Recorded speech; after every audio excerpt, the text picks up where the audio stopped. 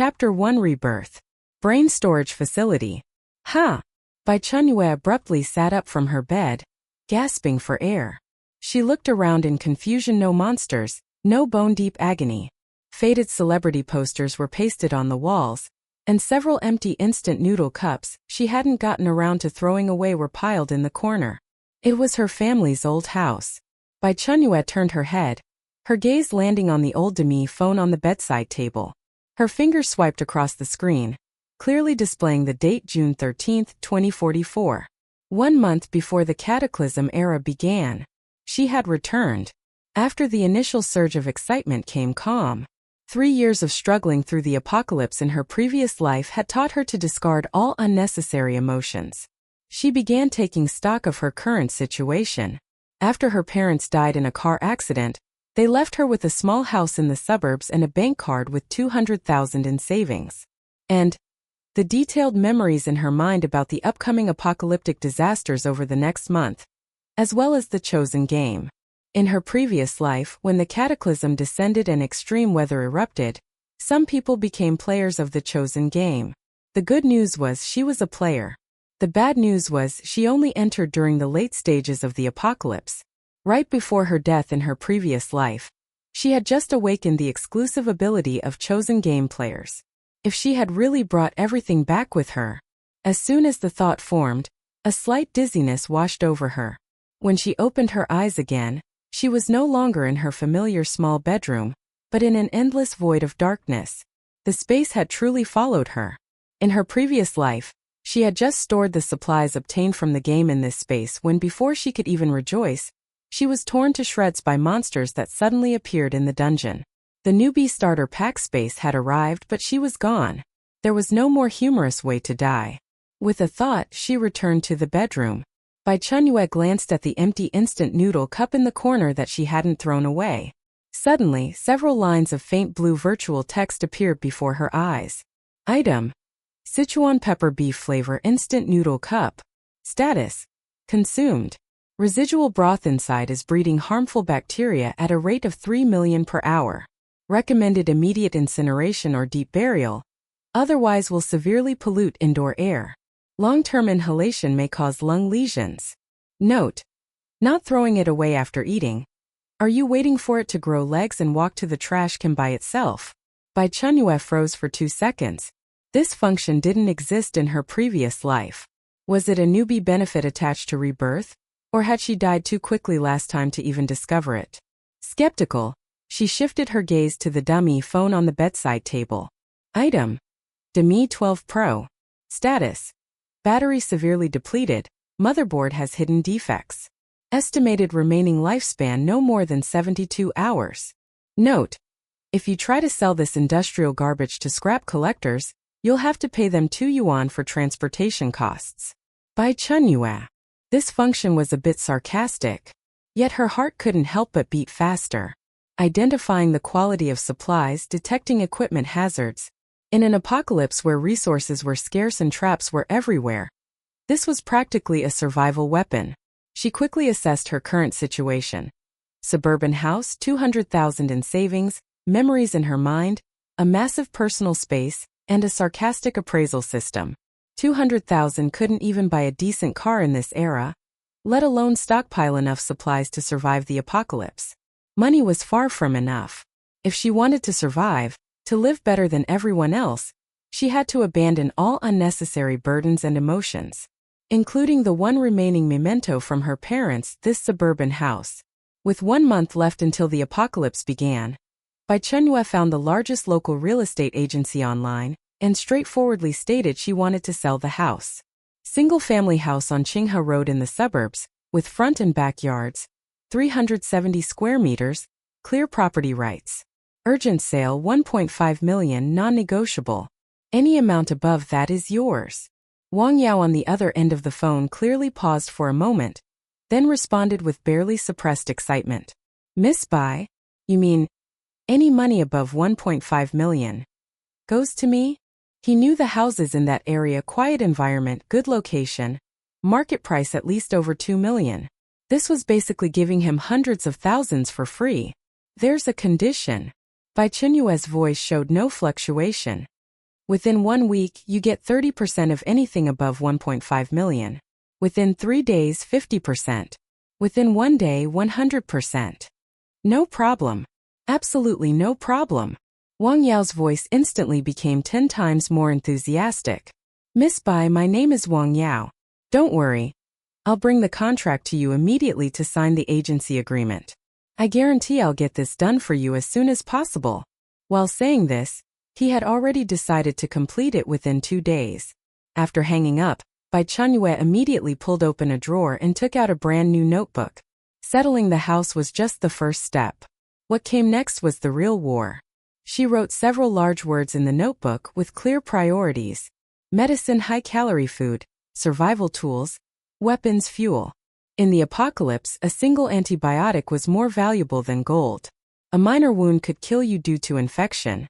Make money, stockpile supplies. Just as she was about to detail her procurement list, the demi-phone on the bedside table vibrated inopportunely, with 2 words flashing on the screen: Uncle. Bai Chenyue's eyes instantly turned cold. She swiped to answer but didn't speak. Hello? Chenyue. A man's slightly eager voice came from the other end.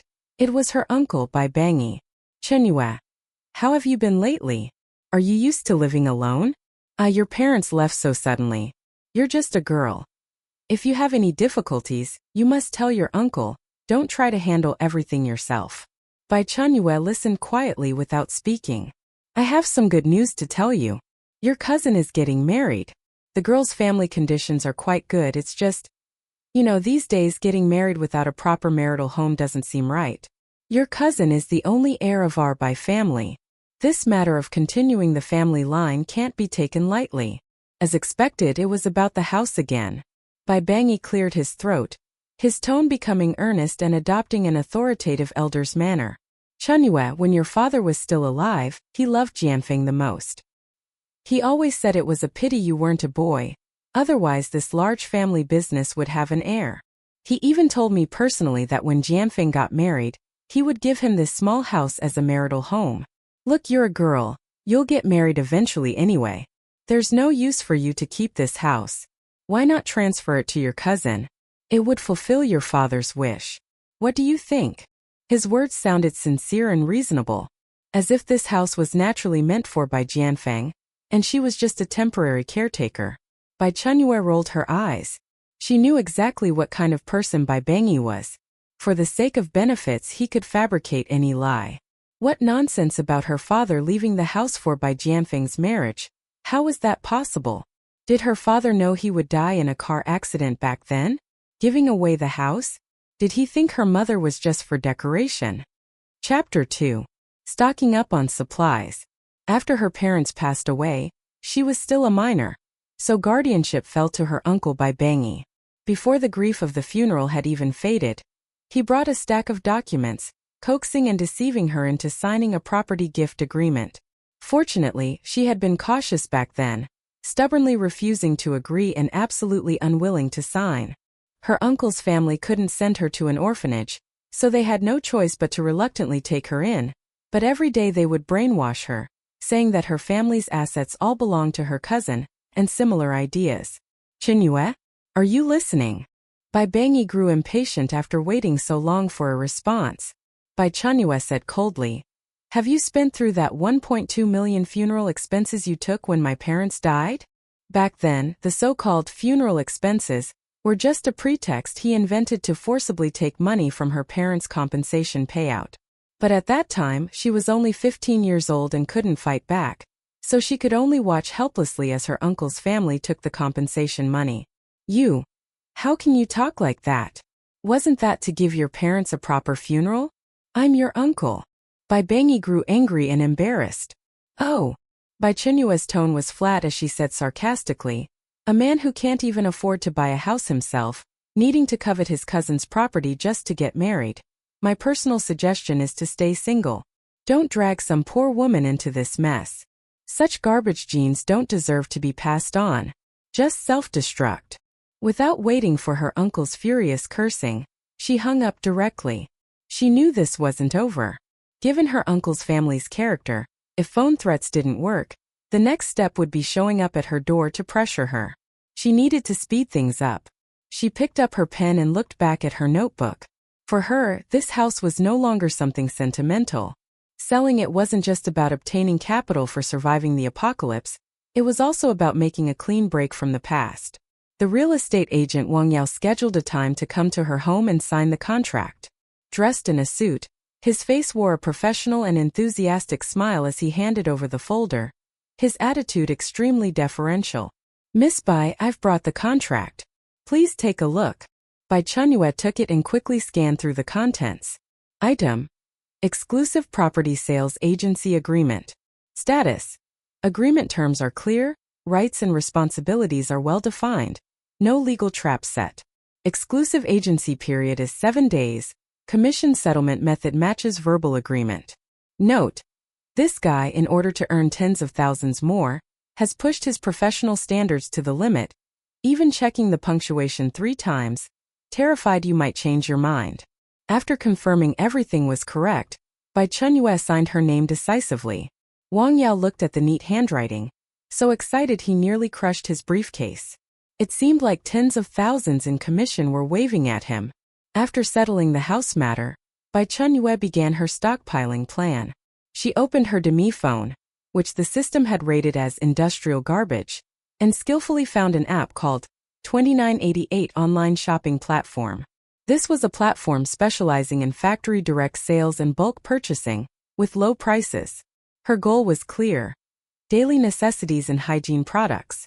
In that era of collapsed order and scarce resources, cleanliness and hygiene were the first line of defense against disease. The first thing she searched for was sanitary pads. As a girl, this was an unavoidable essential need. In her previous life, she had seen too many women suffer from serious infections due to menstrual hygiene issues, ultimately dying in agony. The screen displayed a dazzling array of brands. She directly sorted by sales volume and clicked on the top listing. Item: Sleep Angel Extra Long Overnight Cotton Soft Sanitary Pads. Family Pack. Status: Product uses pure cotton surface layer, contains super absorbent polymer, good water absorption, no fluorescent agents added. However, adhesive strength is average, with risk of side leakage during vigorous movement. Note: For someone who might need to run at any moment, this small side leakage risk could be fatal. Imagine being chased by 3 zombie dogs while it quietly betrays you. Bai Chenyue expressionlessly swiped past it and continued scrolling. She needed the most reliable supplies. Any minor flaw could be magnified infinitely in extreme environments. Finally, her gaze settled on a plainly packaged brand with moderate sales. Item: Bedrock Extreme Sports Sanitary Pads, Professional Edition. Status: Uses military-grade composite cotton soft material, embedded with water-locking gel layer, ultra-strong instant absorption. Adhesive is 3M medical-grade strong glue. Extremely high fit, can withstand high-intensity running, jumping, rolling, and other movements.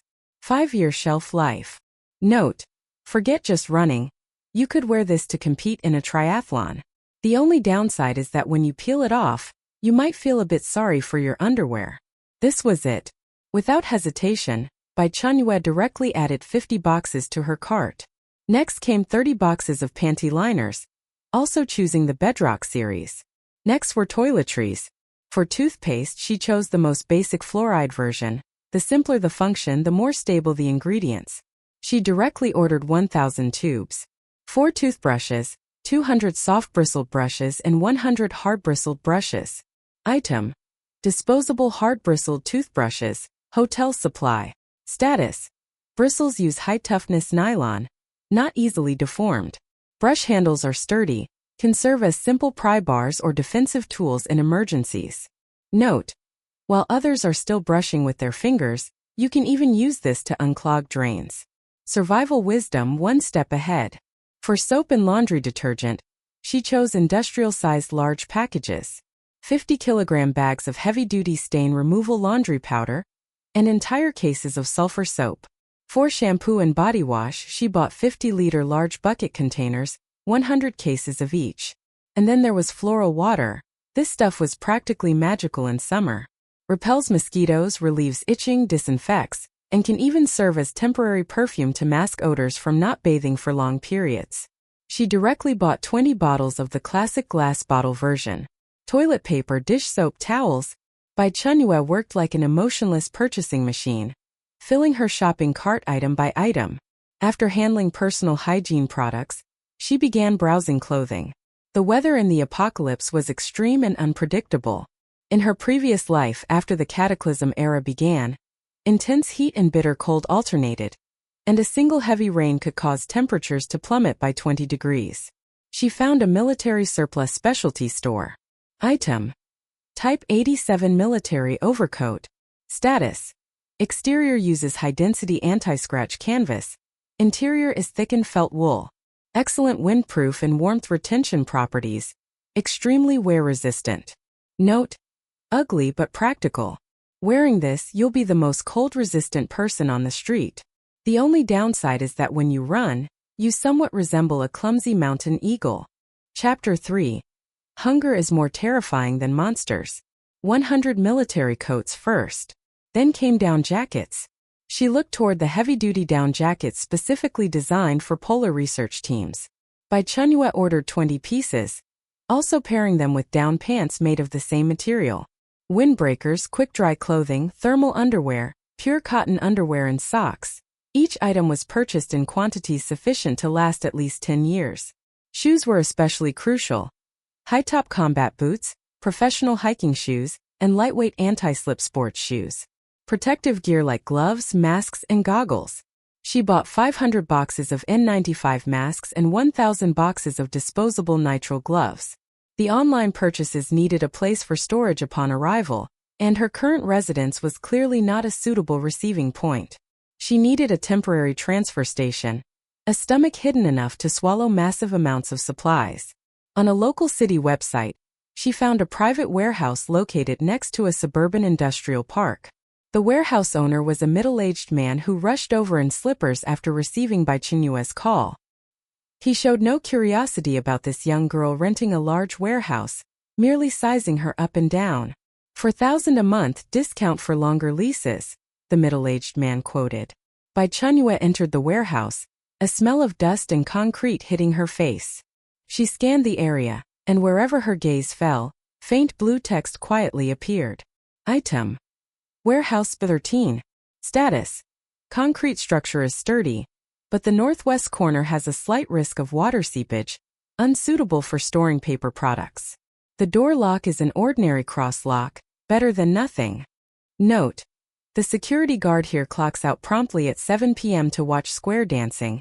It deters gentlemen but not villains, and certainly won't stop your uncle who's planning to rob you. She paid 1 month's rent without leaving any extra information. With the warehouse confirmed, she changed the delivery address, cleared her shopping cart, and hundreds of order statuses simultaneously changed to pending shipment. She set different delivery times, sending them in batches to avoid drawing attention. This was only the first step. Next came the more crucial food and medicine. She picked up her notebook and heavily circled the high-calorie foods category with a red pen. Man is iron, food is steel. Skip one meal and hunger feels real. In the apocalypse, hunger is more terrifying than monsters. She needed to go to the offline wholesale grain and oil market. That was the true battlefield for staple foods. Early the next morning, Wang Zhe called, his excitement almost overflowing through the receiver. Miss Bai. Good news. Someone has taken a liking to your house. Bai Chenyue was somewhat surprised. It had only been 1 day. The other party is also straightforward. A businessperson who likes quiet, courtyard houses like yours. I showed him around and he was very satisfied. Regarding the price, I negotiated it to 1.75 million for you. What do you think? Wang Zhe's voice carried a barely detectable probe. Deal, Bai Chenyue replied crisply. Have him complete the procedures quickly. When can the money arrive? 3 days. The buyer said they can pay in full, using expedited channels. Within 3 days, 1.5 million will be transferred to your account. Wang Zhe's voice trembled slightly with excitement. This deal netted him 250,000 pure profit, more than his commissions from the past year combined. Very good. Her phone vibrated lightly, a bank SMS notification popping up on the screen. Credit: 1,500,000.00. A string of cold numbers, yet more pleasing than any sweet talk at this moment. Combined with the remaining 30,000 in her card, totaling 1.53 million. Bai Chenyue turned off the screen. The heavy stone in her heart finally half lifted. Without the slightest delay, she headed straight to the city's largest wholesale grain and oil market. The market was bustling with noise, the air mixed with the fragrance of grains and the pungent smell of cheap spices. Bai Chenyue walked directly into the largest grain and oil store. The shop owner was leaning back in his chair picking his teeth, not even lifting an eyelid when he saw a young girl enter. "Boss, I'm here to see the goods," Bai Chenyue said quietly but clearly. The owner lazily pointed at the small mountain of rice bags. "All here, look for yourself." Bai Chenyue walked to a pile of burlap sacks labeled Premium Northeast Fragrant Rice, her gaze sweeping over them. Item: polished old rice, 50 jeans/bag. Status: mix 70% 2142 vintage old rice with 30% current season new rice. Surface polished with industrial paraffin wax. Rice fragrance after cooking comes from chemical flavorings. Long-term consumption may cause liver damage. Note: eating this will make your body heavier than your wallet. Her expression unchanged, she moved to another pile. Item: Thai fragrant rice, produced in Vietnam, 50 jeans/bag.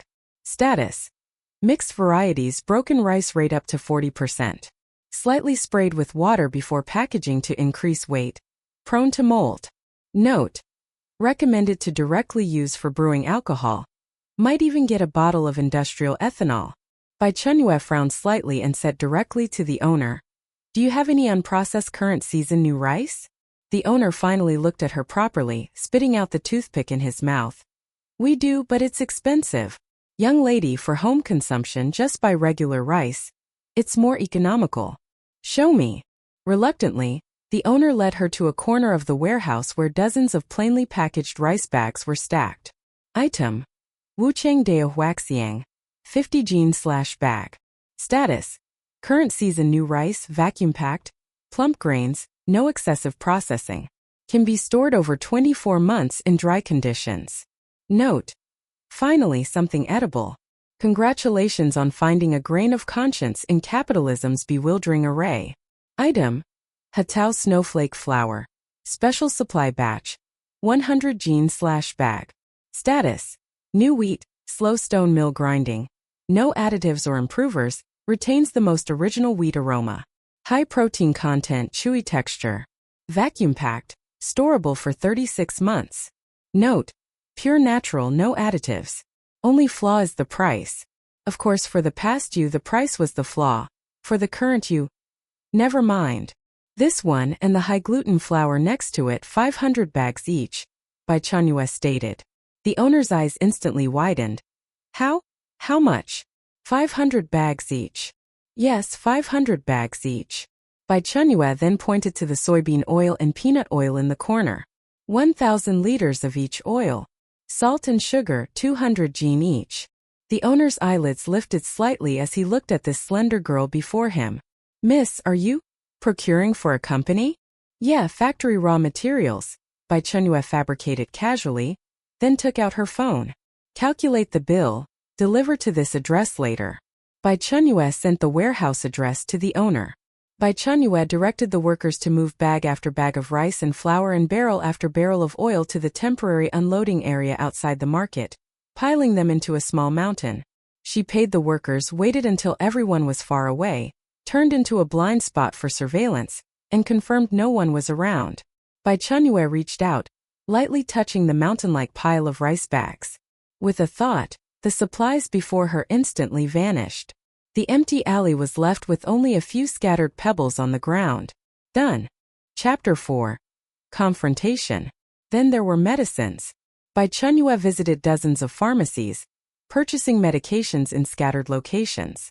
For this procurement trip, she deliberately wore a plain tracksuit that had been washed until faded, with just the right amount of youthful stubbornness and innocence fitting for a student on her face. "Hello, I'd like to purchase a batch of medications," she said, handing a densely written list to a middle-aged woman who appeared to be the manager. The pharmacy saleswoman adjusted her glasses, scanned the list, and immediately frowned. amoxicillin cefixime levofloxacin. This many? 100 boxes of each? Little girl, do you think this is grocery shopping? What do you plan to do with so many antibiotics? Bai Chenyue promptly handed over a folder, speaking with sincere earnestness. Hello, we're volunteers from a public welfare organization. This is a targeted donation for nursing homes in mountainous regions. Character Qian Li. Occupation: pharmaceutical salesperson. Status: assessing the authenticity of your explanation, suspicious of the professionalism of your list, initially judging you to be a medicine scalper. Note: her fake eyelashes are practically being lifted off by her suspicion. The salesperson took Bai Chenyue's list and methodically gathered each medication, loading them onto the small truck the female protagonist had just rented. Bai Chenyue paid promptly without hesitation. Watching box after box of medicines being loaded onto her rented truck, the heavy stone of anxiety in her heart finally settled halfway. She leaned against the truck door, her gaze casually sweeping over a freshly loaded box of amoxicillin. Item: amoxicillin capsules, North China Pharmaceutical. Status: genuine product, 36-month shelf life. Note: congratulations, you've scored the king of cost effectiveness. Though the packaging is a bit ugly, the medicinal effect is absolutely solid. One capsule outperforms 3. To stockpile supplies, she had created various personas for herself. Today she was a volunteer working tirelessly for elderly people in mountainous regions. Tomorrow she could be a procurement officer shopping for a factory. The day after she might even become a single mother worried sick about her children. With staple foods and medicines secured, the heavy burden in Bai Chenyue's heart was mostly lifted. Then there was water, the source of life. The first batch of supplies she ordered consisted of 1,000 barrels of 18.9-liter purified water, plus 100 water purifiers. When the truck driver unloaded the final water barrel at the warehouse entrance, Bai Chenyue stood before the pile of plastic containers, and that familiar sensation of thirst uncontrollably surged up in her throat. Not enough. Far from enough. She reached out and placed her hand on one water barrel. Item: Mountain Spring a bit sweet purified water. Status: meets national drinking standards, good sealing quality, can be stored for 12 months when kept away from light. Note: in the apocalypse this stuff is harder currency than gold. Of course, that's provided you can fight off those trying to steal it. This amount of water would only suffice for her personal drinking needs.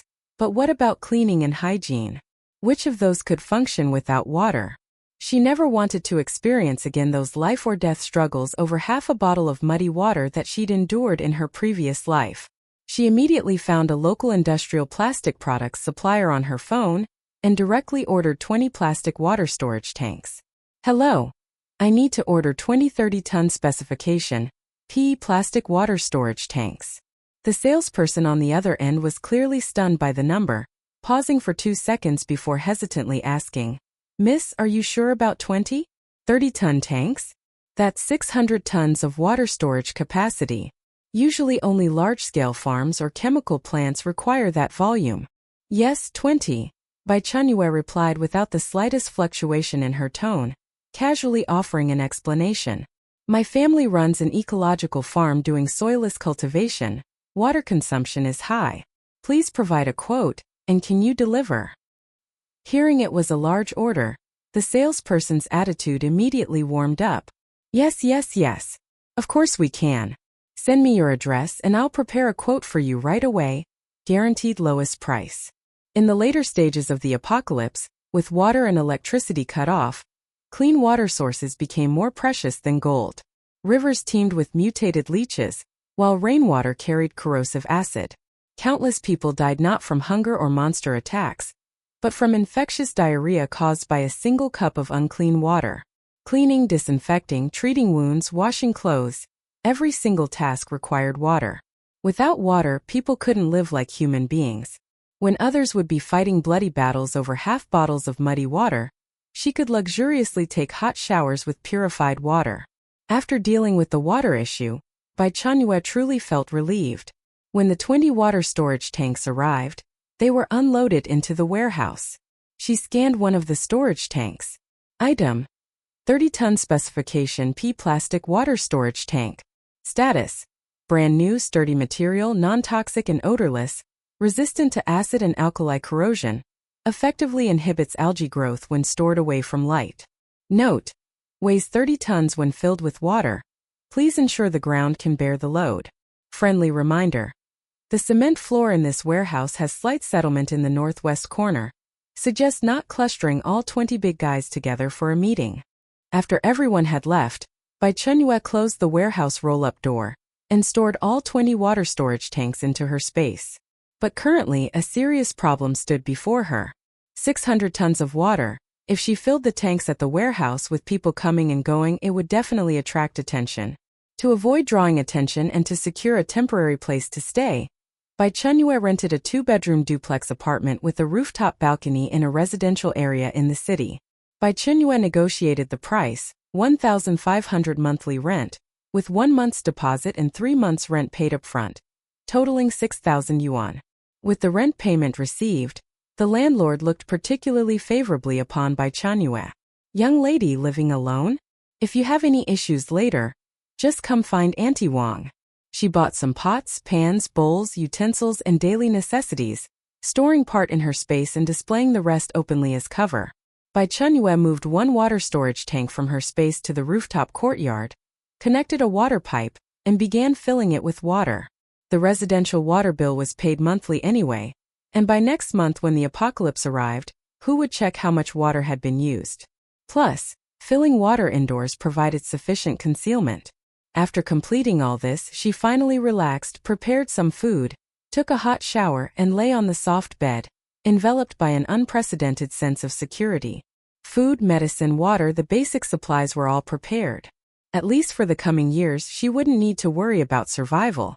Just as she was about to sink into deep sleep, her phone on the bedside table vibrated abruptly. "Uncle."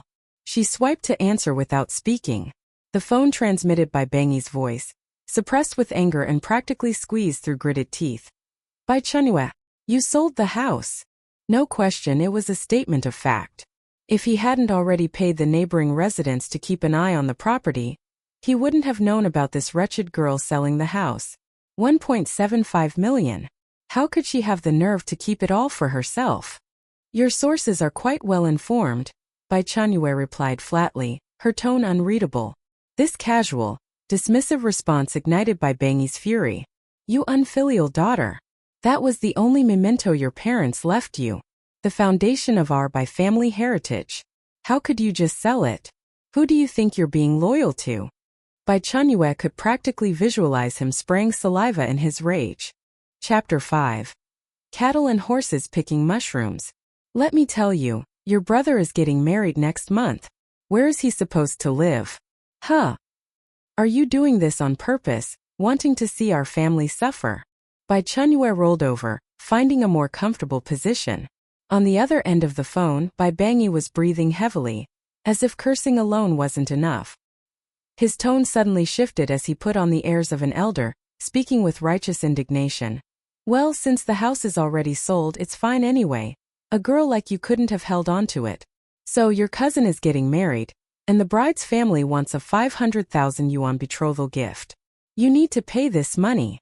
Also, you need to come up with 1 million yuan for his down payment. And additionally buy a 500,000 yuan car. A 500,000 yuan betrothal gift, 1 million yuan down payment, plus a 500,000 yuan car." She had only gotten 1.5 million yuan from selling her house. This would actually put her 500,000 yuan in the red. The sound of his calculations was practically flying through the screen and hitting her in the face. How could he have the nerve? 2 million. Bai Chenyue chuckled lightly. "Yes." Thinking she was relenting, Bai Bangi raised his voice several notches. "The money from selling the house should have included your cousin's share. Your father said back then that the house was meant for your cousin. Using the money for his marriage is only right and proper. This is your duty as his younger sister." Bai Chenyue let out another light laugh, the sound transmitting coldly through the receiver. "Has Bai Jianfeng's hands been broken? Or are his legs crippled?" "You. What did you say?" "I said," Bai Chenyue enunciated each word slowly, her voice not loud but every syllable piercing.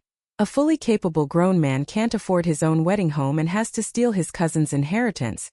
And now even the betrothal gift has to rely on his cousin's charity? Why doesn't he just go beg on the streets? Wouldn't the money come faster that way? You little beast. How dare you speak about your brother like that? I have even harsher words. Bai Chenyue's tone remained unchanged. Back then you took 1.2 million yuan from my parents' compensation money under the pretext of funeral expenses. Where's the accounting book? When you bought Bai Jianfeng cars and watches, why didn't you remember that was my parents' memento? And now you have the nerve to come asking me for money. You want money? Fine. Tell Bai Jianfeng to kneel before me and spit out every cent you embezzled from my parents' compensation money. Not a penny less. Then I might consider burning 100,000 yuan in spirit money for him, wishing him an early happy ghost marriage, eternal harmony, speedy extinction, and preferably each generation more useless than the last. Bai Chenyue. You little bastard, Beep. Bai Chenyue directly hung up the phone and promptly blocked the number. The room returned to silence, with only her steady breathing audible. Bai Chenyue expressionlessly set her phone to silent mode. Woken up by Bangi, she was now completely unable to sleep. She knew that given her uncle's family's shameless nature, having failed to gain any advantage, their next step would definitely be to come to her door and try to take by force. However, she had moved now, so it should take them some time to find her. No need to worry about that for now. Just at that moment, a cold mechanical voice sounded in Bai Chenyue's mind. Detected suitable soul, initiating binding. Player Bai Chenyue. Welcome to the chosen game. Initiate transfer? Yes/no. Bai Chenyue froze for 3 seconds, then without hesitation selected, yes. New player guidance mission about to begin, transferring in 10 seconds. Then I need 8. Bai Chenyue only felt her vision blur. And then her bedroom ceiling transformed into an enormous canopy that blotted out the sky, emitting a faint blue-purple fluorescence. Under her feet was no longer solid wooden flooring, but instead a strange, soft, springy grassland. The air was filled with a rich scent similar to a mixture of post-rain soil and fungi. She had entered the chosen game instance. Around her stood 20 to 30 people scattered here and there, some wearing pajamas, others in business suits, each face filled with shock and confusion. Not just them, Bai Chenyue also couldn't understand. In her previous life, she had entered the game only in the 3rd year of the apocalypse. Why had she entered the chosen game so early this time? Could it be that the game had developed a conscience? Before she could figure it out, that cold mechanical voice sounded simultaneously in everyone's mind. Mission objective: survive for 7 days on Mushroom Star. Cumulatively gather 500 gene of edible mushrooms and submit them. Submission method: submit gathered mushrooms to the small red house. The system will automatically identify them, and submission quantities can be accumulated over multiple submissions. Mission failure: forcibly remain until mission completion, unable to return to the real world during this period. Tip: 30% of mushrooms on Mushroom Star possess varying degrees of toxicity. Please identify carefully. Eating the wrong ones will kill you. Dead silence. After a brief period of dead silence, the crowd instantly erupted into chaos. What the hell is this? Making a movie? Who's playing this prank? A brawny man in a tank top roared. 500 gene? Do you know what 500 gene of edible mushrooms means? And we have to complete it in 7 days? What kind of international joke is this? A bespectacled man shrieked, his voice cracking. Can't go back. What does that mean? Help! I want to go home. A young girl broke down on the spot, squatting on the ground and crying. Bai Chenyue stood at the edge of the crowd, calmly observing her surroundings.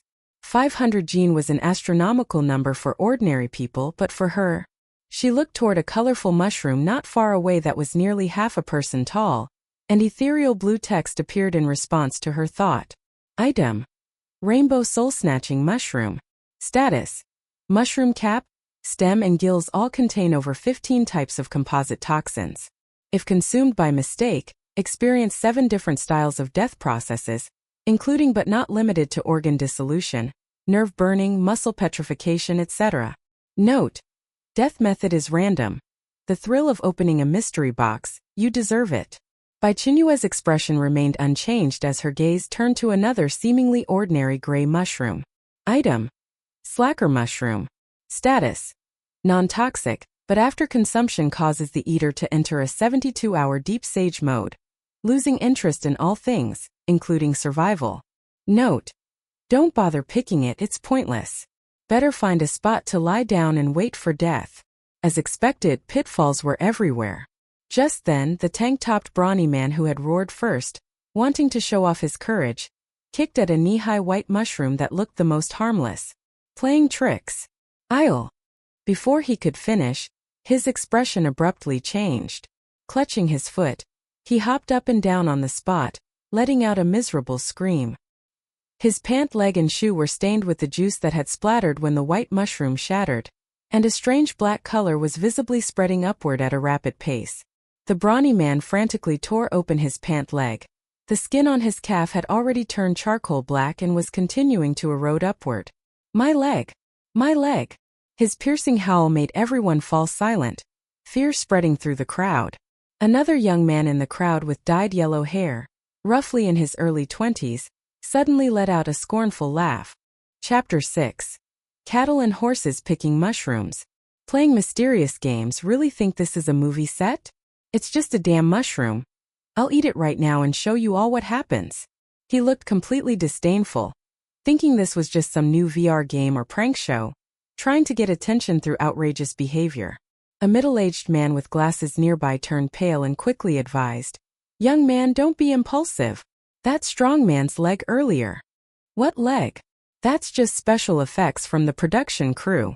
The blonde youth completely ignored the warning, casually plucking the most ordinary-looking small brown mushroom from the ground, about the same size as a shiitake mushroom and completely unremarkable in appearance. He even deliberately waved it in front of everyone, whistled provocatively, and made a show of putting it in his mouth. Bai Chenyue watched coldly from the sidelines. Almost the instant the youth plucked the mushroom, lines of faint blue text appeared in her mind. Item: quick death brown mushroom. Status: fungal body contains fast-acting neurotoxin that can destroy biological nerve centers within 30 seconds, causing death. Note: congratulations to this brave warrior, about to unlock the first death in Newbie Village achievement.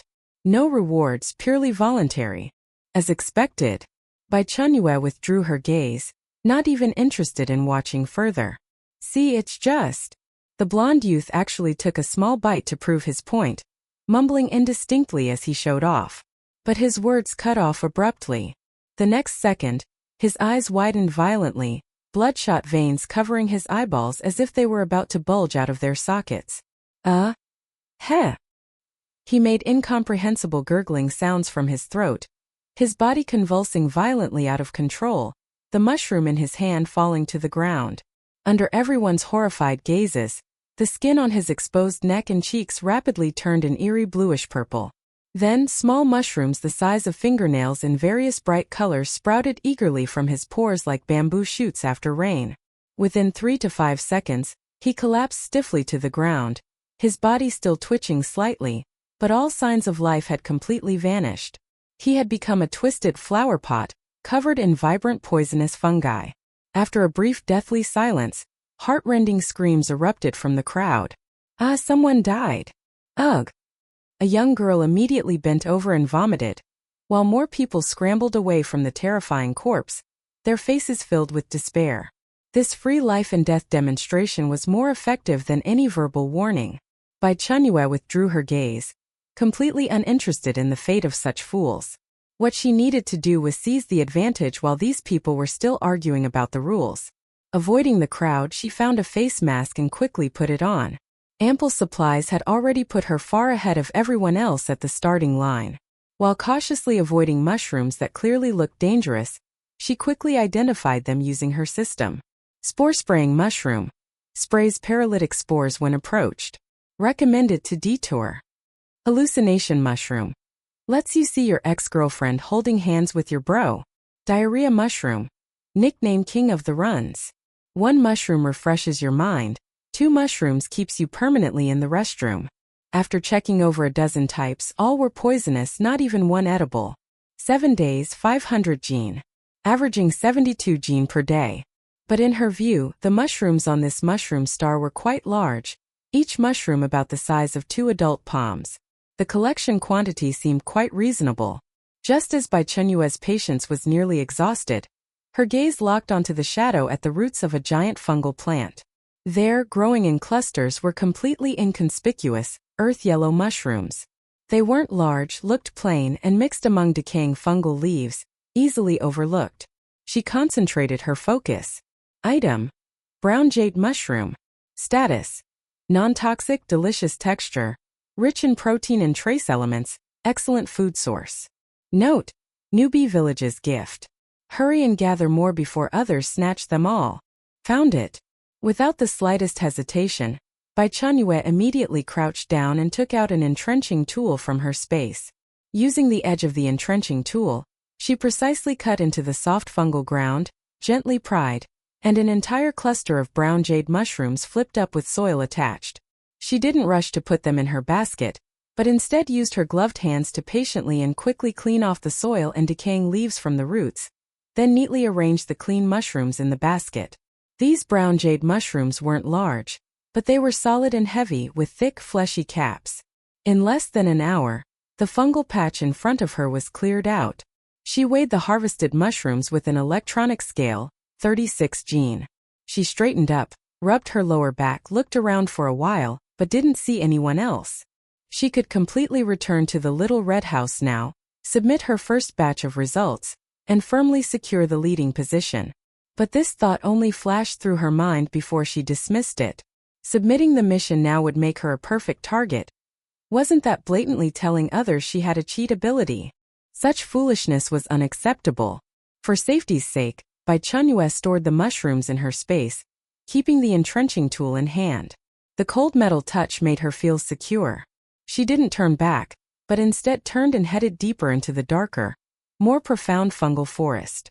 Just as she rounded a giant umbrella cap fungus emitting faint blue fluorescence, a glimpse of unusual color caught the corner of her eye. Deep in the fungal forest, in a depression surrounded by twisted vines and bizarre plants, there seemed to be a faint warm glow like melted gold that flashed briefly and disappeared. She didn't approach immediately. The more beautiful something looked, the more deadly it often was. Bai Chenyue lowered her posture and, using the shadow of a giant fungus, silently moved toward the direction of the light. The depression was covered by a thick layer of dark green vines, with some pitcher plant-like vegetation growing on them, their openings opening and closing, emitting a sweet, cloying odor of decay. She took a stone from her space and threw it toward the vine cluster. The moment the stone touched the vines, those pitcher plants immediately activated like triggered animal traps, sharply constricting. The vines also began to writhe, tightly entangling the stone and emitting a teeth-grating crushing sound. As expected, there were traps. Bai Chenyue circled to the other side of the depression. Here there were no vines, but rather a steep earthen slope. Below the slope seemed to be a natural hollow formed by giant fungal roots, a small cave. That golden glow was precisely coming from deep within the cave. After confirming there were no other living creatures around, she slid down the slope and carefully entered the cave. The cave wasn't deep. The source of the light was a patch of mushrooms growing on the rock wall. These mushrooms weren't large, only palm-sized, with smooth ivory-white bodies. Strangely, their caps were covered with fine golden patterns like spiderwebs, brightening and dimming rhythmically as if breathing. Chapter 7. Cattle and Horses Picking Mushrooms 3. Bai Chenyue focused her concentration. Item: golden thread healing mushroom.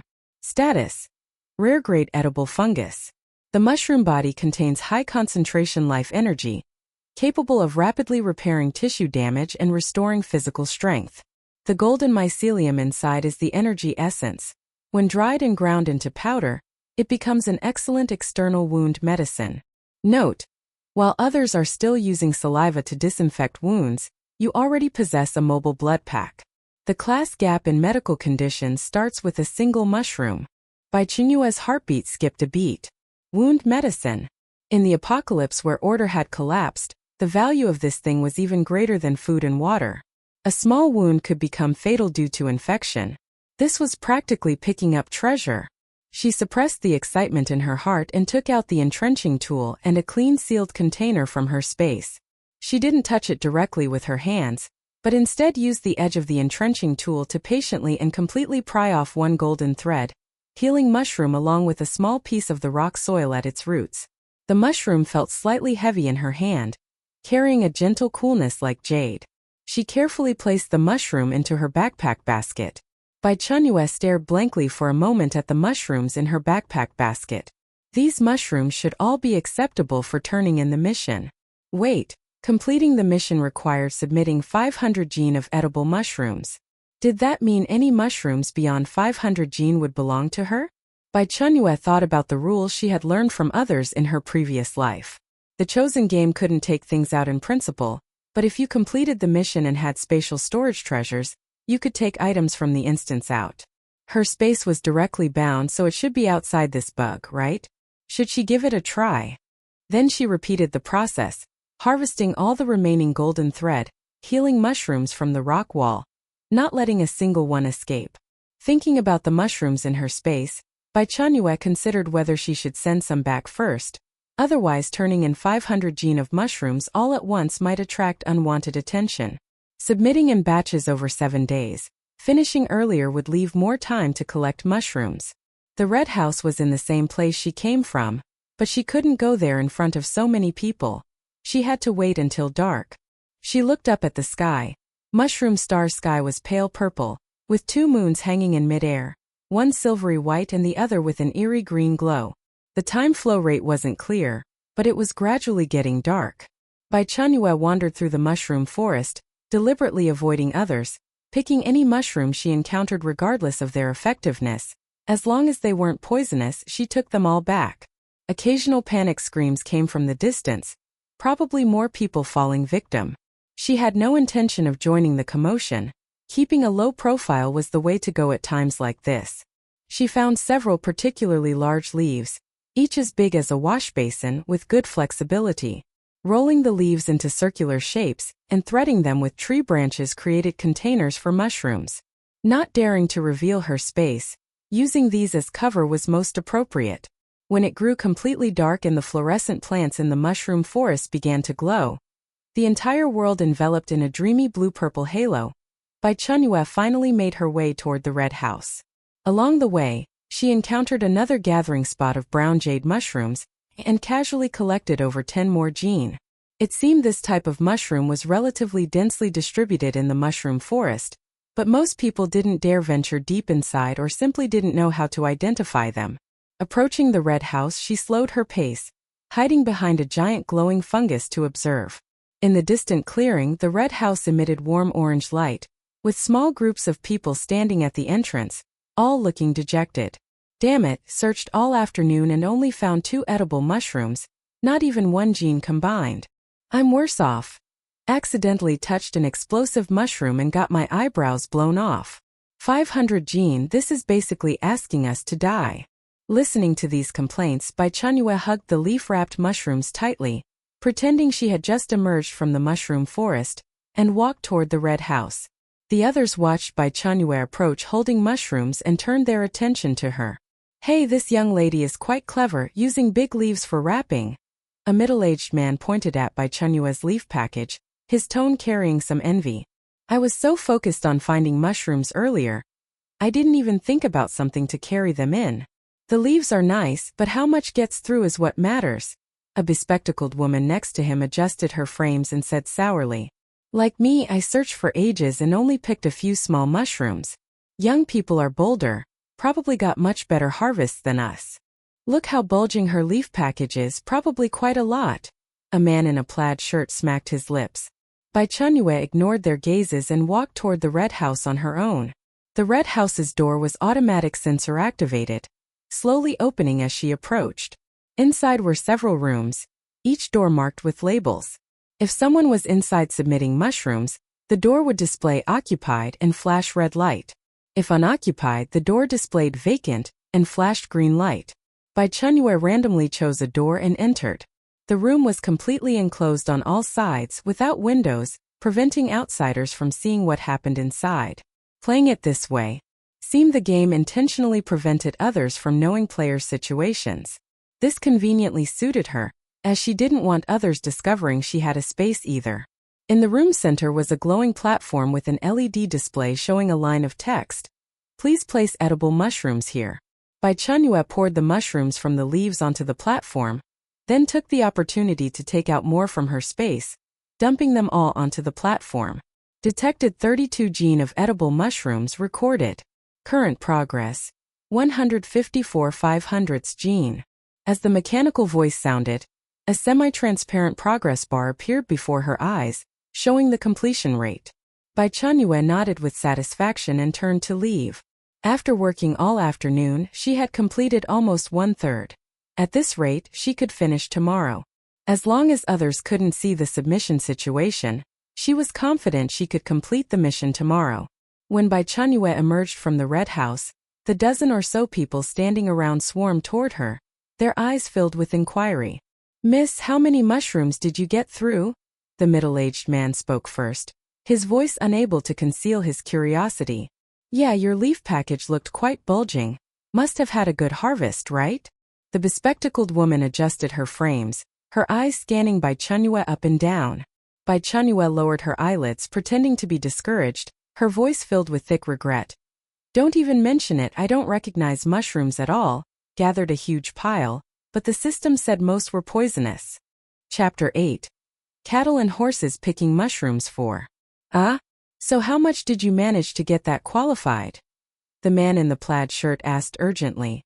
Bai Chenyue hung her head dejectedly, a pained expression flashing across her face. 1.5 gene.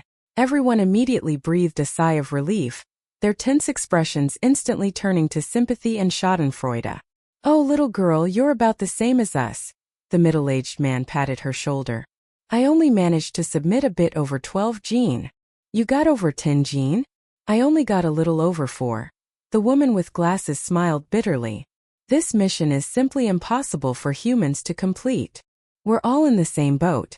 "It seems the first day wasn't easy for anyone." The man in the plaid shirt sighed. Bai Chenyue nodded, pretending to agree completely.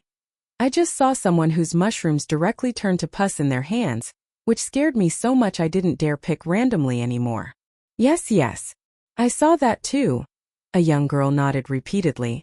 "There was also someone who got dazed by mushroom spores, and is still wandering around in the mushroom forest." Everyone chattered noisily, sharing their own miserable experiences, and the atmosphere somehow became strangely united. "So should we work together tomorrow?" the middle-aged man suggested. "Many hands make light work, and we can watch out for each other." "I think that's a good idea," the bespectacled woman agreed. "We can divide the work, some people responsible for identification, others for collection." Bai Chenyue pretended to consider it for a moment, then shook her head. "I'm too timid, I think it's safer for me to search slowly on my own. It wouldn't be good if I ended up holding everyone back." After speaking, she hugged her empty leaf wrapping and walked dejectedly toward the depths of the mushroom forest. A few "we understand" responses of goodwill came from behind her, but clearly no one wanted to pull her into their team. Nobody wanted to bring along a little girl. After walking out of everyone's line of sight, Bai Chenyue's dejected expression instantly vanished, a slight smile curling at the corner of her mouth. Not bad acting. She checked the mushrooms piled up in her space and roughly estimated the weight, at least over 300 gene remaining. Of course, these were all mushrooms she planned to keep for herself, not to be submitted for the mission. Along the way, she encountered a few scattered mushrooms here and there, collecting them all into her space, adhering to the principle of not letting anything go to waste. What if they came in handy someday? Item: Wooden man mushroom. Status: after consumption, muscles gradually stiffen, eventually turning the consumer into a statue. Unable to move for 30 minutes. Note: how old are you, still playing statue? How childish. Seeing the prompt, Bai Chenyue's eyes lit up.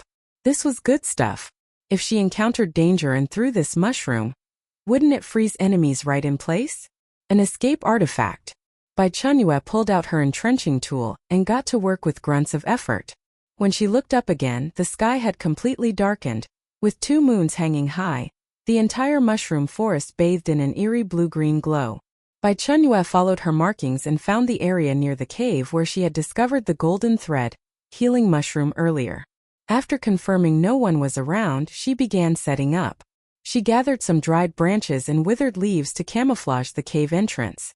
After completing this, she finally crawled into the cave and set up her tent. The cave wasn't large, but it was sufficient to pitch a single-person tent. Bai Chenyue took out a portable light tube, plugged it into a power bank, and hung it from the top of the tent. After laying out her sleeping bag, she leaned back in the tent and took out a bottle of purified water for a drink. She opened her space to check today's harvest. Various mushrooms were piled into a small hill, roughly estimated to be at least 300 to 400 gene. Especially those golden thread healing mushrooms, they would absolutely be hard currency in the apocalypse. Tomorrow I'll search some more. See if I can find more good stuff. Bai Chenyue closed her space and rested with her eyes closed. Early the next morning, Bai Chenyue woke up to the untimely gurgling sound from her stomach. She rummaged through her space everywhere and finally found a bread roll. Tearing open the packaging, she forced it down with mineral water. The bread was terribly dry. She needed to drink water with every bite. I should have bought some prepared food to store in my space, Bai Chenyue grumbled to herself while chewing the bread. Since time flow is fixed in the space anyway, it wouldn't expire. She recalled the experience posts some players had shared online in her previous life, and couldn't help shaking her head. Still too little experience.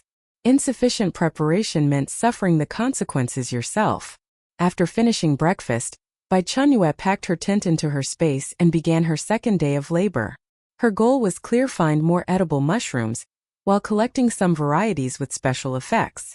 Walking past a mushroom cluster emitting a pale green fluorescence, she stopped, her gaze locking onto a peculiarly shaped mushroom. Item: Bounce mushroom. An escape artifact. Note: after eating this, you'll be the next Super Mario. Except there's no princess waiting for you to rescue her, and no Bowser for you to farm experience from. Bai Chenyue's eyes lit up. This thing could be extremely useful for escaping. She skillfully used her entrenching tool to dig up the mushroom by the roots and carefully stored it in her space. Continuing onward, Bai Chenyue found many useful mushrooms.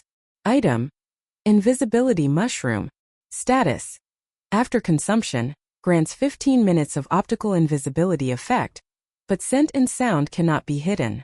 Note: congratulations on unlocking the protesting too much skill package. Remember not to fart, or you'll become a living target. Oh. Item: Rainbow illusion mushroom. Status: contains mild hallucinogenic toxins. After consumption, user will see various fantastical visions for 2 hours. Provides some resistance to mental attacks. Note: want to experience free raving? Want to see pink elephants performing ballet? Then what are you waiting for? Take a bite. Oh. Item: Slumber mushroom. Status: non-toxic. After consumption, falls into deep sleep for 12 hours. Cannot be awakened by any external force during this period. Note: a blessing for insomniacs, but remember to find a safe place before eating, or you might become someone else's dinner while sleeping. Oh. Item: Milky white mushroom. Status: non-toxic. Rich in protein and calcium. Texture similar to dairy products. Excellent nutritional supplement. Note: you've found a natural dairy substitute. Congratulations, malnutrition says goodbye to you. Oh.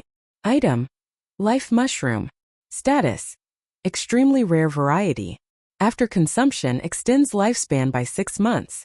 Can only take effect once in a lifetime. Note: you found the legendary herb of immortality, but don't celebrate too soon. This thing tastes like socks. Holy shit! Lifespan extension. Chapter 9. Cattle and horses picking mushrooms 5. Bai Chenyue's eyes widened. This was practically a divine-level item. She carefully stored the only life mushroom in the deepest part of her space. As she ventured deeper, rustling sounds came from not far away, immediately putting Bai Chenyue on alert. Hiding behind a large tree to observe, she saw 3 players searching for mushrooms nearby. A man wearing a baseball cap held a long wooden stick, roughly 3 meters in length, carefully poking at a seemingly harmless small mushroom. The moment the stick touched the mushroom cap, It instantly burst with a pop sound, spraying out a cloud of purple spores. Holy shit! The man jumped back 3 steps in fright. Fortunately, he was wearing a mask, otherwise he would have been affected already. A woman in sportswear beside him was even more cautious. She found several large leaves and wrapped her hands thoroughly before daring to touch the relatively safe-looking mushrooms. For every mushroom she picked, she would observe it for a long time, only collecting it after confirming no abnormal reactions. The mushrooms in this damn place are too sinister. The baseball cap man wiped his sweat. I got electrocuted by a mushroom that shoots electricity yesterday, and my hand is still numb. Being careful never hurts, the sportswear woman said while first poking her target mushroom with a branch, only picking it with leaf-wrapped hands after confirming it was safe. I saw someone picking mushrooms bare-handed, and their hands ended up rotting. Bai Chenyue nodded inwardly.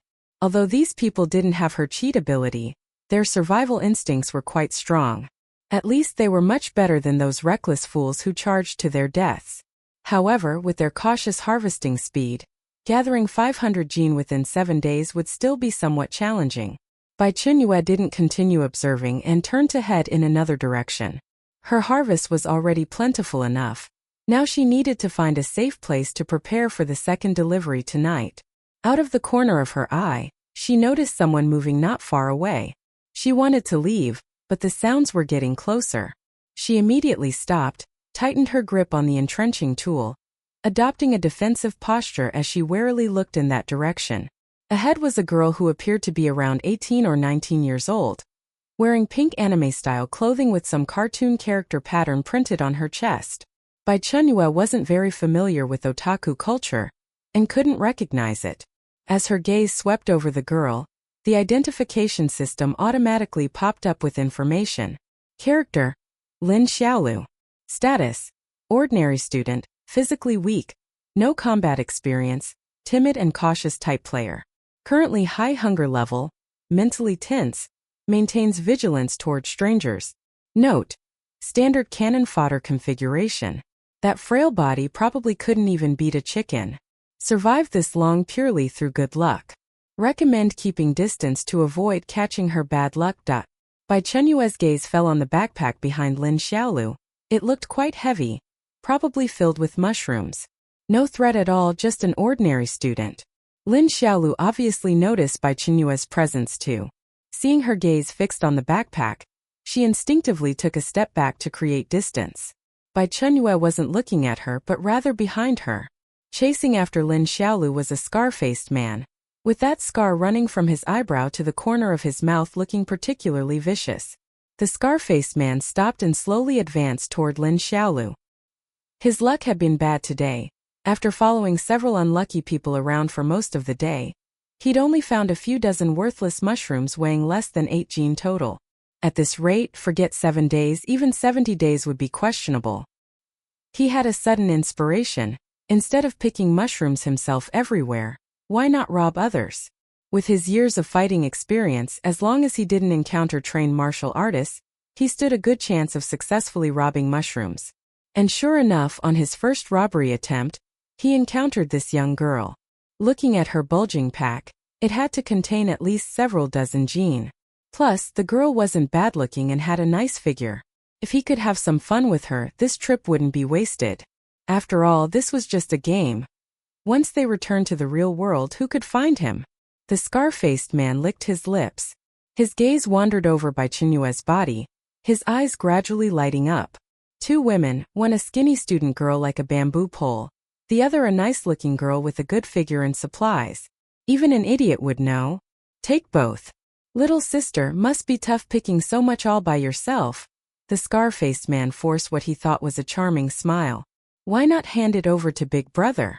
I'll protect you both. As he spoke, he moved closer to the 2 women, his eyes wandering over their bodies with undisguised disgusting possessiveness. Bai Chenyue watched him expressionlessly, tightening her grip on the entrenching tool. Character: scar-faced man. Status: repeat offender, specializes in bullying the weak, has violent tendencies. Currently excited, believes he's found suitable targets. Muscles tense, ready to act at any moment. Note: Typical social scum who only picks on easy targets. Even in the apocalypse, trash like this won't change their nature. Recommend immediate physical elimination. Bai Chenyue sneered coldly. With trash like you? Infuriated by her attitude, the scar-faced man instantly dropped his pretense. Don't refuse a toast only to be forced to drink a forfeit. This damn place is so dangerous. How many days can a little girl like you survive? Stick with Big Brother. At least I can keep you alive. He cracked his wrists, making popping sounds. Of course, if you want Big Brother's protection, you need to show some sincerity. Hand over the mushrooms, then keep Big Brother company for a nice chat. That settles it. Bai Chenyue's eyes turned icy as she spat out 2 words. Seeking death. The scar-faced man froze for a moment, then grinned viciously. Quite the temper, huh? Looks like I need to teach you what respect means first. He suddenly lunged at Bai Chenyue, his thick arms swinging as he tried to grab her. Bai Chenyue was well prepared, slightly sidestepping as the scar-faced man lunged into empty air. Her entrenching tool swung out fiercely, the shovel edge precisely slicing across the scar-faced man's wrist. Ah! The scar-faced man screamed in pain as blood gushed from the wound, hastily retreating. He stared in disbelief at his wrist, blood dripping from his fingertips onto the ground. You dare injure me? Bai Chenyue didn't answer, instead raising the entrenching tool and continuing to approach him, tilting her head. The scar-faced man's expression changed dramatically. He was used to bullying the weak in back alleys, never expecting to suffer at the hands of a girl who looked fragile and delicate. Of course he knew what her next move would mean after that gesture. Bai Chenyue lifted the entrenching tool and swung again. The scar-faced man dodged and the strike missed. Madwoman! You're fucking crazy! The scar-faced man clutched his wound, quickly backing away. You just wait. The scar-faced man turned and ran, his speed faster than a flying man. Bai Chenyue threw the entrenching tool with all her strength, hitting him squarely. The scar-faced man scrambled up nimbly, his figure disappearing deep into the mushroom forest. Bai Chenyue walked forward and picked up the entrenching tool. Don't pursue a desperate foe. Lin Xiaolu witnessed the entire process, too shocked to speak. She had never seen such clean, efficient action before, let alone imagine that a girl who looked about her own age could scare a grown man into fleeing in panic. Thank you, Lin Xiaolu said softly, her voice still trembling slightly. Bai Chenyue put away the entrenching tool and glanced at her. No need to thank me. I wasn't saving you. It was just because the man's words were too disgusting. She turned to leave but heard Lin Xiaolu call out behind her. Wait. I have some food want to share. No need, keep it for yourself. There's still plenty of time, focus on surviving. Having said this, Bai Chenyue paid no further attention to Lin Xiaolu and disappeared into the woods. Chapter 10. The mushroom-picking workhorse. On the afternoon of the second day, Bai Chenyue went to submit her second batch of mushrooms. Detected 346 gene of edible mushrooms recorded. Current progress. 500 gene. Congratulations player, mission complete. Currently ranked first. Rankings will be announced after the 7-day survival period ends. Rewards will be collectively distributed after all players complete their missions. Please patiently wait for the survival period to end. You may move freely during this time. The corner of Bai Chenyue's mouth lifted almost imperceptibly. Completing the mission on the second day and securing first place, this efficiency was probably enough to infuriate the other players.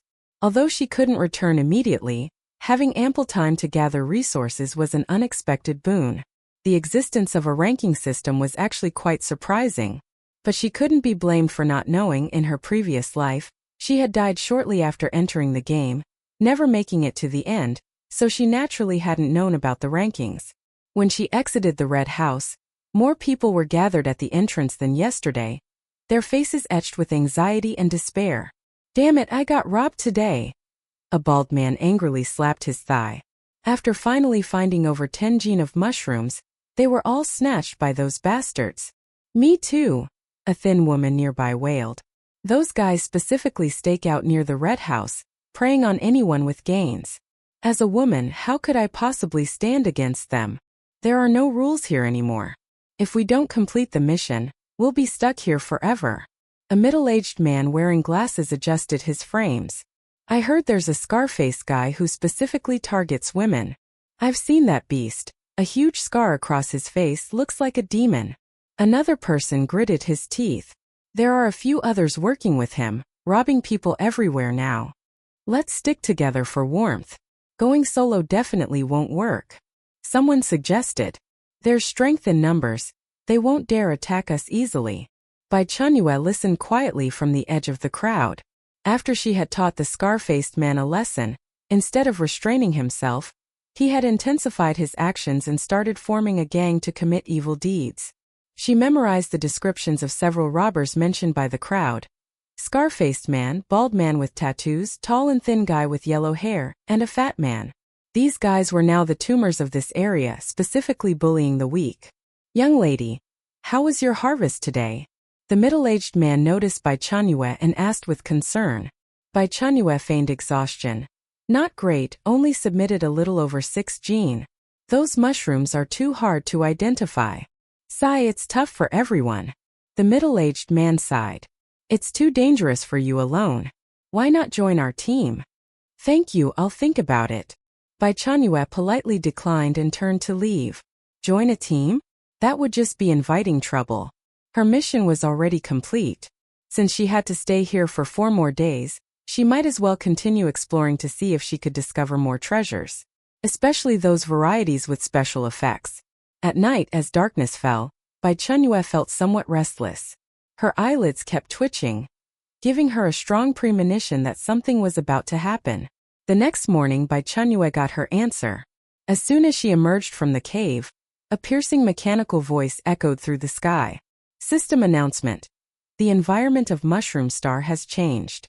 Some mushrooms have entered their active period under specific conditions, with significantly enhanced defensive or offensive capabilities.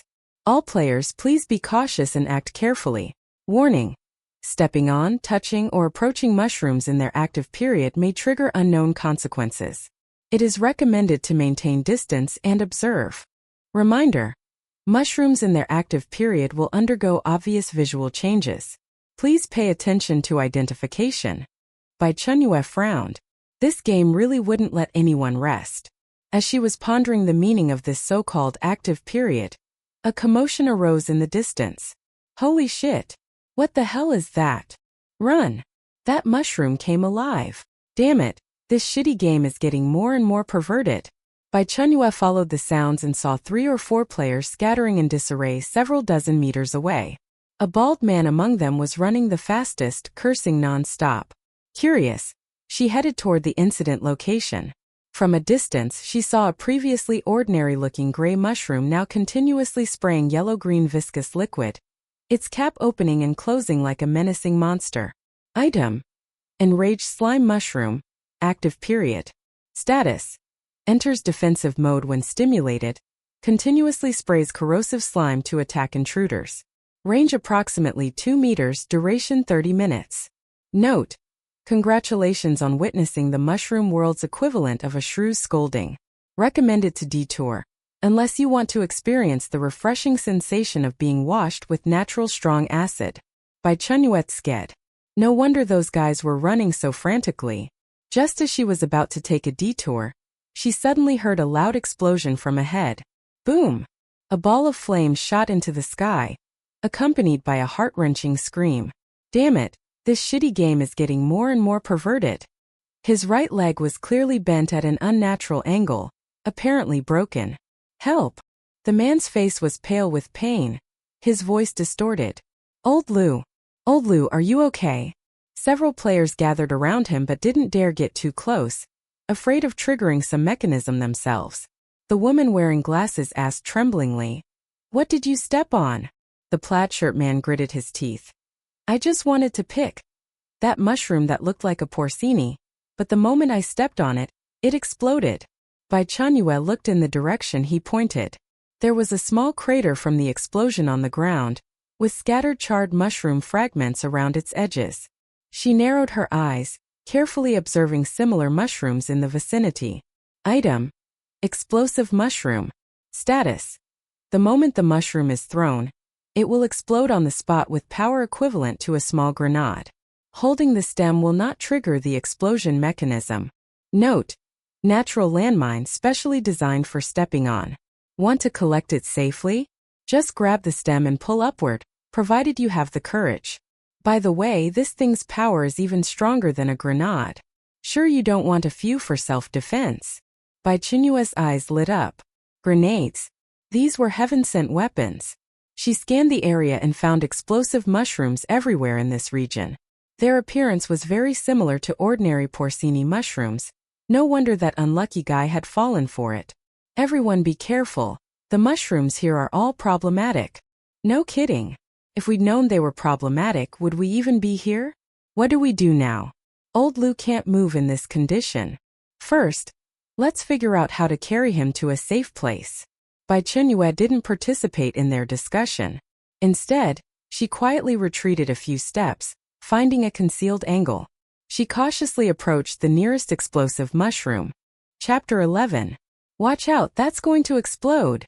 Someone couldn't help but warn when they saw Bai Chenyue reaching out to grab it. But Bai Chenyue completely ignored them. Following the identification system's prompt, she precisely grabbed the mushroom stem and gently pulled upward. The explosive mushroom was completely uprooted without any explosion. Everyone watching her movements had their eyes light up. Holy shit! It actually didn't explode?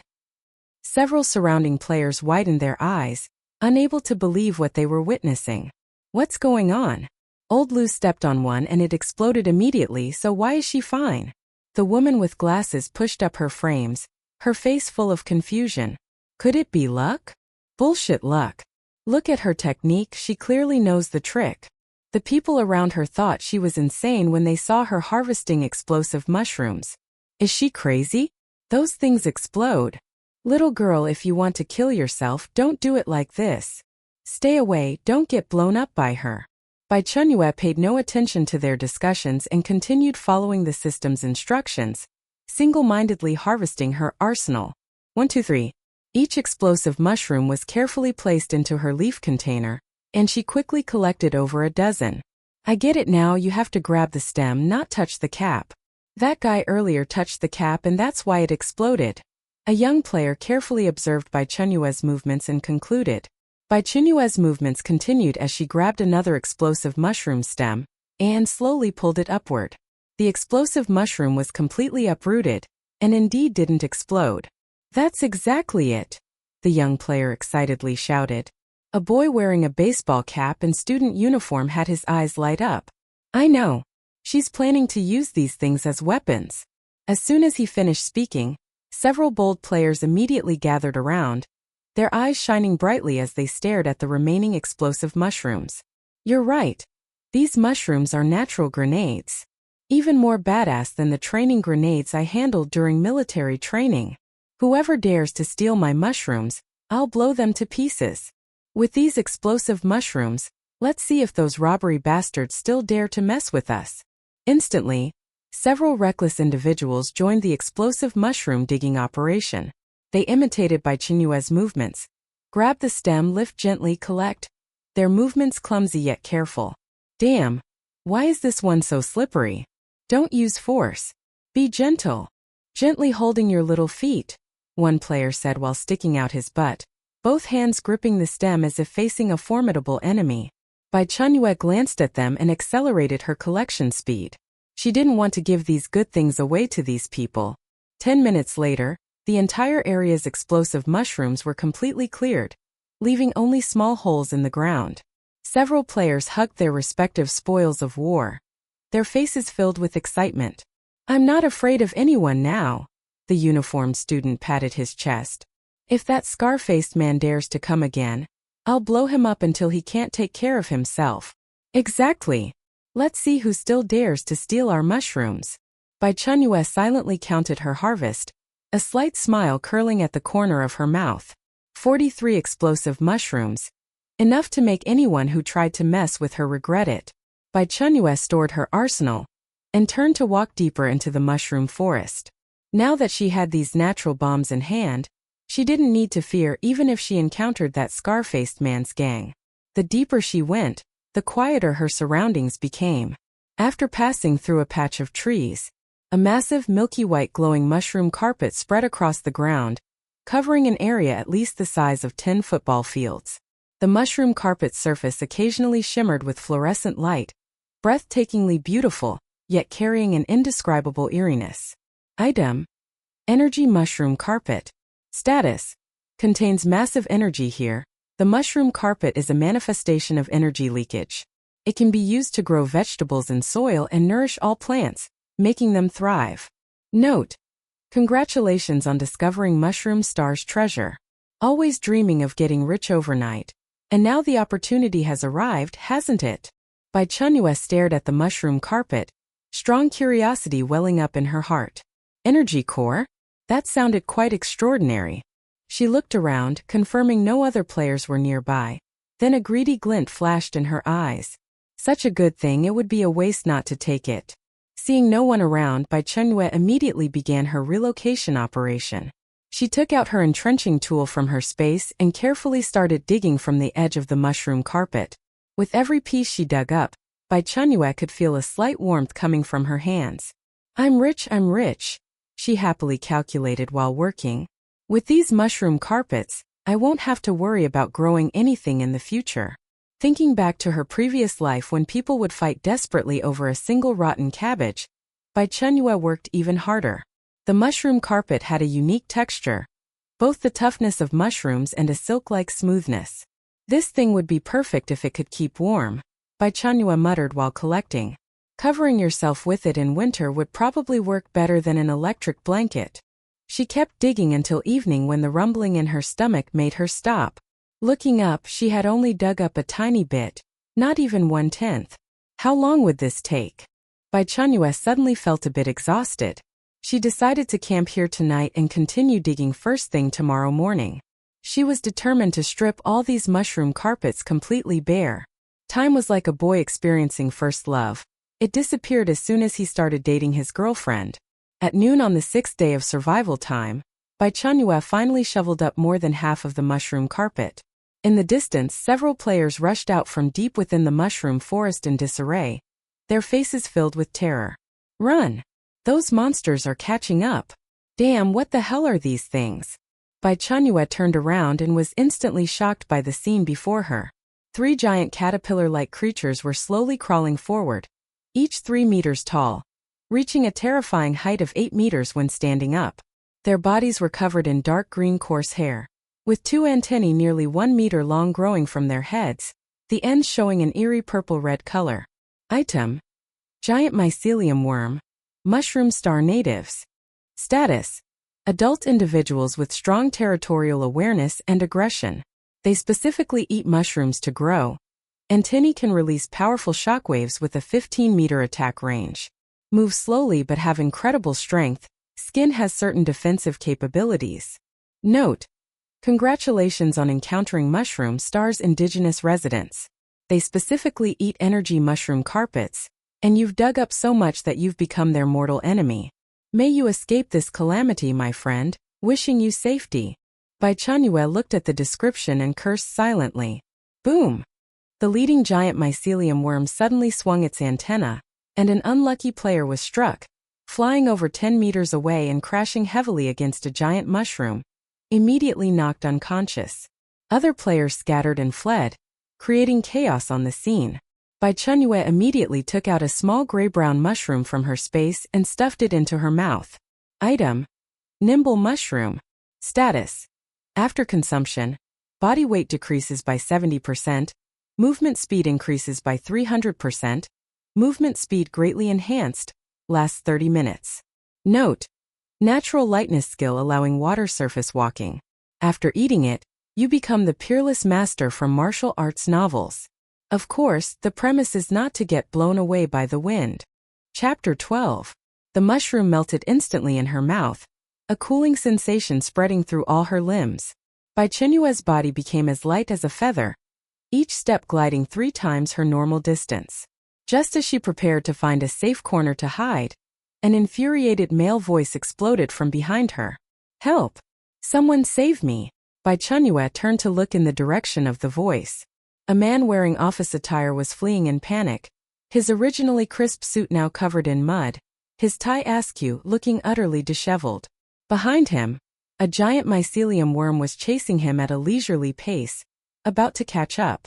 The man also spotted Bai Chenyue, his eyes lighting up with the glow of survival as if he'd found a lifeline. "You there. Help me." Without thinking, the man changed direction and charged straight toward Bai Chenyue. "Idiot." Bai Chenyue's expression turned icy cold. The giant mycelium worm was indeed attracted, its massive compound eyes locking onto Bai Chenyue as the new target. Even worse, it detected the rich scent of the energy mushroom carpet on Bai Chenyue's body. So fragrant, so delicious. At the tips of the giant mycelium worm's antennae, purple-red light began to flicker, energy gathering. Bai Chenyue's eyes turned frosty. She grabbed an explosive mushroom from her space, tightened her arm muscles, and threw it with all her strength directly at the worm's face. Boom! A violent explosion bloomed on the worm's chest, the massive shockwave sending it stumbling back several steps. Dark green bodily fluid gushed from the wound as the worm let out a roar that shook the entire mushroom forest. This explosion had completely ignited its rage. The worm's blood-red compound eyes locked firmly on Bai Chenyue, its antennae dancing wildly, distorting the surrounding air. It had entered a frenzy. "You don't run away." The suited man, seeing that Bai Chenyue hadn't helped him but instead enraged the monster, was so terrified his legs went weak, momentarily frozen in place. Just then, clumps of black hair fell from the worm's wound. Item: mycelium fiber. Status: body hair from giant mycelium worms, possessing extreme toughness and insulation properties, can be used to create protective equipment or ropes. Has energy conduction characteristics in certain special environments. Note: this is premium material. Made into body armor it can block bullets, made into rope it can lift elephants. The acquisition method is just a bit intense. You need to piss off these big worms first. A gleam of excitement flashed in Bai Chenyue's pupils. Good stuff. Super good stuff. Since the aggro was already secured, she might as well take the opportunity to gather more materials. The nimble mushrooms effect was still active. Her figure became elusive as she darted through the mushroom forest at high speed, occasionally throwing explosive mushrooms from tricky angles. Other players nearby who witnessed Bai Chenyue toying with the giant worm were completely stunned. Holy shit! You can play it like this? Why didn't I think of that? She's jumping so high? What kind of magical mushroom did she eat? She wounded that worm! Someone shouted, pointing at the new wounds continuously appearing on the worm's body. Seeing that explosive mushrooms were indeed effective, several bold players couldn't hold back anymore. "I've got good stuff too." A burly man with a full beard pulled out a purple-black mushroom and hurled it at the nearest worm. The mushroom exploded, splashing large amounts of corrosive liquid over the worm's body, sizzling and emitting white smoke. The giant worm cried out in pain, letting out a piercing shriek. "It works!" Everyone attacked together. A school-uniformed boy wasn't about to be outdone, pulling out a bizarrely shaped mushroom. "Watch my spore bomb!" The mushroom exploded upon impact, instantly filling the air with countless yellow-green spore clouds. The giant mycelium worm inhaled the spores, its massive body swaying unsteadily, antennae beginning to swing irregularly, clearly disoriented. Haha! This big worm isn't so tough after all. More people joined the fray. Suddenly, electric flashes lit up the area. Venom flew everywhere, and foul odors filled the air. The scene turned into a mushroom battle royale, with all sorts of strangely shaped mushrooms tracing bizarre arcs through the air. The giant mycelium worm was beaten back step by step by this sudden saturation attack, its body covered in wounds, dark green fluid pooling on the ground. Taking advantage of the chaos, Bai Chenyue precisely threw several more explosive mushrooms, specifically targeting the worm's joints and existing wounds. Each explosion dislodged more precious mycelium fiber. "I'm getting rich, she calculated in her mind, her hands never stopping. Several giant mycelium worms, blasted until covered in wounds, simultaneously let out earth-shaking roars. Just as Bai Chenyue prepared to launch a few more attacks, her AI recognition assistant suddenly popped up with a crimson warning. Status update. Giant mycelium worm has entered enraged state.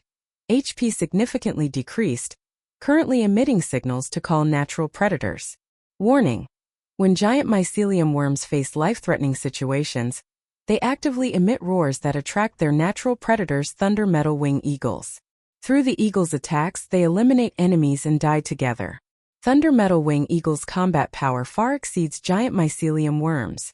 Immediate evacuation recommended. Note: congratulations on successfully turning small fry into a boss summoning state. This operation is a textbook example of how to get yourself killed. What? You ask why I didn't say this earlier? I fucking didn't expect you to be this hardcore. Seeing the prompt, Bai Chenyue felt her scalp tingle. Natural predators? Stronger combat power? From the distant sky came a sharp eagle cry, piercingly loud, vibrating painfully in people's eardrums. Run!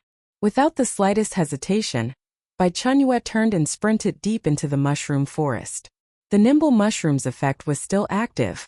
She pushed herself to the limit with every step, her figure becoming a blur among the trees. What's that sound? Sounds scarier than the worms. Does anyone else feel like something huge is coming? Other players also heard the terrifying cry, stopping their attacks one by one with alarmed expressions. The suited man, seeing Bai Chenyue fleeing without looking back, completely panicked. Scrambling after her, he desperately shouted, "Save me! You heartless woman! Leaving me to die. You'll get what's coming to you." Bai Chenyue's steps didn't falter in the slightest. Retribution? Survival was the only principle that mattered. The eagle cries in the sky grew closer, the sound of massive wings beating like thunder. If an 8-meter-tall worm had natural predators, how small could they possibly be? No more greed, survival came first. The daylight above suddenly darkened. An enormous shadow blanketed the ground. The eagle cries in the sky abruptly ceased, replaced by the roar of wind tearing through the air. During her frantic run, Bai Chenyue glanced back and her breath caught in her throat. A giant eagle over 15 meters long descended from the sky, its wings spanning a full 30 meters wide, every feather gleaming with metallic sheen. Its talons were thicker than an adult human's body, its beak sharp enough to kill with a single strike. Chapter 13. The icy prompt text stabbed into her pupils with each word. The thunder metal wing eagle's movement couldn't even be described as fast. It was a mockery of physical laws. It dove downward like death's cloak, instantly swallowing the earth. Its talons, like two tempered giant hooks, precisely and unerringly seized the nearest giant mycelium worm. The 8-meter-tall giant insect, which had been imposing just moments before, became as fragile as an earthworm in human hands under the eagle's grip, its struggles utterly futile. Crack! A crisp, teeth-grating sound of bone shattering. The thunder metal wing eagle's beak struck down fiercely, and the giant insect's head burst open. Pale, foul-smelling bodily fluids mixed with shattered tissue sprayed everywhere. Holy shit! What kind of monster is that? Run! Run for your lives! Oh my god, this is too terrifying. The players on the scene completely broke down. The excitement of ganging up on the giant insects from moments before vanished without a trace, replaced now by the most primal fear of being dominated by the top of the food chain. Everyone scattered like headless flies, desperate screams rising and falling continuously. After finishing its meal, the thunder metal wing eagle abruptly turned its massive head. Those golden, emotionless eagle eyes began scanning the scattered little insects on the ground. Finally, its gaze pierced through the chaotic crowd, passed over the wailing players, and landed directly, precisely, on Bai Chenyue, who was running for her life. The most concentrated, sweetest scent of energy mushroom carpet in the air. Locked on. A mountain-like terrifying pressure descended upon her. Bai Chenyue's spine instantly stiffened, goosebumps rising all over her skin. The thunder metal wing eagle let out a piercing cry, its wings beating powerfully as its massive body soared into the air again, the resulting gale carving 2 deep trenches in the ground. Feeling the rapidly enlarging shadow falling over her head, Bai Chenyue's mind turned icy cold. She reached back into her space and grabbed 3 explosive mushrooms. Without even time to turn around, relying on muscle memory, she threw them with all her strength toward the sky behind her. Boom! Boom! Boom! 3 bursts of flame exploded beneath the thunder metal wing eagle's massive body, the orange-red fire illuminating its metallic feathers. But these explosions, with power comparable to grenades, were merely 3 annoying firecrackers to it. Completely useless. except for thoroughly enraging it. The thunder metal wing eagle's eyes instantly turned blood red, its diving speed abruptly increasing.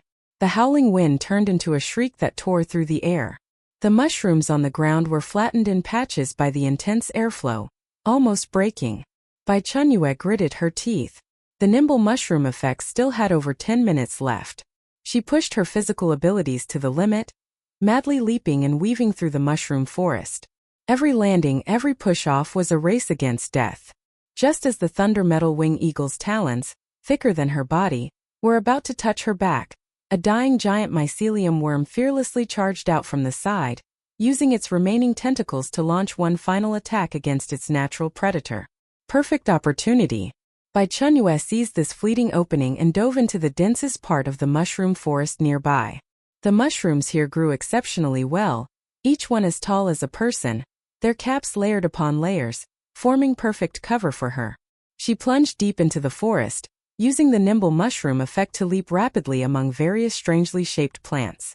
Behind her, the sounds of mushrooms being violently snapped and the thunder metal wing eagle's angry cries followed like shadows.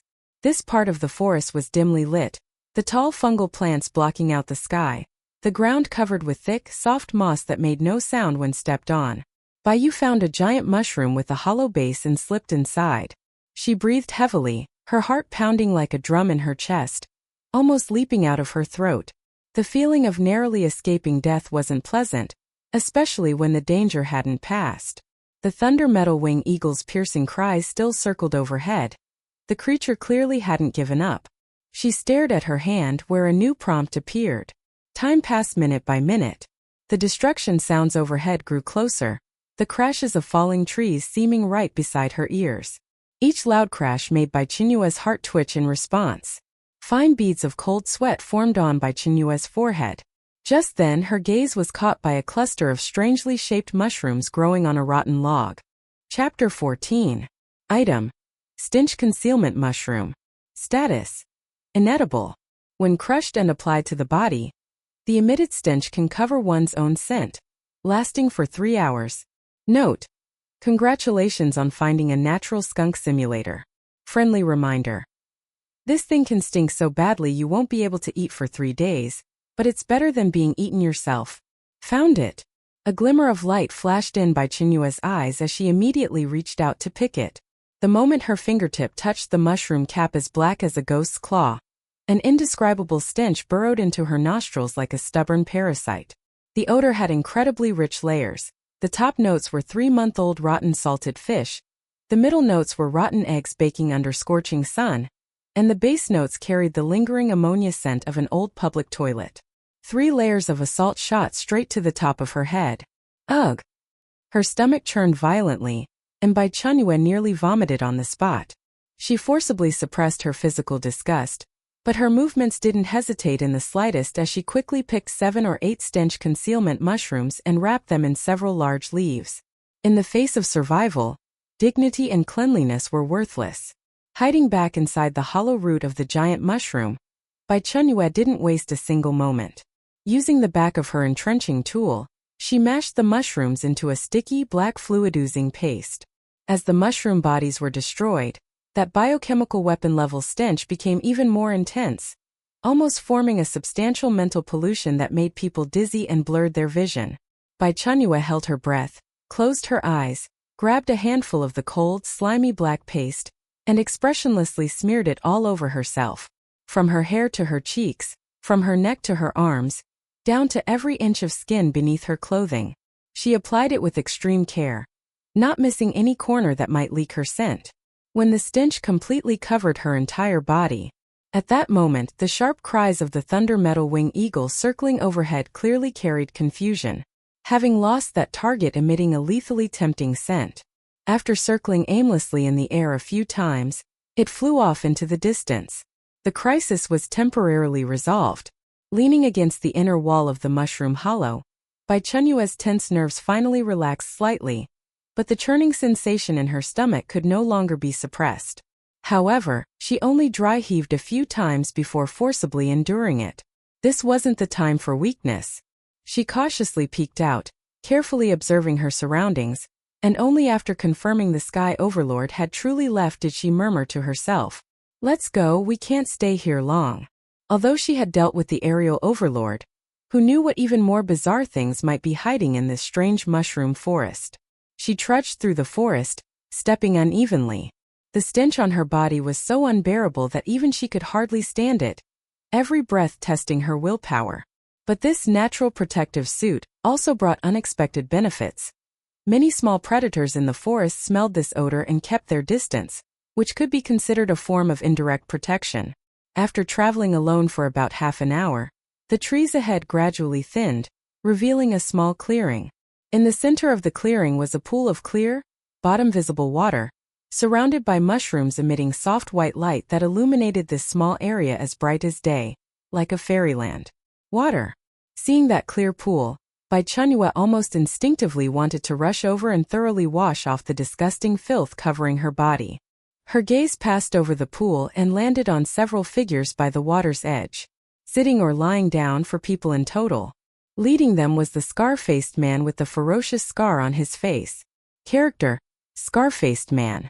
Status: massive physical exhaustion, old injury on left arm you're doing, minor scrape on right leg, mentally in a state of post-survival excitement and irritability. Note: a typical social scum, whose mind contains nothing but violence and women. He's tired and angry now, needing to find a soft target to vent on. Congratulations, you look just like that target. His accomplices, the bald tattooed man, the tall thin yellow-haired man, and the fat man were all there too. Character: bald tattooed man.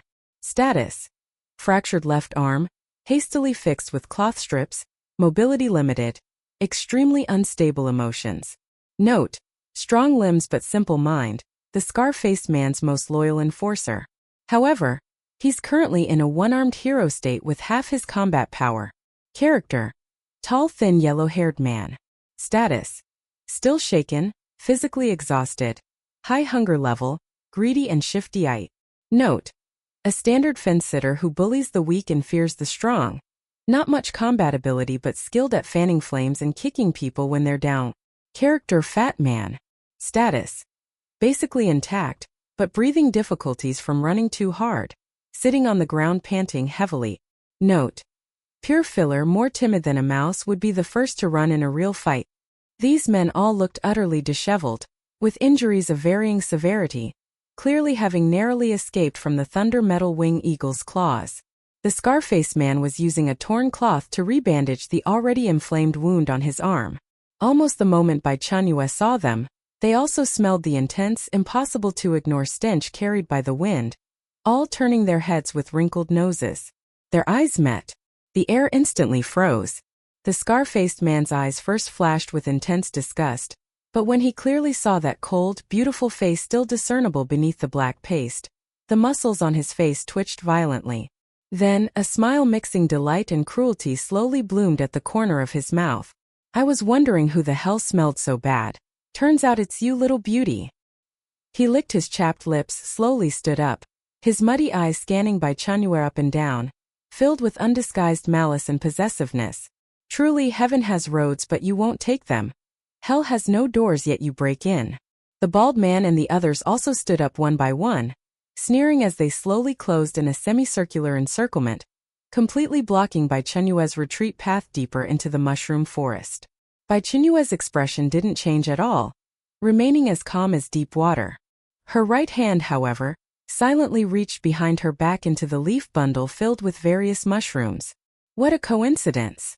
Bai Chenyue's voice was very calm, betraying no emotional fluctuations. As if the four thugs surrounding her weren't vicious men ready to devour her alive, but neighbors she'd casually met on the street. The stench on her body, a mixture of rotten salted fish and public toilets, made the scar-faced man and his gang subconsciously take another half-step back, their disgust practically overflowing. "Stinking bitch, still pretending when you're about to die," the bald tattooed man cursed viciously, shaking his immobilized left arm and aggravating his injury, making him grimace in pain. The scar-faced man raised his hand, sneering, "Little beauty, I told you before to wait for me. Now I'm here. Hand over everything you have, and then..." His gaze turned lecherous and filthy. "Service us brothers properly. And I might let you die more painlessly. The fat man beside him let out a series of perverted laughs, constantly rubbing his hands together, his eyes darting over Bai Chenyue's body as if he was already seeing some indecent scenes. Bai Chenyue didn't even twitch an eyebrow. Attack! The scar-faced man lost patience, roared the command and waved his hand. The bald man and the yellow-haired man pounced fiercely from left and right simultaneously, their movements still quite swift. The moment they moved, Bai Chenyue moved too. Instead of retreating, she stepped forward. This counterintuitive move made the two attackers pause in confusion. In that moment of hesitation, Bai Chenyue's left hand had already pulled out an explosive mushroom. Chapter 15. What the hell? Scar-faced man's internal alarm bells screamed, his street-fighting instincts sending chills down his spine. He only saw a mushroom bounce once on the ground. The next instant, boom! A deafening explosion shattered the air. The shockwave whipped up spray from the pond and humus soil, forming a filthy ring of air that slammed into the bald man and the yellow-haired man who were charging at the front, sending them flying backward in disarray before crashing heavily several meters away. At the explosion's epicenter, the ground was torn open into a charred small crater, with wispy black smoke mixed with pungent gunpowder scent spreading through the air. Now was the time.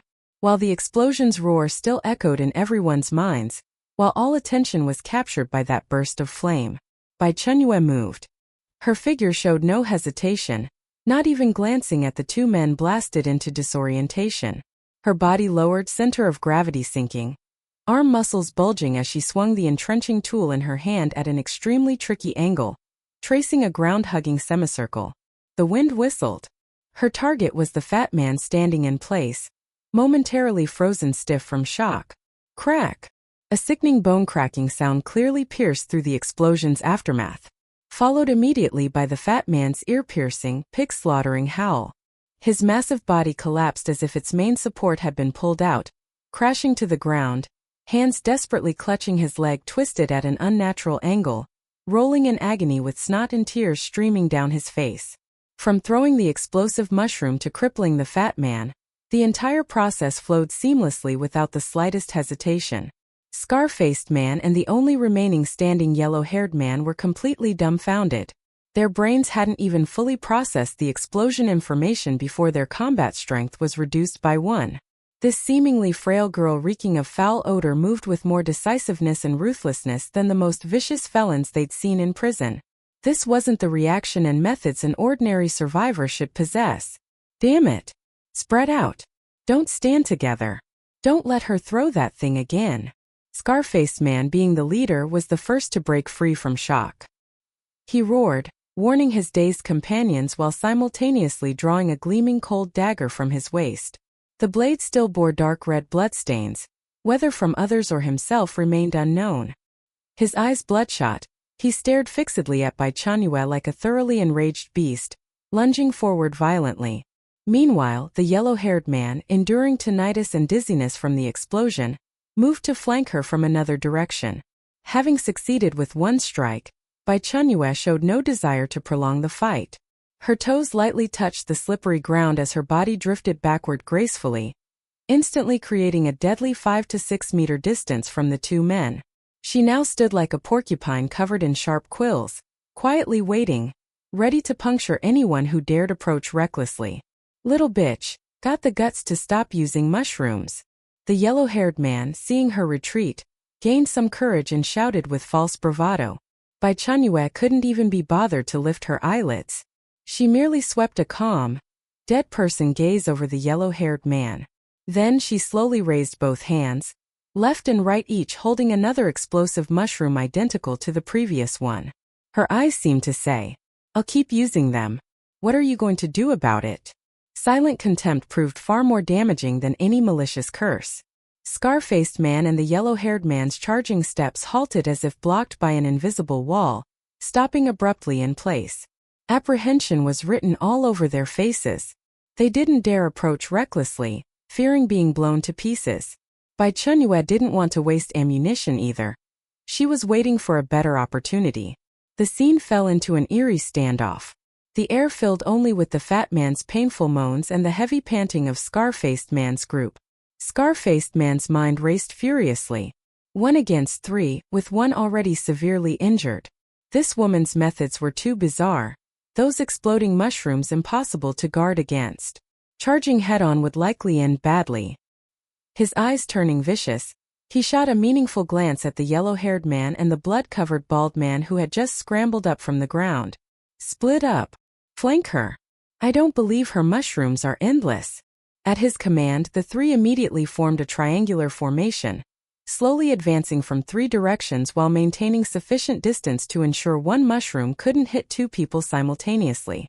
Bai Chenyue watched their cautious movements, her eyebrow imperceptibly twitching. She knew simple explosive mushrooms would hardly work anymore. These scumbags might be stupid, but their survival instincts remained intact. Well then, time to change tactics. She pulled from her space a peculiarly shaped, bulging mushroom covered in colorful spots. Item: hallucinogenic spore mushroom. Status: releases large quantities of hallucinogenic spores when squeezed or impacted. Inhalers experience visual and auditory hallucinations within 3 seconds, lasting 10 minutes.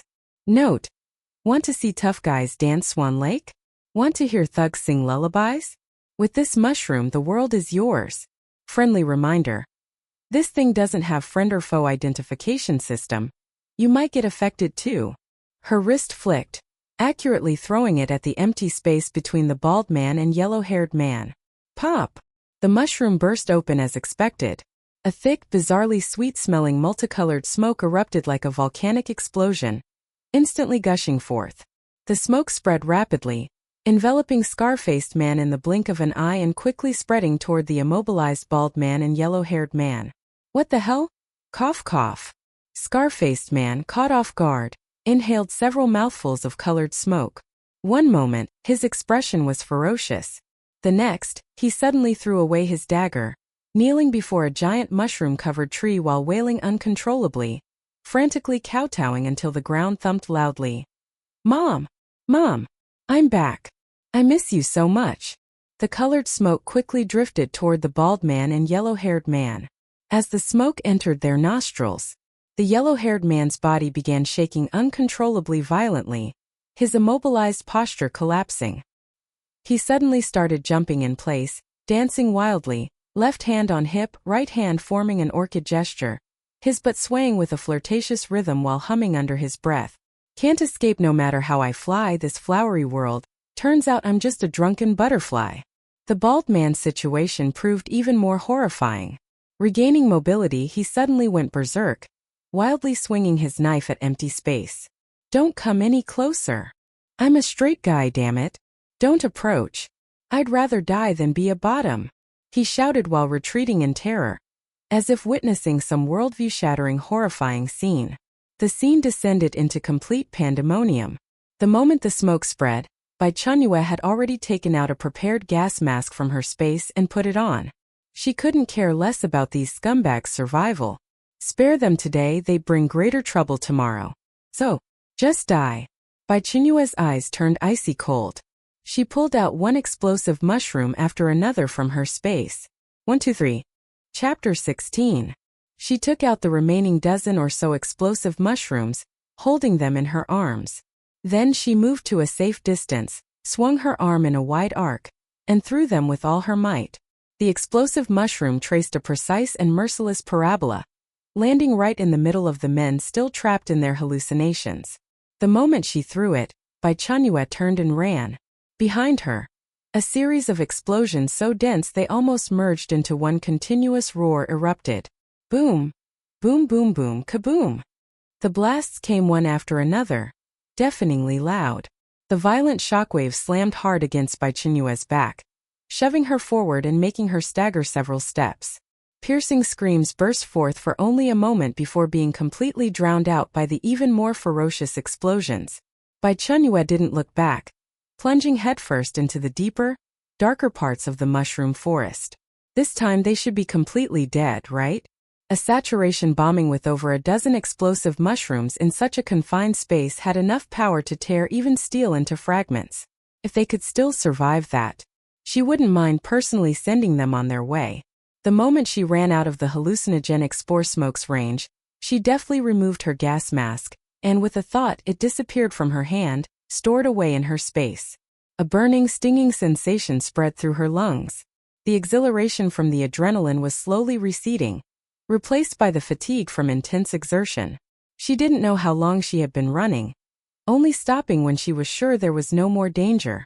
Bai Chenyue leaned against a bizarrely shaped giant plant with spiral patterns covering its cap, breathing heavily. The surrounding mushroom forest was terrifyingly quiet, with only her ragged breaths echoing alone among the fungi. This place wasn't safe. She forced herself to calm down, suppressing her frantically beating heart, and began to plan her next move. Another more immediate problem was the world-shattering stench clinging to her. Her stomach churned violently. The stench concealment mushroom was exceptionally effective, lasting for half an hour. Calculating the time its effects should be wearing off soon. Endure it. Bai Chenyue whispered to herself, her voice hoarse. This natural protective suit, despite its foul odor, had become her most reliable safeguard for now. The astonishing stench made her like a moving source of biochemical pollution. Not even wild beasts, let alone mosquitoes and insects, would come near her. She didn't rest on the spot but continued moving through the forest, stepping carefully and unevenly, searching for a sufficiently safe temporary shelter. After walking for about an hour, Bai Chenyue stopped at the base of a concealed cliff face.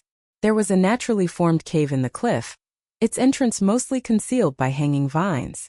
The opening wasn't large, just enough for one person to enter by bending over. Right here. She didn't go in immediately but first carefully inspected the area around the entrance, confirming there were no signs of large creatures entering or exiting. Only then did she grip her entrenching tool tightly, crouch down and slip inside. The cave was deeper than expected and unusually dry, far more comfortable than the damp mushroom forest outside. She found a clean rock to sit on, and her taut nerves finally relaxed for a moment. Less than 1 day remained until the end of the 7-day survival period. Bai Chenyue couldn't stop thinking about the corpses of those giant mycelium worms. Mycelium fiber was a top-tier material for making protective gear. If the thunder metal wing eagle hadn't eaten all the corpses, then going back to scavenge would be an absolute windfall. Once this thought took root, it became impossible to suppress. Bai Chenyue glanced at her arm covered in black mud. The stench on her body was visibly fading. Once the smell completely dissipated, it would be time for her to move. She took a bottle of mineral water and a small piece of chocolate from her space, replenishing her energy in small sips while her mind raced, planning the return route and potential risks. About half an hour later, the stench potent enough to knock someone out finally completely vanished, and the air became fresh again. Bai Chenyue stood up, stretching her somewhat stiff limbs. Without a moment's delay, she crouched down and silently exited the cave. The path back to the battlefield was tread with even greater caution than her arrival. Without the cover of the stench, she had to rely entirely on her own hearing and sight. Her steps were light and soundless. Every pore in her body seemed to be wide open, sensing the slightest rustle or movement in the surrounding environment. A little over half an hour later, the familiar small clearing and the pond reappeared in her view. The air was thick with the smell of gunpowder, the scorched earth and the nauseating stench of charred flesh. Bai Chenyue hid behind a giant mushroom, her gaze cold as she observed. In the center of the clearing, the spot that had been subjected to the bombardment of over a dozen explosive mushrooms, was now a charred crater over 5 meters in diameter. Scattered around the bottom and edges of the crater were unrecognizable, blackened fragments. The soil was stained a dark red with blood. A few tattered pieces of clothing hung from nearby plants, silently telling the tale of the massacre that had occurred not long ago. Only after confirming there were absolutely no survivors did Bai Chenyue slowly step out. Mercy towards an enemy is betrayal of one's own life. Her eyes scanned the ruins and soon, her AI recognition assistant provided feedback, detecting faint life signals. Bai Chenyue's pupils constricted sharply, and the hand holding the entrenching tool tightened instantly. There were survivors? Following the system's directional prompt, she looked and saw a charred arm twitch slightly under a bush at the edge of the explosion. It was the scar-faced man. He surprisingly hadn't been at the epicenter of the blast, merely thrown clear by the shockwave, barely clinging to a last breath. Bai Chenyue didn't hesitate in the slightest. Holding the entrenching tool, she walked over step by step. The scar-faced man was charred black all over, one leg twisted at an unnatural angle. The ferocious scar on his face was now covered in blood, grime, and soot, making him look even more terrifying. He seemed to hear the footsteps, struggling to open one eye. When he saw Bai Chenyue's figure, what flashed in that lone eye wasn't a plea for mercy, but the most venomous hatred. You bitch. His curse remained unfinished, because Bai Chenyue's entrenching tool was already descending with a cold, whistling sound, cleanly and decisively. Thud. Complete silence. Bai Chenyue pulled out the entrenching tool and wiped the bloodstains on the scar-faced man's tattered clothes. She bent down and began looting the spoils. The dagger at the scar-faced man's waist was still relatively sharp, so she took it. Even a mosquito's leg is meat. Not a single resource could be wasted. After finishing this, she walked to the pond, scooped up a handful of clear water, and simply washed the mud and blood from her face and hands. The cool pond water completely calmed her chaotic mind. Next target: the giant mycelium worm corpses. She needed to harvest as much mycelium fiber as possible before that thunder metal wing eagle returned. Chapter 17. About 20 minutes later, she finally arrived at the devastated battlefield. Giant mushroom trees lay toppled in all directions, the ground torn with vicious claw marks and charred deep pits. Several massive giant mycelium worm corpses lay quietly in the center of the clearing. Their heads were missing, their enormous bodies torn open with several deep gashes that reached bone. Dark green bodily fluids had long since coagulated, reflecting an oily sheen in the dim light. Bai Chenyue's breath caught for a moment. Her eyes showed no wild joy, only the focus and calm of a hunter spotting prey. A moving treasure trove of premium materials. She quickly approached, the AI recognition assistant's information stream refreshing simultaneously on her retina. Item: giant mycelium worm corpse. Status: deceased. Corpse integrity approximately 70%.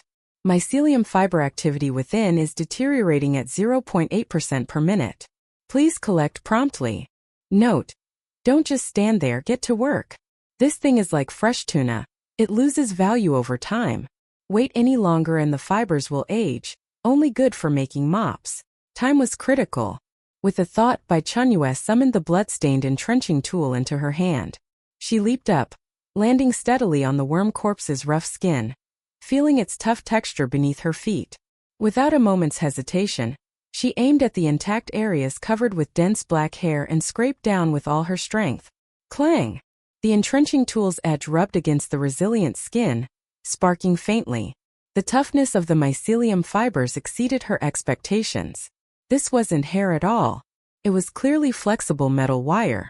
Bai Chenyue adjusted her stance, putting her full body weight on the entrenching tool, using the blade's side to cut and pry rather than simply scraping. Black fibers were successfully peeled away, feeling light in her hand yet possessing astonishing toughness. Bai Chenyue's movements quickened. She worked tirelessly for nearly an hour. Only when all usable black hair areas on the worm corpse were completely bald did she finally stop. Bai Chenyue weighed the amount in her hand before carefully storing the cloth bag in her space. After getting her bearings, Bai Chenyue returned to the area where the energy mushroom carpet had been.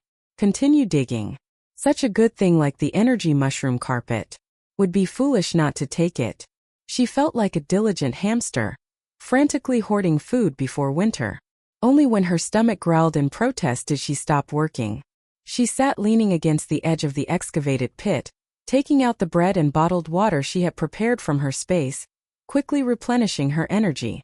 Time passed minute by minute. Opening her personal panel, she checked the time. Only 3 hours remained until the 7-day survival mission ended. Still early. She could work for 3 more hours, refusing to rest until the very last moment. Burying her head, she continued digging. When only 15 minutes remained, Bai Chenyue reluctantly stopped and stored the entrenching tool in her space. She found a random spot to sit down and rest, waiting for the final outcome. Her mind sank into her space-time to take stock of this trip's gains. First, the arsenal. Explosive mushrooms, still numbered over 300. Each one was like a small grenade, enough to let any fool who crossed her experience the thrill of being blown to pieces. Then there were functional mushrooms like stench concealment mushrooms, hallucinogenic spore mushrooms, nimble mushrooms, all still with considerable stock. Next was that heavy cloth bag. Inside were 2 large bags full of mycelium fibers. Finally, the biggest harvest this time, energy mushroom carpet. One corner of her space was piled mountain high with the dug-up mushroom carpets, emitting soft fluorescent light and warmth. With these, when her space upgraded and unlocked the planting function, she would possess the world's most fertile soil.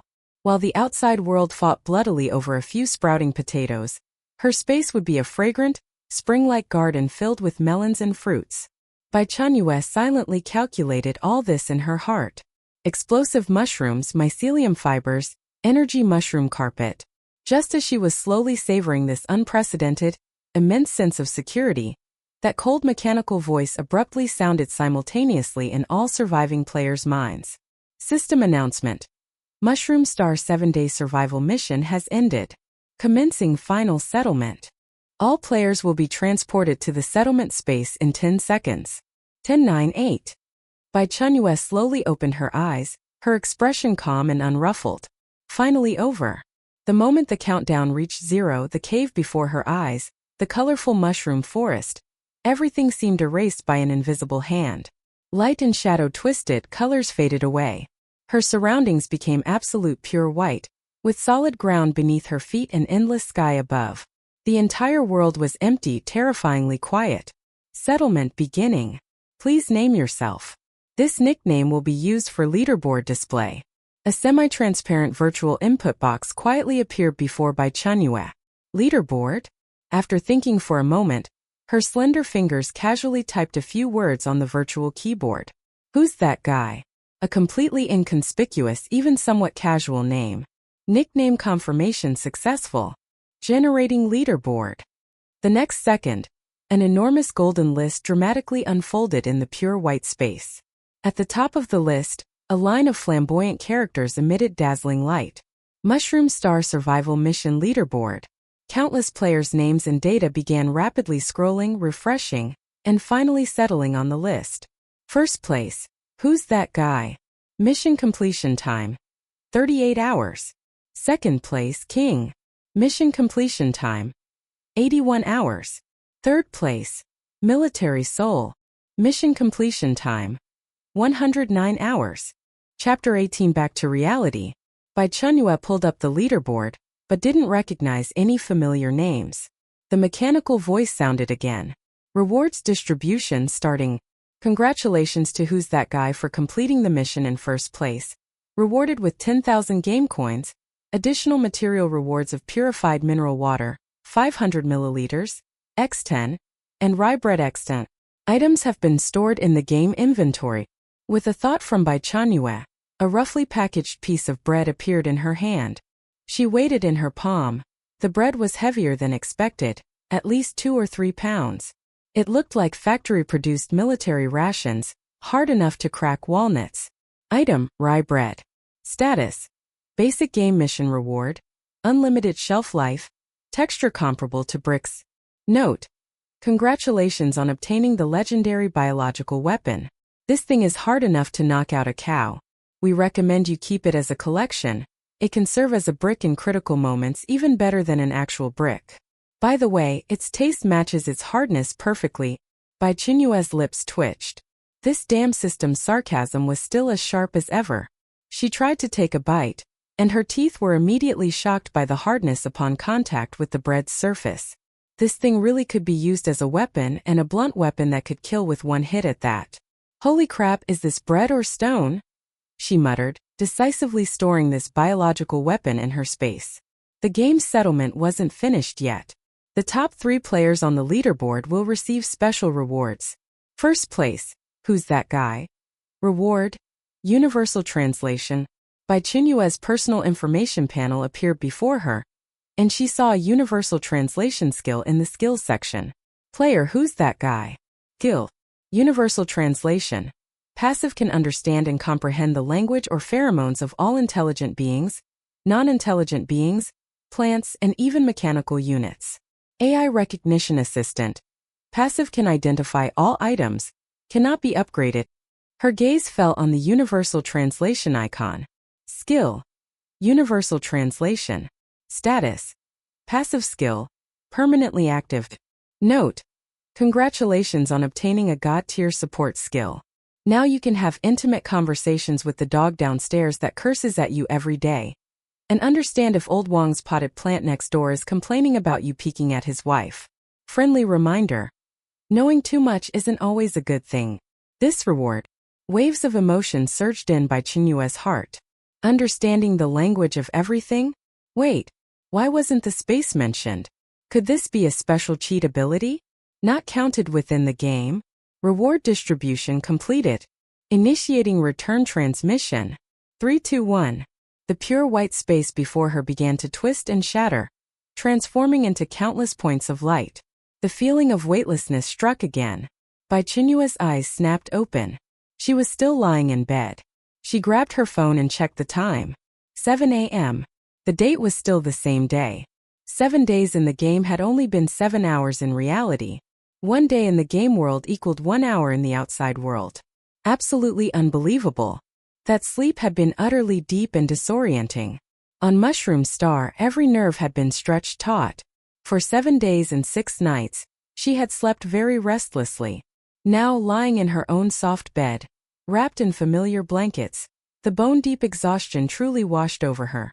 Bai Chenyue turned over and continued sleeping. When she woke again, it was 3 p.m. She sat up, rubbing her slightly throbbing temples, and prepared some food to fill her stomach. Taking out a brand new notebook and pen from her space. Review and analysis was a habit carved into her bones. She opened the notebook, the pen tip scratching softly on the paper. On the first page she wrote 2 large characters. Instance 1 Mushroom Star. Below she listed several items. Explosive mushroom. Small grenade, considerable power. Must grip stem when collecting. Disadvantage. Not conducive to looting spoils. Stench concealment mushroom. Biological weapon. Odor coverage, extremely effective, strong side effects. Hallucinogenic spore mushroom. Area hallucination. Excellent crowd control. Indiscriminate attack. Requires protection. As she wrote, she recalled the forms and effects of those mushrooms, along with the thrilling moments they had brought. Then she turned to the second page and wrote, Creatures. Giant mycelium worm. Thick-skinned, powerful strength, can summon natural enemies. Weaknesses, joints, head. Products. Mycelium fiber. High-grade material. Thunder metal wing eagle. Aerial dominator, fast speed, explosive attack power. Feeds on mycelium worms, sensitive to energy mushroom carpet scent. On the third page she wrote 2 heavy characters, humans. These were the most dangerous. The scar-faced man and his gang's cruelty and greed had left a deeper impression on her than any monster.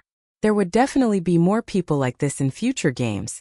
She was lucky to escape this time, but what about next time? Fourth page, food. Just thinking about the bread she had gnawed on in the game made her stomach cramp. No way. Absolutely not. The next time she entered the game, she refused to live that kind of hard life again. Stock up. Continue stocking up. And stock up on cooked food. Anyway, her space could preserve things indefinitely, equivalent to carrying a 5-star hotel kitchen with her. Once this idea emerged, she couldn't suppress it anymore. Bai Chenyue changed clothes, took her phone and wallet, and rushed out the door with energetic determination. Her target was clear, freshly braised foods. Boss, I want 1,000 braised pig trotters, 200 pounds of wings, 200 pounds of chicken feet, 100 pounds of braised tofu. Bai Chenyue stood before the glass window, getting straight to the point. With each quantity announced, the worker inside was stunned. What was this for? Other employees also stopped their work, looking at Bai Chenyue, doubting they had heard correctly. One person can't eat this much, right? We're a factory buying to reward employees. When can it be ready? When can you have it ready? Bai Chenyue said. 2 days. The boss calculated carefully before answering. Then Bai Chenyue negotiated the price with the boss, paid a deposit, set the schedule to pick up portions every afternoon, with all goods delivered within 3 days. Besides that, she needed to buy more ready-to-eat foods. roast duck, braised pork, sweet and sour ribs, mouth-watering chicken, husband and wife lung slices, spicy fragrant pot, water-boiled fish, twice-cooked pork, kung pao chicken, fish-flavored shredded pork, soup dumplings, pan-fried dumplings, baked sesame cakes, rugiamo, milk tea, coffee, soy milk, yogurt, cola, egg fried rice, braised noodles, dan dan noodles, luosafen, chongqing noodles, soy braised beef, white-cut chicken, salted duck, cured sausages, ham. Right, also need to buy some frozen goods. Before she finished planning the frozen goods, she was already out of money. 22 days remained until the apocalypse. How to manage the next 22 days. Not enough money to spend. Need to figure out a way to make money. Chapter 19. Buy one, get one free. Seriously? Bai Chenyue was thinking about making money when an idea suddenly struck her. She thought of the game coins. She had 10,000 game coins, but she didn't know how to use them. With a thought, her personal panel appeared before her. Next to the personal panel were several grayed-out function icons. Clicking on any of them randomly revealed they were all marked with prices. Opening the game mall required 5,000 game coins. Why is this mall so expensive? 5,000.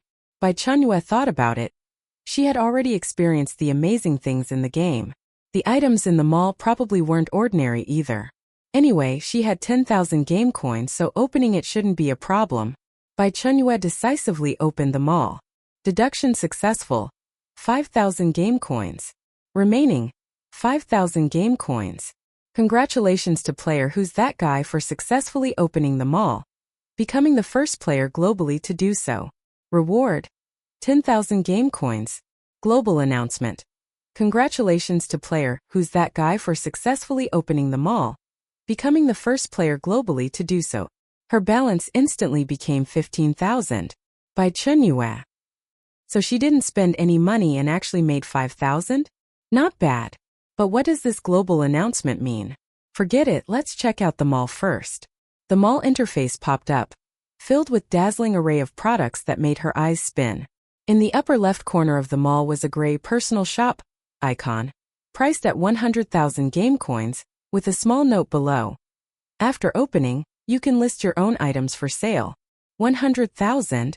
Bai Chenyue rubbed her eyes. Holy crap. Are they robbing people?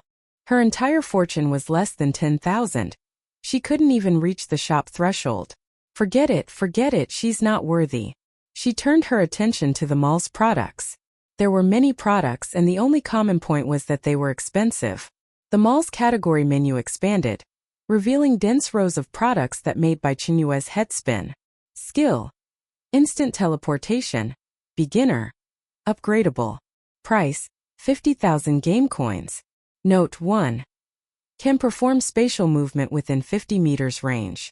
Cooldown. 10 minutes after every 10 moves. 2. Each upgrade costs 10,000 game coins, increasing movement range by 10 meters in diameter. 3. Must be used with map function, otherwise you might fall into a ditch. 4. Can bring 3 people along during movement. Holy crap. Bai Chenyue's eyes widen. This skill was amazing. Bai Chenyue scrolled down and found the map. Skill map. Upgradable. Price. 20,000 game coins. Note. Can survey all terrain within 500 meters range. Can be used with danger detection. Bai Chenyue. Teleportation only goes 50 meters, and the map only covers 500 meters? Seriously. And they have to be used together. Fine, let's keep looking. Skill. Danger detection. Price. 10,000 game coins. Note. Can detect all people and dangerous creatures within 100 meters range, judging by danger level. White, no danger. Yellow, mild danger. Blue, moderate danger. Red, extreme danger. Bai Chenyue's eyes lit up. This was a danger alarm. 10,000. If she bought this, she'd only have 5,000 left. Forget it, she wouldn't buy it now. She'd decide based on the situation next time she entered the game. Skill. Night vision. Permanent. Price. 3,000 game coins. Note. Fearless of darkness. Can see very clearly even in complete darkness. Bai Chenyue clicked her tongue. This ability was good but a bit expensive. 3,000 game coins, 1/5 of her fortune. Item Master Key. Price. 1,000 game coins. Note: can open any lock, including electronic locks and magical locks. This one wasn't bad, but she probably wouldn't need it in the game. Continue to the next one. Portable space backpack. Price: 10,000 game coins. Note: internal space: 1 cubic meter. Bai Chenyue shook her head. She already had space abilities, so this backpack wasn't very useful to her. Food: nutrient solution. Advanced. Price: 100 game coins. Note: one bottle can sustain nutritional needs for 3 days. No need to eat for 3 days. Food: energy fruit. Stamina. Price: 200 game coins. Note: after consumption, restores stamina and increases strength by 30% for 1 hour. Seeds: fast-growing wheat seeds. Price: 500 game coins. Note: matures in 7 days. Yield is 10 times that of ordinary wheat. The harvested wheat has average taste but can fill your stomach. Ironbark tree seeds x10. Price: 1,000 game coins. Note: after growth, bark hardness is comparable to steel. Can be used to build defensive structures. Equipment: protective armor. Price: 5,000 game coins. Note: can block 30% physical damage. Sparkling entrance effect. Price: 998 game coins. Note: makes you accompanied by cherry blossom petals and holy light when entering chat channels, becoming the coolest person in the room. Although completely useless besides looking good. Being cool is a lifetime matter. Are they crazy? Who would buy this thing? Must be out of their minds. The more Bai Chenyue looked, the brighter her eyes became. They were truly expensive, but the items were genuinely good. Except for that sparkling entrance effect, everything else was quite decent. Even the most basic skill cost 10,000 game coins. Every item looked useful, but she couldn't afford any of them. This feeling was like standing in a luxury car dealership, staring at Ferraris and Lamborghinis while clutching a bus card in your pocket. Damn game, you're trying to kill poor people. Bai Chenyue couldn't help but curse. Her eyes glanced at a line of text floating above the mall. Mall tip: mall prices are fair and honest. We recommend participating in more game tasks to earn more game coins. Bai Chenyue gritted her teeth in frustration at the game. There were plenty of good items, but she couldn't afford many of them. However, that personal shop feature was quite interesting. If she opened a shop, she could sell the mushroom she previously dug up from Mushroom Star. But it cost 100,000 game coins. Ridiculously expensive. She continued browsing the mall and suddenly noticed a special item. Limited time special. Mystery blind box. Price: 1,000 game coins. Original price: 5,000. Note: contains 1 random item. Could be a divine artifact or could be trash. Dare to gamble, youngster. A blind box for 1,000 game coins? Bai Chenyue felt tempted. What if she gets something good? Buy or not buy? Her hand was getting itchy. Chapter 20. Someone self-destructed. Bai Chenyue's finger hovered over the confirm purchase button, hesitating for several seconds. She had never believed in blind boxes, but she couldn't resist the gambler's mentality stirring within her. Fortune favors the bold. She jabbed the button fiercely. Payment successful. 1,000 game coins, remaining 14,000 game coins. Opening mystery blind box. A rotating colorful light sphere appeared before her eyes, accompanied by dazzling special effects and exhilarating music. The sphere spun faster and faster until it exploded with a bang. Congratulations on obtaining Monster Attraction, passive skill. Bai Chenyue blinked her eyes. This name didn't sound like anything good. Item: Monster Attraction card. Permanent. Duration: each activation lasts 30 minutes. Cooldown time 1 hour. Note: congratulations on obtaining the most scammy skill. When the card is deployed at the center, it attracts monsters by 300%. If you happen to be standing at the center, you'll become monster bait with the constant risk of being torn apart. Friendly reminder: consider purchasing insurance and list your mother as the beneficiary. Bai Chenyue's face instantly darkened. Bai Chenyue was furious. What the F asterisk and hashtag %? What kind of ridiculous skill was this? Attracting monsters? Lasting half an hour. The thunder metal wing eagle and giant mycelium worm suddenly flashed through her mind. Bai Chenyue took a sharp cold breath. Forget half an hour, she could die 100 times in just 10 minutes. Looking again thankfully. Active deployment. Just stay far away from it. Bai Chenyue felt her temples throbbing and wanted to return the item. System prompt. Once items are sold, they cannot be returned. Thinking carefully, it wasn't too bad, it was an active skill. If she didn't use it, it probably wouldn't attract anything. It was equivalent to spending 1,000 game coins to buy some anger. Better not think about it. Continue stockpiling supplies. There were still 22 days until the apocalypse arrived. Not enough money to spend. Need to figure out a way to make money. She sat at her desk, pondering where she could get money, casually opening her phone to clear her mind. As soon as she opened a short video app, a trending search term popped up. Hashtag mysterious game descends, real or fake? Hashtag. Bai Chenyue's heart skipped a beat, and she clicked on it. At the top was a video from a blogger called Survivor. The blogger wore a hat, mask and sunglasses, completely covered up with no face visible, sitting before the camera sharing their experience. 7 days ago, I was sucked into a world full of mushrooms by a beam of white light. Exploding mushrooms, corrosive mushrooms, and truck-sized insects. Every player had to complete the mission of collecting 500 gene of edible mushrooms to return. Many people died. Torn apart by insects, blown up by mushrooms. This isn't a game. This is real. After completing the mission, a voice said we were players and rewarded me with a piece of bread that could kill someone. If not for the injuries still on my body, I'd think I was dreaming. I know there are many players in the game, and quite a few should have survived and returned. Below the post, there were already tens of thousands of comments. Did the blogger read too many horror novels? With this imagination, they should go write fiction. A mushroom world? Why not say it was the Teletubbies world? Ha ha ha, rewarded with bread that can kill someone. I'm dying of laughter.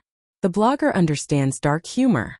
Initially, most comments were mocking and disbelieving, but as she scrolled down, the comment trend began to subtly change. I took that bread for testing. Its main components are rye and some unknown minerals, with hardness comparable to granite. The lab teacher thought I brought a rock as a joke. My arm was splashed by juice from a certain mushroom, and the scar remains to this day, impossible to remove. Doctors can't determine the cause either. It's real. That world is real. We've all been chosen. Several players came forward to comment. Panic began spreading across the internet. Bai Chenyue expressionlessly scrolled through the comments. How dare these people? Self-exposure. Aren't they afraid the government will come knocking? Asterisk. Jiang City Cloud Peak Villa. Inside a standalone villa spanning several acres, beyond the massive floor-to-ceiling windows lay neatly trimmed lawns and a sparkling infinity pool.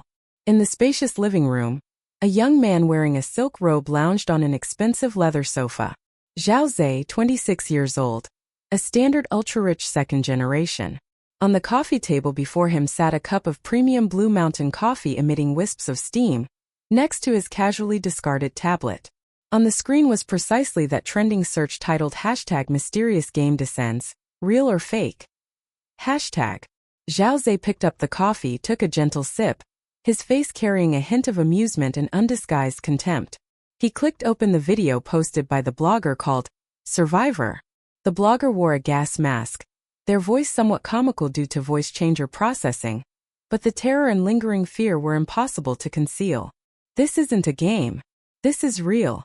After completing the mission, I was rewarded with a piece of bread that could kill someone. Zhao Zhe looked at the trembling figure in the video and let out a scornful laugh. Idiot. What a brain-damaged fool. Chosen game. What an exalted title.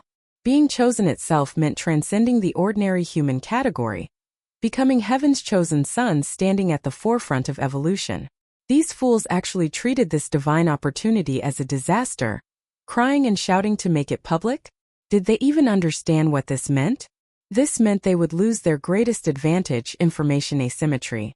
Once such matters beyond ordinary human comprehension were confirmed, the state apparatus would inevitably intervene. By then, all players would be registered, monitored, and studied. These chosen ones would fall from their exalted status to become captive lab rats, potentially dissected at any moment. What could sharing secrets with ordinary people bring? Besides their panic and burdens. Utterly foolish beyond redemption.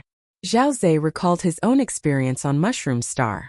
That world was indeed dangerous, but what he saw were more opportunities. Those miraculous mushrooms, those powerful creatures, all represented immense value. In his view, this game was a perfect screening process. The strong survive, the weak get eliminated. Those wastes who died on Mushroom Star didn't deserve to live in the first place. And fools like this survivor, even if they luckily survived, would ruin their hard-won opportunities through their own stupidity. Leaning back on the sofa, his slender fingers rhythmically tapped the armrest. The only pity was that nothing from Mushroom Star could be brought out, making research impossible. Chapter 21. We're all players, why's the gap so huge? However, he could unite these players who had already exposed themselves. He picked up another phone and dialed a number. The call connected quickly. "Young master," came a respectful and steady voice from the other end. Zhao Zhe's tone was flat. "Investigate a video blogger called Survivor. I want all his information, the more detailed the better. And also everyone in his comment section who mentioned entering the game, find all their information." "Understood, young master." Zhao Zhe hung up, a satisfied expression appearing on his face. These fools had really done him a huge favor. The moment he returned to reality after the game ended, he had immediately gone to find his father. He had told his father everything about the game, the giant mycelium worms, the thunder metal wing eagles, and those miraculous mushrooms, exactly as it happened. After listening, his father remained silent for a full 10 minutes, then said only one sentence. "Since there was a first time, there will definitely be a second. The world is about to change. Seize the opportunity, find everyone like you, and make them serve you at any cost." That's why he had brought in the country's top portrait artists, attempting to draw the faces of players he had seen and remembered on Mushroom Star. But the results weren't ideal. In that life-or-death environment, who had the mind to remember others' appearances? The only ones he could remember were those who died particularly gruesome deaths, or those who displayed special abilities in front of him. Just as he was getting a headache over this fool called Survivor jumped out on his own, bringing him an unexpected gift. Those players exposing their identities in the comments section. It was like receiving a pillow when sleepy. Not long after, complete information was found for all the players who had exposed their identities in the comments, including Survivor. There were 29 people total. He had already sent people to investigate them. Even that self-exposing fool didn't matter. He could serve as a meat shield. Then he closed the video and opened the regional chat channel. The moment he opened the regional chat channel, he was so shocked by the 3 red announcements floating at the top that he nearly dropped his coffee cup. Global announcement. Congratulations to player who's that guy for successfully opening the mall. Becoming the first player globally to open the mall. Who's that guy? This name was all too familiar to Zhao Zhe. Number 1 on the leaderboard, the freak who completed the mission in 38 hours. Zhao Zhe remembered his own ranking, 97th place, taking 142 hours to complete the mission. The rewards were pitifully small. 10 game coins, 2 bottles of mineral water, 1 piece of bread so hard it could be used as a brick. The mineral water and rye bread were handed over for testing as soon as he got back. They were just normal water and bread. Nothing special about them. Zhao Zhe was furious. He had plenty of money. What use were water and bread to him? Only these 10 game coins held some value. With 10 game coins, he opened the regional chat channel. The regional chat channel was filled only with players who had entered the game, all discussing game-related matters. Right now, the regional chat channel had exploded. Who can carry the wine jar? Holy shit! The big shot opened the mall. I'm still worrying about 100 game coins. Firing cannons in the outhouse. Who's that guy from which family? Kneeling and begging for the big shot's contact info. I love a piece of firewood. Country bumpkin above. The mall requires 5,000 game coins to open. 5,000. Iron straight man tender as water. Number 1 is really fierce. I even want to have his babies. Non-mainstream romance. Feels like I'm not playing the same game as the big shot. Another day wanting to get rich. Big shot, are you there? Please let me cling to your thigh. Social pig brother. Guy above, don't even think about it. I checked the people in the regional channel, the big shot isn't here. Second place king is in the global channel. Not visible in the regional channel. Brain full of maggots. Opening the global channel costs 100 game coins. Pig brother, what's your ranking? You can even open the global channel? Social pig brother. Hee. That's a secret. Zhao Zhe fell into deep thought as he read everyone's chats. Opening the mall required 5,000 game coins. It could be inferred that the first place reward was at least 5,000 game coins. There were the top 1,000 on the leaderboard, but only 84 people in the regional channel. There were still over 900 people who hadn't opened the mall, or perhaps didn't even have enough game coins to open the channel. Of course, the big shot was an exception. This who's that guy wasn't in the channel, meaning they hadn't even opened the regional chat. Zhao Zhe gripped his coffee cup tightly, his knuckles turning white. This level of big shot absolutely couldn't be missed. No matter how much money it cost, no matter what methods were used, he had to find this person and make them serve him. But right now he didn't even have contact information. It was utterly maddening. The more Zhao Zhe thought about it, the more unwilling he felt. We're all players, so why is the gap so huge? At the same time, the Chosen Games global chat channel was also completely boiling over. This channel, which required spending 100 game coins to open, had very few people, only 7. Except for first and third place, everyone was in this channel. However, those 3 bright red global announcements were like 3 heavy hammers, smashing the pride of these elite individuals to pieces. Singing Conquest on the toilet. Am I seeing this right? Opening the mall? Doesn't that thing require 5,000 game coins? I struggled desperately and only got 400 coins. I'm super handsome. Does anyone know if this who's that guy is male or female? Which country? Please tell me. Heavy reward for contact information. Social pig brother. Don't even think about it. I've scoured both the global and regional channels. This ID doesn't exist at all. The big shot hasn't even opened the chat channel. And the second place person can't be found either. God protects me. What about King the big shot? Why isn't second place King speaking? At King. Killing intent in the pants. Big shot King is online but hasn't spoken the whole time. Probably stunned by this first place too. One punch kills the winner. Too terrifying. This first place is practically leading by a landslide. Oh. North America, a certain secret military base. In a steel-cast training room, the smell of sweat and hormones mixed together. A shirtless man whose muscle definition was as clear as an ancient Greek sculpture was relentlessly attacking a specially made punching bag. Each of his punches carried a dull sound of tearing air, leaving clear dents on the tough surface of the sandbag. The man's body was covered with crisscrossing scars, old and new, each one like a ferocious metal telling stories of the blood and fire he had experienced. He was the player ranked second on the leaderboard, King. Chapter 22 King. His real name, John Stalica, was the ace member of the world's top special forces unit, Panther Assault Team, a true war machine that had crawled out from mountains of corpses and seas of blood. Who? Johns threw his final punch, stopped his movements, his chest heaving violently. He picked up a bottle of water from the shelf beside him, unscrewed the cap, tilted his head back and gulped it down. The cool liquid slid down his throat into his stomach, yet it couldn't calm the turmoil within his heart. On the virtual panel before him, messages in the regional and global chat channels were scrolling rapidly. Who's that guy? Johns murmured this name in a low voice, his bronze face expressionless, but his sharp hawk-like blue eyes flickered with intense interest and gravity. Before entering Mushroom Star, he had just concluded a 3-month-long jungle eradication mission. When he was sucked into that bizarre world by the white light, he almost seamlessly transitioned into combat mode.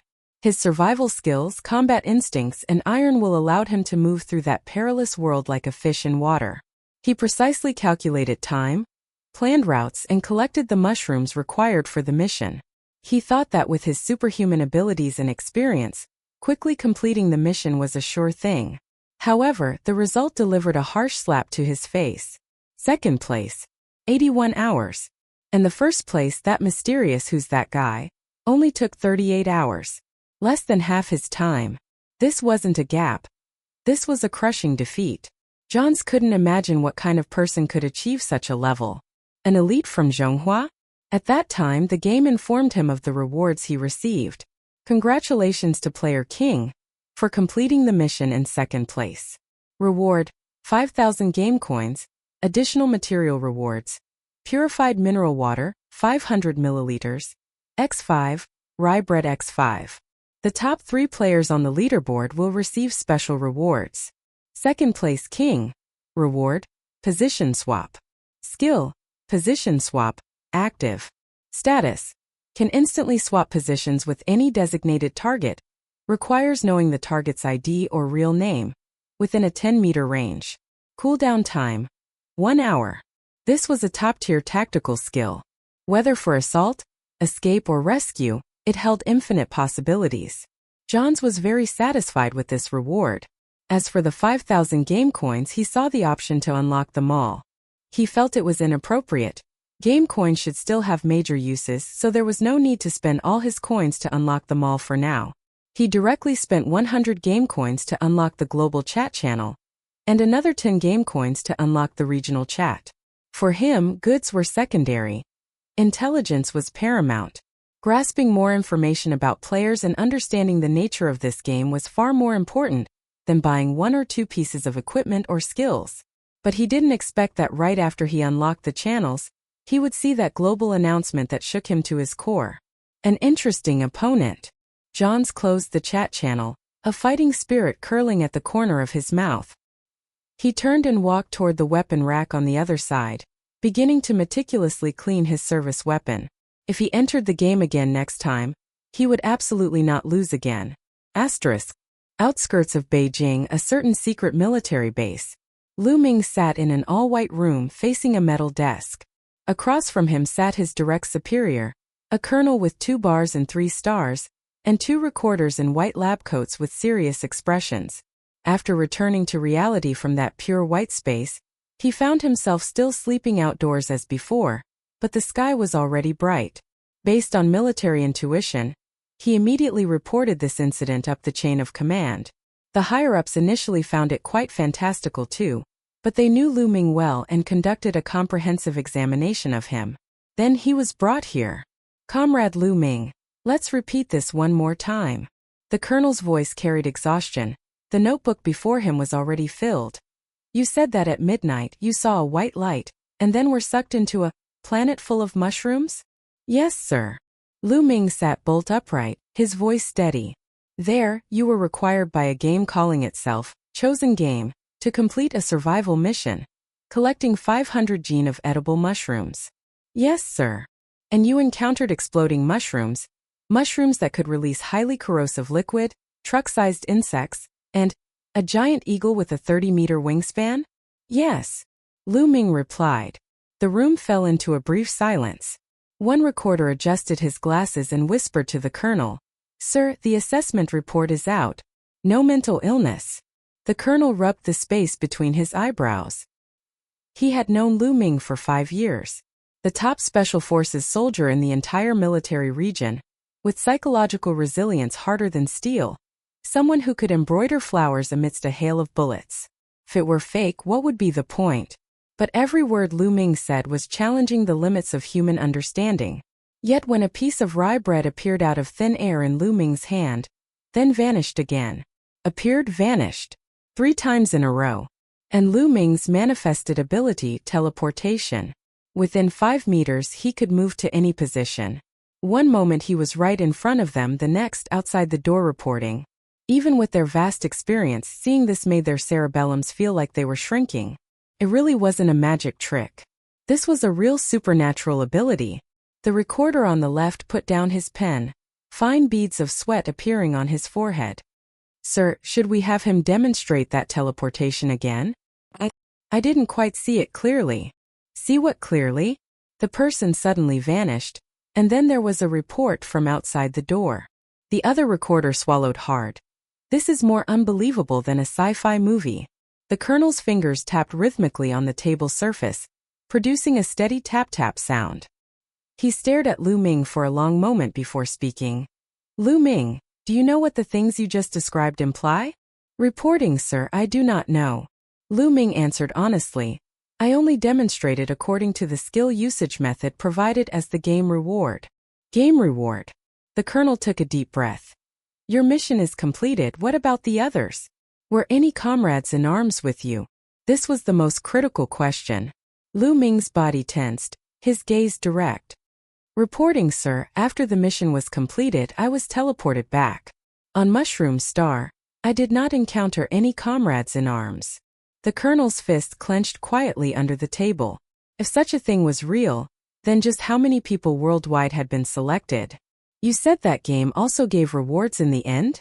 Yes, 1,000 game coins, special reward skill teleportation, and additional material rewards. 8 bottles of purified mineral water, 500 milliliters, and 8 pieces of rye bread. Lu Ming answered truthfully. Chapter 23. A different reward. What can 1,000 game coins do? You can unlock the regional chat channel and global chat channel. Lu Ming thought for a moment. What else is there? The colonel asked. Lu Ming recalled. There's also a leaderboard that ranks players based on mission completion time. I ranked third. Third place. The colonel exchanged glances with the 2 recorders. There are 2 people ahead of you? Yes. The first place is called Who's That Guy? Who completed the mission in 38 hours. Second place is King, who took 81 hours. I used 109 hours. Lu Ming's words plunged the room into dead silence once again. A special forces soldier capable of surviving 7 days and 6 nights on Mushroom Star only ranked third? What kind of monsters must the top 2 be? Understood. The colonel stood up. Comrade Lu Ming, please rest here for now. If you need anything, tell the guards. After the door closed behind him, the colonel quickly walked to the end of the corridor and dialed a red telephone. Reporting. This is Wang Zhen, commander of the Thunderbolt assault team. The target's mental state is stable, but the content of his testimony is unbelievable. Request to elevate the incident level to maximum priority. The colonel took a deep breath and repeated Lu Ming's testimony word for word. Understood, continue monitoring. The breathing on the other end of the line clearly grew heavier. Asterisk. Special Affairs Management Department, abbreviated as the Special Operations Division. A massive electronic screen displayed over a dozen emergency reports that had just been compiled, shown in split-screen format. At Tianjin Port, a dock worker reported being kidnapped by aliens to a mushroom planet and forced to dig mushrooms for 7 days. In Chengdu, a female university student reported the incident, showing chemical burns on her arm that couldn't be removed, claiming they were caused by a type of mushroom. At the head of the long conference table sat an elderly man with graying hair, lean features, but ramrod-straight posture. His name was Chen Yan, the highest authority in the Special Operations Division. He listened quietly, his fingers tapping rhythmically on the table. Before him lay a report that had just been compiled. Based on the current information, this Mushroom Star incident has an extremely wide reach. Through the leaderboard information, we initially estimate that the number of players participating in the game is at least over 1,000. And that's just a conservative estimate, not including those who died during the game, or those who didn't complete the mission, or completed it but didn't make it onto the leaderboard. Li Zhenghua, the technical director of the Strategic Support Department, was delivering the report. Yes, Lu Ming had written down all 1,000 player nicknames from the leaderboard, but among the 29 players who had publicly revealed their identities that they investigated, some weren't on the leaderboard. Therefore, they could conclude that more than 1,000 people had participated. Then among these 29 people, not all of them had unlocked the chat channels. Based on rankings, the rewards received also varied. Currently known, third place received 1,000 game coins, special reward skill teleportation, additional material rewards, purified mineral water, 500 milliliters, X8 and rye bread X8. 69th place received 10 game coins, no special reward skill, received purified mineral water, 500 milliliters, X3 and rye bread X3. 885th place received 3 game coins, no special reward skill, additional material rewards, Purified mineral water 500 milliliters, X2 and rye bread X1. Those who didn't make the leaderboard only received material reward. Rye bread X1. A middle-aged man wearing gold-rimmed glasses, looking refined and scholarly, held the report and said solemnly, "Look, this is the information we gathered from the Survivor blogger's video about those who publicly revealed their identities. 29 people total from 17 different provinces and cities across the country, with no connection in occupation, age, or social background. But their descriptions of that mushroom world are highly consistent in core elements. The exploding mushrooms, the giant insects, and that rye bread that can kill people. And the regional chat channel they mentioned, we can't see it except through them." The conference room fell into dead silence. If there was only Lu Ming, he could be treated as a special case. But now there were dozens, possibly even hundreds of Lu Mings, appearing simultaneously. Could it be some new form of collective hypnosis or mass hysteria triggered by an internet meme? A staff officer proposed a hypothesis, his voice carrying a hint of wishful thinking. "Impossible," Li Zhenghua directly refuted, tapping the table with his finger.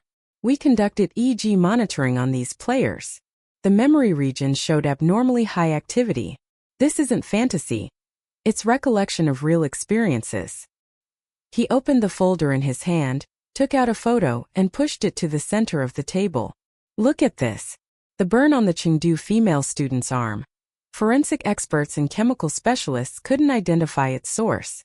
The cell structure of the tissue sample showed mutations unknown to earth science. In the photo, the wound showed an eerie fluorescent green, with the edges of the skin looking as if eroded by some unknown substance. This type of injury cannot be explained by our current medical technology. The water and bread obtained from the game after testing are just ordinary items with nothing special about them. Also, aside from game rewards, other items from the game, like the mushrooms they mentioned, cannot be brought into reality." The air in the conference room instantly froze. Besides Lu Ming, other military regions have reported 5 similar cases. All made the leaderboard, but none have the teleportation skill. Li Zhenghua continued, "According to Lu Ming, this is a special reward for the top 3 players in the game. Also, the information of those 29 players who publicly revealed their identities has been investigated by the Yuanchang Group." Li Zhenghua paused. "There's preliminary suspicion that Zhao Zhe, the young master of Yuanchang Group, is also a player. He's currently working to consolidate other players. This emergence of private forces must be nipped in the bud." "We can't nip it." The middle-aged man shook his head, lightly tapping the table. "Right now, every player is a valuable source of information. We know nothing about that game. If it happened once, there will be a next time. When it will come, in what form, we don't know any of this." He sighed. "Locking them up will only make them resistant." He looked at Li Zhenghua. "What do you think?" Li Zhenghua pondered for a moment. "I agree with Old Chen's view. Blocking is worse than channeling. Someone like Zhao Zhe has ambition and capability, and knows how to adapt to circumstances. We can let him contact other players, but it must be under our supervision. Draw a red line for him.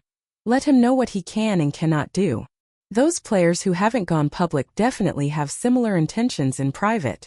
We can't lock them all up." Chapter 24. So poor. Li Zhenghua picked up his teacup and took a sip. "Give Zhao Zhe a warning, then release him. Tell him that next time he participates in the game, he must report to us immediately afterward.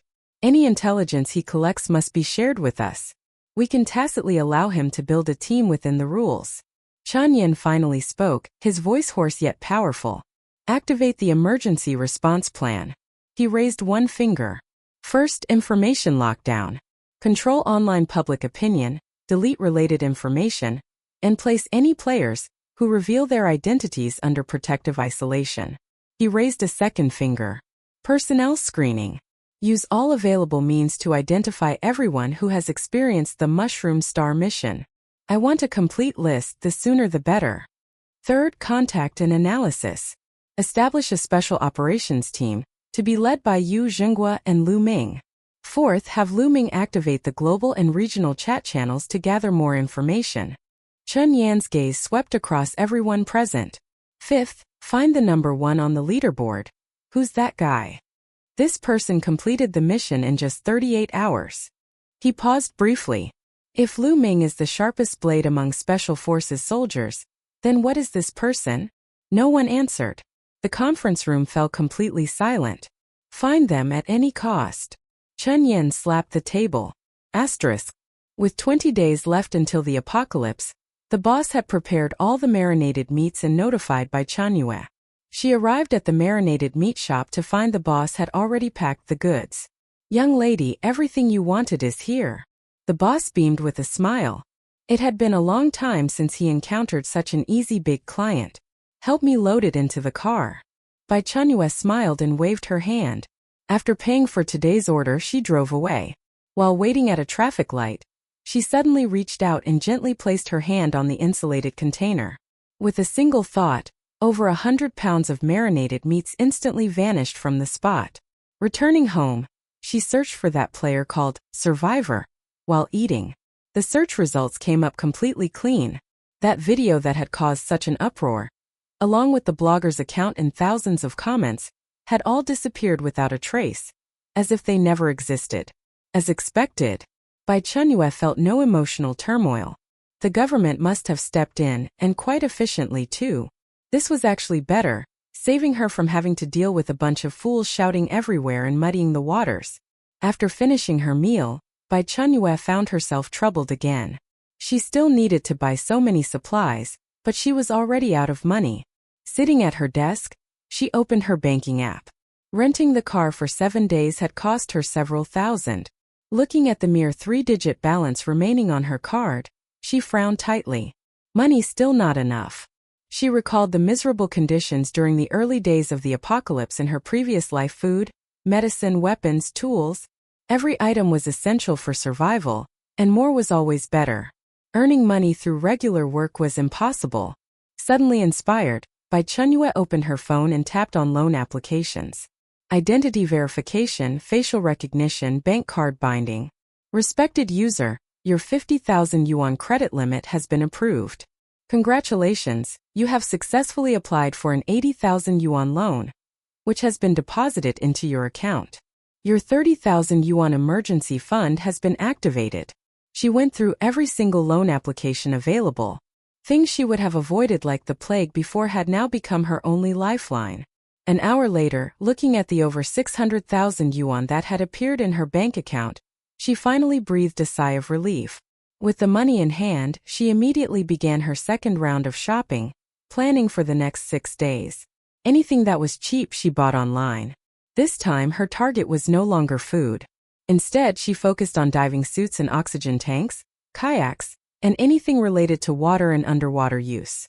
Bai Chenyue also purchased underwater propulsion devices, high-intensity waterproof searchlights, cutting tools, and large quantities of spare parts. When she checked out, the over 600,000 yuan that had just arrived and hadn't even warmed up in her account instantly evaporated by more than half. But she still felt it wasn't enough. Remembering the preservation function of her space, she used half of the remaining money to buy fruits, and the other half to stock up on grains and purchase seeds. She had collected so many energy mushroom carpets. Surely she could plant things during the apocalypse, right? If she couldn't plant inside her space, then she could take them out and plant them in the outside world. But would seeds actually sprout in alien soil? Would they suffer from acclimatization issues? She thought again about those giant mycelium worms. They grew so large by absorbing nutrients from the energy mushroom carpets. If she could really grow things, would they also turn into monsters? What if she planted a radish, and it ended up growing bigger than a watermelon? Forget it, never mind. Bai Chenyue shook her head, dismissing these chaotic thoughts. Anyway, during the apocalypse, everything would be in short supply. Having something was better than having nothing. If she actually succeeded in growing things, that would be a pleasant surprise. If she failed, she wouldn't be losing much. It was a pity her space couldn't support living creatures. Otherwise, she would definitely raise some chickens, ducks, cows, and sheep inside. The money in her hands was now completely spent, with only a few yuan remaining in her bank account. Surprisingly, the tension that had been building inside her for so long finally relaxed completely. She threw herself into the kitchen, beginning her final preparations. Since she had no money left, She would prepare more cooked food. Dumplings, steamed buns, wontons, tangyuan sandwiches. On the kitchen counter, 3 large bowls of fillings were neatly arranged. Pork with scallions, chive with egg, and 3 delicacy filling. The rolling pin danced through the air, forming perfectly even dumpling wrappers one after another. Pinch, squeeze, done in one breath. A dumpling shaped like a gold ingot landed on the flour-dusted cutting board. She wasn't just making dumplings. She was creating a sense of security. In her previous life, she had fought someone until both were bloodied over half a moldy steamed bun. The bone-deep hunger was a nightmare she could never escape. The finished dumplings were packed into containers one by one, placed into her space, and stored neatly on shelves. Row after row of shelves, all properly numbered and organized meticulously. Nearby were braised pork, fried chicken legs, marinated beef, hot pot base ingredients. A dazzling array that resembled a small supermarket warehouse. If her mother saw this, she would definitely praise her for knowing how to live well. After finishing the dumplings, she began processing fresh meats and vegetables. Stewing, boiling, stir-frying, deep-frying, the entire house was filled with the enticing aroma of food. While working, she didn't forget to collect water. Every water storage container needed to be filled to the brim, as much as possible. In her previous life, the apocalypse had begun with an endless torrential downpour.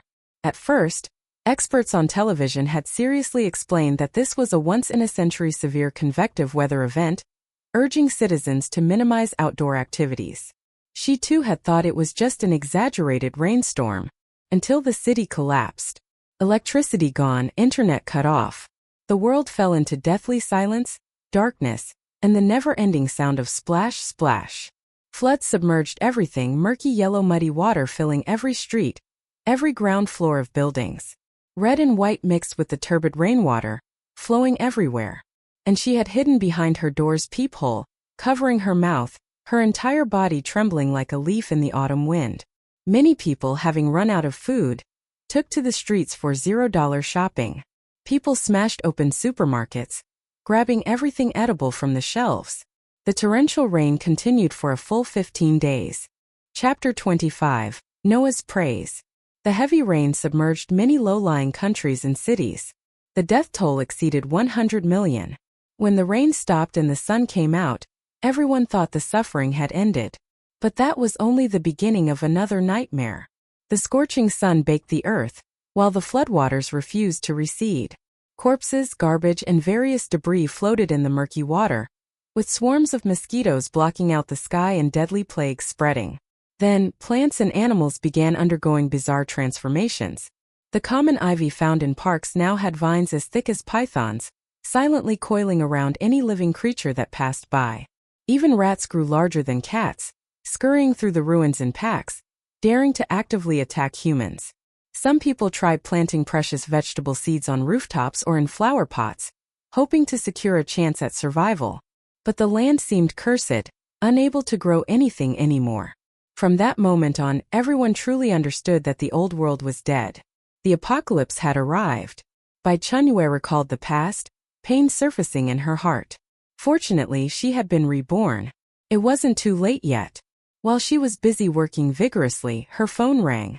An unfamiliar number. Bai Chenyue casually swiped to answer, putting it on speakerphone without pausing her dumpling-making motions.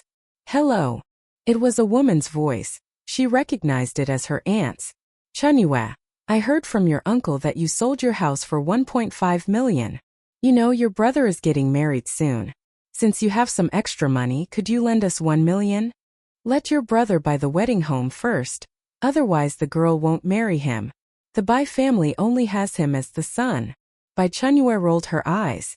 Lend? More like throwing meat buns at a dog. Once given, never returned. Hearing no response from her end, the aunt continued. Appealing to emotion and reasoning, she went from how many times she changed Bai Chenyue's diapers as a child to how harmonious the relationship between the two families had been when her parents were alive. The central idea was just one: give money. Chenyue, you're alone outside now. We're among your few remaining relatives. Your parents in heaven would want us to support each other through life. Aunt. Bai Chenyue suddenly spoke, cutting off her tearful performance.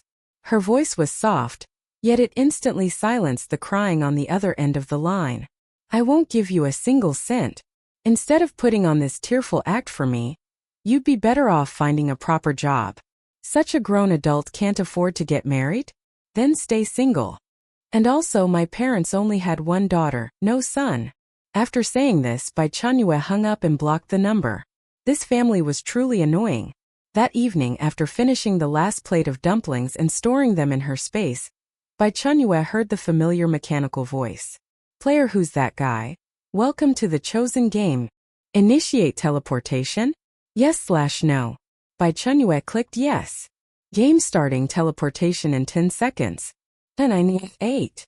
She quickly pulled a face mask from her space and put it on, then slung the pre-prepared supply bag over her shoulder. The next second, the familiar weightlessness sensation struck again, but this time it felt completely different.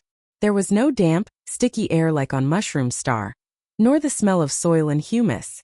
Bai Chenyue snapped her eyes open to find herself standing on an impossibly wide street. Beneath her feet was a metallic-looking ground, spotlessly clean.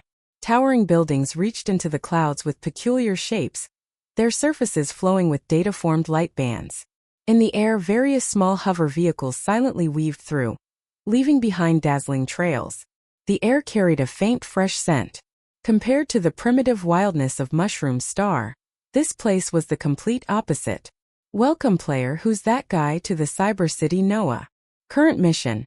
Obtain 10 positive reviews. Time unlimited. Mission hints. 1. Positive reviews are the final evaluation from Noah City residents regarding your task completion, which will determine your mission rewards and ultimate fate. 2. Each completed task allows the employer to scan your wristband for evaluation. 3. Mission failure means you cannot return to the real world. 4. Prohibited from engaging in firefights with Noah City residents. If discovered, your mission quota will double. She looked down to find a black wristband on her arm, its screen flowing with pale blue data streams.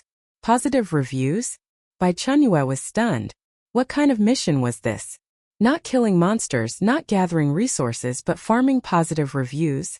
She glanced around and saw many players who had appeared out of nowhere like her, looking bewildered as they examined this unfamiliar world. Their expressions varied, some curious, some excited.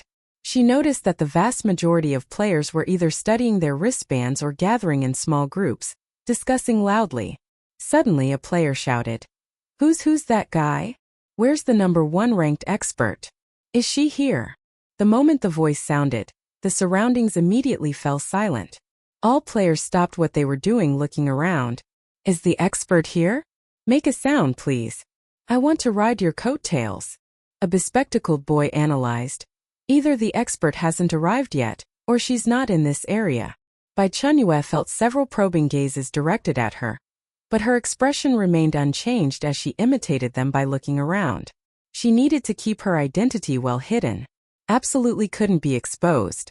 She didn't want any interaction with these players. Taking advantage of the chaos, Bai Chenyue quietly retreated to the edge of the crowd and quickly left.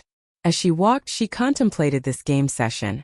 This mission wasn't about killing or collecting, but about positive reviews.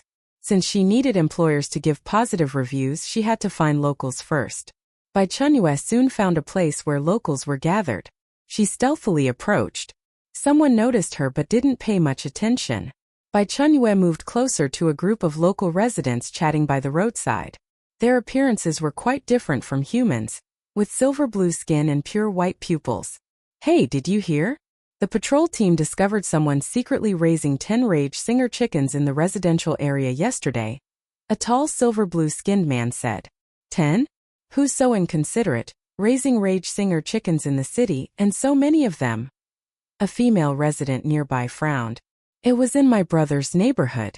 The person had good soundproofing, so they went undetected for 2 months.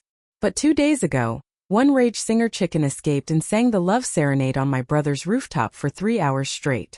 My brother directly reported it to the patrol team, and that's how they caught the person. Haha, at least that's better than those dancing metal bugs in the garbage processors. Those guys went on strike again yesterday, saying they want better working conditions. Speaking of strikes, my smart toilet is also acting up. It said the nutrient solution flavor I had yesterday was too strong and affected its system, so now it's refusing to work. The female resident shook her head helplessly. Bai Chenyue listened in complete bewilderment. What in the world was all this? Chapter 26. She wants to snatch it all. Chickens could sing, insects could dance, even toilets had tempers? But fortunately, she could understand these conversations. The universal translation skill truly lived up to its reputation. She took a few steps forward and asked, "Excuse me, where can I pick up missions?" Several local residents turned to look at her, with the tall man among them giving her a once-over. "Missions? Are you looking for work?" "Work? That should be similar to missions, right?" Bai Chenyue nodded. Following the locals' directions, Bai Chenyue found the tallest, most prominent building in the city center. Above the building's entrance hung a massive holographic projection, displaying text in a language she couldn't read but could understand. City Hall. This was the mission center. Bai Chenyue entered the guild hall, where the interior space was even more vast than it appeared from outside. A huge circular mission board occupied the center of the entire hall, scrolling through thousands of mission notifications. Various bizarrely shaped creatures came and went here. Some were employers posting missions, others were personnel accepting missions. But she hadn't seen a single player yet. Bai Chenyue didn't rush forward immediately. She leaned against a metal pillar, calmly observing the various missions. She noticed that the missions on the board were mostly domestic work. At first she thought they might be dangerous jobs, but fortunately, this time there would be no life-threatening risks. The various jobs on the mission board covered all sorts of tasks. Mission: repair leaking pipeline system. Mission poster: mechanic Mort. Mission: find lost pet. Mission description: find my family pet, Xiao Mei. Mission poster: music enthusiast Linda. Mission: clear weeds in villa backyard garden. Mission description: clear weeds in backyard garden. Please remove them and restore the garden's tranquility. Mission poster: Huck? Compared to the others, clearing weeds seemed a bit simpler. Following the instructions on the bulletin next to the mission board, Bai Chenyue followed the steps and clicked on the mission form. Accept mission? Yes/no. Bai Chenyue selected yes. Mission accepted. Please proceed to Western District Villa Garden to find Mr. Huck. The wristband began announcing the mission location. Bai Chenyue followed the navigation out of City Hall and headed toward the Western District Villa. Western District Villa area. This was an enclave of Noah City, completely different from the cold, efficient metal forest of the main urban area. Various uniquely styled standalone villas were nestled among artificial green landscapes, and you could even smell a faint fragrance in the air. Following the navigation on her wristband, Bai Chenyue stopped in front of a pure white streamlined villa. The electronic door slid open silently, and a figure emerged from behind it. The person was very tall, estimated over 2 meters, with a chubby build. His skin showed a cold silvery blue hue, and his pure white pupils revealed no emotional fluctuations. He looked Bai Chenyue up and down, his gaze pausing for a moment on her Earth-style clothing that stood out starkly in this world. "You're here to clear the weeds?" Huck asked doubtfully. "Yes, Mr. Huck." Bai Chenyue nodded, acting respectfully. Huck's tone was distant as he turned to lead the way. "Follow me." He didn't seem to care who Bai Chenyue was or where she came from, only wanting to solve his problem quickly. This suited Bai Chenyue perfectly. Passing through a spotlessly clean, minimalist-style living room, the two arrived at the back of the villa. When the backyard's full view unfolded before her eyes, Bai Chenyue's breath caught for a moment. Was this even a garden? This was clearly a wildly overgrown primitive jungle. A type of plant she had never seen before had completely taken over this thousands of square meters space. They generally grew over a meter tall, with deep green stems that were thick and powerful, topped with clusters of umbrella-shaped, dandelion-like white puffballs. Densely packed, crowded together, with almost no gaps between them. A gentle breeze blew, causing the entire grass sea to ripple, the white puffballs swaying gently. A rich, life-filled scent mixing grass and soil washed over her. These things. Huck stood on the safe steps, pointing at the grass sea, his pure white pupils filled with undisguised disgust. They grow too fast. We just cleared them 5 days ago, and now they're like this again. Tenacious as runaway chickens, absolutely annoying. He pointed to a peculiarly shaped machine in the corner. That's the sonic weeder. Know how to use it? Just point it at them, they'll be shattered directly into dust. 3 days. Huck extended 3 slender fingers. Within 3 days, clear this place up. Don't leave a single one behind. After speaking, he turned and walked back into the villa, as if looking at those weeds for one more second would dirty his eyes. The heavy soundproof door slowly closed, completely isolating the entire backyard's noise and vitality. Bai Chenyue stood in place, looking at the vibrant grass sea before her. Item: Shirong grass, version despised to death by local natives. Status: top-tier soil improvement plant. Vitality so vigorous it'll make you kneel and call it daddy. Bai Chenyue's pupils contracted sharply. Trait 1: Earthmender. Its root system secretes an incredible biological mucus that can transform saline alkali land and heavy metal-contaminated plots into fertile northeastern black soil within just a few months. Boom! It felt like thunder exploded in Bai Chenyue's mind. Transforming land? Into black soil? She remembered the post-apocalyptic world. That polluted, cursed, desperate land that could no longer grow anything. She remembered the bloody scenes of people killing each other over a small moldy piece of bread. She had this thing. Her heart beat wildly out of control, almost jumping out of her chest. She forced herself to calm down, staring intently at the screen, continuing to read. Trait 2: Plant Stimulant, Plus version. Its leaves and stems are rich in high-concentration growth-promoting factors. Powder made from dried, crushed parts when mixed into soil can directly have any crop's growth period and double yields immediately. Note: Congratulations, from today onward, you'll never have to fight others bloody for a bite to eat again. Bai Chenyue stared dead at every word on the screen, even forgetting to breathe. Growth period shortened by half. Yield doubled. This was no longer simply a good thing. This was a divine artifact. This was a strategic-level resource capable of completely rewriting the survival landscape of the post-apocalyptic world. Bai Chenyue slowly stood up, looking again at this grass sea that Huck viewed as garbage and bugs. In her eyes now, these were no mere weeds. This was an inexhaustible gold mountain. This was a miracle fertile land waiting for her to harvest, capable of growing unlimited food and hope. As for that sonic weeder?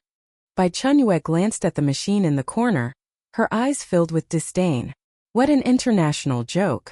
Using sound waves to shatter these treasures into powder? Sheer waste.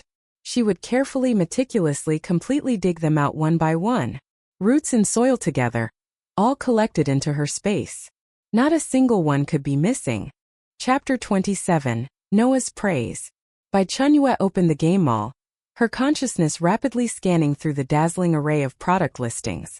She needed a tool that could perfectly dig out these Shirong grass plants, roots and soil intact. That so-called sonic weeder of Huck's was, in her view, nothing short of blasphemy against a divine object. Soon several gardening tool products came into view. Item: Violent Cultivation Shovel. Price: 800 game coins. Note: one shovel strike won't just remove grass. It'll flip the entire 10-meter radius of land upside down. Advantage: high efficiency. Disadvantage: aside from turning over soil, it leaves nothing behind. Recommended for emotional venting, like digging up your ex-boyfriend's family grave. Too brutal. Next. Bai Chenyue scrolled past without hesitation. What difference was this thing from the sonic weeder? Item: Nanobot Harvesting Swarm. Price: 80,000 game coins. Note: releases billions of nanobots that will separate every single grassroot, undamaged like the most professional archaeological team, then automatically package them. The only drawback is you can't afford it. See, its price is mocking your poverty right now. Bai Chenyue's eye twitched. 80,000? Why not just rob her? Her entire fortune was only 14,000 game coins. Not even enough for a fraction. Poor people don't deserve high technology, I get it. She continued scrolling with an expressionless face. Item: Planetary Surface Renovation Shovel. Price: 999,999 game coins. Note: one shovel strike can flip your planet's crust over. Forget weeds. It can rearrange continental plates for you. Friendly reminder: please confirm whether your planet needs redecorating before purchase. Bai Chenyue carefully counted the price digits. She took a deep cold breath. She wasn't worthy. Item: precision root cutting device. Single use. Price: 5,000 game coins. Note: can precisely cut plant root connections to soil like performing surgery. Single-use item, gone after use, emphasizing its exclusive elegance. Suitable for gardening enthusiasts with money to burn and a bit of cleanliness obsession. This one looked decent, but the single-use warning directly discouraged her. With this entire courtyard full of Shirong grass, how many would she need to buy to finish digging? Was she supposed to wholesale this junk? Finally, her gaze locked onto an item with relatively suitable price and functionality. Item: microfrequency vibration soil loosening fork. Price: 3,000 game coins. Note: uses high-frequency microvibrations to automatically loosen and shed soil around target plants, achieving damage-free harvesting.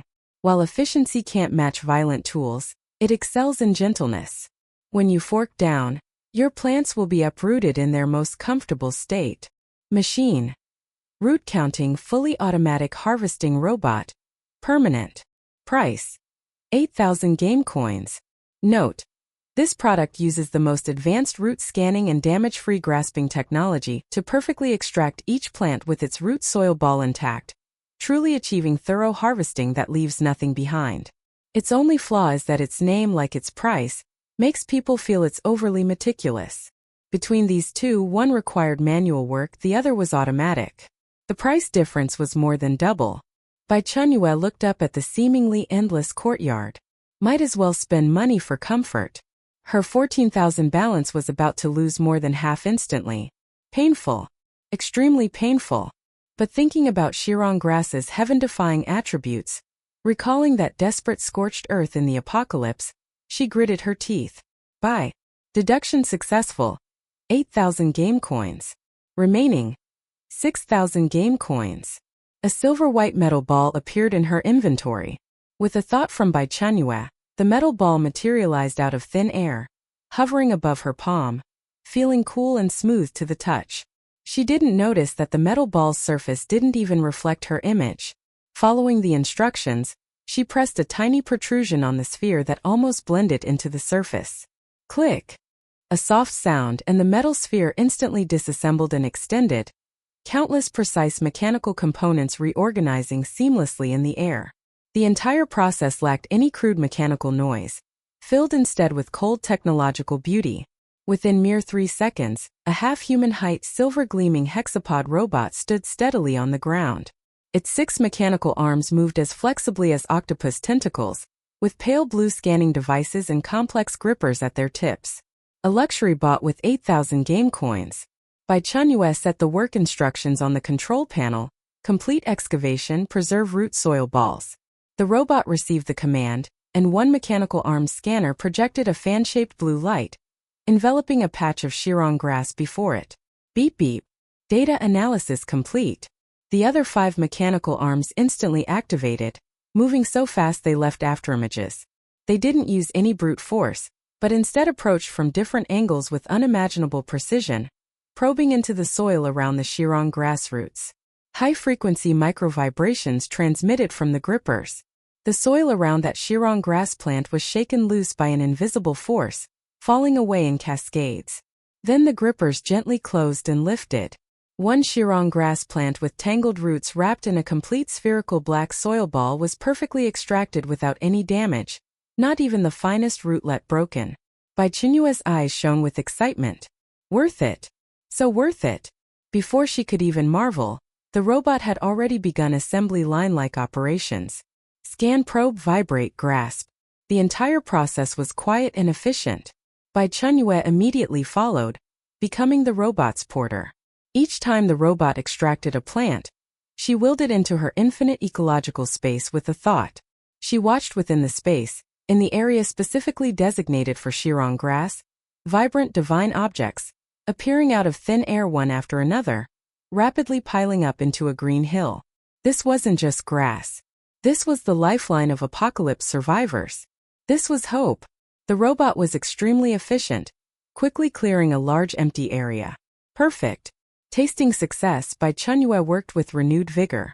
She felt like an indefatigable farmer embarking on her great harvesting enterprise. One Shirong grass plant after another was uprooted and stored in her space. The wildly overgrown green in the back garden was visibly decreasing. Time passed minute by minute. Bai Chenyue followed behind the harvesting robot, single-mindedly storing each Shirong grass plant into her space. The wildly overgrown green in the back garden was visibly decreasing. When the robot uprooted the final patch of Shirong grass in the garden's central area, Bai Chenyue stepped onto the newly exposed black soil. The texture under her feet felt wrong. Not soft soil but a resilient softness, like stepping on some thick rubber mat.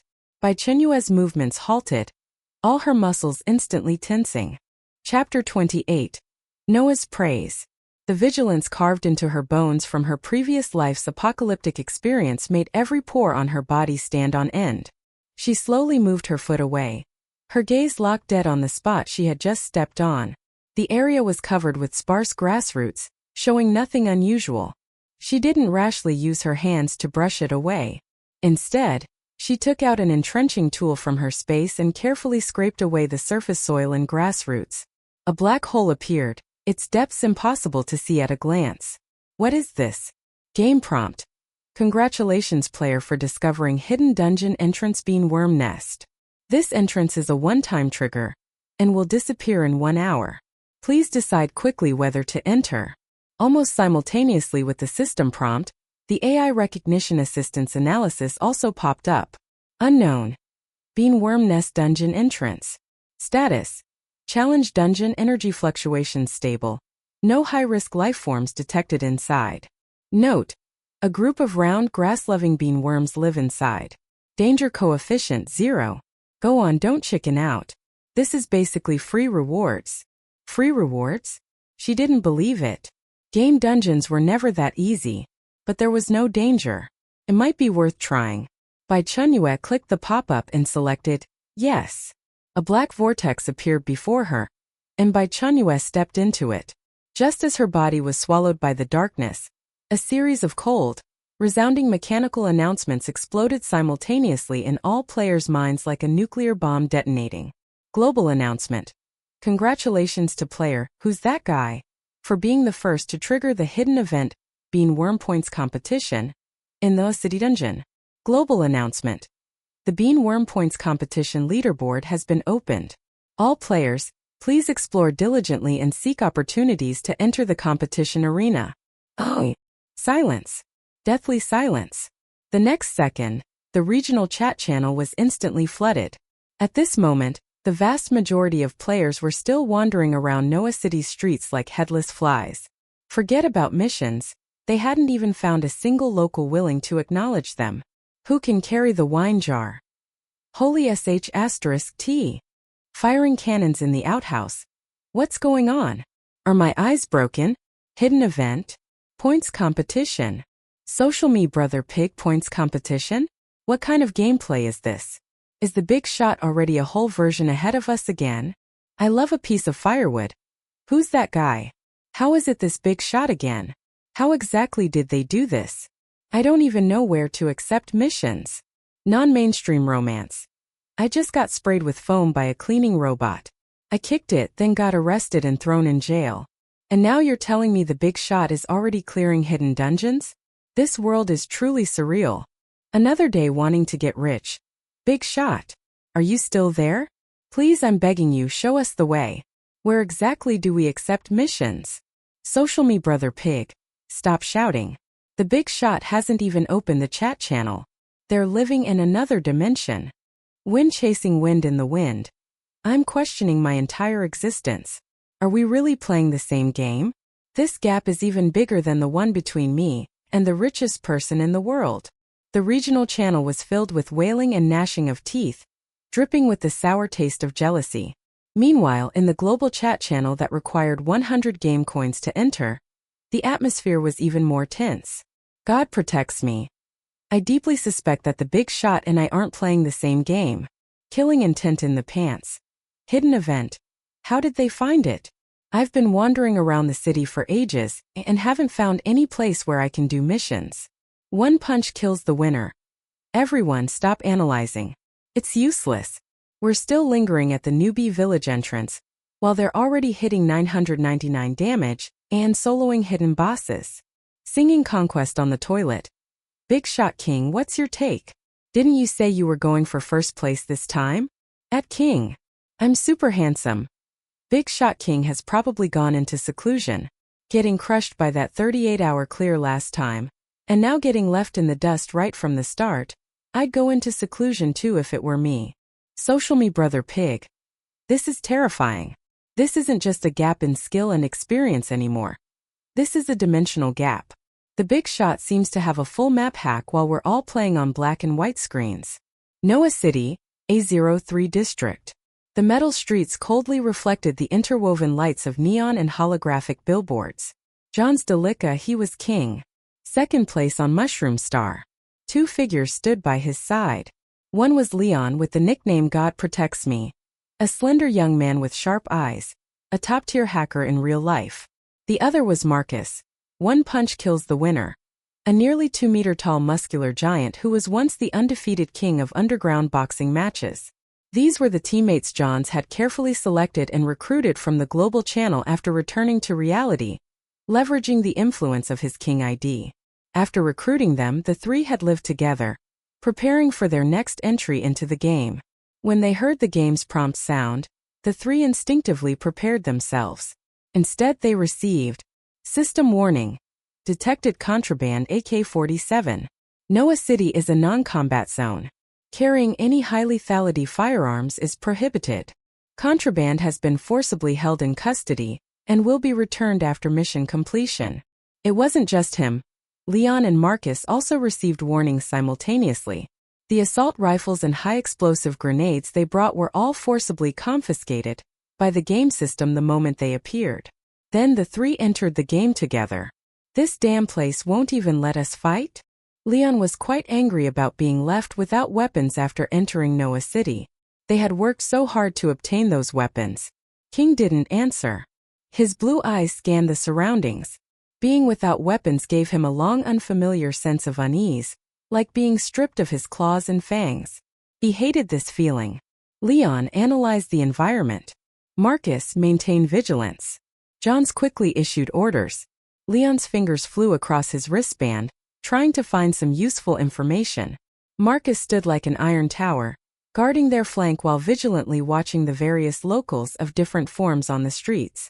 King firmly believed that even without weapons, with his combat experience and the team's professionalism, he could still seize the initiative in this new world. He would absolutely not repeat the mistakes from Mushroom Star. This time, first place would definitely be his for the taking. With absolute confidence, when Leon confirmed he couldn't extract any information, he led his team wandering around the city.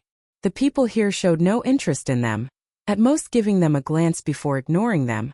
When they tried to ask someone where they could accept missions, the other party simply couldn't understand them. Just as he was planning their next course of action, that loud, emotionless global announcement abruptly pierced through his mind without warning. Oh! In that instant, King felt like his face had been brutally slapped. Who's that guy? How is it them again? Leon suddenly looked up, his face filled with disbelief. Chapter 29. Noah's Praise 2. Hidden event? Are you kidding? How long have we been here? Half an hour. Marcus was also bewildered. He scratched his bald head and asked in a muffled voice, "What are bean worms? And what's this points competition?" In the global chat channel, a massive storm had already erupted.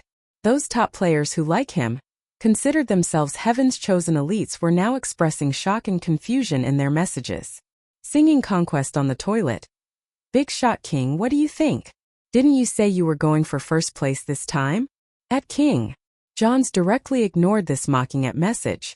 From the moment he entered Noah City, his first priority had been analyzing the environment and searching for mission clues. This process was the optimal solution he had developed through countless life and death missions. But what was the result? While he was still studying the map at the starting point, That who's that guy had already flipped the map over and found the hidden treasure map. For the 38 hours on Mushroom Star, he could attribute it to the other party possibly mastering some special gathering technique or having incredible luck. But this time, in a completely new rule set, a completely new world, the other party could still instantly break through the situation at a completely illogical speed. This could only mean one thing. The other party possessed intelligence that he didn't know about.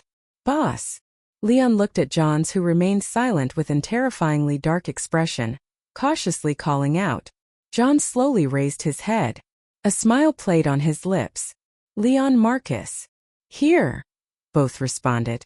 Johns's voice brooked no argument. Use all our game coins to purchase intelligence-related items. Anything related to missions, NPC favorability, or hidden clues, no matter how expensive, buy it. We can't fall behind anymore. Asterisk. Noah City, A03 District Teleportation Point. 6 figures gathered together, discussing countermeasures. These 6 people were military players gathered by the military district from players in the previous Mushroom Star incident, codenamed Sharpsword, representing the national team. Captain, this place is completely different from Mushroom Star, Lucien said quietly. No obvious dangers, but the rules have completely changed too. She was the only female member of the team with an agile build, and also served as the medic. Her game nickname was Cow's Leather Anus. From the moment they entered the game, they heard the game's notification sound. Warning. Noah City is an absolute safe zone. Carrying any lethal weapons is prohibited. Your weapons have been temporarily confiscated and will be returned after the mission ends.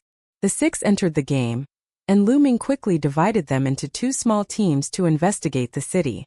Hawkeye Swallow, you 2 form one team, responsible for scouting the district environment, focusing on finding mission distribution points and communication methods with local residents. Yes. A sharp-eyed tall, thin man and Lu Qian in the team immediately responded. Iron Fist, Shield Mountain, you're responsible for perimeter security, ensuring the assembly point's safety. Understood. The burly Iron Fist and another mountain-like steady teammate nodded. Wrench. Lu Ming looked at the last teammate wearing tactical glasses with a technical specialist demeanor. Your mission is the most critical.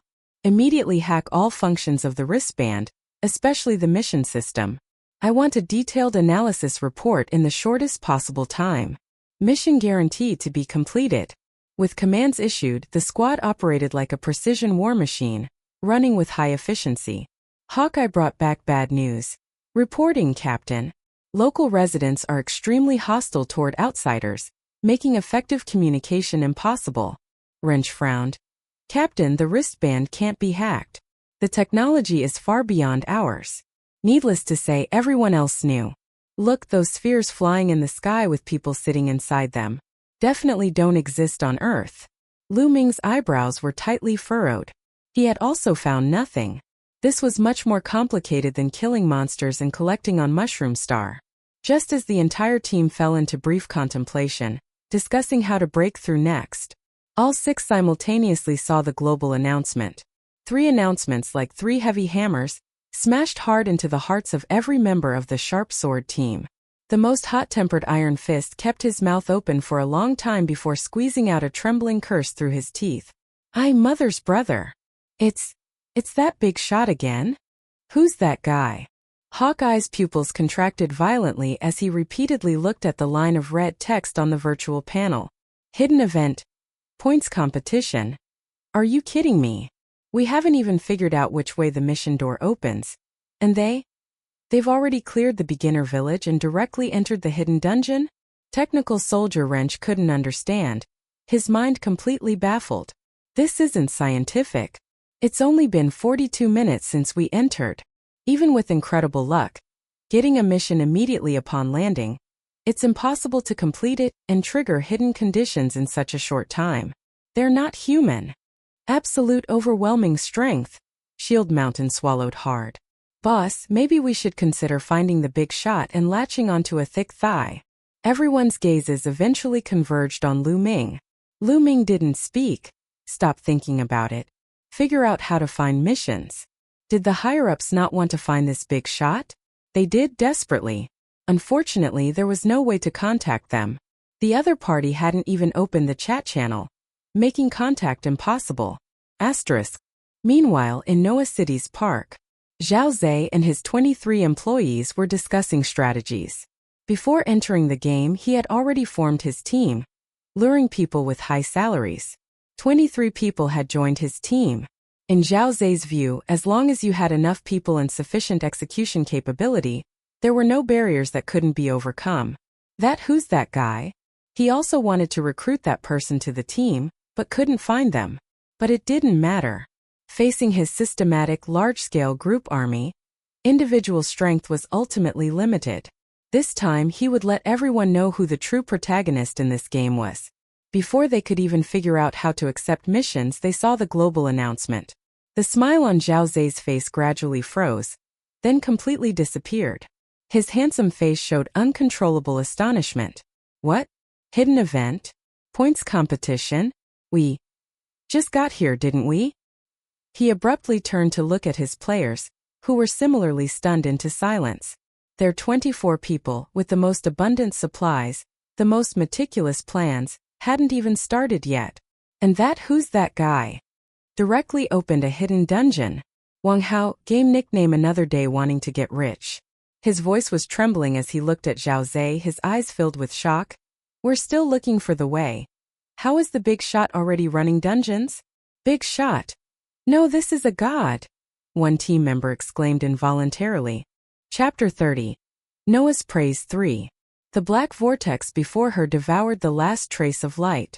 The moment Bai Chenyue stepped in, the surrounding world plunged into an abyssal darkness and dead silence. Immediately after, a thick odor mixing plant decay and damp soil flooded her nostrils. Almost simultaneously, a cold, emotionless mechanical prompt sounded in her mind. Welcome to the hidden dungeon bean worm breeding ground. Points challenge has begun. Time limit, 30 minutes. Challenge rules are as follows. 1. Kill one bean worm to gain 2 points. 2. Every 10 points automatically converts to 1 game coin. 3. After the points challenge ends, a leaderboard will be generated based on total points. The top 10 players will receive generous rewards. As the prompts ended, the vortex entrance behind her quietly closed, completely severing connection with the outside world. Wow, 10 points for 1 game coin. Not bad. But it's pitch black here, can't see a thing. How am I supposed to fight? Bai Chenyue remembered an item she'd seen earlier in the game mall. Skill. Night vision permanent. Price. 3,000 game coins. Note. Fear no darkness. Can see very clearly even in complete darkness. Bai Chenyue gritted her teeth and bought it. Payment successful. 3,000 game coins deducted. Remaining. 3,000 game coins. The next moment the skill took effect, and her vision suddenly brightened. Different from daytime brightness, everything appeared in light green tones, while living creatures showed as light red. Damn, it even has thermal imaging capabilities. Before her was a massive underground cavern, stretching beyond sight, with intricate plant root systems covering the cave walls. She recognized them. They were the roots of Shirong grass. And at her feet on the walls, even on the roots hanging upside down from the ceiling, countless white dots wriggled densely packed together. They were milky white insects shaped like beans, only about the size of an adult's pinky finger joint, round and plump without obvious heads or limbs, just instinctively wriggling and chewing on all organic matter around them. They clustered together in masses and groups, their numbers so vast it made one's scalp crawl. At this moment these beings gathered by the thousands, chewing on plant remains, emitting continuous faint rustling sounds that made one's hair stand on end. Bai Chenyue got goosebumps all over. Her trypophobia was about to kick in. Species. Bean worm, Noah City specialty. Status. A single-celled level little cutie that thinks of nothing but eating and reproducing. Non-aggressive, no defense capabilities, moves slowly. Characteristics. Feeds on plants, loves Shirong grass most, can also chew other plants. Their excrement accelerates decay of other plants. The most hated pest by Noah City residents bar none. Note. After this species dies, they burst with a special bodily fluid. For Noah City residents, The scent of this fluid is a biochemical level nightmare lasting 3 days. Getting even a little on you will make others shun you. But for you, Earthling, it's a unique fragrance. Go on, enjoy this killing feast belonging to you, while giving yourself a free aromatherapy SPA. Beanworms are easy to kill. You can electrocute them with an electric mosquito swatter, or even stomp many to death with your feet. What are you waiting for? Go for it. This isn't a dungeon, it's a backdoor the game developers opened for you. A free ATM machine. This thing was biochemical warfare to locals but a benefit to players. Bai Chenyue's eyes lit up. She looked at the 30-minute countdown on her wristband, then at these nearly endless bean worms. If she killed them one by one, forget 30 minutes, she couldn't finish in 3 days and nights. She needed the most efficient method. She immediately opened the game mall, her eyes rapidly scanning through the item list. Soon she locked onto her target. Item: Bugs Don't Run High Voltage Electric Mosquito Gun, USB portable version. Price: 1,000 game coins. Note: charges for 1 hour, can shoot 100 times. Each shot deploys into a 50 square meter crisscrossing electric net, with devastating killing power against small creatures. Battery replaceable. Purchase available in mall. Friendly reminder: do not use outdoors on rainy days, unless you want to experience I electrocute myself. Bai Chenyue didn't hesitate to purchase it.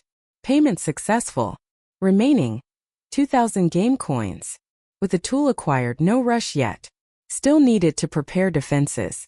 She first took out a medical-grade white protective suit from her inventory that she'd stocked up on earlier, wrapping herself from head to toe so thoroughly that not a single strand of hair was exposed. Then she put on a gas mask, covering everything completely, afraid any bugs might crawl in through gaps.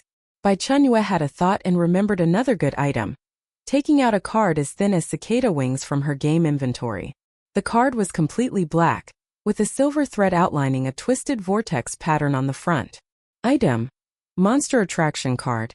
Active. Permanent.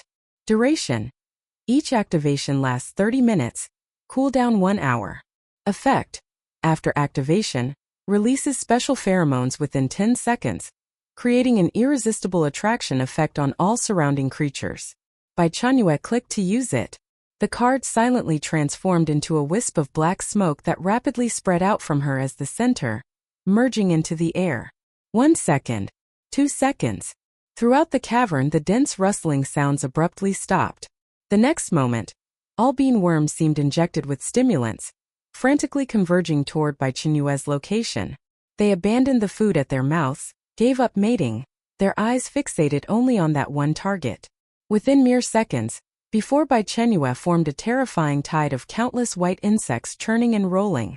The scene was enough to make anyone with trypophobia faint on the spot. But Bai Chenyue remained expressionless, tightly gripping the Bugs Don't Run High Voltage Electric Mosquito Gun. She aimed the barrel at the densest patch of white insect tied ahead, pulled the trigger. Bzzzzz. A fan-shaped, visible blue-white electric net instantly erupted from the barrel, covering nearly 50 square meters ahead. All beanworms caught in the electric net, without even time to scream, were instantly decomposed and vaporized by the terrifying high-voltage current, directly turning into wispy black smoke, leaving not even residue behind. The insect tied before her was forcibly cleared out in a large chunk. Points +2. Oh. Point notifications continuously popped up before her eyes, refreshing at a terrifying speed like a waterfall. This was harvesting. Bai Chenyue smiled, holding the electric mosquito gun as she began steadily advancing forward. Bzzz. Another shot. The insect swarm on the left was cleared. Bzzz. The insect swarm on the right turned to dust. Wherever the electric net passed, nothing remained.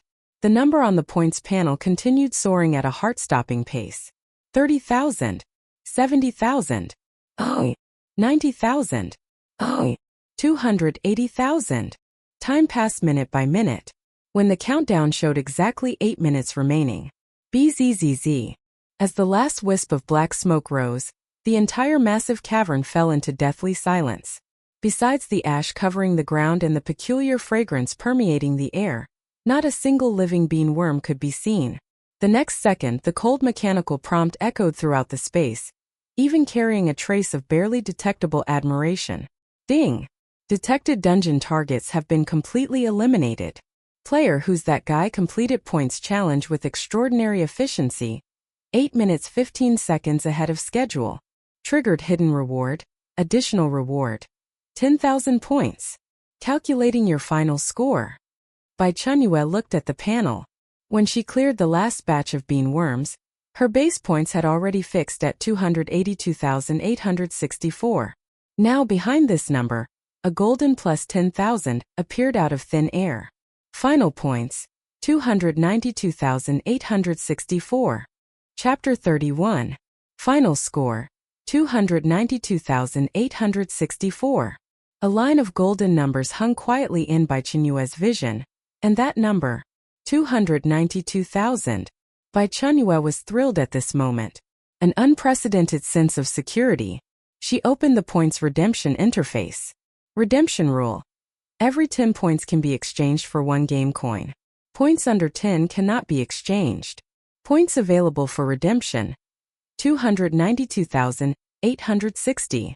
Redeem now. Estimated game coins to receive, 29,286. Bai Chenyue lightly tapped the virtual confirm redemption button. Redemption successful. Game coin balance, 31,286. Remaining points for. Staring at the number that had broken through the 30,000 mark, Bai Chenyue finally exhaled a long, slow breath. In the chosen game, game coins were everything. Time dungeon bean worm nest has ended. Preparing to teleport out of dungeon. When her vision cleared again, Bai Chenyue was already back in Huck's backyard. The air smelled of the fresh scent unique to Shirong grass. Not far away, that silver-white six-legged robot was still tirelessly and efficiently at work.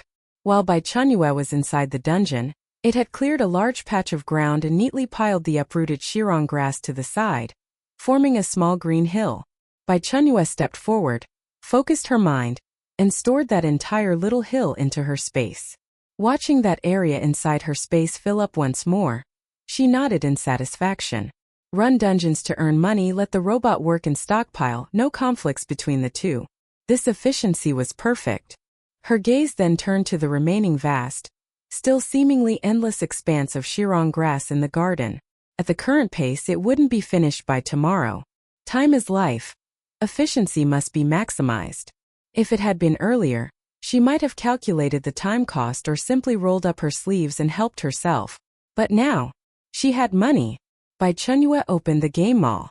She flipped to the items list with practiced ease and found the item that had once made her flinch at the price.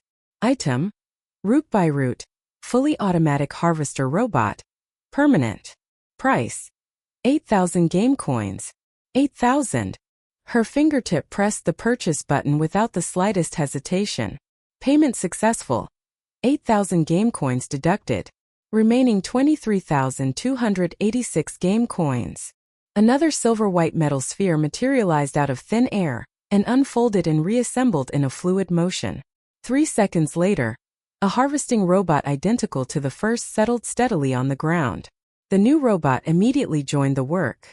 The two six-legged robots, both gleaming silver like the most synchronized partners, split left and right and began silently and thoroughly harvesting the sea of grass with double the efficiency. Bai Chenyue followed behind, quietly collecting the grass. As evening approached, when the last stalk of Shirong grass had been perfectly stored in her space, Bai Chenyue retrieved the two root by root robots and turned toward the villa to submit her task. The entire garden now consisted only of flat, clean black soil, unnaturally quiet. She pressed the doorbell. The electronic door slid open soundlessly, and Huck's tall, heavy figure appeared in the doorway. The moment he saw Bai Chenyue, his silver-blue face froze for an instant, then as if catching a scent, his pure white pupils suddenly widened. He staggered back 5 meters in an exaggerated motion, clamping his hands over his mouth and nose. The smell of bean worm bodily fluids. Huck's voice sharpened with shock. My God! How many bean worms did you kill? Dozens? Hundreds? He retreated again, his voice trembling. How could you be exposed to that stuff? Stay away from me. Bai Chenyue's expression was calm. She didn't even lift an eyelid. Her voice was steady as she answered the question that had shaken his soul. I destroyed the beanworm nest as well. That single sentence froze all of Huck's screams and accusations in his throat. His hand over his nose became rigid. In his pure white pupils, the initial horror rapidly turned into deeper bewilderment and suspicion. What? Huck raised his voice 8 octaves. What did you say? The beanworm nest. He shook his head like a rattle. Impossible. Absolutely impossible. That nest is tens of meters underground. Not even a professional cleanup crew could finish it in one day. Huck's words sped up. The smell inside that nest is biochemical level stench.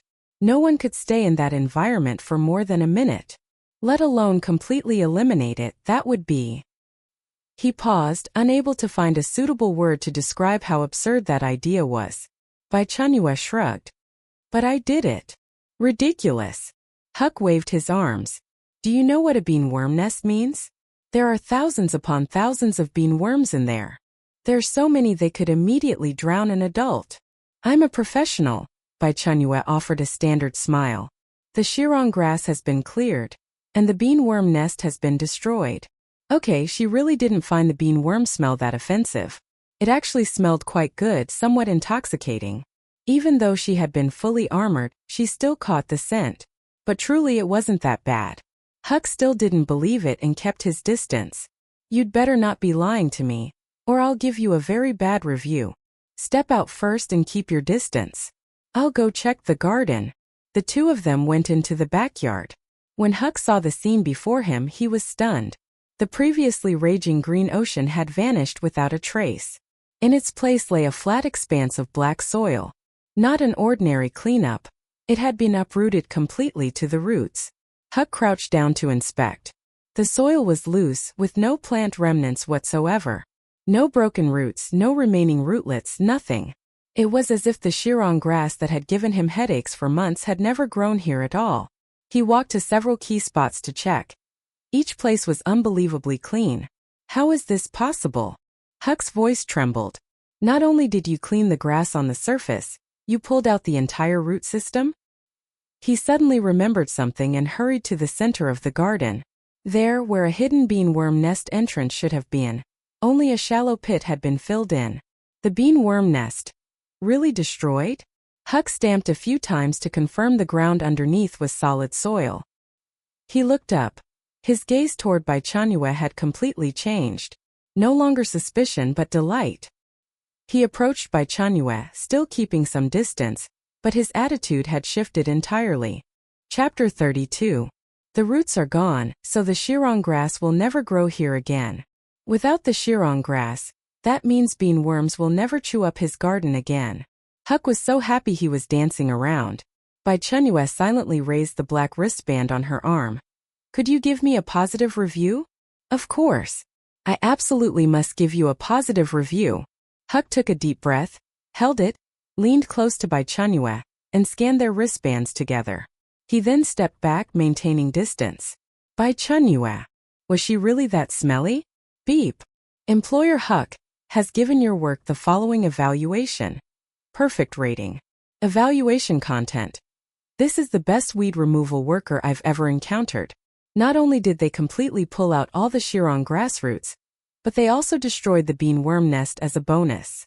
Exceeded expectations with perfect work, excellent service attitude. Work efficiency is super high. 2-3 days of work completed in just one day.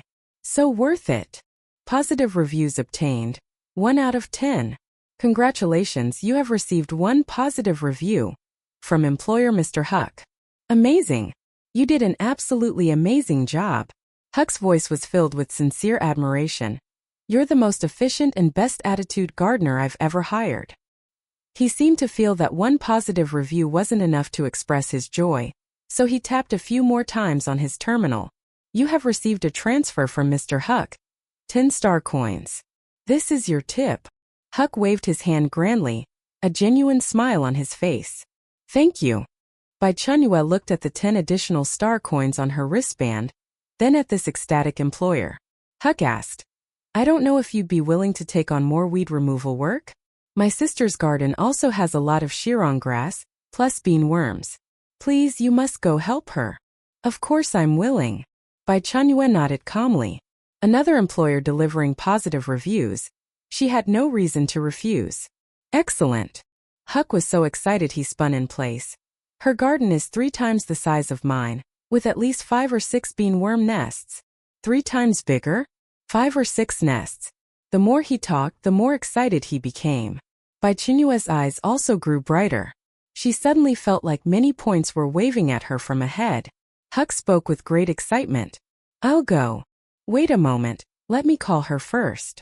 Huck immediately dialed his sister's communication channel and lavished praise on Bai Chenyue, describing her as an all-powerful plant and pest terminator.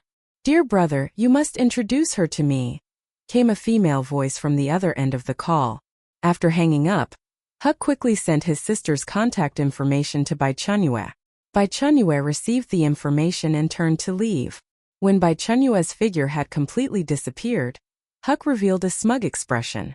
He took over a dozen photos of that incredibly clean land from various angles. Then he opened Noah City's most popular social platform, Noah Circle. Huck's fingers flew across the virtual keyboard. Shocking. Miracle. My shirong grass and bean worm problem is finally solved. Images times 20. It only took 1 day to completely solve the problem that has troubled me for years. Not only did they pull out all the shirong grass by the roots, but they also destroyed the entire underground bean worm nest as a bonus. Super high work efficiency, excellent attitude, reasonable fees. Highly recommended. Less than a minute after the post went up, comments began refreshing frantically. Neighbor from heaven. Impossible. How could a bean worm nest possibly be cleared? Are you being scammed? Mechanic Mort. Huck, are you sure you didn't use some forbidden biochemical weapon? I've only seen this kind of cleaning effect in military experiment reports. Lightning Fat Man. Oh my god. Really? The shirong grass at my place is driving me crazy. Please share the contact info. Musician Alan, brother, you know bean worms smell comparable to biochemical weapons. How could anyone tolerate the smell of bean worms? You didn't hold your breath while taking photos at home, did you? Cleaning boss Layton. Impossible. Our company's most professional cleaning team can't handle bean worm nests. How could one person possibly do it? The comments section quickly divided into 2 factions. One faction frantically questioned, believing Huck was lying or had been scammed. The other faction desperately wanted contact information, ready to give it a try. Soon, the questioning voices were drowned out by more and more comments requesting contact information. 2 hours later, Huck looked at the wildly increasing comment count and likes, completely stunned. He never expected that a casual post he made would cause such a huge sensation. Just half an hour after posting, the view count had broken through 100,000, with over 3,000 comments. This was his highest record since he started posting. Private messages were completely flooded, all asking for contact information. Many people who knew him after seeing his post came straight to his doorstep. Huck, let us see your garden. Is it really cleaned up? A crowd circled his garden, with some even bringing professional detection equipment. Holy crap! There's really not a single blade of grass left. The soil test report is out. There's indeed no residue. This isn't scientific. After seeing that all the shirong grass and bean worms in the garden had been completely cleared, everyone was shocked and pulled Huck aside demanding contact information. Some even brought instruments into Huck's house for testing, but couldn't find any residue. Noah Divine Light. I've already been there, it's true. Accompanied by 15 images, including various test data. As soon as this comment appeared, the post instantly shot to the top of the hot search rankings. The questioning voices completely disappeared, leaving only frantic requests for contact information. Rich Lady Mary. I'm willing to pay double. The bean worms in my garden are practically suffocating my family. Noah's Most Handsome Guy. Quickly share the contact info in the group. We need a gardener like this. Ding ding ding ding. Huck's private message notification sound kept ringing incessantly. Looking at the dense messages on the screen, he suddenly felt somewhat troubled. Would the other party be willing to take on so many tasks? After all, the power of bean worms, really isn't something ordinary people can tolerate. Huck was deeply conflicted. Bai Chenyue was completely unaware of Huck's distress. At this moment, she was already following the wristband's navigation on her way to the home of Huck's sister, Hallen. As she walked, she opened her inventory. Bai Chenyue walked along the road to Hallen's villa. The navigation light strip on her wristband extending before her, guiding the way.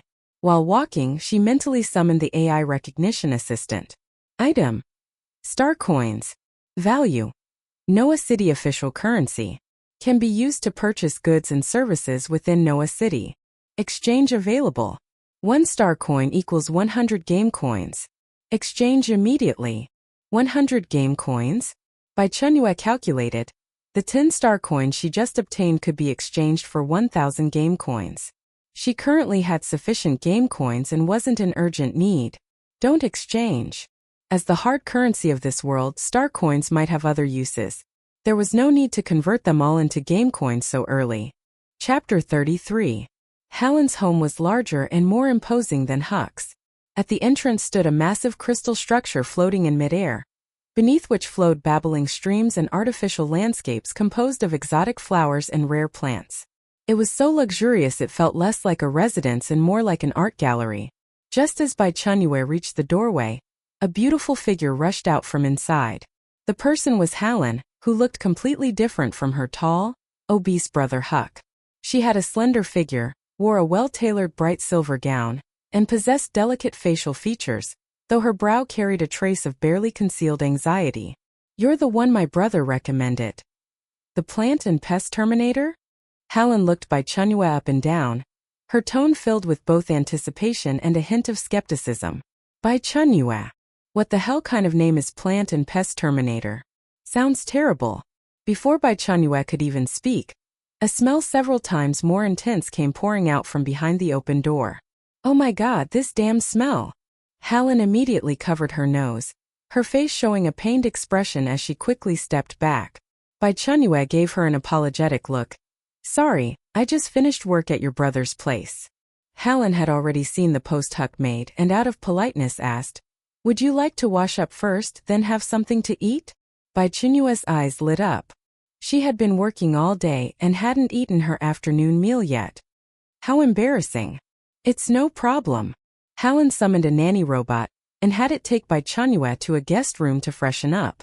By the time she finished washing, food had already been laid out in the room. The plate contained several translucent blue-purple fruits covered with tiny glowing dots. Fruit: Starlight floating fruit. Note: Noah City specialty, contains rich trace elements and special energy factors. After consumption, enhances the human immune system and boosts mental vitality. On Earth, the nutritional value of this fruit is equivalent to 3 times its weight in gold. Food: Quantum state steak. Note: Meat sourced from Noah City's unique genetically modified cattle breed, processed through quantum state cooking technology. The meat molecules are rearranged, giving it 5 different textures and flavors simultaneously. Each bite is a new experience, praised as one steak 5-fold enjoyment. Bai Chenyue picked up her fork and gently cut a small piece of the quantum state steak, placing it in her mouth. The meat instantly melted in her mouth, first tender and juicy, then becoming crispy, then soft, followed by elasticity, and finally leaving a subtle sweetness. 5 completely different textures presented themselves in sequence within just a few seconds. So incredibly delicious. She then tried a bite of the starlight floating fruit. The flesh melted in her mouth with a light sweetness and a hint of coolness. In an instant, she felt her mental energy surge dramatically, and the fatigue from a full day's work vanished completely. She felt like she could pull an all-nighter. After finishing her meal, Bai Chenyue opened the mall. She wanted to get rid of the smell of bean worms' bodily fluids on her. While the scent was pleasant to Earthlings, Noah City residents clearly couldn't stand it. Continuing to carry this smell would affect her image in front of others and hinder her ability to accumulate positive reviews. Item: Fresh as Orchid's Body Odor Cleaner, 500 milliliters. Price: 500 game coins. Effect: Instantly removes all unpleasant odors from the body and maintains an elegant fragrance for 24 hours. To Noah City residents, you will emit a charming aroma after use, Favorability plus 20%. Note: specifically designed for those unlucky souls who accidentally pick up biochemical level smells. One spray shows immediate effect, saying goodbye to social death.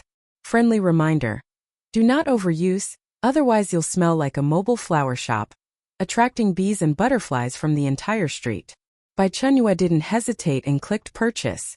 Deduction successful, remaining balance: 22,786 game coins. A palm-sized silver spray bottle appeared in her hand. She sprayed it over her entire body a few times, and instantly the strong smell of bean worms' bodily fluids disappeared without a trace, replaced by a delicate orchid fragrance. Next came batteries. Bai Chenyue browsed to the energy supply section and quickly found the target product. Item: Bug Begone High Voltage Mosquito Gun Special Batteries 10 pack. Price: 1,000 game coins. Effect: each battery supports 100 shots.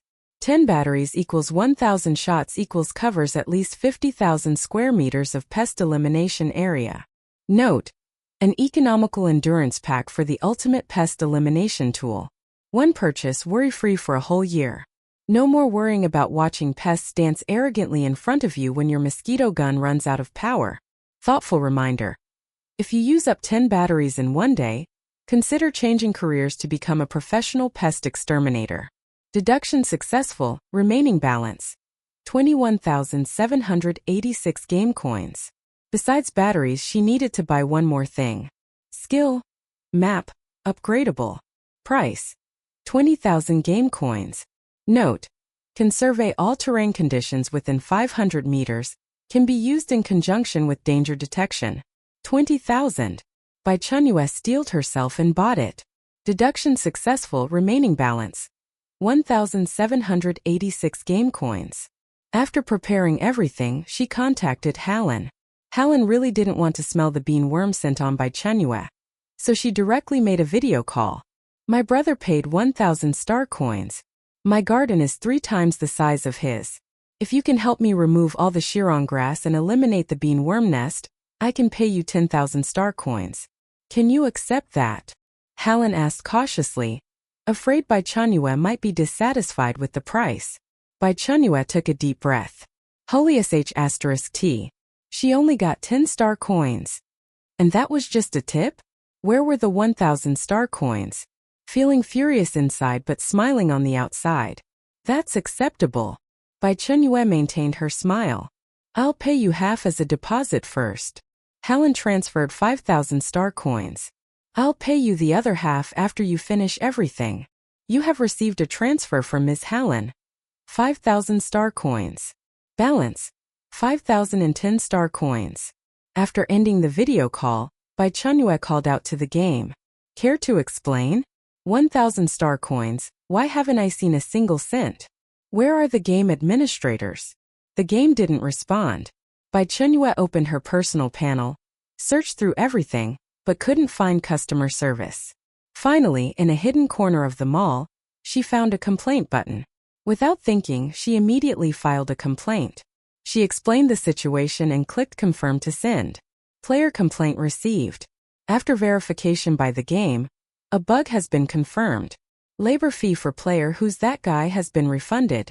1,000 star coins. Balance: 6,010 star coins. Player Who's That Guy discovered and reported a game bug. Reward: 10,000 game coins. Deduction successful, remaining balance: 11,786 game coins. Seeing the compensation, Bai Chenyue nodded with satisfaction. Then she saw the announcement issued by the game. Server-wide announcement. Player Who's That Guy discovered and reported a game bug. Labor fee has been refunded. Reward of 10,000 game coins issued. From now on, all players accepting missions will have 10% of their labor fee deducted by the game. The game notification sound broadcast this 3 times consecutively. But Bai Chenyue still felt unbalanced. 10% labor fee. 10,000 star coins with 1,000 taken. So greedy. Chapter 34. While Bai Chenyue was complaining, the regional chat channel exploded yet again. I love a piece of firewood. Brothers, I did the math. The big shot earned 11,000 game coins in one go. Heaven help me, I only have 5 coins right now. Social me, brother pig. Brothers, the point isn't the reward, okay? The point is that everyone will have to pay a 10% commission on future missions. This big shot changed the entire game rules. Firing cannons in the outhouse. Holy crap! Not only did the big shot unlock the mall, but now they can find game bugs too. Who can carry the wine jar? Damn, it's this big shot again. I'm still struggling to find a mission, and they're already hunting for game bugs. Iron straight man tender as water. Damn, comparing yourself to others will kill you. I'm breaking my back for 10 game coins while the big shot casually files 1 complaint and gets 10,000 coins. Cow's leather anus. I'm kneeling, completely kneeling. Big shot, please carry me. I'm willing to be your underling. Iron Man's little fan. It's over, it's over. Now we have to pay commissions on missions too. I was already poor as dirt. Now there's no way to survive. In the global chat channel, those top-ranked players on the leaderboard were plunged into deep shock. Killing intent in the pants. This is terrifying. Why would a player of this caliber be in the same game as us? One punch kills the winner. Right now I just want to know who exactly is this big shot. Killing intent in the pants. I strongly suspect this big shot is a game beta tester. Otherwise, how could they be this amazing? Singing Conquest on the toilet. I'm convinced, completely convinced. I'm still counting every game coin while they casually make tens of thousands with one move. Bai Chenyue couldn't hear others' complaints though. Money received, time to work. Led by the robot, Bai Chenyue arrived at the back garden. The sight before her made even Bai Chenyue gasp. The densely packed shirong grass grew taller than people, completely devouring the entire tens of thousands of square meter garden. Map scanning activated. A 3-dimensional map instantly appeared before Bai Chenyue's eyes. The garden's terrain appeared clearly as green lines, with every contour and elevation change visible in perfect detail. Current scan coverage. Approximately 12.1%. Recommendation. Scan while clearing, advance progressively. Currently detected shirong grass coverage. 500 square meters. Maximum. Currently detected underground bean worm nests. 3 locations. Analyzing. Nest scale assessment. Large times 1, medium times 2. Estimated total bean worms across 3 nests. Approximately 900,000 to 1,600,000. Looking at the marked points before her, Bai Chenyue's eyes instantly lit up. 900,000 to 1,600,000 worms. At 2 points each, that meant 1.8 million to 3.2 million points. Converted to game coins, that was 180,000 to 320,000 game coins. She took a deep breath, forcibly suppressing her wild excitement. This was a massive payday. The map showed the 5 nests distributed irregularly. The area was too large for complete coverage. It seemed she'd need to scan while weeding, moving positions progressively. Looking at the dense red dots on the map, Bai Chenyue's lips curled upward involuntarily. So many game coins, plus the star coin reward after completing the mission. The value far exceeded her expectations. Not to mention all that shirong grass. 2 robots probably couldn't handle it, so Bai Chenyue bought another harvesting robot. Deduction successful, remaining balance. 3,786 game coins. She left the 3 robots in the back garden to work autonomously. Following the map, she found the bean worm nests. Game notification. Congratulations player for discovering hidden dungeon entrance bean worm nest. This entrance is one-time trigger and will disappear in 1 hour. Please decide quickly whether to enter. Enter. Bai Chenyue put on her protective suit and grabbed the Don't Run Bugs high-voltage electric bug zapper. Clicking confirm, she entered the bean worm nest in the next second. Welcome to Hidden Dungeon Bean Worm Breeding Ground. Points challenge has begun. Time limit, 30 minutes. Challenge rules as follows. 1. Kill 1 bean worm to earn 2 points. 2. Every 10 points automatically converts to 1 game coin. 3.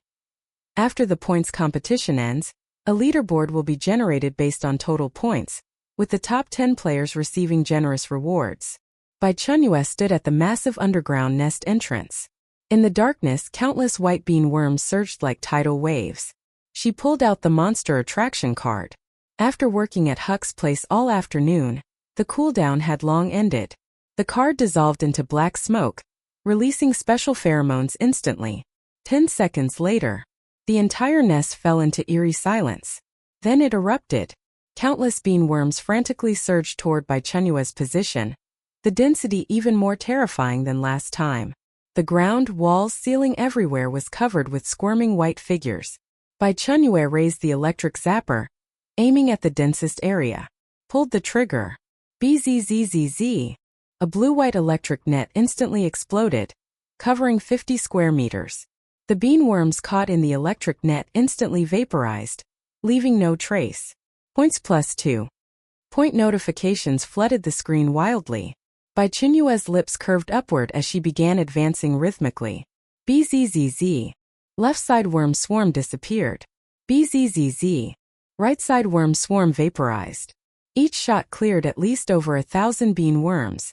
The point count soared at a terrifying rate. 50,000. 100,000. 150,000. During a break, Bai Chenyue changed to the second battery and continued harvesting. Bzzz. Bzzz. Bzzz. 3 consecutive shots cleared large areas ahead. Points broke 200,000. Bai Chenyue kept moving forward, advancing deeper into the nest. The map showed this nest was larger than imagined, with even more bean worms. Continuing forward, she encountered a massive circular space packed densely with bean worms. Bai Chenyue raised the electric zapper. Bzzz. Countless bean worms instantly turned into smoke. Points jumped wildly. 250,000. 300,000. 350,000. She continued advancing, the electric zapper firing continuously in her hands. 400,000. 420,000. When the final bean worm turned to smoke. Final points. 436,724. Plus the previous 4 total points. 436,728. Looking at this number, Bai Chenyue almost laughed aloud. Converted to game coins, that was 43,672. Convert to game coins. Convert everything. Conversion successful. Game coin balance. 47,458. Remaining points. 8. Time dungeon bean worm breeding ground has ended. Preparing to teleport out of dungeon.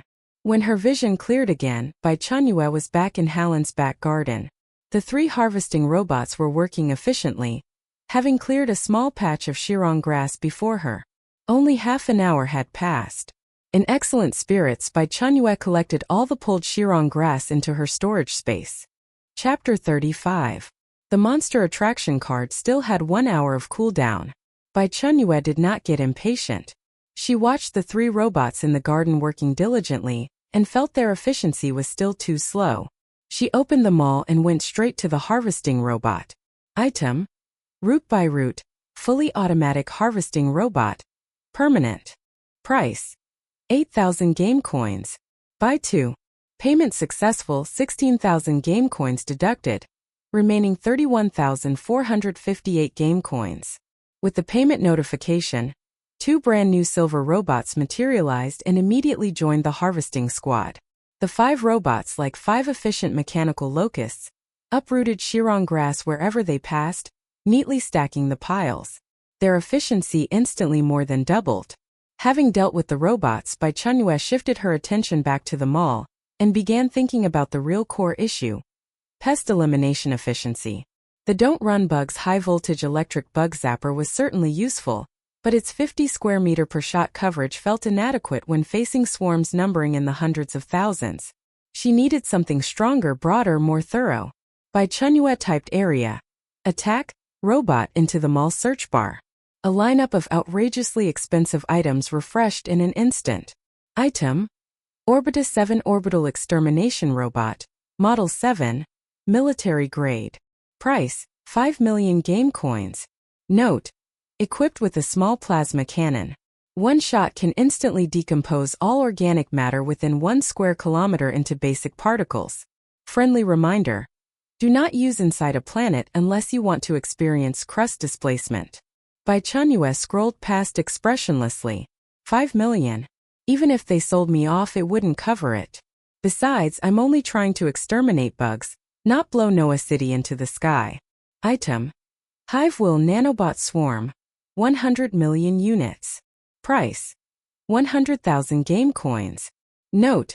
Upon release, 1 billion nanobots will form an all-pervading gray canopy, autonomously seeking and precisely disassembling targets. Each use requires 10 energy stones, purchasable in the mall. Efficient, silent, eco-friendly. Aside from being expensive, it has no drawbacks. Heh. That drawback is the biggest pain. Item. Thor's Wrath Controllable Spherical Lightning Matrix. Price. 1,200,000 game coins. Note. Generates a deadly electric web of hundreds of spherical lightning bolts in a designated area for 30 minutes. Within the range, all beings are equal. The only worry is you might not be able to tell whether the burning smell is from the bugs or from yourself. Too expensive. Next. These doomsday-level weapons are unworthy of ownership. She just wanted to kill bugs, not destroy a planet. Bai Chenyue lingered on the mall interface for a few seconds, locking her gaze on a familiar item. Since the bug zapper works so well, why not buy two? Dual wielding doubles the efficiency. Item. Don't Run Bugs, High Voltage Electric Bug Zapper. USB Portable Edition. Price. 1,000 game coins. She clicked purchase without hesitation. Payment successful, 1,000 game coins deducted. Remaining 30,458 game coins. The second zapper appeared in her hand, its silver-white body glinting in the sunlight. Bai Chenyue weighed it in her hand and nodded with satisfaction. With two zappers, she could fire from both sides and cover a larger kill zone. More importantly, when one gun needed a battery change, the other could seamlessly take over to maintain continuous firepower. 2 guns and 10 batteries obviously weren't enough, so Bai Chenyue bought 5 more sets of batteries. Item. Don't Run Bugs, High Voltage Electric Bug Zapper Dedicated Battery, 10 pack. Price. 1,000 game coins. Payment successful, 5,000 game coins deducted. Remaining 25,458 game coins. 50 brand new battery packs neatly appeared in her game inventory. Enough to plow through the remaining nests several times over. The only regret was she couldn't buy another monster attraction card. The blind box one she drew earlier was nowhere to be found in the mall no matter how she searched. Oh well, no card is no card. 1 card will have to suffice. She loaded fresh batteries into both zappers, then pulled out a cloth bag from space, fashioned a sling, and hung the zappers on either side of her waist. Standard setup for a professional pest exterminator. Preparations were almost complete, and the monster attraction card's cooldown had only 6 minutes remaining. She planned to harvest another round of Shirong grass and then get to work.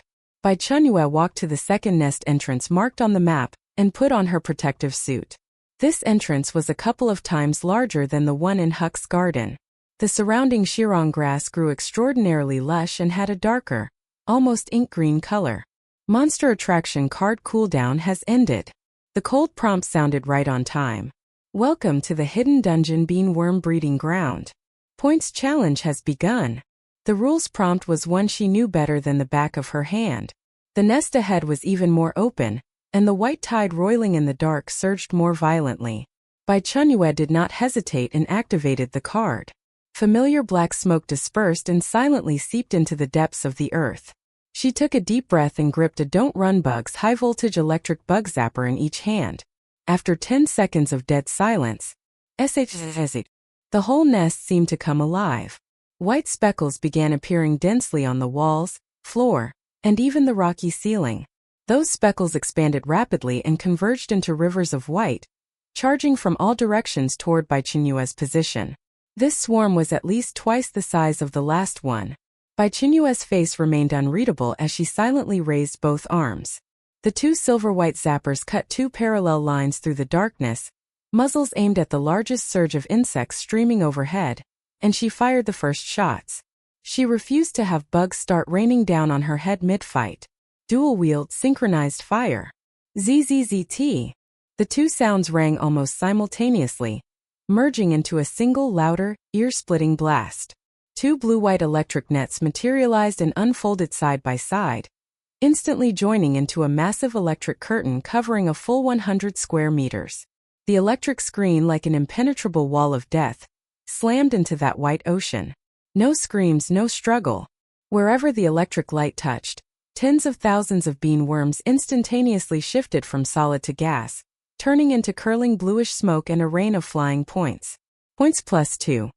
This time, points streamed so fast the individual numbers blurred into a long ribbon of golden light flashing and stacking across her view.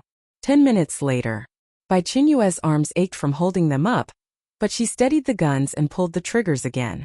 ZZZT. ZZZT. Another 100 square meters cleared. She kept moving forward, rhythmically firing dual shots as she advanced. Left side. ZZZT. Right side. ZZZT. Ahead. ZZZT. Her movements flowed like water with no wasted motion. Advance, raise, shoot, advance again. The points panel's numbers were leaping at a terrifying speed. 400,000. 500,000. 600,000. Chapter 36. When she pushed into the deepest part of the nest and turned the last group of stubbornly resisting bean worms into green smoke, the entire space once again fell into that familiar dead silence. Ding! Detected that all targets within the instance have been completely eliminated. Final points. 675,442. Bai Chenyue looked at this number, a flash of satisfaction passing through her eyes. Over 670,000 points. Plus the previous remaining 8, the exchangeable points totaled 675,450. This meant she could obtain 67,545 game coins. Adding that to her previous balance of 25,458 game coins, the total would reach 93,003. Bai Chenyue took a deep breath. This number made her feel somewhat dizzy. Just a few hours ago, she had been carefully budgeting for a few thousand game coins. Now she had suddenly become a genuine rich woman. Points exchange interface has opened. Exchangeable points. 67,545. Estimated game coins to be obtained. 67,545. Confirm exchange. Bai Chenyue clicked confirm without hesitation. Exchange successful. Current game coins balance. 93,003. Remaining points 0. The next morning, as Noah City's twin suns had just risen, golden light spilled through the gaps of crystal buildings onto the ground. Helen woke up from her luxurious hovering bed and stretched. That gardener, I wonder how she's doing. She put on a light blue morning robe, stepped onto the soft light energy carpet, and walked toward the back garden. The moment she pushed open the crystal door leading to the garden, Helen froze, her breath catching in her throat. The once head-high, impenetrable sea of Shirong grass had now completely vanished without a trace. In its place was a flat, mirror-like expanse of black soil. One night. It only took one night. The massive garden spanning thousands of square meters had been cleaned completely spotless. The Shirong grass that had been giving her headaches for years had completely disappeared, as if it had never existed at all. A simple silver tent was set up in the middle of the garden. The tent's zipper was pulled open, and Bai Chenyue emerged from inside stretching lazily. She wore simple athletic clothes, her hair casually tied up, her face showing no signs of fatigue, only a faint weariness from staying up all night. Helen instinctively leaned back, bracing herself for the assault of foul odor. However, the expected smell never came. Instead, an extremely faint, extremely elegant orchid fragrance drifted into her nostrils with the gentle breeze, subtle and elusive. No smell of bean worms. She looked at Bai Chenyue, then at the impossibly clean land, her mind completely blank. You. Helen's voice was dry, unable to find the right words. All the Shirong grass, including the root systems, has been completely cleared. Bai Chenyue stated the fact calmly, as if she had merely completed some trivial little task. Then, what about the bean worms? All 6 nests have been completely eliminated. Helen's jaw dropped in shock, truly at a loss for words. Then came a wave of wild joy. Helen walked up to Bai Chenyue, carefully examining her. How come you don't have that smell on you? Use some cleaning agent. Bai Chenyue answered simply. After all, I need to communicate with my employer. Can't exactly stink you out. Helen was so touched her eyes reddened. This girl not only had exceptional work ability, but even considered such thoughtful details. Wonderful. Absolutely wonderful. Helen excitedly spun in place. I can finally redesign my garden. Her brother was right. This truly was the terminator of plants and pests. Bai Chenyue looked tired, but inside she was extremely excited. For the entire night, she had barely rested. Dual-wielding the don't-run bugs high-voltage electric bug zappers, firing from both sides simultaneously like an emotionless harvesting machine. When one nest was cleared, she immediately moved to the next. She calculated the cooldown times of the 5 harvesting robots and monster attraction cards to absolute perfection. The entire process seamlessly connected with terrifying efficiency. When the morning sunlight spilled down, Bai Chenyue had already completely cleared all the nests and exchanged everything for game coins. The AI recognition assistant in her mind reported the final statistical results in a cold electronic voice. Total points obtained: 3,474,442. After deducting non-exchangeable fractions, exchangeable points: 3,474,440. Successfully exchanged for game coins: 347,444. Plus original balance: 93,003. Current total game coins balance: 440,447. 440,000. You have received a transfer from Ms. Helen. 5,000 star coins. Balance: 11,010 star coins. Helen felt this still wasn't enough. Without a moment's hesitation, she added another transfer. You have received a transfer from Ms. Helen. 2,000 star coins. This is an extra tip. Thank you. Really, thank you so much. Helen's tone was utterly sincere. You solved my biggest headache. This money completely fails to express my gratitude. Also, the company's employment service fees will all be covered from my side. No need for you to worry. Balance: 13,010 star coins. Additionally, please absolutely accept my 5-star positive review. Employer Helen has given your work the evaluation. Perfect score positive review. Evaluation content. I cannot find words to describe how powerful this gardener is. She's not just a gardener, she's a miracle. Who understands? Solved all the Shirong grass and bean worms in just one night. Knowing I couldn't stand the bean worm stench, she specifically sprayed perfume for me, so considerate. Instantly resolved years of nightmares for me. Efficiency, ability, attitude, everything is perfect. I'm willing to call her Noah City's ultimate dominator. Strongly recommended to all friends troubled by Shirong grass and bean worms. Positive reviews obtained. 2 out of 10. Thank you. Bai Chenyue looked at her account balance, feeling quite pleased. Remembering what the game mentioned earlier about deducting 10% from each task. With the service fees all covered by others, this was pure profit for her. No, I should be the one thanking you. Helen's face was filled with genuine gratitude. You're literally my savior.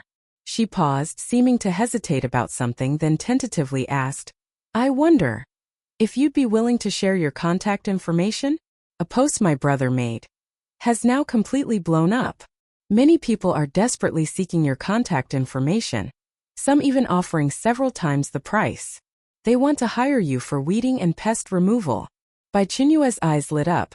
She had been worried about finding clients, and here was the perfect opportunity delivered right to her. Truly a conscientious customer. She had no reason to refuse. Sure. Receiving the affirmative reply, Helen looked even happier than if she had earned money herself. Please absolutely rest at my home. You must be exhausted after working all night without sleep. I've already had breakfast prepared for you. Bai Chenyue didn't refuse and followed a robot to a guest room to rest.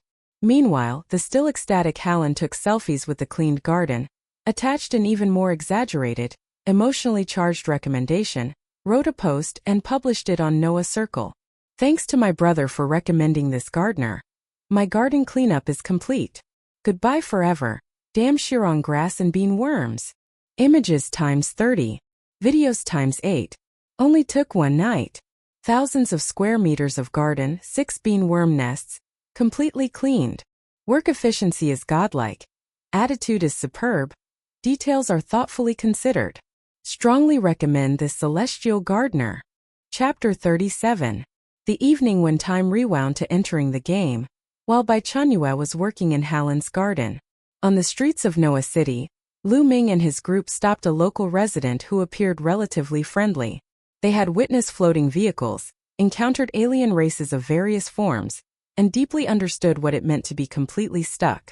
The language barrier was insurmountable, their funds were zero, and all their combat skills were utterly useless here. Work? We need work. Lu Qian pointed at her wristband, babbling incoherently for a long while gesturing animatedly. The Noah City resident with 3 eyes stared at them for a long time before finally understanding their intention. His blue-skinned face showed a strange expression as he pointed to a villa not far away, then mimed a weeding gesture. Following the 3-eyed resident, they eventually learned he was the butler of that villa. The villa's owner was a wealthy merchant named Kyle. After the 3-eyed butler's explanation, Kyle finally understood the purpose of these outsiders. They wanted jobs. Coincidentally, he had seen Huck's post and felt equally excited. When he asked Huck for that gardener's contact information, he was directly refused, saying they were too busy to take on more work. So now the butler had found new gardeners. Should he let them try? The 3-eyed butler led the sharp sword team to the villa's rear garden. When the gate to the garden opened, even these special forces elites who had witnessed countless major scenes collectively fell into stunned silence. What lay before them was no garden. It was a wall. A wall composed of dark green plants, so dense it was impenetrable, stretching beyond sight. These plants grew taller than humans, their surfaces covered with hard cuticles that reflected metallic luster under sunlight. Holy crap! Iron Fist couldn't help but curse. This stuff is grass?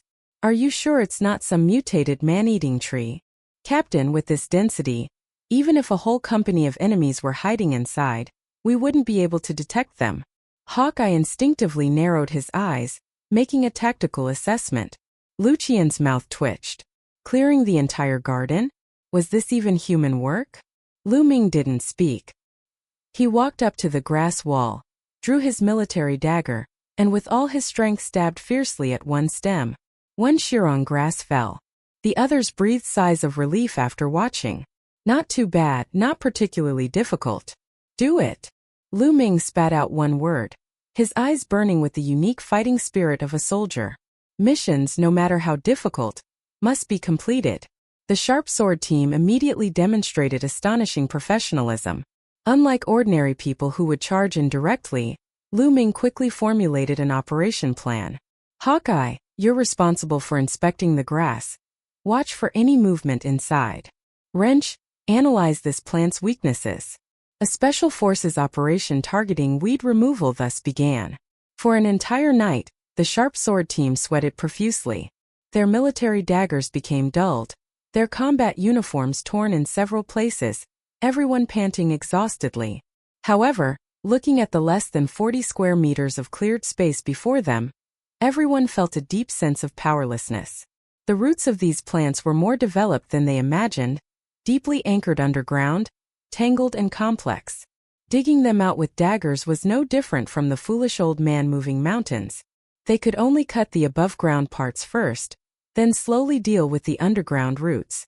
The efficiency was appallingly low. Early the next morning, the 3-eyed butler came to inspect the results. A military green tent appeared in the garden, with 3 people continuing weeding while 3 others rested. Seeing that cleared, bumpy small patch of land, and the sharp sword team members' disheveled appearance, he frowned. These outsiders had primitive tools, plenty of strength and decent attitudes. They worked all night. But why were they so stupid?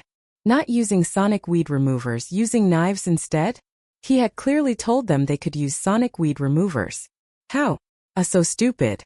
While the 3-eyed butler was inspecting the work, wealthy merchant Kyle was leisurely lying on his floating sofa, scrolling through Noah Circle.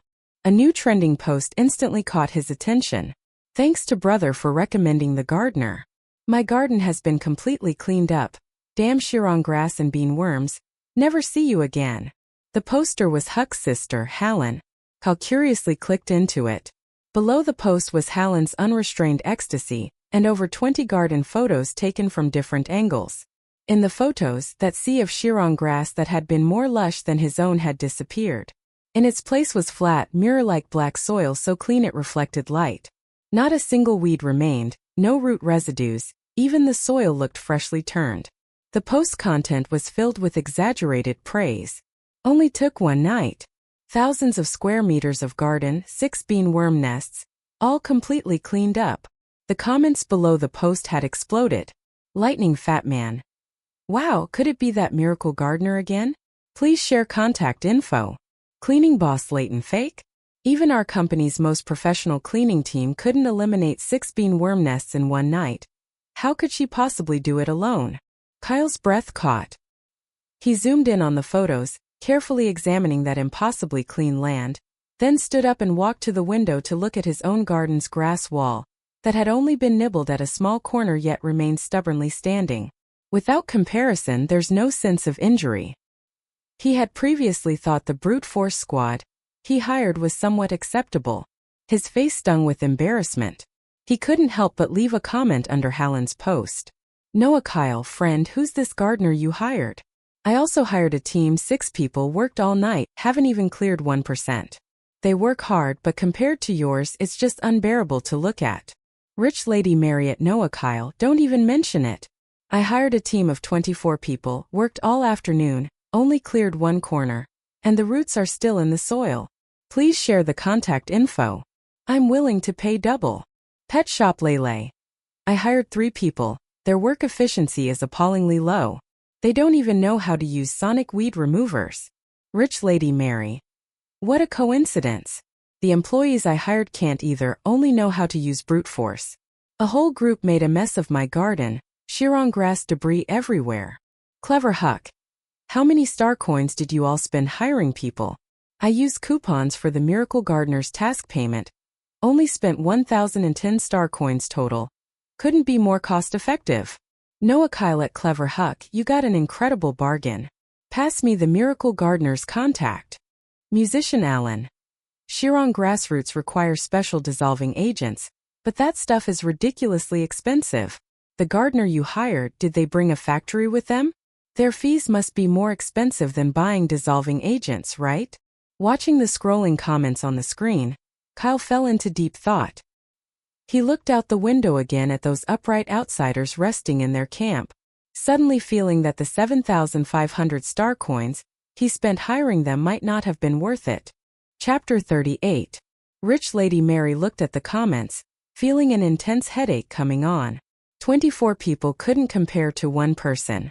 Someone else could clear a garden of several thousand square meters overnight, even handling the waste from the Shirong grass themselves.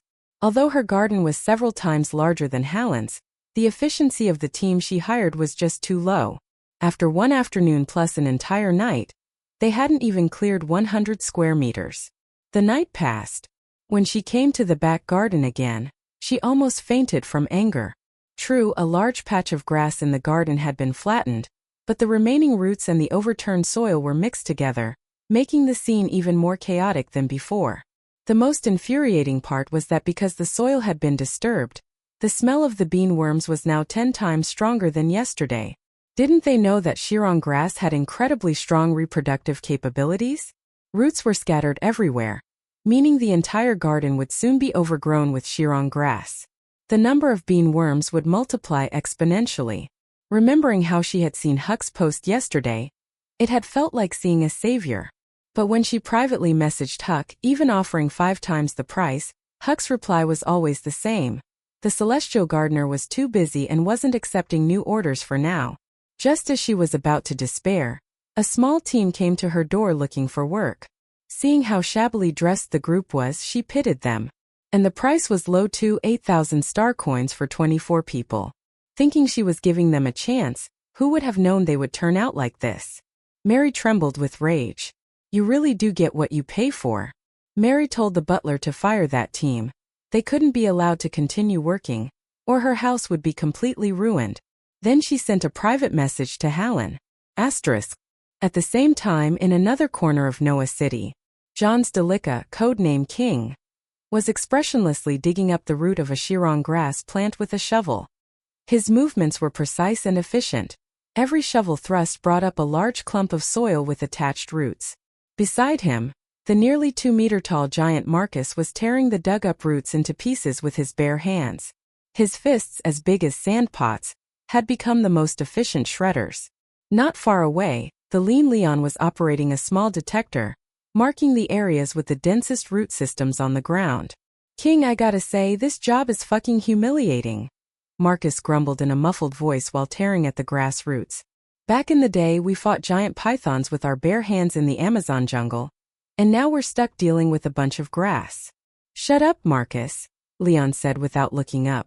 "Our area is less than 300 square meters. This is the most cost-effective beginner task we could find. It's still better than washing dishes for those 8-legged creatures." "But this is way too slow," Marcus complained, smashing a clump of dirt with his fist. Johns remained silent the entire time. He just kept digging shovel after shovel without a word. The three of them worked together seamlessly, possessed exceptional physical strength, and had slightly better tools than other players. Yet even so, clearing this small garden of less than 300 square meters was expected to take a full 3 days. And they had to remove all the grass roots completely. Pulling out the grass was easy. Removing the roots was the slow part. Asterisk. Lu Ming wiped the sweat from his forehead and looked at the entrenching tool in his hand, which now showed slight signs of warping. In front of him was a cleared patch of land. Beyond that clearing stood an endless wall of dark green shirong grass, unmoving, as if mocking their incompetence. "Captain, this isn't working." Iron Fist plopped down on the ground, breathing heavily. His proud muscles, after hours of intense weed pulling, were so sore they were almost numb. "The roots of this damn thing are more stubborn than steel rebar." He pointed at a shallow pit they had dug, filled with densely tangled roots resembling a spider web. "Digging with our daggers is like trying to plow the earth with toothpicks." Hawkeye leaned against a wall nearby, his expression also grim. He had asked the three-eyed butler for a hoe, but the other party didn't understand and shook his head. Such a large villa, and not even a single hoe? Absolutely ridiculous. "Wrench, any analysis results?" Lu Ming's voice was hoarse. Wrench was squatting on the ground, scanning the roots of the shirong grass with a portable analyzer. Complex data streams flickered across the screen. "Captain, the composition of this grass is very complex. The strength of its plant fibers exceeds that of any known wood on Earth." Wrench adjusted his glasses, his expression serious. "Its root system is very fine, grows extremely fast, and secretes a highly adhesive sap that firmly binds the surrounding soil and rocks into one solid mass. To pull it out by the roots, we'd need professional engineering equipment to excavate this entire patch of land." Lu Qian felt her head spinning. As the only woman in the team, her physical exertion was even greater, and right now she felt like she was about to black out. "Engineering equipment? We don't even have a decent shovel." She smiled bitterly, shaking her hands. After working all night, their progress was minimal. What made them even more frustrated was that the three-eyed butler would come to check on them every few hours. Even though they didn't share a common language and he never said anything, the shift in his expression, from expectation to disappointment, then to complete blankness, was unmistakable. The members of the Sharp Sword team were all elite soldiers who had carried out numerous missions, yet now they were being stumped by a patch of grass. It was utterly humiliating. So damn frustrating. "I'd rather go head-to-head with terrorists than dig up this cursed grass anymore." Lu Ming didn't speak. He stood up. The word surrender wasn't in a soldier's dictionary. "Take a 10-minute break," he commanded. "Then we continue." While the team members seized the chance to recover their strength, Lu Qian opened the regional chat channel. "I love a piece of firewood, brothers. Anyone else got a weeding task? This job is literally inhuman.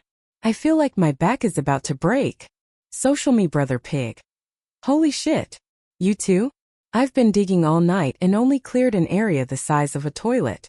The employer looks at me like I'm trash. Firing cannons in the outhouse. +1, my employer strongly demanded I dig out all the roots, not a single one left. Who understands the pain? These roots are so tangled. I spent half an hour and couldn't even dig out one plant completely. Iron straight man tender as water. Why are you all weeding? I'm unclogging sewers." Lu Qian looked at the flood of complaints on the screen, and suddenly felt like she had found her people. So it wasn't just their team having such a hard time. She quickly typed on the virtual keyboard. Cow's leather anus. We're also weeding. Progress is very slow. The plant's root system is extremely developed and hard to remove. As soon as her message went out, it immediately drew more resonance from others. Who can carry the wine jar? Yes, yes. Exactly those roots. Dug until my hands are covered in blisters. Cow's leather anus. Any big shots out there who can think of a solution? If this continues, we'll get our pay docked for not completing the task, right? The channel was filled with lamentations. Non-mainstream romance. I wonder if the top player got a weeding task too. Another day wanting to get rich. Dude upstairs, cut the crap. Are you really treating who's that guy like a god? Even if Ta came to weed, the results probably wouldn't be better than ours. Our team has 24 people. Smug.jp. Brain full of maggots. Damn, you're from Zhao Zai's team, right? I am your real grandpa. Pics or it didn't happen. Attached image.jpg. The attached picture showed a group of people working vigorously in a grassy area. I am your real grandpa. Even who's that guy would have to kneel before us. Numbers determine speed. But their joy lasted less than 3 seconds before the employer sent someone to inform them they were fired. Chapter 39. Bai Chenyue woke to the continuous sound of ding ding ding. She was sleeping on an incredibly soft hovering bed, covered by a cloud-light thermoregulating blanket, with the unique twin suns radiance of Noah City shining through the window. Last night's intense labor had nearly drained all her energy, but after several hours of rest, her exhaustion had completely vanished. She stretched lazily and sat up. Then she froze. Her wristband screen was flooded with densely packed message notifications, all piled up together. 99 plus. Friend requests. 99 plus. At mentions. 99 plus. Bai Chenyue blinked, thinking she wasn't fully awake yet. She opened the friend request list. The screen was instantly inundated with snowflake-like request messages. Rich Lady Mary requests to add you as a friend. Additional message. Darling. Help. I'll pay triple. Please come check out my house. Noah Kyle requests to add you as a friend. Additional message. Do you have time?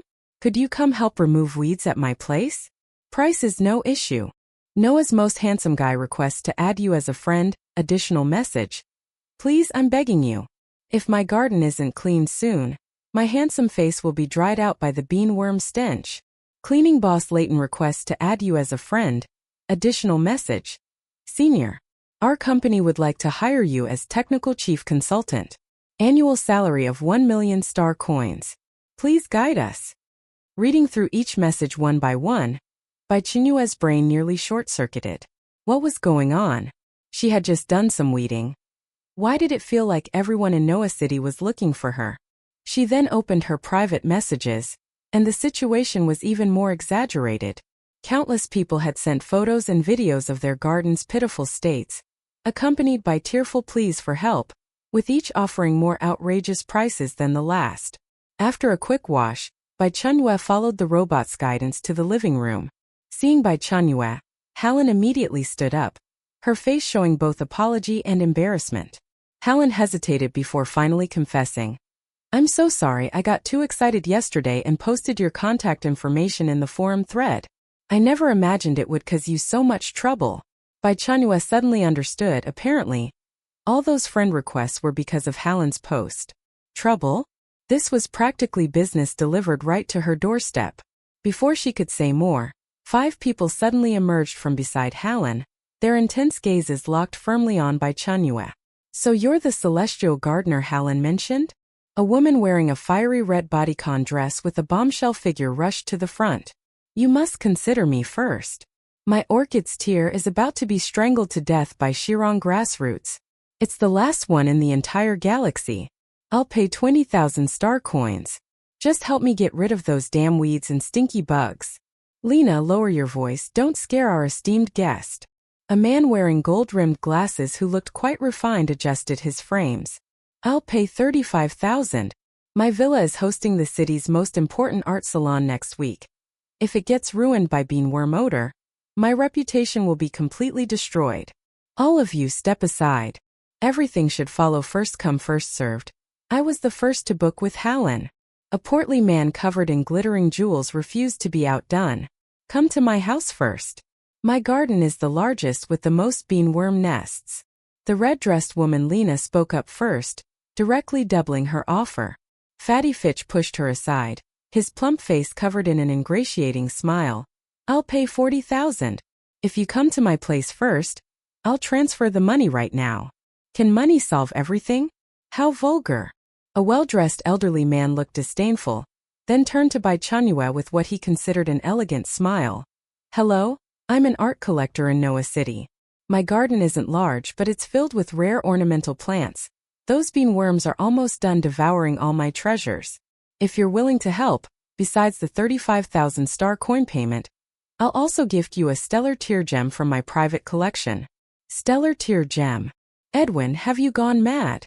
Don't listen to him. I'll give you 30,000 star coins. Right now. 40,000 from me. The situation completely spiraled out of control. The 5 people started bidding on the spot for the first appointment slot. Prices skyrocketing, with spit flying everywhere, nearly coming to blows. Bai Chenyue watched this scene that rivaled an auction, utterly stunned. Were all the wealthy people in Noah City this straightforward? Could you all listen to me for a moment? The moment Bai Chenyue spoke, the room immediately fell silent. Everyone looked at her in unison. I'll visit each household. You should already know about my work efficiency from Miss Hallen. I can finish everything within 3 days at most. Ding! Ding! Ding! The 5 arguing people simultaneously sent friend requests. Bai Chenyue accepted all of them. The next second, you received a transfer from Ms. Lena. 40,000 star coins. You received a transfer from Mr. Fitch. 35,000 star coins. You received a transfer from Mr. Edwin. 50,000 star coins. You received a transfer from Mr. Clay. 50,000 star coins. You received a transfer from Mr. Reynolds. 50,000 star coins. 5 transfer messages lined up neatly on the screen. They paid already? Bai Chenyue looked up. I can start work today, but I need to arrange the order based on distance. No problem. Absolutely no problem. Whatever you say. The 5 people immediately nodded like pounding garlic, terrified she might change her mind. Bai Chenyue looked at her dramatically increased star coin balance, feeling exceptionally pleased. Balance, 238,010 star coins. After arranging the order, Bai Chenyue got into Ms. Lena's car to tackle her garden first. With money in hand and no worries, she ordered 5 more harvesting robots. Deduction successful, 40,000 game coins, remaining 400,447 game coins. 10 robots working simultaneously, the efficiency was simply incredible. She just needed to focus on handling the beanworm nests. Map scan initiated. Current scan coverage, 8.7%. Detected Shirong grass coverage area, 800 square meters, maximum. Detected underground beanworm nest times 8 locations. Analyzing. Nest scale assessment. Large times 1, medium times 5, small times 1. Estimated total beanworms across 7 nests. Approximately 1.3 to 2.5 million. So, is it very difficult? Lena stood nearby, asking with an expectant expression. Small potatoes, Bai Chenyue replied calmly. She waved her hand, and 10 harvesting robots materialized out of thin air, landing neatly before starting up in unison and charging into the Shirong jungle. Bzzz. The sounds of cutting, uprooting and shredding intertwined. Lena stared dumbfounded at the scene before her. She watched as those incredibly resilient Shirong grass became as fragile as paper in front of those robots. Wherever the robots passed, clean, tidy pathways were rapidly carved out, exposing the black soil beneath without leaving even a single tiny root behind. This efficiency, Lena felt her understanding being completely rewritten. She had previously hired professional cleaning companies. Dozens of people with various large equipment and robots working for an entire day had only managed to clear a small corner. But now, in just over half an hour, the amount of work completed had already surpassed what those cleaning companies achieved in a full day. Ignoring Lena's astonishment, Bai Chenyue turned and asked, I'm going to deal with the beanworm nests now, are you sure you want to watch? Remembering the terrifying stench of bean worms, Lena shook her head frantically. Absolutely not. She decisively left the scene. Chapter 40. The next few hours were a repetitive cycle of pleasure and monotony for Bai Chenyue. Enter dungeon, use card, dual-wield both guns, clear out insect swarms, harvest points, exit dungeon. Then move on to the next one. By the time she emerged from the final nest, evening was approaching. The 10 harvesting robots had also completed their work, the entire garden cleaned spotless, with all the uprooted shirong grass stored away in her inventory. Total points earned from this mission: 2,965,210.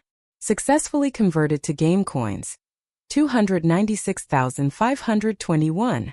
Current total game coin balance: 696,968. It was a number so enormous it made her feel somewhat dazed. Her wristband vibrated. You received a tip from Ms. Lena. 1,000 star coins.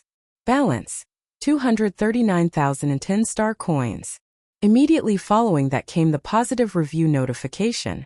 Employer Lena has rated your work. Perfect score. Review content: I hereby declare that Miss Bai is Noah City's one and only miracle. Efficiency. Power. Beyond these words, I can't think of any other adjectives. Sisters, trust me, hire her. You absolutely won't regret it. The money was so well spent. Positive reviews obtained: 3 out of 10. Looking at the skyrocketing numbers in her account, Bai Chenyue had only one thought. It was time to upgrade her equipment. Although the monster attraction card was effective, its long cooldown time limited her money-making efficiency. She needed more stable, more efficient monster-gathering tools. Bai Chenyue opened the mall, searching for alternatives. Item: Siren Song Infrasound Resonator, permanent. Price: 80,000 game coins. Effect: once deployed, continuously emits infrasound waves within a fixed area, simulating signals of certain biological predators or perfect mates, attracting or repelling specified monster types over a wide range. Note: be careful not to set the frequency wrong. It wouldn't be fun if you attract big monsters. A bit expensive. Not suitable. Item: Swarm Feast Pheromone Grenade 3-pack. Price: 10,000 game coins.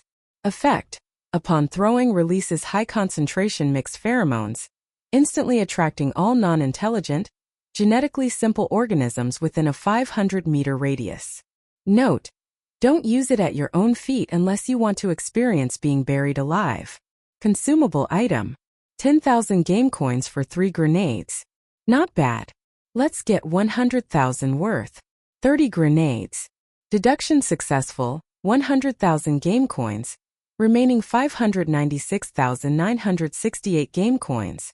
With the monster gathering problem solved, next was clearing monsters efficiency. The firepower of dual-wielding don't-run bugs high-voltage electric bug zappers was already fierce, but facing insect swarms numbering in the millions, it still felt inadequate. She needed stronger firepower. Broader attack range. Item: Absolute Zero Liquid Nitrogen Bomb, 5-pack. Price: 50,000 game coins. Status: Tactical Thrown Explosive. Instantly lowers temperature within a 30-meter radius to -196 degrees Celsius upon detonation. Note: can turn your enemies into ice sculptures that shatter at a touch. Perfect for performance art. Friendly reminder: confirm you're not within blast range before throwing, unless you want to cosplay as an Ice Age mammoth. Oh. Item: Ripper Sonic Resonance Device. Price: 150,000 game coins. Status: handheld equipment, emits focused infrasound waves, causing devastating internal organ resonance damage to soft tissue organisms within specified areas. Note: exceptionally effective against soft-bodied creatures, under 1 meter in length, can pulverize them from the inside. Of course, if you accidentally aim at large creatures, over 1 meter in length, it will stun them for tens. Each additional meter reduces stun duration by 1 second. Don't ask how I know this. This is the one. Bai Chenyue clicked, confirming the purchase. Deduction successful: 150,000 game coins, remaining 446,968 game coins. With her equipment assembled, Bai Chenyue immediately rushed to the next client without stopping. Just like that, she moved through Noah City like an emotionless working machine. The second client, Fat Man Fitch. 10 harvesting robots materialized out of thin air, charging into the sea of grass like wolves and tigers. She put on her protective suit and walked directly toward the largest nest entrance marked by the AI. Entering the dungeon, darkness and foul stench assaulted her senses. Without the slightest pause, Bai Chenyue pulled a swarm feast pheromone grenade from the pouch at her waist, pulled the pin, and threw it forcefully toward the deepest part of the nest.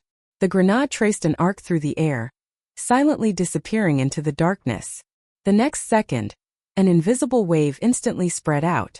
The entire nest's insect swarm seemed to have been activated, converging from all directions into white torrents, frantically surging toward where the grenade landed. Bai Chenyue raised her newly purchased Ripper sonic resonance device. Aiming at the densest, most turbulent part of the insect swarm, she pulled the trigger. No electric flashes, no explosions. Only an invisible ripple swept through. Hum! An extremely low, barely perceptible resonant sound occurred. Then the white wave composed of thousands of bean worms seemed to be hit by a paralysis spell, instantly freezing solid. Immediately after, they collectively collapsed, disintegrated, turning into dust from the inside out. Oh! When the final Shirong grass in the fifth client, Mr. Reynolds's garden, was uprooted by the robot and stored in her inventory, it was already noon on the third day of the game. All 5 orders completed. Total points earned from this series of missions: 5,403,154. Successfully converted to game coins: 540,315. Current total game coin balance: 1,237,282. 1.23 million. Even though she thought she had developed a calm mindset, her breath still hitched for a moment. Bai Chenyue accepted the client's invitation to stay overnight. Inside the room, the lighting was soft, the air filled with the scent of high-end aromatherapy. Bai Chenyue sat cross-legged on the hovering bed and opened her personal wristband. A series of notification sounds chimed. You received a tip from Mr. Fitch. 1,000 star coins. You received a tip from Mr. Edwin. 1,000 star coins. You received a tip from Mr. Clay. 2,000 star coins. You received a tip from Mr. Reynolds. 1,000 star coins. Adding the 1,000 star coins transferred by Lena earlier, the additional gratitude fees from 5 clients totaled 6,000 star coins. Bai Chenyue looked at the number in the star coin balance column. Balance: 244,010 star coins. 244,000. The 7 Noah City residents whose garden she had saved became her most fervent fans. Each of them posted on Noah Circle, using extremely exaggerated praise to describe in detail the entire process of how their gardens were saved by the miracle gardener. Word spread from 1 to 10, from 10 to 100. The snowball kept growing larger. Now, almost the entire upper class of Noah City knew about the existence of this miracle gardener. Friend requests: 99 plus. At mentions: 99 plus. Bai Chenyue opened them to find they were all new clients. The prices offered kept getting higher, the attitudes increasingly humble. Among them, Lena recommended 2 of her close friends. Fitch recommended 3 of his business partners. Edwin directly referred her to the daughter of Noah City's mayor, Miss Lila. Clay and Reynolds also each contributed several friends who were nearly driven mad by bean worms. Looking at that long list of appointment requests, Bai Chenyue felt for the first time what it meant to be unable to be in 2 places at once. Chapter 41. Day 5 after the game began. The name Bai Chenyue, or rather the codename Miracle Gardener, completely exploded across Noah City. The 10th client was Miss Lila, the daughter of Noah City's mayor. Bai Chenyue spent 3 hours thoroughly cleaning out the 11 nests hidden beneath the garden. Miss Lila was so thrilled she gave Bai Chenyue 5,000 star coins. For how many years had the Shirong grass been plaguing her? Now it was finally resolved. Employer Miss Lila has given your work the following evaluation. Full marks, positive review. Evaluation content. She is a gift from nature, a gospel for plants. On behalf of all plant lovers in Noah City, I extend my highest respect to her. Positive reviews obtained. 10 out of 10. The moment the 10th 5-star review was secured, a game notification sounded in Bai Chenyue's mind. Detected that player who's that guy has achieved the hidden achievement. Praise from all sides. In the game Noah's positive reviews. Player reputation in Noah City has reached the trusted level. Player who's that guy is the first to complete the mission. Special title system activated. Congratulations to the player for obtaining the title. Noah City Miracle Gardener Badge. Rare. Title Effect 1. Your affinity with plants is permanently increased by 50%. Growth speed increases by 10% during planting, cultivation, harvesting, and related activities. Title Effect 2. Your deterrence against arthropod and mollusk pests increases by 50%. They will instinctively fear you upon encounter, and attack effectiveness increases by 20%. Title Effect 3. When accepting tasks related to gardening or pest eradication, your reward settlement will automatically increase by 20%. Bai Chenyue looked at this series of descriptions, surprise flashing in her eyes. Global announcement. Congratulations to player who's that guy for being the first to complete the mission. The player obtains the title, Noah City Miracle Gardener Badge. Rare. Their exceptional service spirit has changed the ecology of the task market. 3 global announcements made all players in the game recognize who's that guy once again. I love a piece of firewood. Shocked. Looking again, it turns out it's this expert again and again. Calming down now. Social me brother pig. Want to know what the badge does? Firing cannons in the outhouse. The expert changed the game rules again. Cow's leather anus. Oh my god, expert. Please come out and carry us. I am your real grandpa. The game's favorite child, right? We haven't even finished our first task, and they've already completed 10 tasks. Non-mainstream romance. Person above, you're from that team that got fired by Rich Lady Mary, right? Your words sound so sour. I am your real grandpa at non-mainstream romance. You're not sour? Have you completed your task? Oh. The backyard of Kyle's villa was deathly silent. Members of the Sharp Sword team were slumped on the ground, their training uniforms soaked with sweat, mixed with mud, looking utterly disheveled. Before them lay a cleared area of less than 150 square meters. Just then, several of them received the global announcement. I damn. Iron Fist's eyes widened, his mouth agape enough to fit an egg. A single curse word expressed his completely shattered worldview. 10 tasks. A hidden achievement. The server's only unique title. 6 elite special forces soldiers like them had worked themselves to the bone for nearly 2 days and hadn't even completed 1/10 of a single task. Yet that who's that guy had already finished 10. Asterisk. Elsewhere. The 2-meter-tall burly man Marcus was violently tearing a stubborn grass root from the soil. He was just about to complain when the global announcement before him stunned him into stillness. King! Look! Look quickly! Marcus roared. 10 tasks. How did she do it?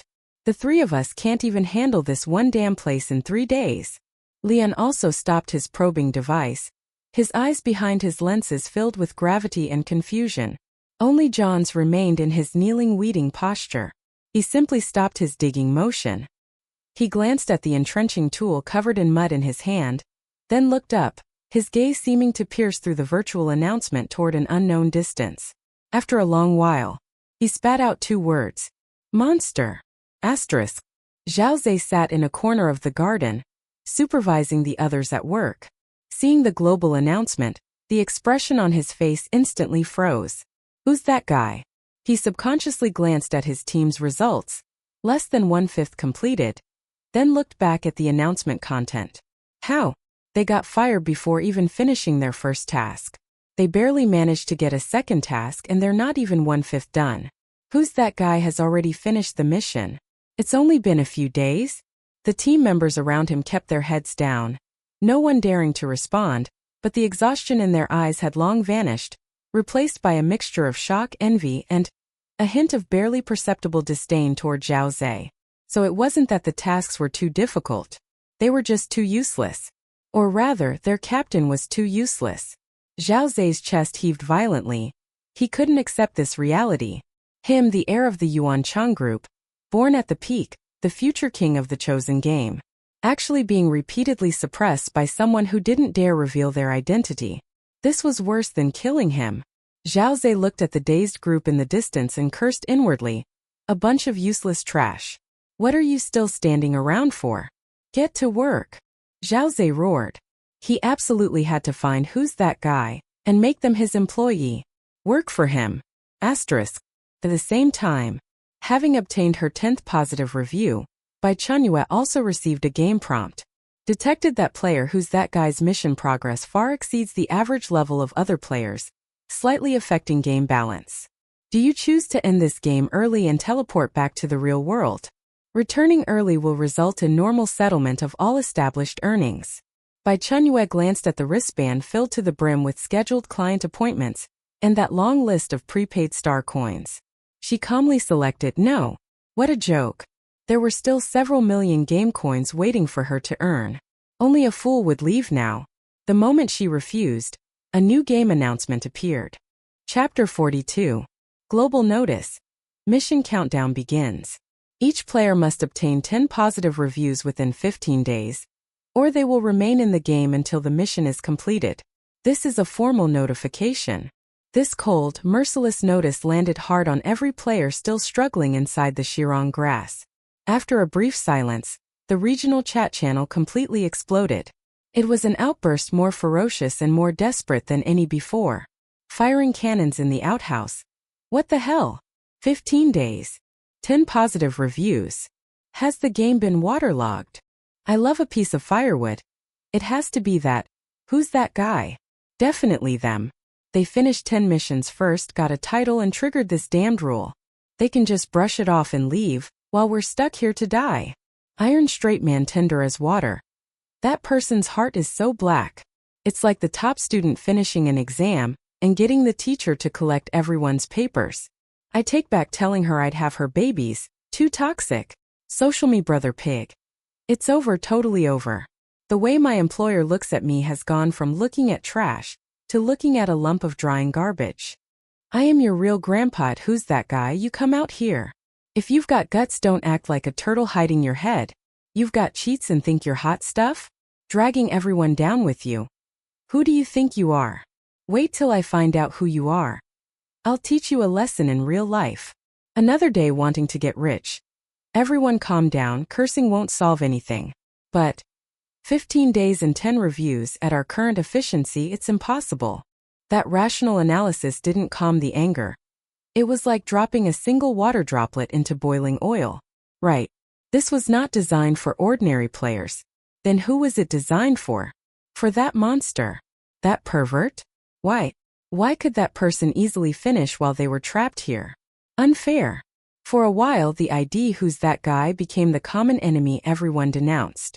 But they didn't know this person's appearance, gender, or identity. That didn't stop them from blaming every failure, humiliation, and despair on that name that had never appeared in the channel. Asterisk. Bai Chenyue was completely unaware of the storm outside. She had seen the notice, but she hadn't opened any chat channels, so she couldn't see people cursing her. At this moment she sat cross-legged on the soft hovering bed, the light screen before her displaying her final haul from this trip to Noah City. Star coin balance. 394,010. Game coins balance. 2,107,282. Seeing those long strings of numbers, Bai Chenyue chuckled. She opened her wristband again. A long list of client bookings almost overflowing the screen. Every name represented a significant income. She closed the wristband and began to think about how to spend the money.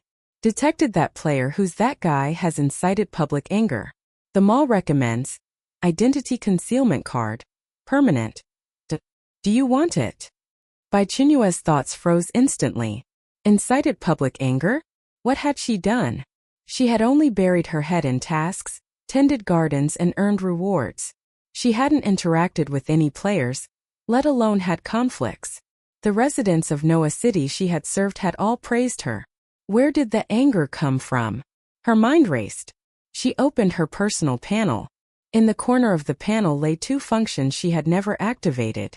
Regional chat channel, not activated. Global chat channel, not activated.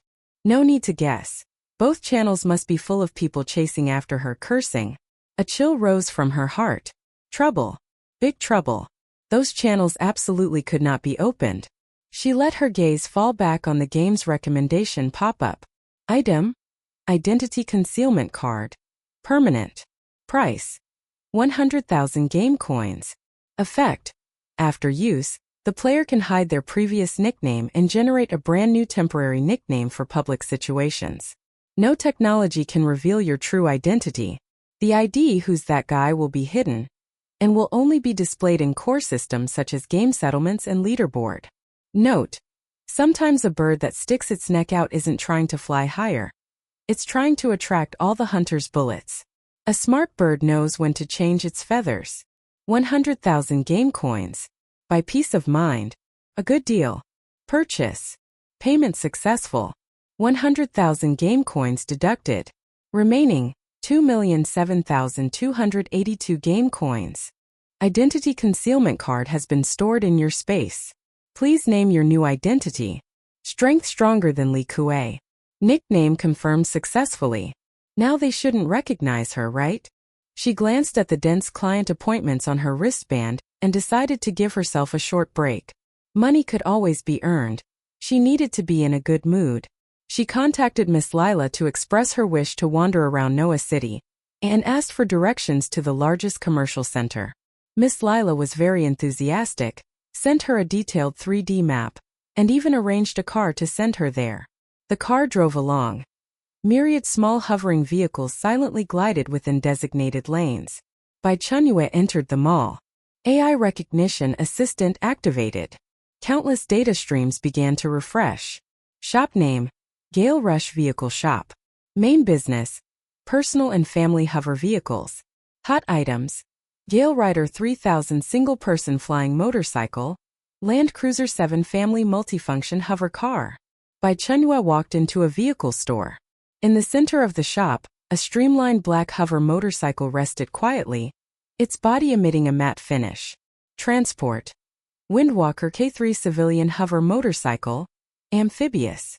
Status: entry-level commuter vehicle, top speed 88 km per hour, one high-purity energy crystal powers it for 100,000 kilometers. Upon submersion, an automatic protective shield deploys to keep water out. Price: 30,000 star coins. Note: for beginner joyrides. Crashes into a hard wall and it'll fall apart. Insurance recommended, especially personal accident coverage. 30,000 star coins, not cheap, but she really wanted it. If the apocalypse came and the world flooded, this would be perfect for escape. Buy it. Star coin balance: 364,010. Bai Chenyue stored the hover motorcycle in her space, then asked where to buy high-purity energy crystals. The clerk recommended a shop called Duo Li's Treasures. Following the directions, she found the store. The moment she stepped inside, her attention was completely captured by the items on the shelves. Chapter 43. AI Recognition Assistant was frantically refreshing information. Item: Crying Treant Statue. Material: ancient life wood. Value: art collectible. Note: reportedly secretes resin during rain, appearing to cry, hence the name. Item: Eye of the Storm crystal. Material: unknown energy aggregate. Value: can serve as energy core for high-energy weapons. Note: energy is extremely unstable. Not recommended to attempt activation. Her gaze fell upon a fist-sized hexagonal transparent crystal. Inside the crystal, flowing light shimmered, emitting a soft and pure glow. Item: high-purity energy crystal. Analysis: crystal formed by compression of pure energy, possesses extremely high versatility, can power most technological devices, and can also serve as the core driver for certain special systems. Price: 20,000 star coins per unit. Note: a broken rock selling for 10,000 star coins is pure robbery. But unfortunately, your space upgrade seems to need exactly this feeling of being robbed. 20,000 star coins per unit. Bai Chenyue's eyebrows twitched slightly when she saw this price. But what truly excited her was another piece of information. This high-purity energy crystal can serve as core material to activate infinite ecological space.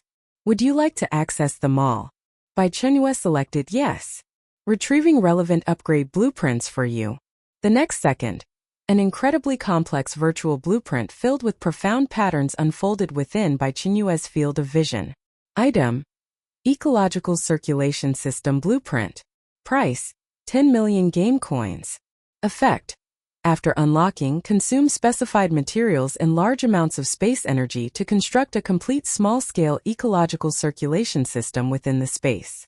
At that time, the space will automatically generate cultivable land, pastures for farming and water sources, and unlock advanced functions such as weather simulation and species deployment. Materials for constructing ecological circulation system. Requires high-purity energy crystal times 100, purchasable in Noah City.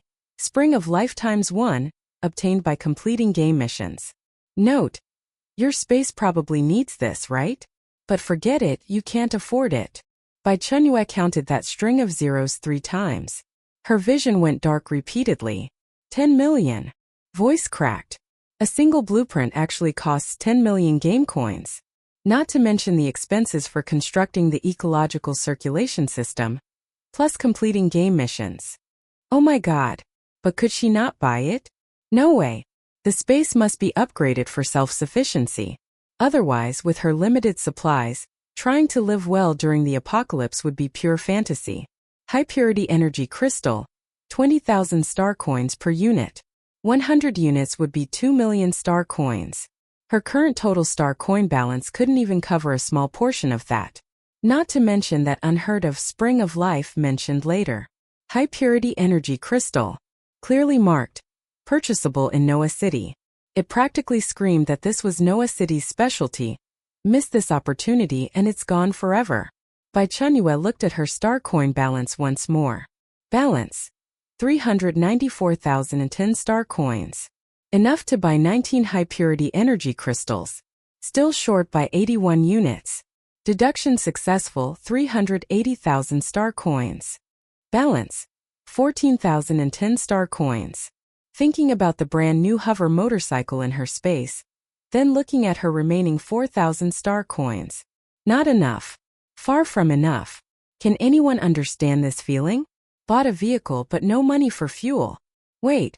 1 star coin equals 100 game coins. Can 100 game coins be exchanged for 1 star coin? Bai Chenyue opened the panel and found an exchange window next to her game coin balance. 110 game coins equals 1 star coin. Bai Chenyue. Question mark. Why 10 extra? There was an exclamation mark symbol nearby. She clicked it. Note: Noah City currency is special. Exchanging game coins for star coins requires a 10% service fee. Bai Chenyue. Exchange? No. The exchange rate is too low. Bai Chenyue reopened her personal wristband. The light screen lit up, and the nearly overflowing list of customer appointments once again came into view. Previously, seeing this evoked a feeling of being pulled in too many directions frustration. But now, they were walking wallets. They were glittering high-purity energy crystals. Over the next 15 days, Bai Chenyue transformed into Noah City's scavenger. Her schedule was packed to the brim. Her work process was optimized to perfection. Arrive at customer's home, collect payment first, then confirm garden scope. 10 harvesting robots activated ruthless harvesting mode.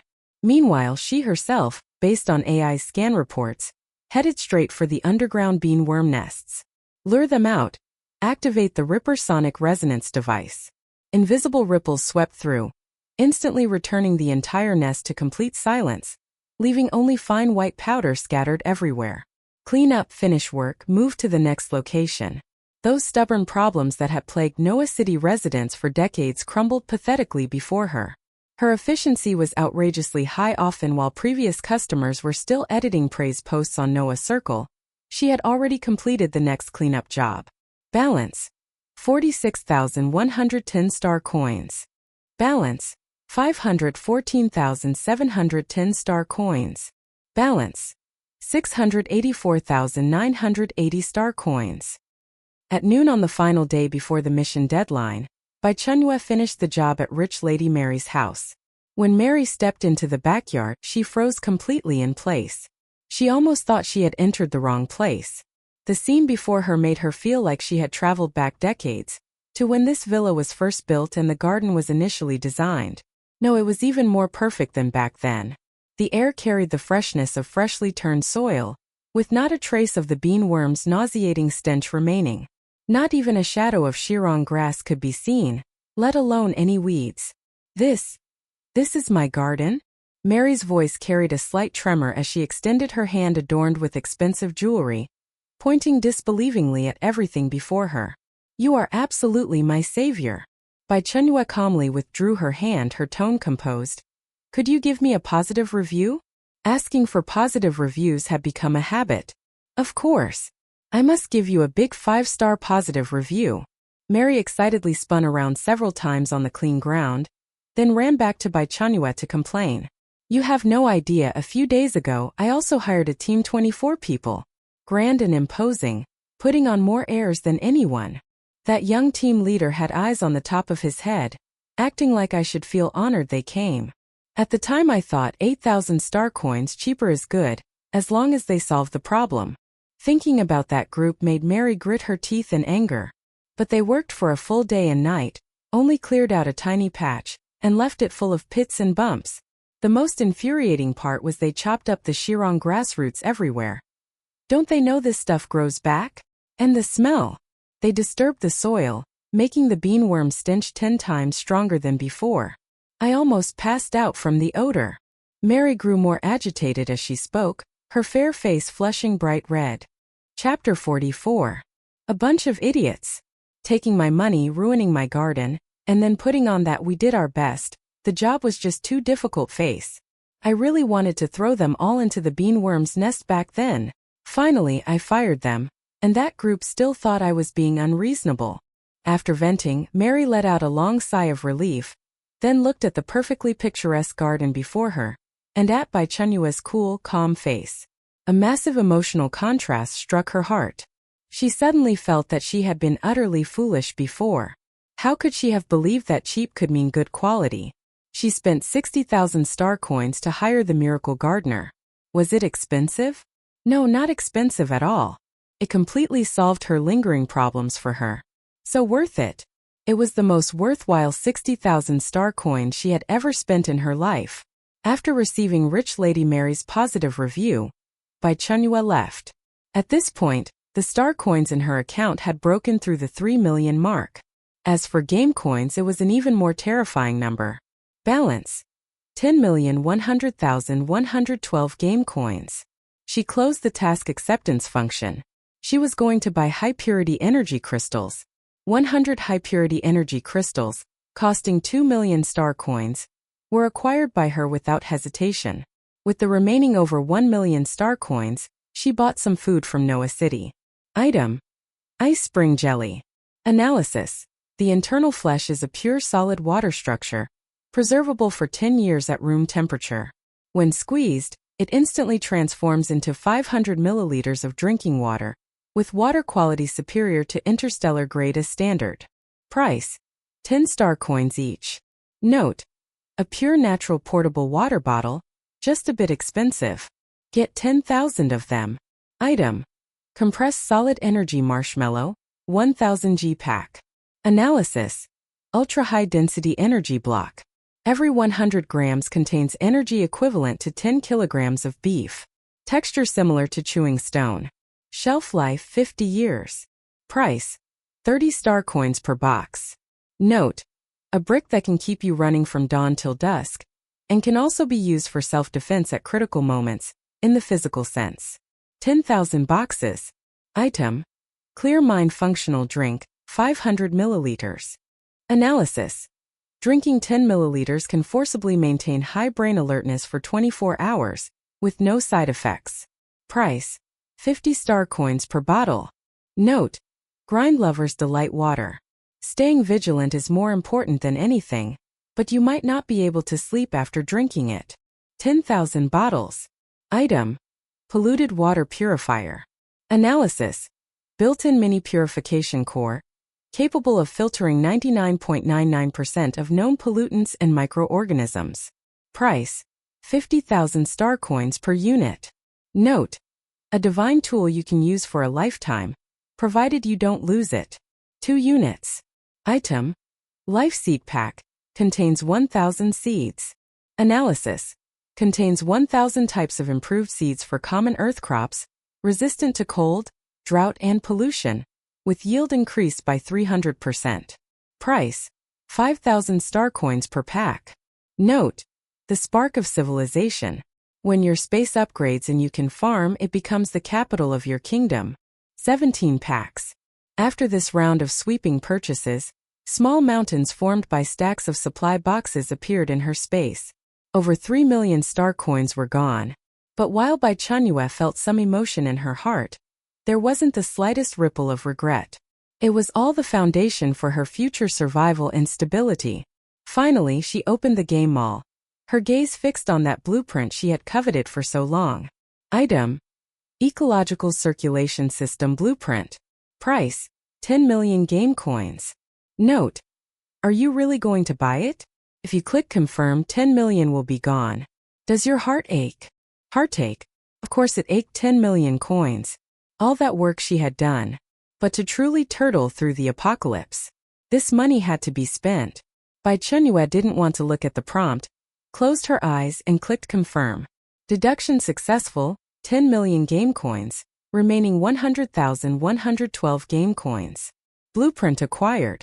At night, just past 12 o'clock, a cold mechanical voice simultaneously echoed in the minds of all players. Game Noah's positive reviews ended, entering settlement space. The next second, everyone was transported to the pure white space. A huge golden list unfolded in the pure white space, listing name after name. Noah's positive reviews mission leaderboard. First place, Who's That Guy, obtained 219 positive reviews. Second place, Little Deer Who Can Draw, obtained 67 positive reviews.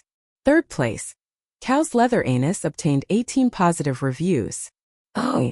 Detected that player Who's That Guy is the first to complete the Noah's positive reviews mission.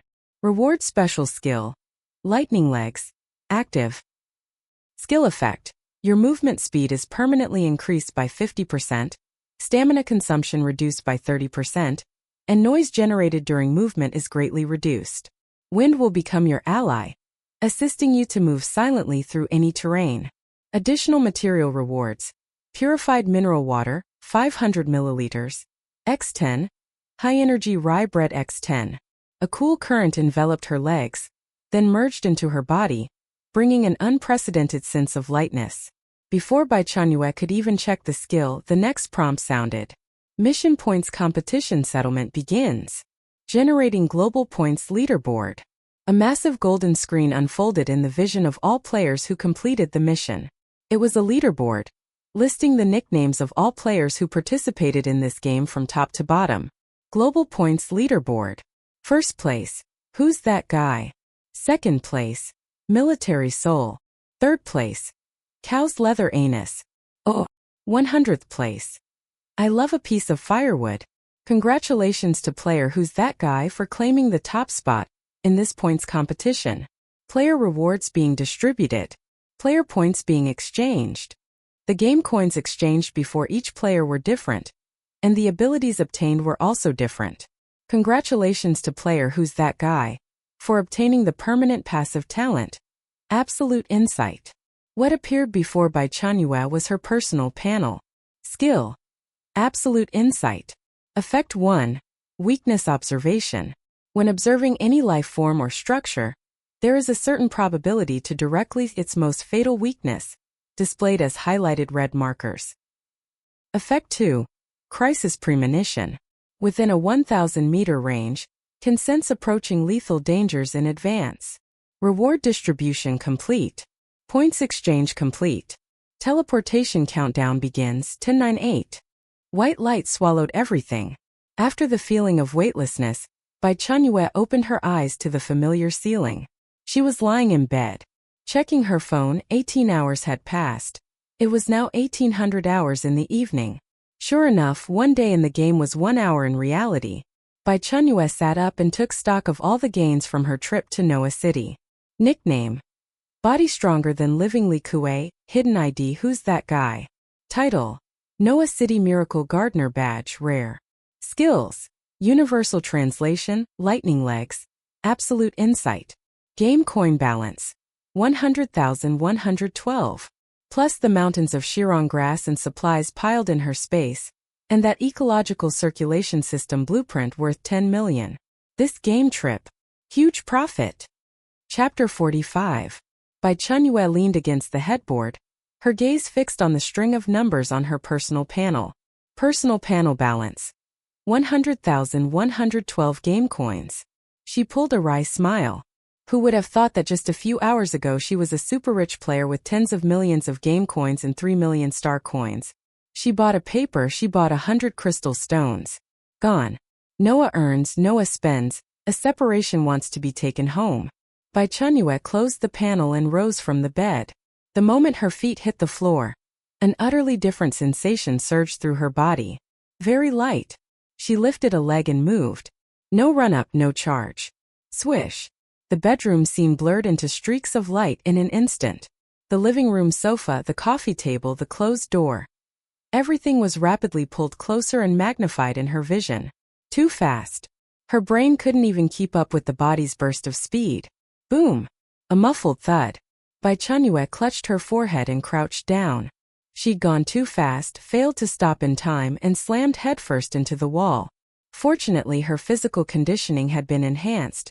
She was only a bit dizzy and the plaster didn't even chip. Rubbing her forehead, she stood up with gritted teeth, her opinion of this skill rising a few notches. After familiarizing herself with the new skill, Bai Chenyue put her attention back on the game interface. Personal shop, opening fee. 100,000 game coins. Open a personal shop. Players can freely set prices and list personal items. Transactions available to all chosen game players. After both parties complete a transaction, the game system will collect a 5% transaction tax, both sides. 100,000. She had no money in the real world right now, but she still needed to keep stocking up. She had to open it. Payment successful, 100,000 game coins deducted. Remaining balance. 112 game coins. Ding! Shop opened successfully. The next moment. Global notice. Congratulations to player Who's That Guy for being the first player in chosen game to open a personal shop. Reward? 10,000 game coins. A player who had just returned to reality, cradling a steaming bowl of instant noodles and grateful to have survived, suddenly shook. Scalding soup splashed onto his thigh. Arg! A scream ripped through the quiet of the rented room. What the hell? Opening a shop? What's that about? Then he saw the name. Who's that guy? Oh, never mind then. He silently picked up his chopsticks, plucked a noodle off his pants, shoved it into his mouth and stared, expression numb. This is a regular move from the boss, get used to it. Asterisk. At the same time, a secret base on the outskirts of the capital. Lu Qian lay face down on a pile of books thicker than bricks, feeling utterly despondent. Her eye sockets were dark, her hair a bird's nest. I can't do this. I'm really done for.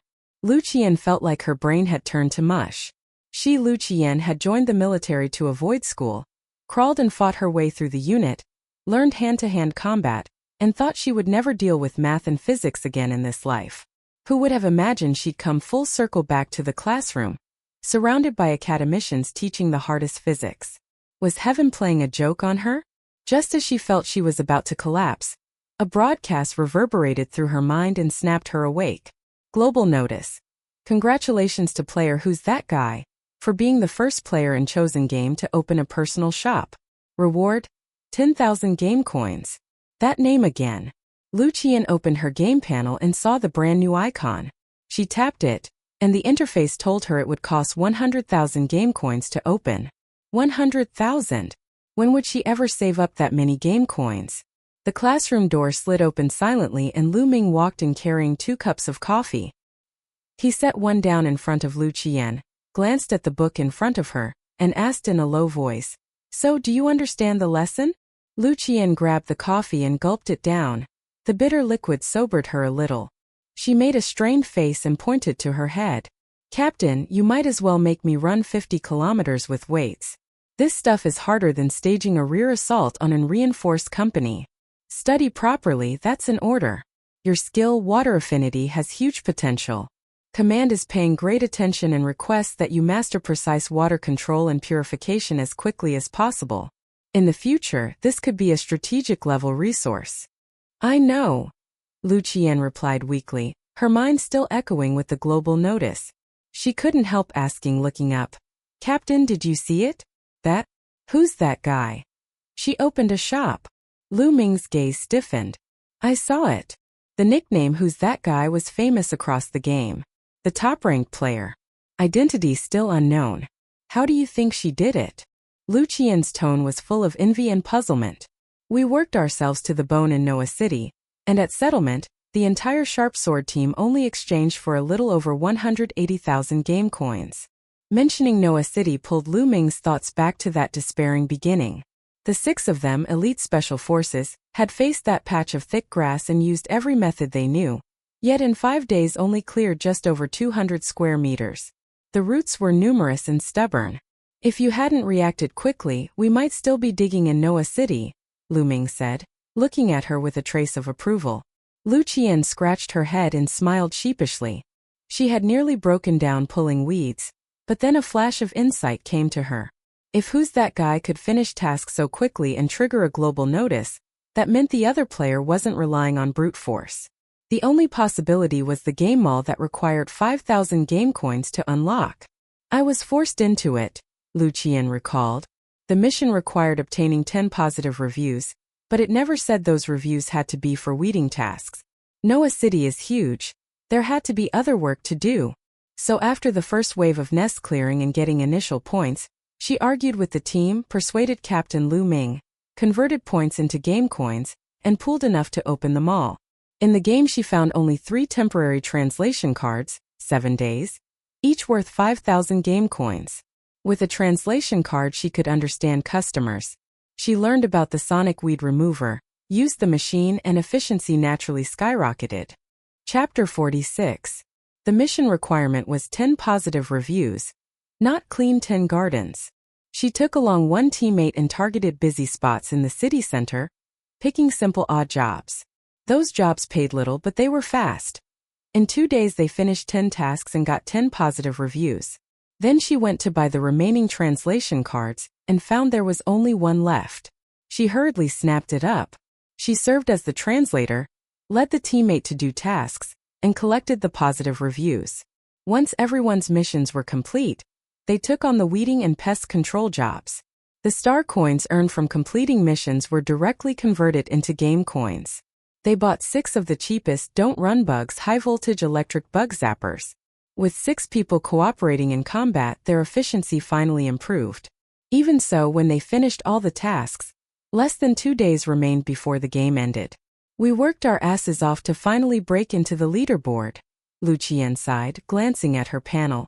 Iron Fist and the others took 5th through 8th place, earning a tidy sum of game coins and material rewards. But the things bought in the game couldn't be brought back.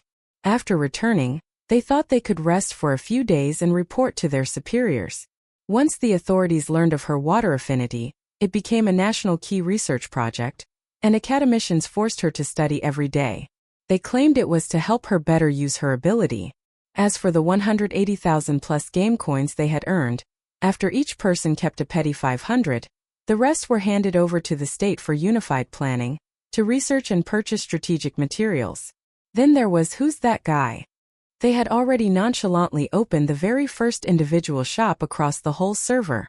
Captain, who do you think she really is? Lu Qian's eyes sparkled with little stars, the purest admiration toward a boss. Lu Ming was silent. He couldn't answer. They still couldn't find any trace of that person. While they were still learning the rules, that player had already rewritten them. While they were still working for the state, that person had already started acting like a capitalist. If we can't find the first place, can we at least find second? Lu Qian asked. Who's That Guy was absurdly out of reach, the kind of boss you couldn't catch up to. But second place, Little Deer Who Can Draw, had received 67 positive reviews. What kind of great power was that? Don't overthink it, keep studying. Try to master your ability as soon as possible. Maybe next time on a mission, we will feel less powerless. Lu Qian watched his back, then lowered her gaze to her own pitiful panel reading game coins balance. 500. Comparing yourself to others makes you crazy. Asterisk. Lin Xiaolu curled up in the corner of a single sofa, clutching a huge Totoro plush, nibbling chips in small bites. Outside the floor-to-ceiling window, the familiar city nightscape stretched out. The room was warm and safe.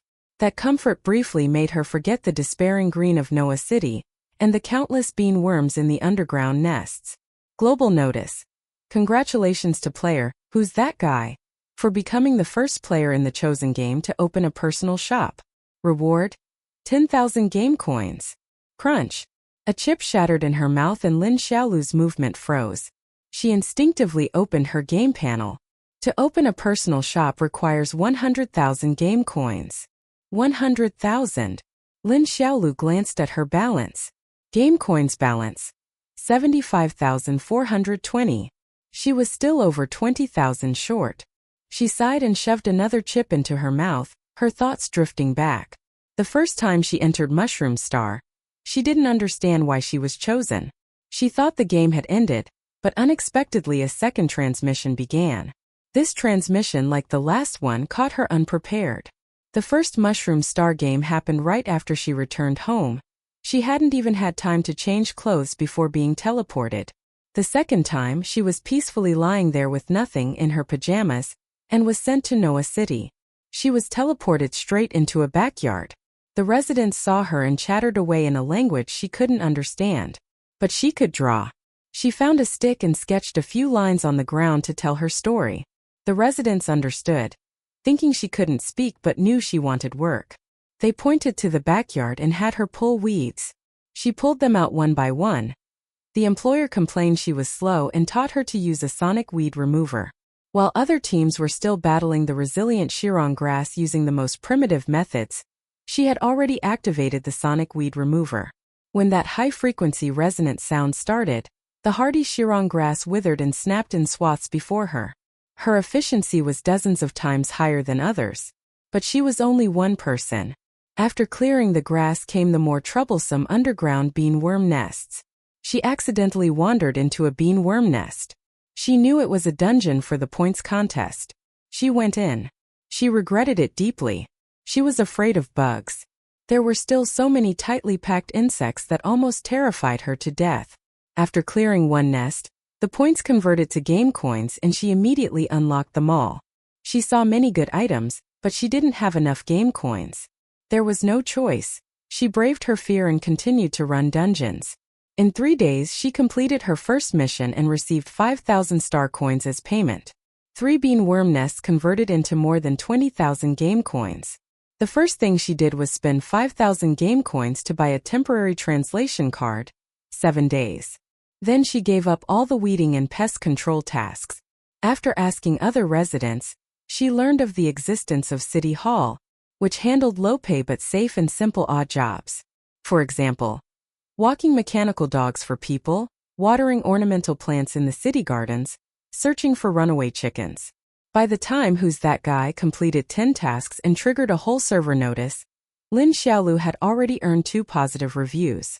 She used the star coin she had earned to spend 10,000 star coins in the Noah City Mall to buy an earring that could translate all languages in real time. She also spent 20,000 game coins to buy 2 small portable space bags.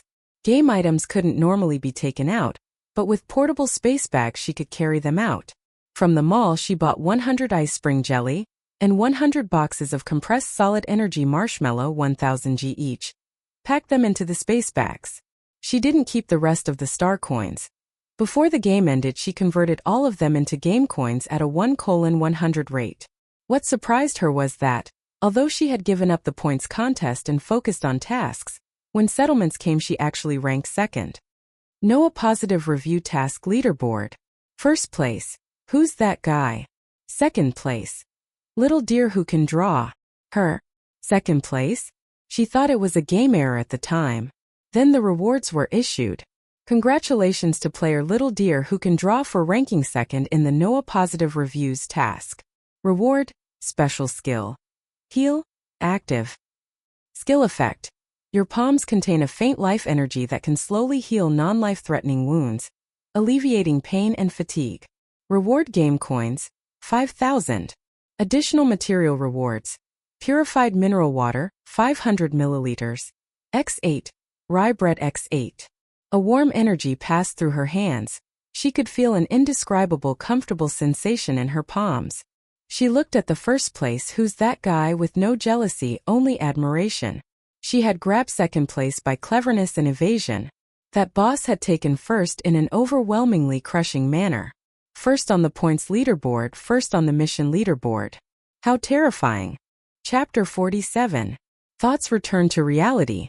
Lin Xiaolu tightened her grip on the Totoro plushie in her arms, her eyes somewhat dazed. She now had over 70,000 game coins, a healing skill, and items bought back from Noah City. She had only guessed that the portable space bag could bring things out from the game. She never expected it to actually work. Compared to her first game, her gains could be called enormous. But the unease in her heart hadn't decreased one bit. She didn't dare activate any chat channels, whether regional or global. She was afraid. Afraid that her ID little deer who can draw would attract unwanted attention. Afraid that the tragedy of Mushroom Star would repeat itself. In Noah City there were rules protecting players, prohibiting attacks between them. But what about the next game? No one could say for sure. She would rather remain an unknown loner like she was now. But how should she explain the game situation to her parents? Lin Xiaolu thought of her workaholic parents who required appointments to meet, her busy CEO eldest brother, and her movie emperor second brother who was permanently stationed on film sets. A family with no emotional value, who only knew how to give money when she called seeking care. So exhausting. Lin Xiaolu suddenly remembered the big sister on Mushroom Star, who had saved her life. How was she doing? Did she complete her mission? She remembered that the big sister was also very low-key, didn't talk much, but had terrifyingly strong execution. An absurd thought emerged from the depths of her heart. That big sister. Could she be who's that guy? Once this thought appeared, she startled herself. She gently patted her head, shaking it vigorously, trying to shake out the unrealistic speculation. Impossible. The big sister was very capable, but the strength displayed by who's that guy had already exceeded the scope of normal players. How could it be her? But for some reason, once that thought took root, it grew wildly in her heart. Thinking of the over 70,000 game coins she possessed, Lin Xiaolu felt full of confidence rising within her. If she encountered her in the next game, she would definitely stand tall and straight and tell her, "Big sister, I'll protect you from now on." Lin Xiaolu thought this way. She decided to buy more supplies to bring into the game, and give a portion to the big sister. Asterisk. On the other side, the regional chat channel was buzzing excitedly about the global notice. Vast Earth petrol flying. Opening a shop? What's going on? I just came in, can someone explain the situation to me? Social me brother pig. Found it. It's in the personal panel. Costs 100,000 game coins to open. 100,000. The mission difficulty in Noah City is 10 times that of Mushroom Star missions. Just being able to complete the mission and return feels amazing to me. How did the big shot do it? God's chosen, only me the God. 100,000. Oh my dear mother, is this hell money? Is who's that guy that powerful? Brain full of maggots. This bastard again. Why does this person have so much money? I worked my ass off in Noah City and only got over 3,000 game coins in the final settlement. Not even enough to unlock them all. And he's directly opening a shop. Doggy be good. If it weren't for it cow's leather anus sharing mission methods, I'd still be stuck in the game. Since who's that guy is so powerful, why doesn't he share strategies instead of screwing us over to death? Has no gaming spirit at all. Doggy be good, real name Sun Chong, was currently furiously typing in his bedroom, feeling extremely agitated. He had been peacefully playing games when suddenly a mechanical voice asked if he wanted to enter the game. In his confusion, he selected yes and was teleported. The experience in Noah City was a nightmare for him. He found other players stubbornly followed behind others, and learned quite a bit about this game. If it weren't for the strategies shared by Cow's leather anus, he probably wouldn't have made it back. Non-mainstream romance, so jealous, so jealous. That gentleman upstairs, I remember you cursing the big shot every day in Noah City, still cursing now that you're back? Instead of wasting time, why not think about how to make money? Doggy be good at non-mainstream romance. What's wrong with me cursing him? He quietly gets rich while using all of us as stepping stones, and we're not allowed to talk about it? If he has the ability, let him give away the items in his shop for free. I'll be the first to kneel and call him daddy. Someone on the cloud. I think Doggy is right, he's the only one who completed the mission. Doesn't even know how to help other players, so shameless. Iron straight man tender as water. Isn't anyone else more curious about what the big shot will sell in his shop? Selling strategies. This one sentence woke everyone up. That's right. Cursing is one thing, but curiosity cannot be suppressed. The first personal shop in the entire server, with the owner being that elusive monster ranked number 1. Could the items sold in this shop be ordinary? For a moment, countless players rushed to their personal panels and clicked on the brand new shop icon. There was nothing inside. Shop status. Under renovation. No products currently listed. Asterisk. As the person involved, Bai Chenyue was currently struggling with what to name the shop. Opening the personal small shop rewarded her with 10,000 game coins, equivalent to spending 90,000. What should the shop be called? Bai Chenyue had a sudden inspiration. She entered Whose Shop? Ding. Personal shop Whose Shop successfully renamed. Pretty good name. What to sell? She opened the shop backend and began contemplating the first product to list. In the real world, the shadow of the apocalypse was getting closer, and the supplies she needed to stockpile were a bottomless pit. Lacking money was a hard problem. She couldn't possibly go rob anyone. Could only sell things from the game. Shirong grass wasn't suitable to bring out now, so she'll sell mushrooms. Once she thought of it, she listed them. Product: Power Mushroom. Price: 1,000 game coins. Stock 100. Effect: contains unique biological active enzymes. After consumption, temporarily increases the consumer's basic strength by 30% for 10 minutes. No side effects. Note: strength creates miracles. After eating this, you can even arm wrestle a bear, provided that bear hasn't eaten one. Oh. Product: Ironhide Mushroom. Price: 1,500 game coins. Stock 100. Effect: mushroom fiber structure comparable to cuticle. After consumption, forms a tough temporary cuticle armor on the body surface, effectively resisting physical damage, lasts 5 minutes. Note: lets you experience what impervious to swords and spears means. When hit hard by blunt weapons, it will still hurt. If you encounter cannons, run fast. Oh. Product: Revival Mushroom. Price: 1,500 game coins. Stock 100. Effect: rich in high concentration life energy. After consumption, rapidly recovers minor injuries, stops bleeding and relieves pain. Note: a good item that can save your life at critical moments, but won't regrow severed arms or legs. Oh. Product: Carefree Mushroom. Price: 1,000 game coins. Stock 100. Effect: can secrete a substance that blocks fear nerves. After consumption, forcibly eliminates fear, tension and other negative emotions for 10 minutes, putting the spirit in a highly excited state. Note: lets you face Mount Tai collapsing before you without changing expression. Please use with caution. Chapter 48. After Bai Chenyue listed her products, she didn't pay them any further attention, confident in their value. Sure enough, the moment she set the prices and descriptions, the previously calm regional chat channel instantly exploded. Social me brother pig. The boss has stocked up. Stocked up. Vast earth petrol flying.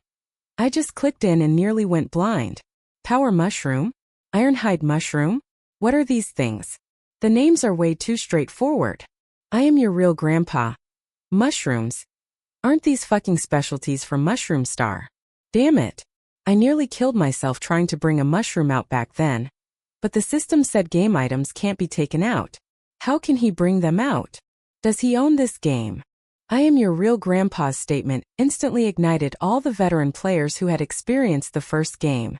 Everyone remembered that system prompt. Game items cannot be taken out of the game. But now, these specialties that should have been left behind on Mushroom Star were blatantly hanging in the server's first personal shop. Doggy be good. This guy is cheating. Shouldn't the officials do something about this? Iron straight man tender as water. Power mushroom, 1,000 game coins. Ironhide mushroom, 1,500. Revival mushroom, 1,500. At these prices, why not just rob people? Someone on the cloud. Exactly. Fuck, if it weren't for him, would the Noah City mission have ended so quickly? I originally wanted to farm more bean worms to exchange for game coins, but he ruined everything. Now he's selling mushrooms. Who does he think he's fooling? I suggest we all boycott. Anyone who buys is a dog. Brain full of maggots, right? If it weren't for him, Noah City wouldn't have had a time limit. The bean worm nest was such a great farming opportunity, completely destroyed by him alone.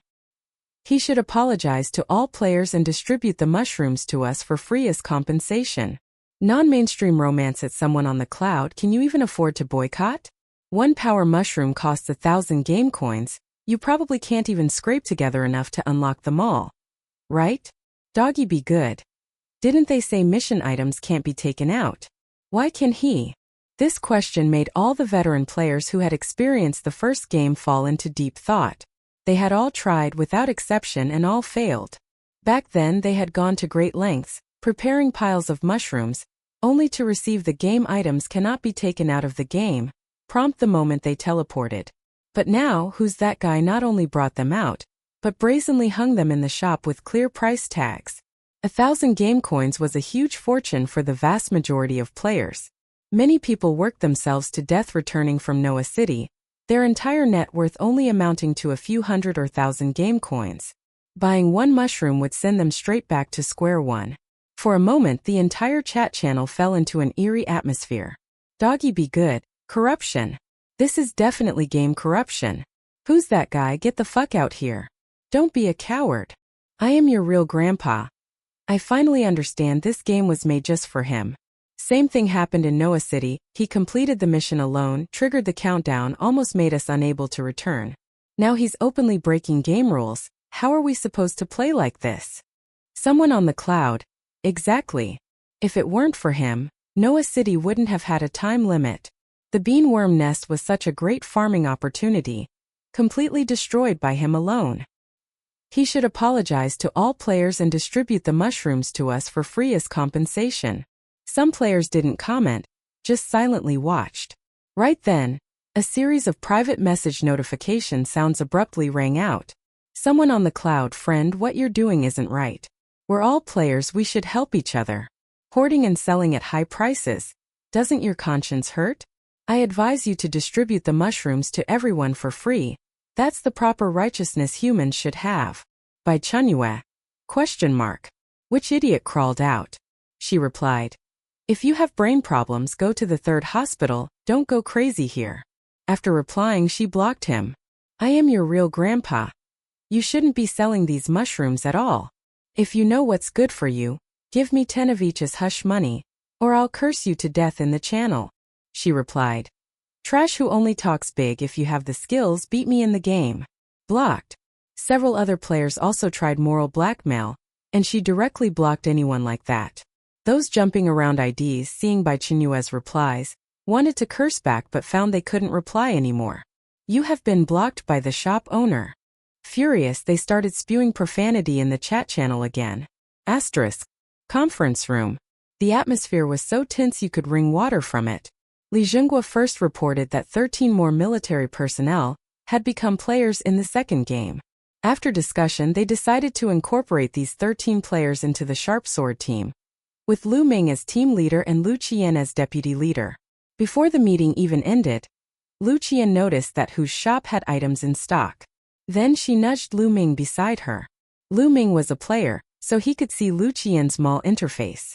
Those who weren't players naturally couldn't see it. Lu Ming made an excuse, stood up, and reported this matter. Unable to take items out of the game. That's the system's iron rule. Chan Yin tapped his fingers on the table, his voice steady. Everyone in the Sharp Sword team has tried and failed. How did who's that guy manage it? Lu Ming stood nearby, posture ramrod straight. Reporting, Commander, it's currently unknown. Lu Qian requested to speak and stood up. In the game mall, there's a portable space backpack priced at 10,000 game coins. It has 1 cubic meter of internal space and can carry game items back to the real world. Limited to inanimate objects only. I speculate that who's that guy must be using a space backpack. Li Zhenghua, the technical director of the Strategic Support Department, suddenly understood and stood up from his seat. That's it. It must be this. Within the rules. Who's that guy didn't break the rules, he used the rules. He obtained far more game coins than ordinary people in the first game, and purchased this kind of space backpack. The others instantly understood. So that means currently only Who's That Guy alone has brought items from Mushroom Star back to reality, and possibly items from Noah City too. Li Zhenghua adjusted his glasses. We can only purchase from him. Currently we have 180,000 game coins. If we need to equip the Sharp Sword team with weapons or portable space backpacks later, our available game coins will decrease. Chen Yan pondered for a long time before issuing orders. Set aside the game coins for purchasing portable space backpacks temporarily. 6 of them, 1 for each original Sharp Sword team member. Lu Qian, you go privately message Who's That Guy.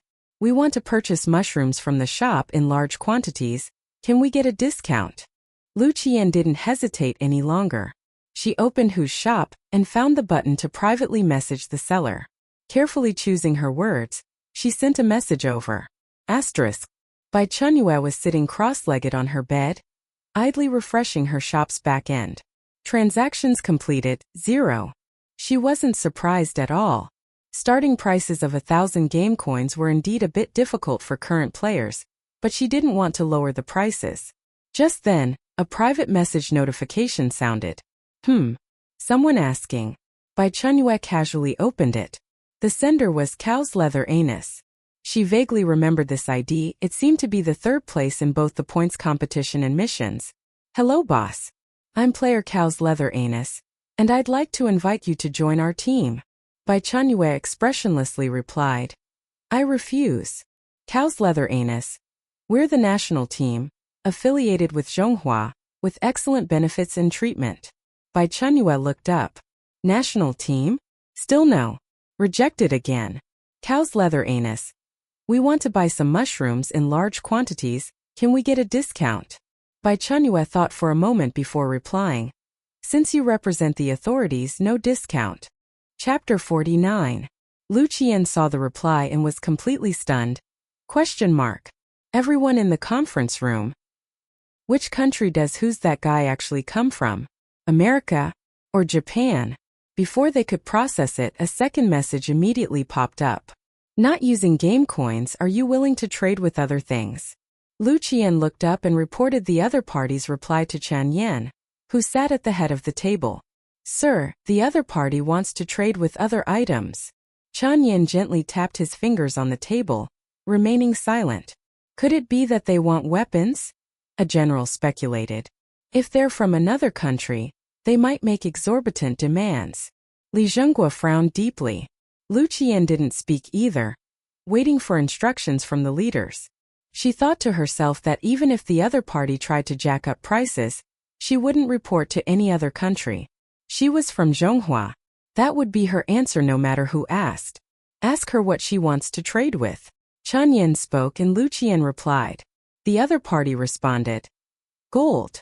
Gold. Lu Qian looked at these words, thinking her eyes were playing tricks on her. Lu Ming beside her also had a bewildered expression. They want gold. The entire conference room fell into complete silence. The other party then sent another message. 1 mushroom for 100 grams of gold. The people in the conference room fell silent again. They originally thought the other party asked about the country first because they wanted to make exorbitant demands. Wanting weapons, wanting technology. Never expected they'd want gold. Can you eat gold? Can it be used as a weapon? Gold is easy to obtain, but game items can't be bought with money. And trading 100 grams of gold for 1 mushroom. Are they sure they're not selling cabbage? What exactly is Who's That Guy thinking? No one present could understand it. Agree to it. Chen Yan almost didn't hesitate, telling Lu Qian to reply. He immediately had people prepare the gold. The other party replied. Prepare the gold and contact me. By the way, prepare 10% extra gold for the handling fee. You'll cover it. If you don't agree, we'll use game coins for the transaction. The gold cannot have any markings on it. Chenyue nodded in agreement. The other party replied, I hope you don't cheat me. Otherwise don't expect to buy anything from me ever again. Lu Qian. You can come find me and see for yourself in person. Bai Chenyue saw this and rolled her eyes thinking, do you take me for a fool? If I go, I'll get recruited, working for the country afterwards, with all received supplies belonging to the state. Not going. She certainly knew that gold would be worthless in the apocalypse. But she understood even better that right now, before the apocalypse arrives, gold is the only hard currency that both holds high value and is completely untraceable. Sell the gold immediately after getting it, use it to buy supplies. Use game coins for transactions? Even the national team before the game fully opens is probably dirt poor. Use cash? As long as the amount is large enough, every sequentially numbered bill can be traced back, exposing her real identity completely. She was willing to provide some help and warnings to her country within her capabilities, but she would never gamble her entire life and fortune for it. She just wanted to lie low safely and steadily, watching her space become more abundant day by day. As for transactions, for Zhonghua, use gold. As for other national teams, then trade with supplies. As for individual players, just buy honestly in the shop. Within less than 20 minutes, all the gold was prepared. Lu Qian sent a private message. Big shot, the gold is ready, how do we trade? Bai Chenyue looked at the private message. Wait, I'll send you the trade link. The small shop had a function to enable item exchange. She just needed to send the other party a trade link, and the game would automatically recognize it and collect the supplies. Directed item exchange. She lightly tapped with her fingertip, and a virtual trade window popped up. This transaction will generate a 5% system transaction tax, default paid by the initiator. Bai Chenyue reached out her finger and lightly tapped on the small checkbox. System transaction tax has been changed to be paid by the buyer. On the other side, on Lu Qian's panel, a link popped up. Required gold, 40,000 grams. System transaction tax, paid by receiver 2,000 grams. Total payment required, 42,000 grams. Proceed with transaction? Yes/no. Lu Qian took a deep breath and pressed the Confirm Transaction button on the light screen. The next moment the gold disappeared. 400 mushrooms automatically appeared in the game inventory. Transaction completed. Lu Qian lightly tapped on the 4 inventory slots, and 400 mushrooms appeared in the conference room. Everyone stared at these mushrooms. Send them to the laboratory immediately. Highest priority. Following Chenyue's order, personnel immediately stepped forward to carefully sort and box the mushrooms. Lu Qian. Thank you, big shot. Pleasure doing business. Bai Chenyue suddenly thought of something and replied, if you can represent the country, then please tell the higher-ups to stockpile more grain, the more the better. Buy from abroad, stop exporting. In 19 days the apocalypse will come. Everyone in the conference room was astonished. The other party continued to list several major international events that would definitely occur as the apocalypse approached, including light rain starting to fall gradually worldwide in 10 days, until 19 days later when typhoons plus heavy rain would flood many cities, marking the beginning of the apocalypse. As Bai Chenyue sent out message after message, the group of big shots in the conference room watched with eyes wide open. Shocking.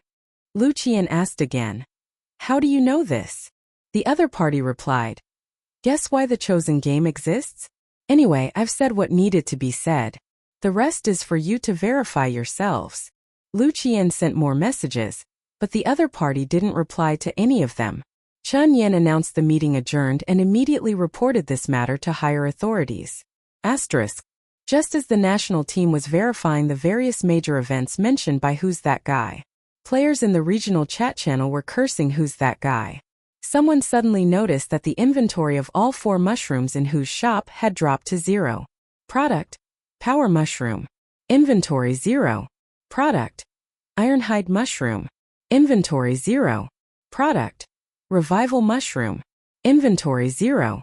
Product: Carefree Mushroom. Inventory 0. The entire shop was empty. Iron Straight Man tender as water. Am I seeing things? 400 mushrooms all gone. Youth given for free. In the blink of an eye, how did they disappear? Who bought them all at once? Vast earth petrol flying? Social me, brother pig? The chat channel that was just filled with righteous indignation and calling for boycotts fell into complete silence for half a minute. Doggy be good. Who? Who exactly did this? What happened to the agreed boycott? You traitors. Data Emperor. 400 mushrooms, total value over 500,000 game coins. Which big shot was it? Could it be that little deer who can draw? Someone on the cloud. I'm disgusted. Cursing louder than anyone with your mouths, but striking faster than anyone with your actions. Right? A bunch of dogs. Who's that guy is just a coward.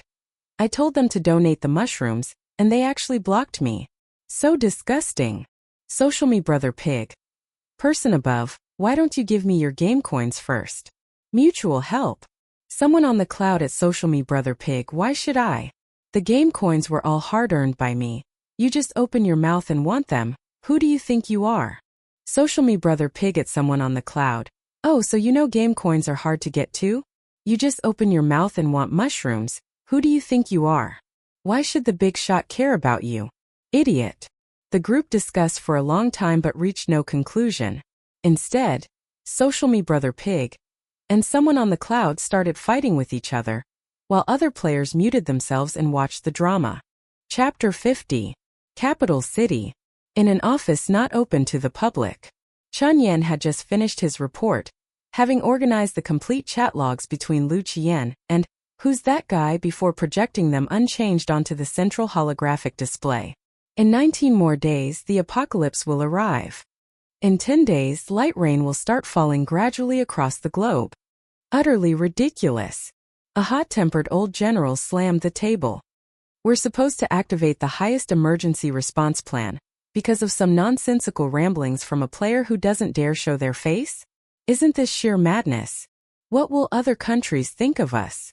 Before his words fully settled, Chenyue spoke up, his expression serious and his pace steady. We can't look at it that way. The appearance of this chosen game itself defies explanation by current science. We've confirmed that players have emerged globally. That's an established fact. And this Who's That Guy is currently the strongest among all players. Moreover, one of the events they mentioned has already been verified. Just early this morning, our intelligence team stationed in the United States intercepted scattered communications about their high-level security systems. It seems there was a minor vulnerability in their firewall. A few white hat hackers were boasting about successfully accessing peripheral servers, but they were quickly kicked out. The details match up. As for the major events mentioned by Who's That Guy, we've initiated highest priority monitoring. Regarding the locust plague in Pakistan, the wildfires in Australia, and the volcanic activity in Japan. So far, there are no abnormal reports beyond normal ranges. Everything remains relatively calm. The report from the Life Sciences Research Institute is out. The biologically active substances contained in the mushrooms from Mushroom Star exceed our current understanding.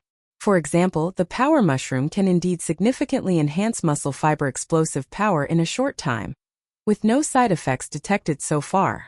The principles remain unclear. The elderly man had remained silent, simply listening quietly. Comrades, we're facing an unprecedented situation, he said, his voice not loud but clearly reaching everyone's ears. We cannot believe everything, but we absolutely cannot afford to disbelieve either. Because the stakes are too high for us to gamble. If what that person says is true, and the apocalypse is truly coming yet we do nothing, how many citizens will perish as a result? If we waste these 19 days of preparation time because of so-called face, then you and I will become traitors to our nation. The old general opened his mouth, then finally heaved a heavy sigh and fell silent. I agree, a middle-aged man spoke up. If this ultimately proves to be a false alarm, we'll only lose some money and resources. But if, by any chance it's true, every bit of preparation we make now could potentially save millions of lives in the future. The tone of the meeting was thus set. The elderly man stood up, his gaze profound. Effective immediately. Establish the highest level emergency command center. Codename, Candle Dragon. Chenyue will be in charge. All relevant departments must unconditionally comply with every instruction from Candle Dragon. Candle Dragon has 3 missions. First, utilize all our resources to verify every piece of intelligence provided by Who's That Guy. Second, secretly activate the highest-level disaster emergency response plan without causing social panic. Food, medicine, energy, communications. We must do everything possible in all areas. Third, all content from today's meeting is classified as top state secret. Not a single word may be leaked. One instruction after another issued from this small office. The entire state apparatus began operating with astonishing efficiency in the deep of night, completely unnoticed. Asterisk.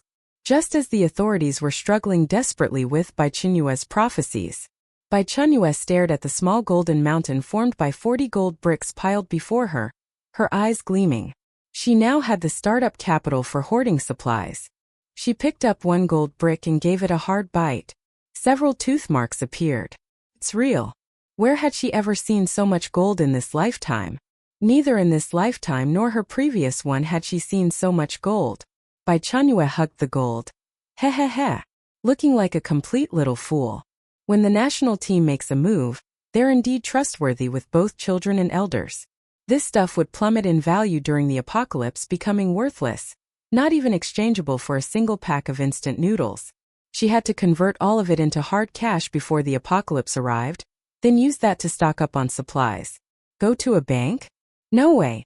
With such a large amount of gold with no verifiable source, the moment it entered a bank, she'd probably be invited for tea before she even stepped out. Forget about hoarding supplies, she'd likely get recruited herself. She had to find the black market. She thought of one person. In her previous life after the apocalypse outbreak in Linhai City, the city next to hers, a survivor had rapidly risen to power. The base leader's nickname was Black Panther. A ruthless character with vicious methods but extremely capable, having forcibly established a small base amid the chaotic order that became a fairly sizable trading market. Bai Chenyue had met him twice before, and heard that even before the apocalypse, he was the biggest black market boss in Linhai City, dealing in gold, jewelry, and other shady businesses. He was the perfect contact. He had the channels, the capability, and could handle such a large batch of goods. With her plan set, Bai Chenyue immediately sprang into action. 2 hours later, the high-speed rail arrived in Linhai City. Bai Chenyue directly hailed a taxi and headed straight to the old city area in the west. Upon arrival, she first found a public restroom and changed into her most inconspicuous tracksuit, then put on a black baseball cap and face mask, wrapping herself up completely. Then she took out the backpack containing gold from her spatial storage. Next, she applied makeup that made her look several years older than her actual age, with a more intimidating aura. Relying on vague memories, she stopped in front of a tea house. The tea house door bore a crooked sign that read Brothers Tea House. She pushed the door open and a turbid air mixed with smoke, sweat, and cheap tea smells washed over her. A dozen shirtless, tattooed muscular men sat at tables. Some of the men noticed Bai Chenyue's appearance, but after one glance, paid no further attention. The boss was a middle-aged man in his 40s, slightly overweight with a friendly face, but his eyes revealed a shrewdness. "Boss, a cup of tea," Bai Chenyue said in a hoarse voice. The boss poured her a cup of tea and asked with a smile, "Alone, miss?" Bai Chenyue didn't answer, nor did she drink. She lightly tapped the table with her finger and uttered a coded phrase she'd heard in her previous life. "The heavenly king covers the earth, tiger." The smile vanished from the boss's face, his expression instantly changing as he leaned closer, lowering his voice. "The pagoda suppresses the river demon." The code phrase was matched. Chapter 51. What do you want to sell? Bai Chenyue felt relieved inside. It seemed she had found the right place. "I'm looking for someone who can handle large quantities of yellow goods and settle payment immediately." Yellow goods was the black market term for gold. "How much do you have?" the boss asked. Bai Chenyue lowered her voice. 40 kilograms. The boss gasped sharply, looked Bai Chenyue up and down, then tossed out a "wait here" before turning and exiting through the teahouse's back door. He didn't keep Bai Chenyue waiting long before returning and saying to her, "Follow me." Bai Chenyue followed him upstairs to the second floor. 2 black-clad bodyguards stood at the doorway, their expressions cold and indifferent. Seeing the boss bringing someone, one of the bodyguards pushed the door open and gestured for Bai Chenyue to enter. The room wasn't large but was exquisitely decorated. Thick carpet covered the floor, with a set of genuine leather sofas and a massive redwood desk. Behind the desk sat a man. The man appeared to be around 40 years old, wearing a black Chinese-style Mandarin collar shirt, with a string of glossy prayer beads around his wrist. He was somewhat lean, even scholarly in appearance. This was Black Panther, the king of Linhai City's underground world. When Bai Chenyue entered the room, he was leisurely brewing tea. Seeing her come in, he only gave her a brief glance. "Have a seat." Bai Chenyue sat down, placing her backpack on her lap. Black Panther pushed a cup of freshly brewed tea toward her, its aroma filling the air. "You're quite unfamiliar, friend. Which path do you walk?" Black Panther looked at her, asking slowly. "A nobody, not in the business." Bai Chenyue's voice came through her mask, somewhat muffled but calm. "Oh." Black Panther's eyebrows rose slightly, seemingly surprised by her answer. "Not in the business, yet you found your way here and can produce so much yellow goods. You must have quite the background, friend." "Brother Zhang recommended me." Bai Chenyue unzipped her backpack. "The yellow goods are legitimate family heirlooms." Zhang was Black Panther's sworn brother, often drifting abroad with frequent communication blackouts, but possessing extremely high combat ability. 1 month after the apocalypse began, Brother Zhang returned to the country with 3 comrades to help Black Panther establish his own faction. In the base Black Panther built, Brother Zhang served as second in command. Hearing this, Black Panther's doubts instantly vanished. Zhang was his most trusted brother, often abroad with few people having seen him. Anyone who could accurately name Zhang must have legitimate connections. His suspicions gone, Black Panther smiled and said, "Xiao Lu said you have 40 kilograms of yellow goods. Could you show me?" Xiao Lu was the tea house's nominal boss, the one she'd seen earlier, while Black Panther was the true leader. Bai Chenyue took out a gold bar and placed it on the coffee table before her. Black Panther's gaze was immediately drawn to the gold bar. His pupils visibly contracted. He could tell at a glance that the gold bar was of excellent quality, absolutely 9,999 pure gold. Moreover, it bore no markings, clean as if it had just come out of the mold. Goods like this were the most popular hard currency on the black market. Instead of answering, Bai Chenyue countered, "How much can you handle?" Black Panther smiled, leaning back in his chair while slowly rotating the prayer beads in his hand.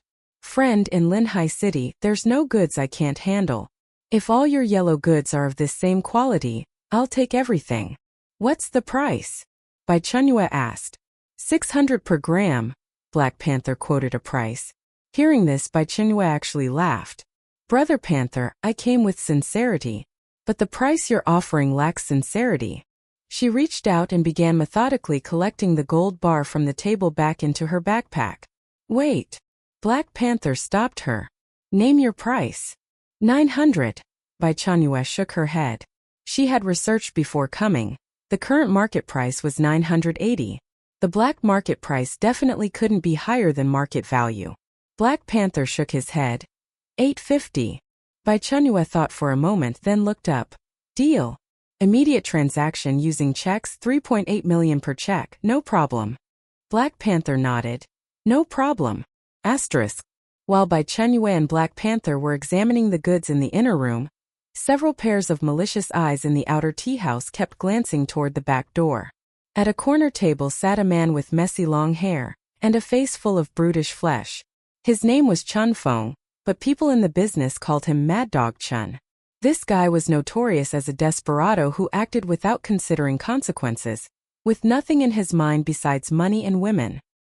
He had noticed when Bai Chenyue was led inside by the bald strongman earlier. Later, when he saw Black Panther's most elite bodyguard and appraiser Biao both enter that room, he knew this had to be a major deal. Judging by that setup, she must have brought something really good. Mad Dog Chun spat out his cigarette butt, speaking to a man beside him who was thin as a monkey. "Yeah, Brother Chun. If Brother Panther is personally receiving her, it's definitely not small business." Skinny Monkey agreed. "Go find someone to ask around, see what background that woman has and what goods she brought," Mad Dog Chun ordered. Skinny Monkey immediately nodded obsequiously and scurried off. Before long, Skinny Monkey came running back, his face unable to conceal excitement and greed. Brother Chan, I found out. I found out. He leaned close to Mad Dog Chen's ear, lowering his voice excitedly. It's gold. That woman brought gold bars. I heard there's several dozen kilograms. What? Mad Dog Chen shot up from his chair, his eyes bulging like copper bells. Several dozen kilograms of gold. How much money would that be? His breathing instantly became heavy, his eyes filled with avarice. Skinny Monkey swallowed hard and continued. They say it's worth tens of millions. That woman is basically a walking vault right now. He had just found out from Xiao Lu's side. It couldn't be false. Let's do it. Mad Dog Chun said viciously, almost without any hesitation. Brother Chun, this is Brother Panther's territory. What if? One of his companions hesitated. Scared of what? Mad Dog Chun cursed. We won't touch Brother Panther. We'll wait until that woman leaves before making our move. A woman, even if she has bodyguards, so what? Are we brothers afraid of her? Several dozen kilograms of gold. After this job, we won't have to worry for the rest of our lives. Mad Dog Chen's eyes shone with mad light as he incited his companions. Right. Let's do it. Fortune favors the bold. We'll follow Brother Chan. Tempted by the enormous wealth, these desperados quickly reached consensus. Asterisk. Inside Black Panther's room, a semi-transparent virtual window suddenly popped up before Bai Chenyue's eyes. Absolute insight. Warning. High-intensity killing intent detected. Target count 5. Threat level low. Note. With your frail body, don't get yourself killed in this. Chapter 52. Immediately after, 5 flashing red dots appeared out of nowhere at the edge of her vision. Each dot represented a person harboring intense malice towards her. Bai Chenyue's heart remained completely unruffled. Outwardly, she maintained her composure, pretending as if nothing had happened. But internally, she had already started calculating. Over there, after Black Panther's men used professional tools to inspect each gold bar, the appraisal results showed that all 40 kilograms of gold were pure gold with a fineness of 99.99%. Impossibly pure, with each bar's weight being precisely identical. Bai Chenyue's expression didn't show it, but she was mentally complaining. Government-issued products, could they possibly have flaws? Confirming the gold was fine, Black Panther pulled out his checkbook and signed. Bai Chenyue looked at the check as her considerate AI recognition assistant had already verified its authenticity. Item. Commercial check. Issuing bank. Linhai United Commercial Bank. Signature handwriting analysis. Dao Zhenghua, Black Panther. Confirmed as genuine signature. No signs of imitation. Seal verification. Embossed seal is clear. 99.99% match with bank's filed sample. Authentic and valid. Associated account status. Normal. Final verification. Check is authentic and valid, can be safely cashed. Bai Chenyue counted them, confirmed there were 10, and stuffed them directly into her backpack without even looking. Black Panther seemed slightly surprised. Aren't you going to check them? Bai Chenyue replied indifferently. Would Brother Panther stop doing business in the future? Black Panther laughed. At this point, he was somewhat admiring the woman before him. Once you step out that door, the transaction is complete. The check was real, but whether she could hold on to it was another matter entirely. Bai Chenyue looked up. Can you get other things here? Like crossbows? Black Panther's expression didn't change. Crossbows were controlled items. Although they weren't rare goods in his circle, anyone daring enough to ask for them, it seemed this woman was somewhat unusual. Yes. Black Panther nodded after a moment of silence. What kind do you want? How many? Bai Chenyue said. Military grade, the more powerful the better. No restrictions on model. Let's start with 1,000.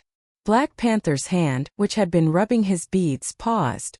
Question mark. Bai Chenyue asked. Is there a problem? Black Panther was speechless. More than just a problem. 1,000. Are you forming an army? That's too many, can't get them. 100 maximum. Bai Chenyue agreed with a slightly disgusted expression.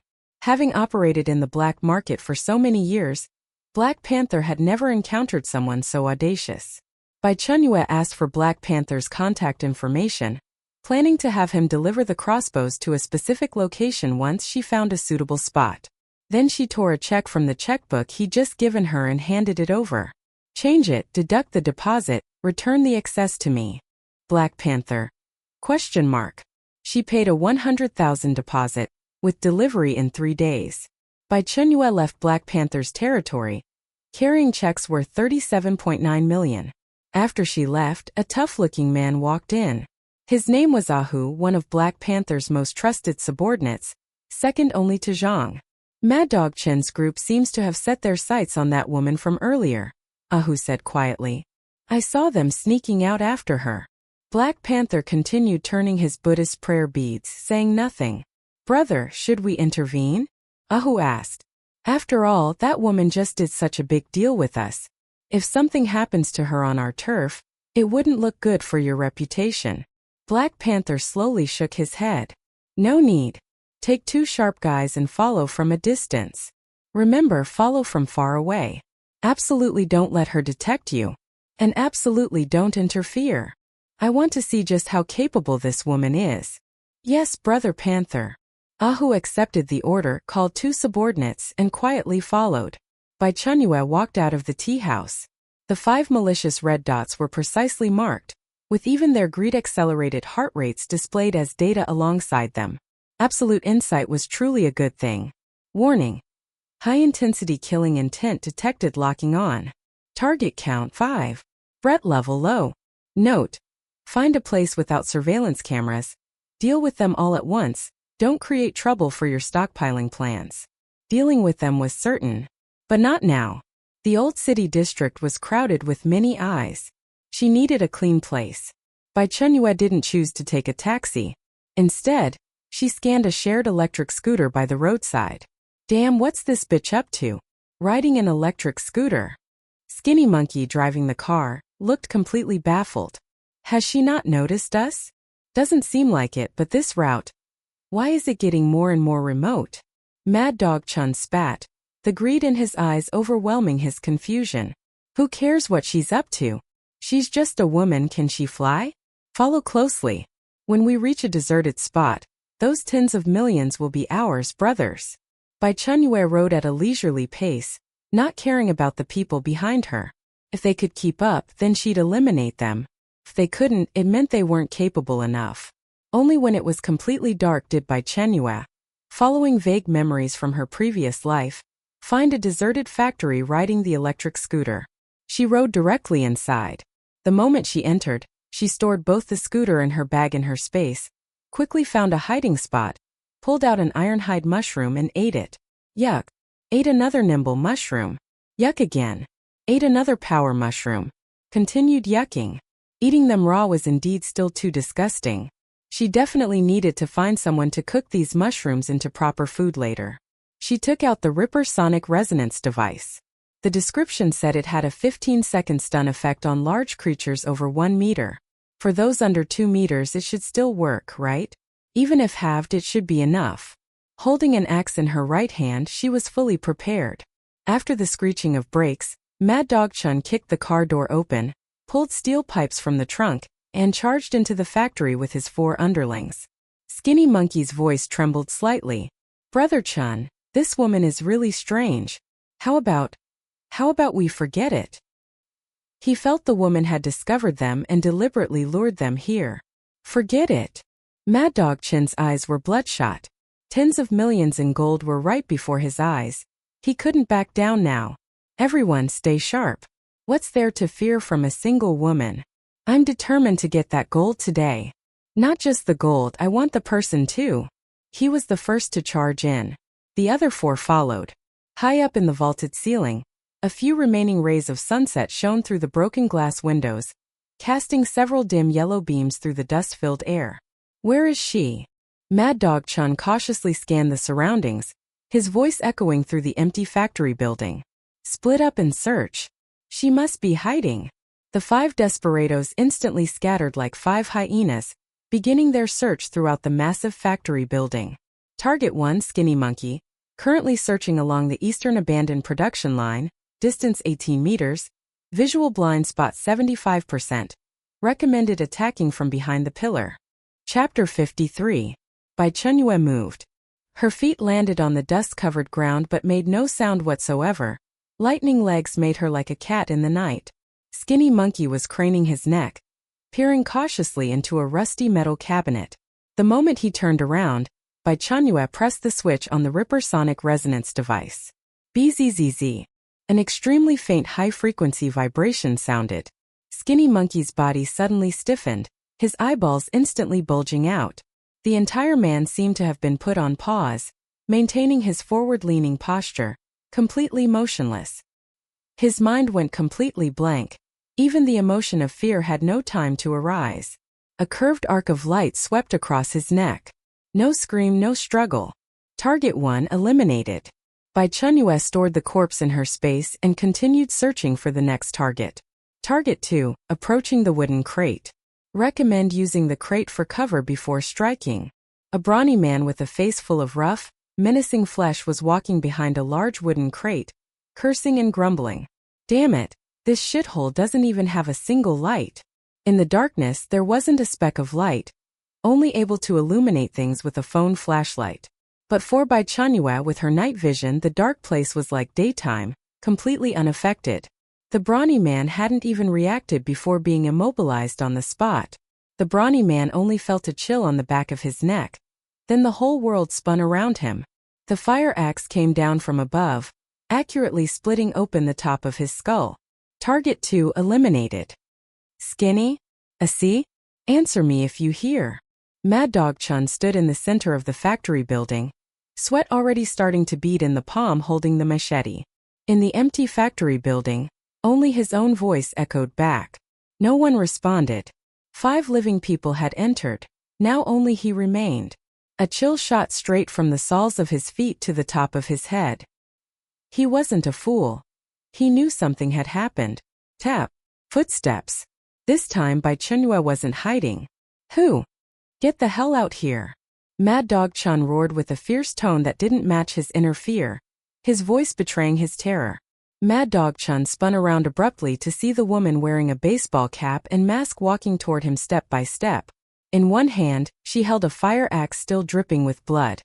In the other, she toyed with a peculiarly shaped instrument. It's you. What the hell did you do to them? Mad Dog Chun's fear was instantly replaced by ignited rage. He tightened his grip on the steel pipe and charged violently toward Bai Chenyue. Bai Chenyue didn't move at all. Just as Mad Dog Chun charged to within 3 meters of her. Bzzz. The resonance device activated again. Mad Dog Chun's charging body abruptly stiffened. A sudden realization in his heart that he was finished. The axe fell. Blood splattered. All threat targets, completely eliminated. Bai Chenyue put away the Ripper sonic resonance device, took out a bottle of water, poured it over the axe head, ensured it was clean, then stored it in her space. Detected 3 external observers, distance 800 meters, located southeast. No hostile intent, continuing observation. She knew those were Black Panther's men. It didn't matter. As long as they didn't make a move, she wouldn't deliberately cause trouble either. She was still counting on them to get her the crossbow. After storing Mad Dog Chun's corpse in her space, the vast factory building returned to deathly silence, as if nothing had ever happened.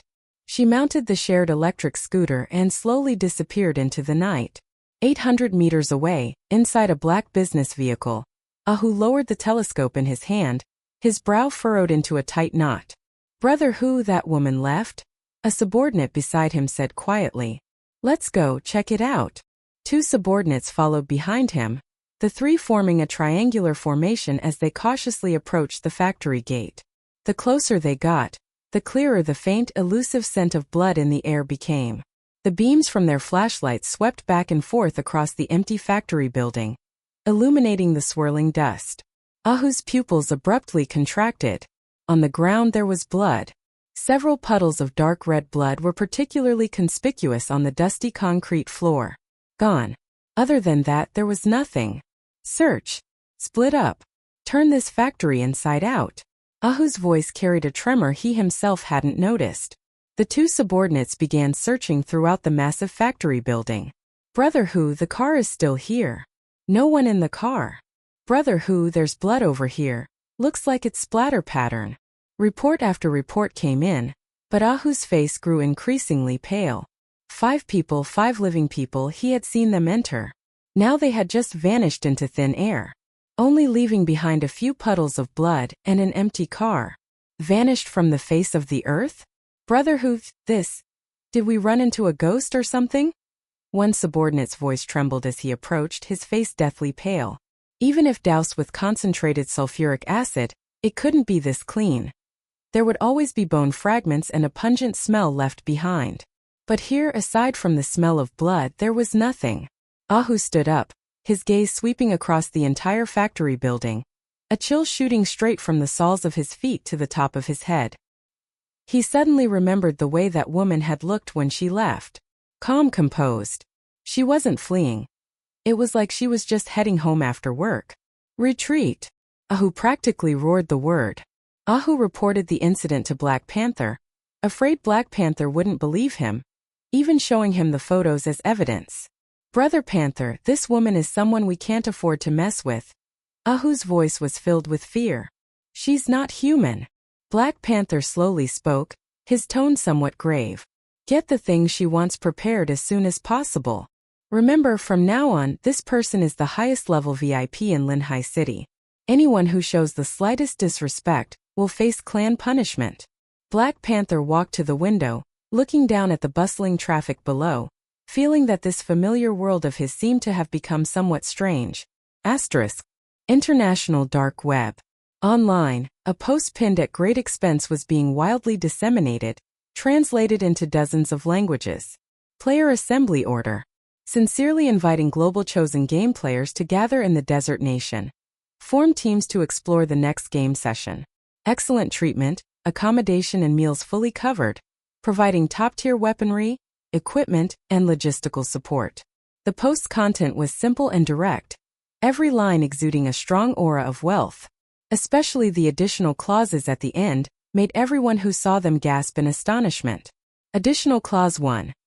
Any game player joining the team will receive a $100,000 welcome gift. Additional Clause 2. Any player ranked in the top 100 on the leaderboard, upon identity verification, will receive a $1 million welcome gift. Additional Clause 3. Leaderboard top 50, treatment doubled. Additional Clause 4. Leaderboard top 10, eligible for honorary citizenship in the desert nation, plus gifted a luxury villa and a private security team, 50 people. Special Bounty 1. Sincerely inviting Who's That Guy to join the team. On the day of joining, choose any 10 countries worldwide. A luxury villa will be prepared for you in each, plus a $100 million advance good faith payment. Anyone who can provide accurate identity information and contact details for Who's That Guy will be rewarded $10 million. Anyone who can provide accurate identity information and contact details for Little Deer Who Can Draw will be rewarded $5 million. Chapter 54. The forum administrator wanted to delete the post immediately after seeing it. But upon seeing the funds transferred right after the other party added them. Pin this post. Counting the amount, there were 7 zeros. Your little moderator is online, sincerely serving the prince. Countless information brokers, mercenaries, hackers, and arms dealers were drawn to the post. Players? What game? Is it worth the Desert Royal family investing so heavily? Top 100 on the leaderboard get a meeting gift of $1 million. God, am I still dreaming? Or is the prince burning money? Who's that guy? A bounty of $100 million? Are you insane? Just providing contact information gets you $10 million. Little Deer Who Can Draw $5 million. The world has finally gone mad beyond my comprehension. No matter how heated the discussions got on the dark web, not a single player stepped forward to explain. Being chosen by the chosen game already made them different from others. They had their pride, and quietly making fortunes was the real deal. Global chat channel. I'm super handsome. Holy crap. Did you guys see that rally call on the black market? The Desert Prince is offering $100 million to find Who's That Guy. Assembling a team with huge rewards. Immediately posting a screenshot of the post.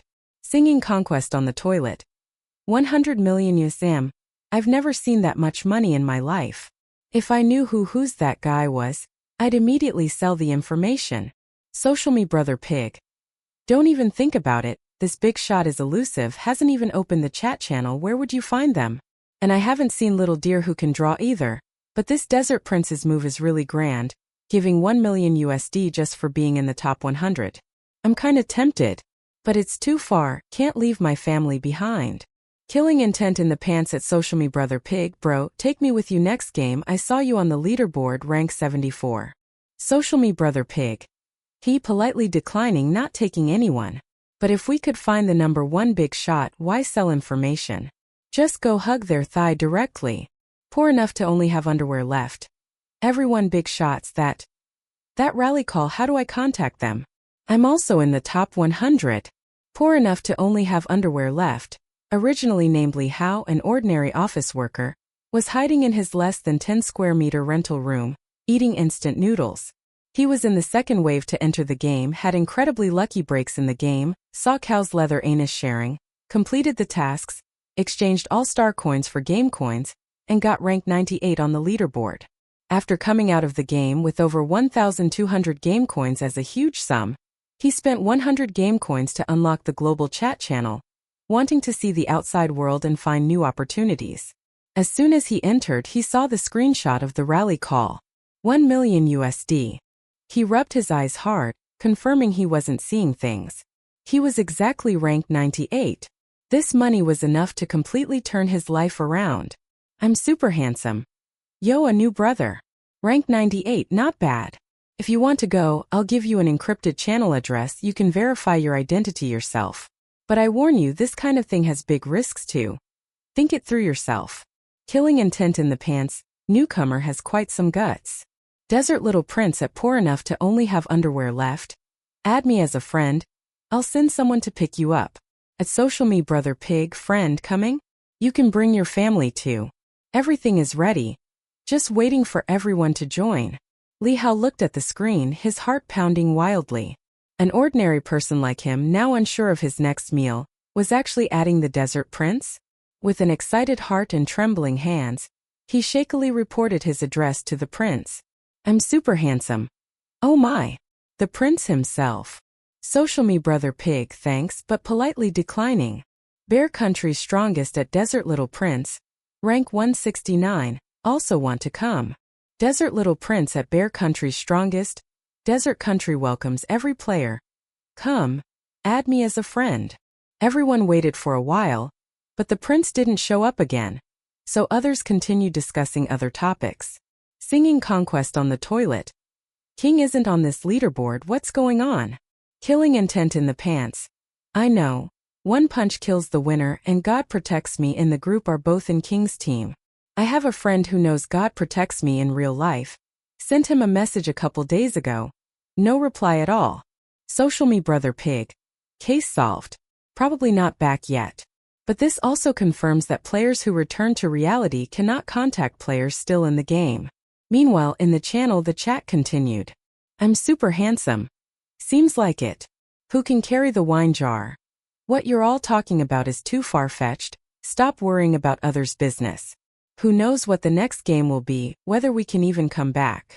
Last time in the Noah City mission, if it weren't for a big shot in our area giving pointers, I probably wouldn't have completed the mission.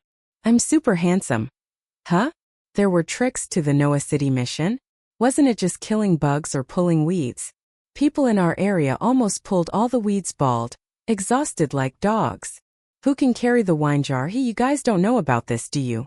That big shot in our area said pulling weeds and killing bugs are dumb methods. He told us to go directly to crowded places, find those NPCs to take tasks like delivering letters, finding things, repairing fences, etc. The tasks were simple, gave fewer star coins, but were easy and positive reviews were easy to get. Many of us completed the tasks early relying on this. I'm super handsome. What? There's such a method. How come no one in our area knew? Those NPCs in the city completely ignored us. We use threats and promises of safety to get employers to give us positive reviews. Singing Conquest on the toilet. Holy crap. Really? We also pulled weeds until the world went dark. Never heard about taking NPC tasks. Killing intent in the pants at who can carry the wine jar. Which country are you in? Who can carry the wine jar? Zhonghua why? Social me brother pig, so that's it. The regional chat channel isn't divided by some random numbers at all. It's divided by country. Zhonghua players are in one channel, you foreigners are in another channel. So that's how it was. The game system had separated players from different countries from the very beginning. I'm super handsome, Sybil. No wonder. In our Korean regional channel, besides kimchi, it's just kimchi. No useful information at all. So unfair. Singing Conquest on the toilet. The Eagles channel is full of muscle-showing idiots arranging fights. But speaking of which, I'm also from Zhonghua, just studying in Eagle. Why am I in the Eagle channel too? Crying to death. Data Emperor. Game is awesome, divided by region. For a moment, the global channel was filled with complaints from players of various countries. Asterisk.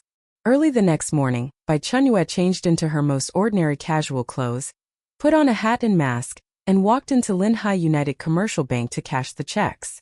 Under the manager's astonished gaze, she cashed all the checks.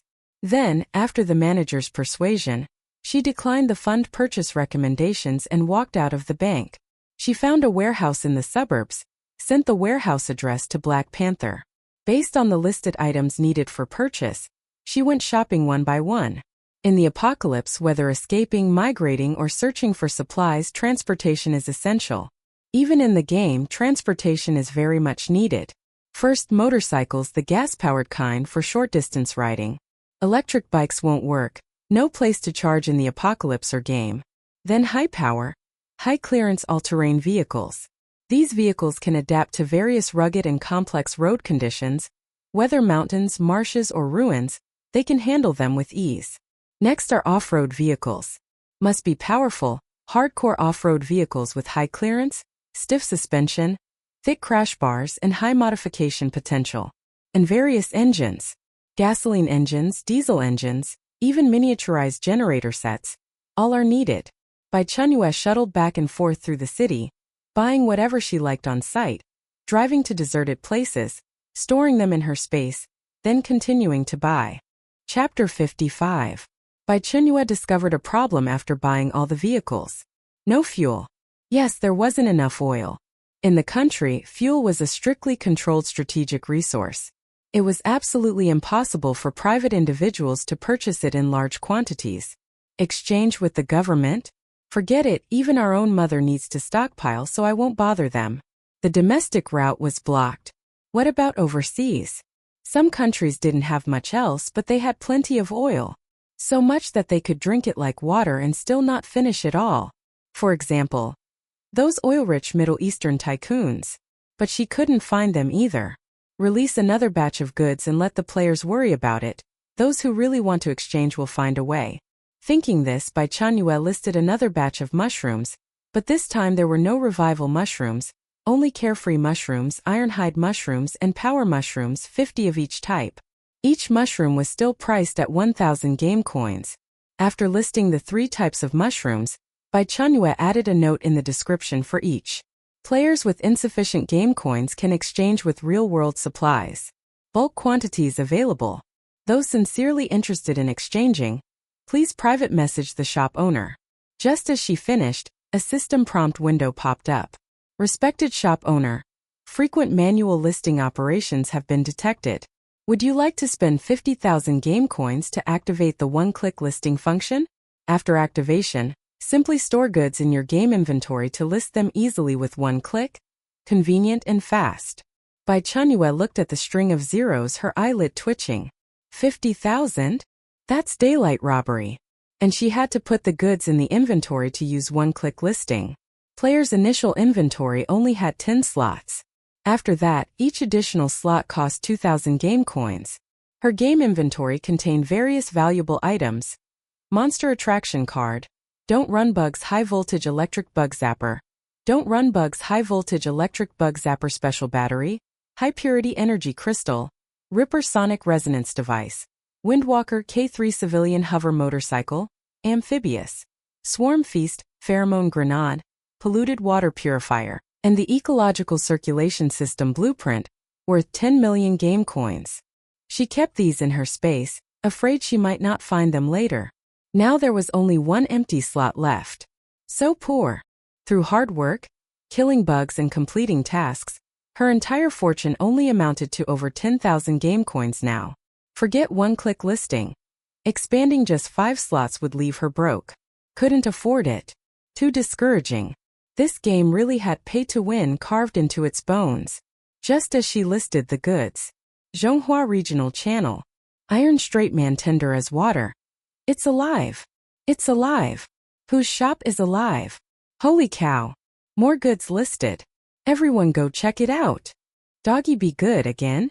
Last time 400 mushrooms sold out instantly. Isn't this the same? Just look and that's it? Anyway, we can't snag them. We don't understand the big shots world. Let's scatter. Social me brother pig. Wrong. This time it's different. Are you blind? Look at the note. Look at the final note. Supports real-world supply exchange. Youth given for free. I'm stunned. Supports real supply exchange? Desert Prince just offered $100 million for the big shot's contact info. And now the big shot turns around to exchange divine medicine for real things? What's he after? Global Channel.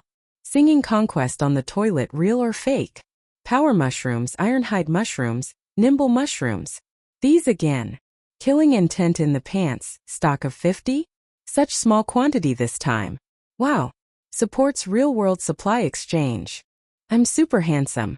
That's definitely what it means. Oh my god, is the big shot living that miserably in real life? Trading mushrooms for supplies? If you can't even survive, why not go find the prince? Asterisk. A series of private message notification sounds rang out frantically. Bai Chenyue clicked to look. Various IDs dizzying to see. I don't eat chicken, big shot. Big shot. Look at me.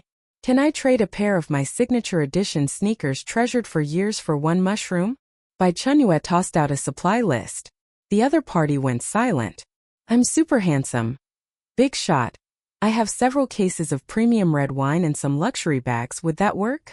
Bai Chenyue tossed out a supply list. The other party went silent. Bai Chenyue found it headache-inducing to read and annoying to reply. She added a sentence in the shop broadcast. For purchases under 50 mushrooms, buy directly in the shop. For 50 mushrooms or more, supplies can be used for exchange. Small-scale players need not contact. Some small-scale players, seeing the broadcast announcement, were directly discouraged, placed orders in the small shop, and didn't private message anymore. Even so, 21 mushrooms were sold. Over 20,000 game coins acquired. Asterisk. Beijing Special Meeting Room. A red folder stamped with Top Secret lay on the table before Chan Yen. Inside was the final test report on the 4 types of mushrooms, produced overnight by the Life Sciences Research Institute. Every line of data, every conclusion made his heart grow heavier. The conclusion section of the report was written very bluntly. The biological activity contained in these mushrooms, along with their strengthening and restorative effects on human bodily functions, completely surpassed modern biology and medical understanding, especially the revival mushroom. The report also included 2 video segments. The first video showed a severely injured soldier, covered in blood, who after consuming 1 revival mushroom, stopped bleeding within half an hour, and his wounds began to scab. In the video, an old academician who had dedicated his life to the nation's nuclear cause, now in his advanced years, lying in a hospital bed covered with tubes, actually woke from coma an hour after consuming 1 revival mushroom. All vital signs have rejuvenated by at least 5 years. Brain neuron activity showed significant recovery. Chan Yen turned off the video. The meeting room fell silent. Everyone present understood what this meant. Those national treasure-level experts who had devoted their lives to the country, their minds filled with priceless knowledge. Their greatest enemy was time. And now they saw the dawn of overcoming time. We must obtain more revival mushrooms. Chan Yan's voice was hoarse, yet carried undeniable resolve.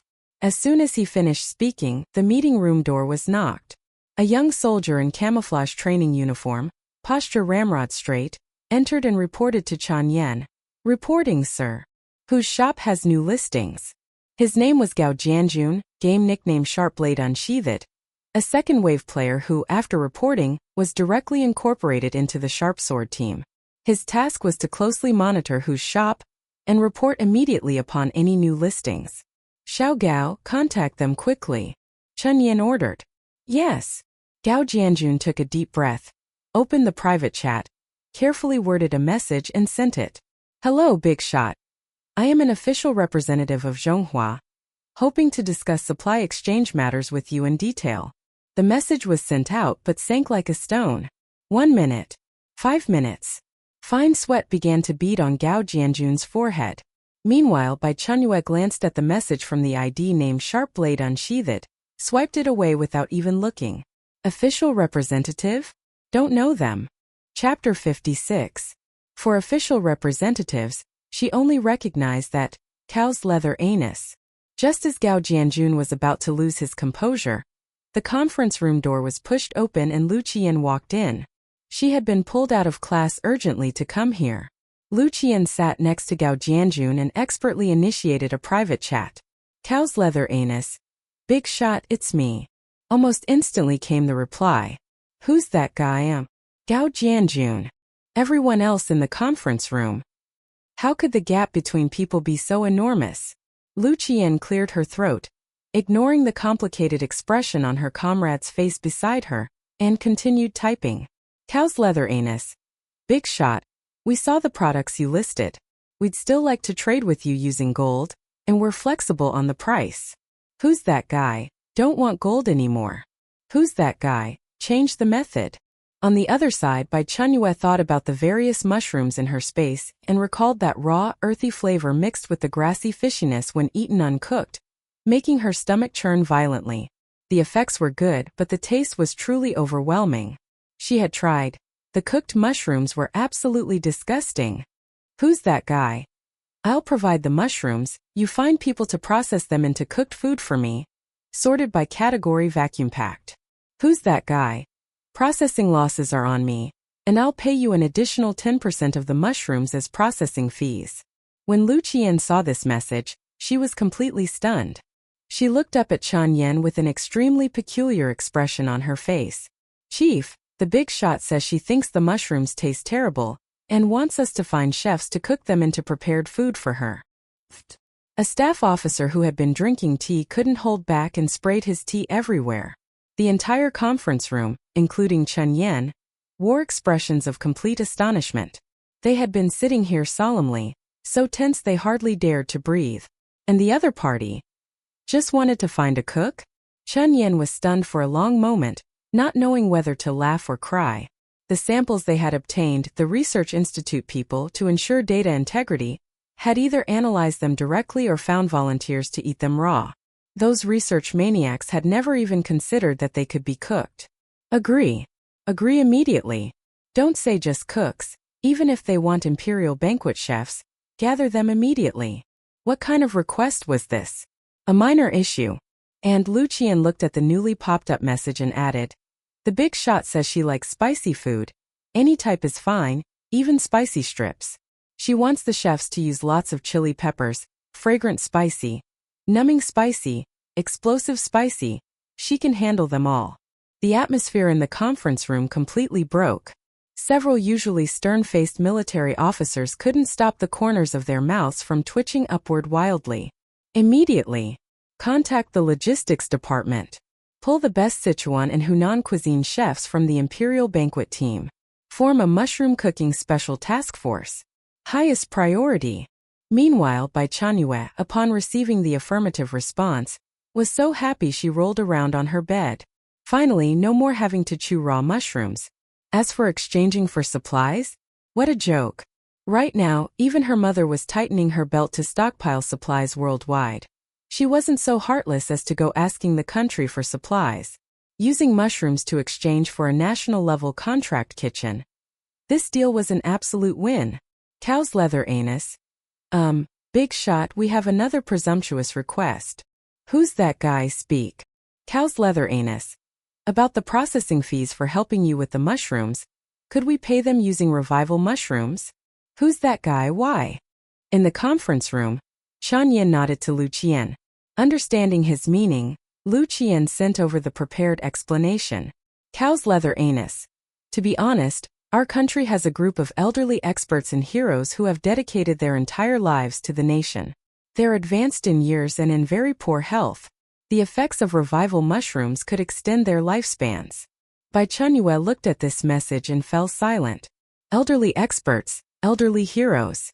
In the 10 years of the apocalypse in her previous life, she had witnessed too much human ugliness, but she had also seen people stepping forward to protect others even in the most desperate times.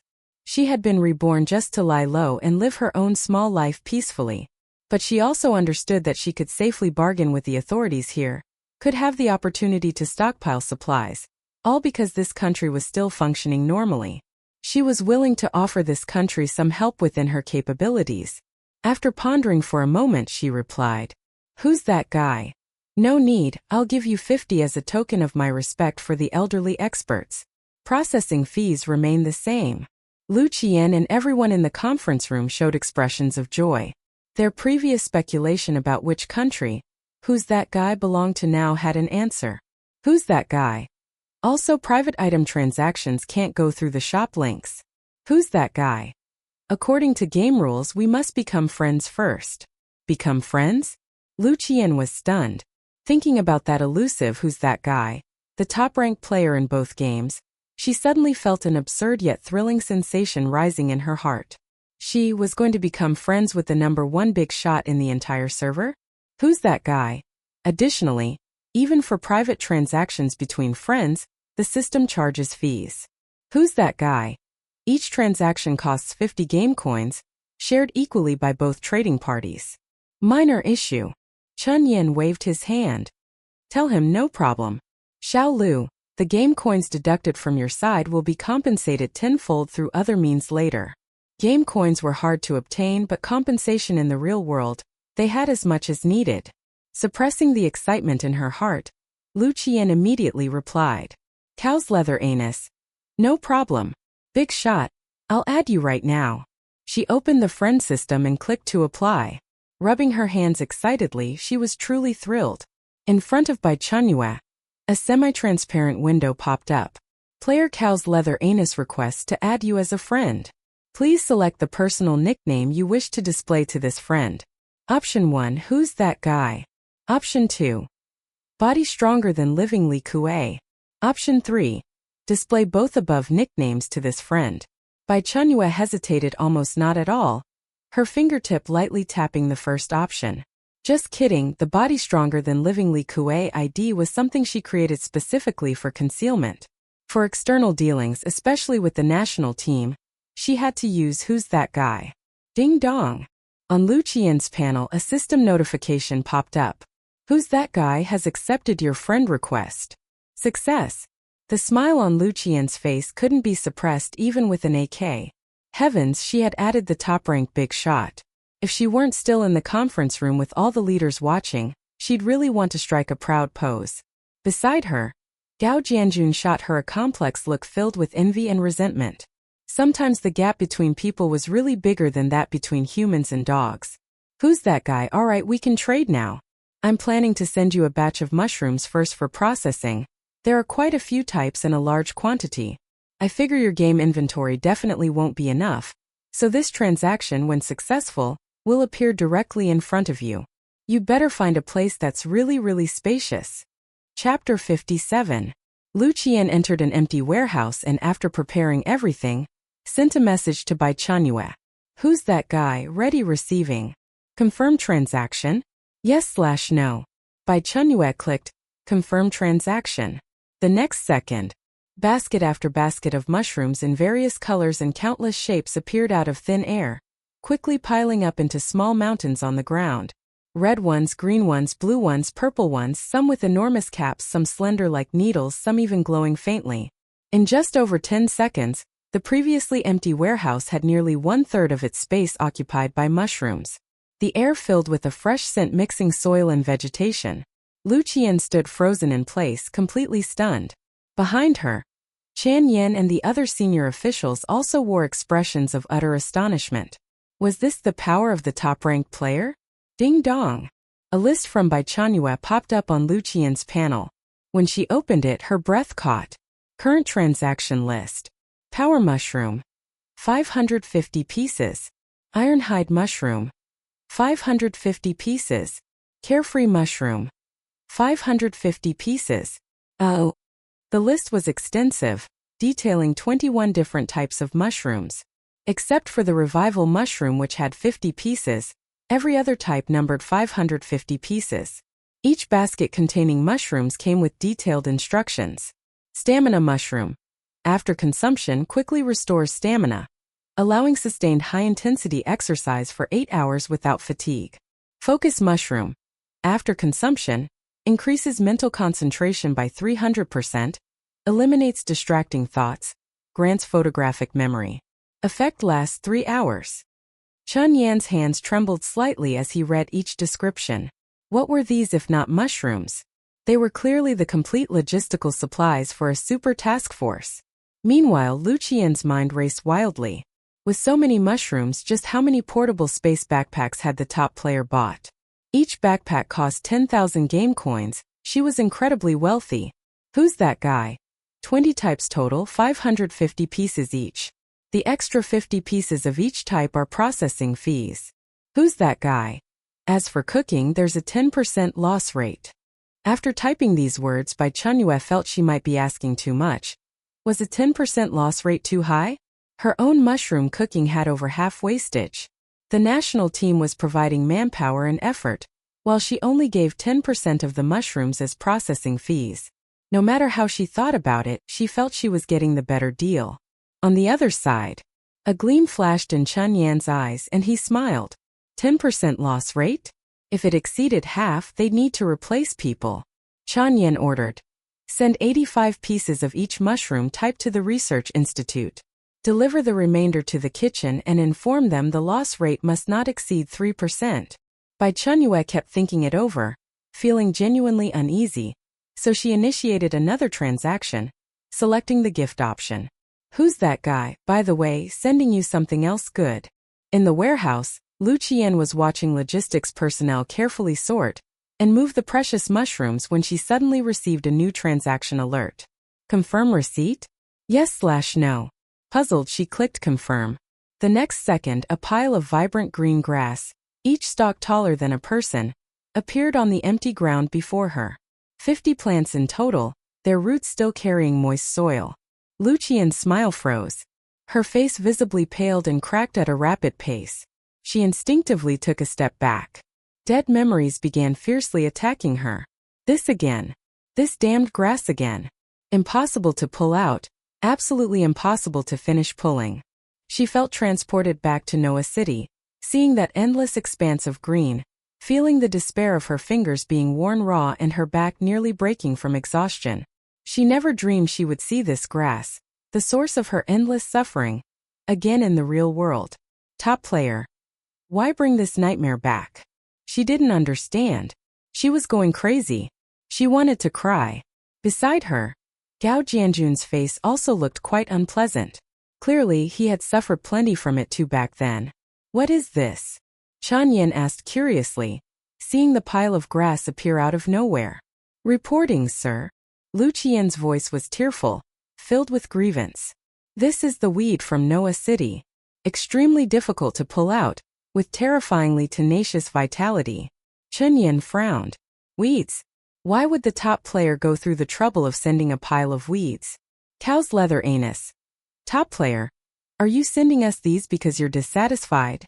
Lu Qian carefully worded her message, afraid of angering this eccentric top-ranked player. Bai Chenyue read it with some confusion, feeling rather baffled. How could she be dissatisfied? She was super satisfied. If it were anyone else, she wouldn't even be willing to give them Shirong grass. Every single blade of her grass was accounted for. Who's that guy really troubling you all? Consider these treasures as payment for seasoning and packaging fees. Not mentioning at all that it was because she felt the loss rate was too high. Bai Chenyue slapped her forehead. Right, it still needed an introduction. She quickly wrote down the effects of Shirong grass and sent it over. When Lu Qian saw the effects, her previously lifeless eyes gradually refocused and widened in shock. Item: Shirong grass. Introduction. Top-tier soil improvement plant. extremely vigorous vitality, can grow anywhere as long as roots remain. Trait 1. Its roots secrete an incredible biological mucus that can transform saline alkali land and heavy metal contaminated soil into fertile northeastern black soil within just a few months. Trait 2. Its leaves and stems are rich in high-concentration growth-promoting factors. When dried, ground into powder and mixed into soil, it can have the growth period of any crop and double the yield. Improve soil, enhance fertility, shorten plant growth cycles. Lu Qian quickly recited Bai Chenyue's description word for word. All the leaders in the warehouse were collectively stunned. Chun Yen took a deep breath. He had experienced countless major storms in his life, but never before had his mind been so profoundly shaken in just 1 hour. Shortening plant growth cycles. What did this mean? It meant grain yields could double. This pile of grass, no, this pile of treasures, their value might even exceed that mountain of mushrooms. Take these weeds, no, these treasures, and send them all to the Agricultural Sciences Academy. Be careful, extra careful, not a single root hair can fall off. Absolutely don't damage them. Chun Yan's voice trembled with barely suppressed emotion. Cow's leather anus. Thank you, top player. Thank you so much. On behalf of the nation and its people, I thank you. Lu Qian was so excited she became somewhat incoherent, her gratitude coming from the depths of her heart.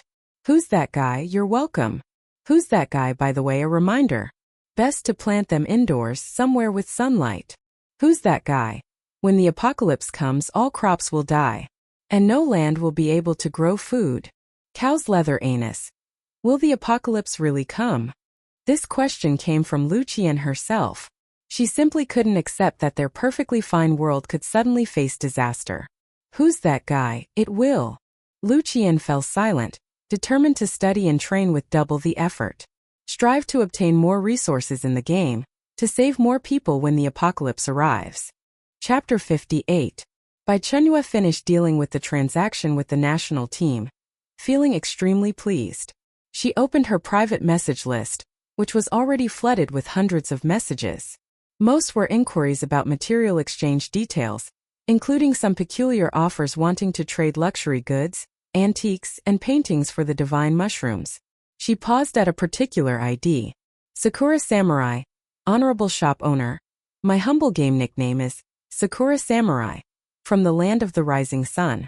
I have long heard of your esteemed name, which resounds like thunder.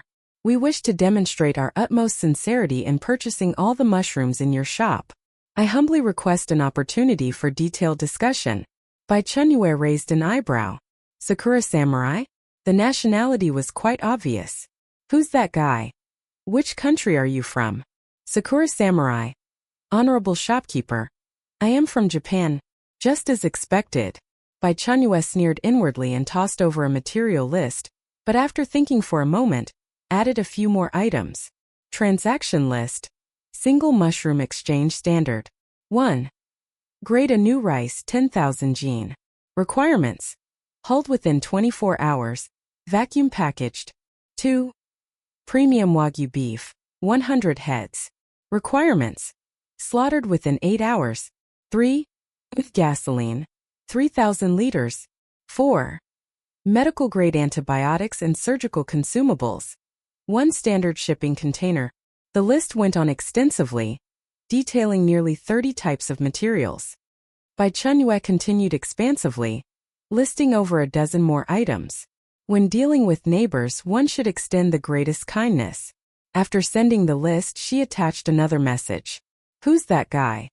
The above is the price for 1 mushroom. No bargaining. If you want to trade, prepare the goods. If you can't afford it, don't waste my time. In Tokyo, at the main residence of the Ito family, Ito Kenji sat upright, fine beads of sweat forming on his forehead.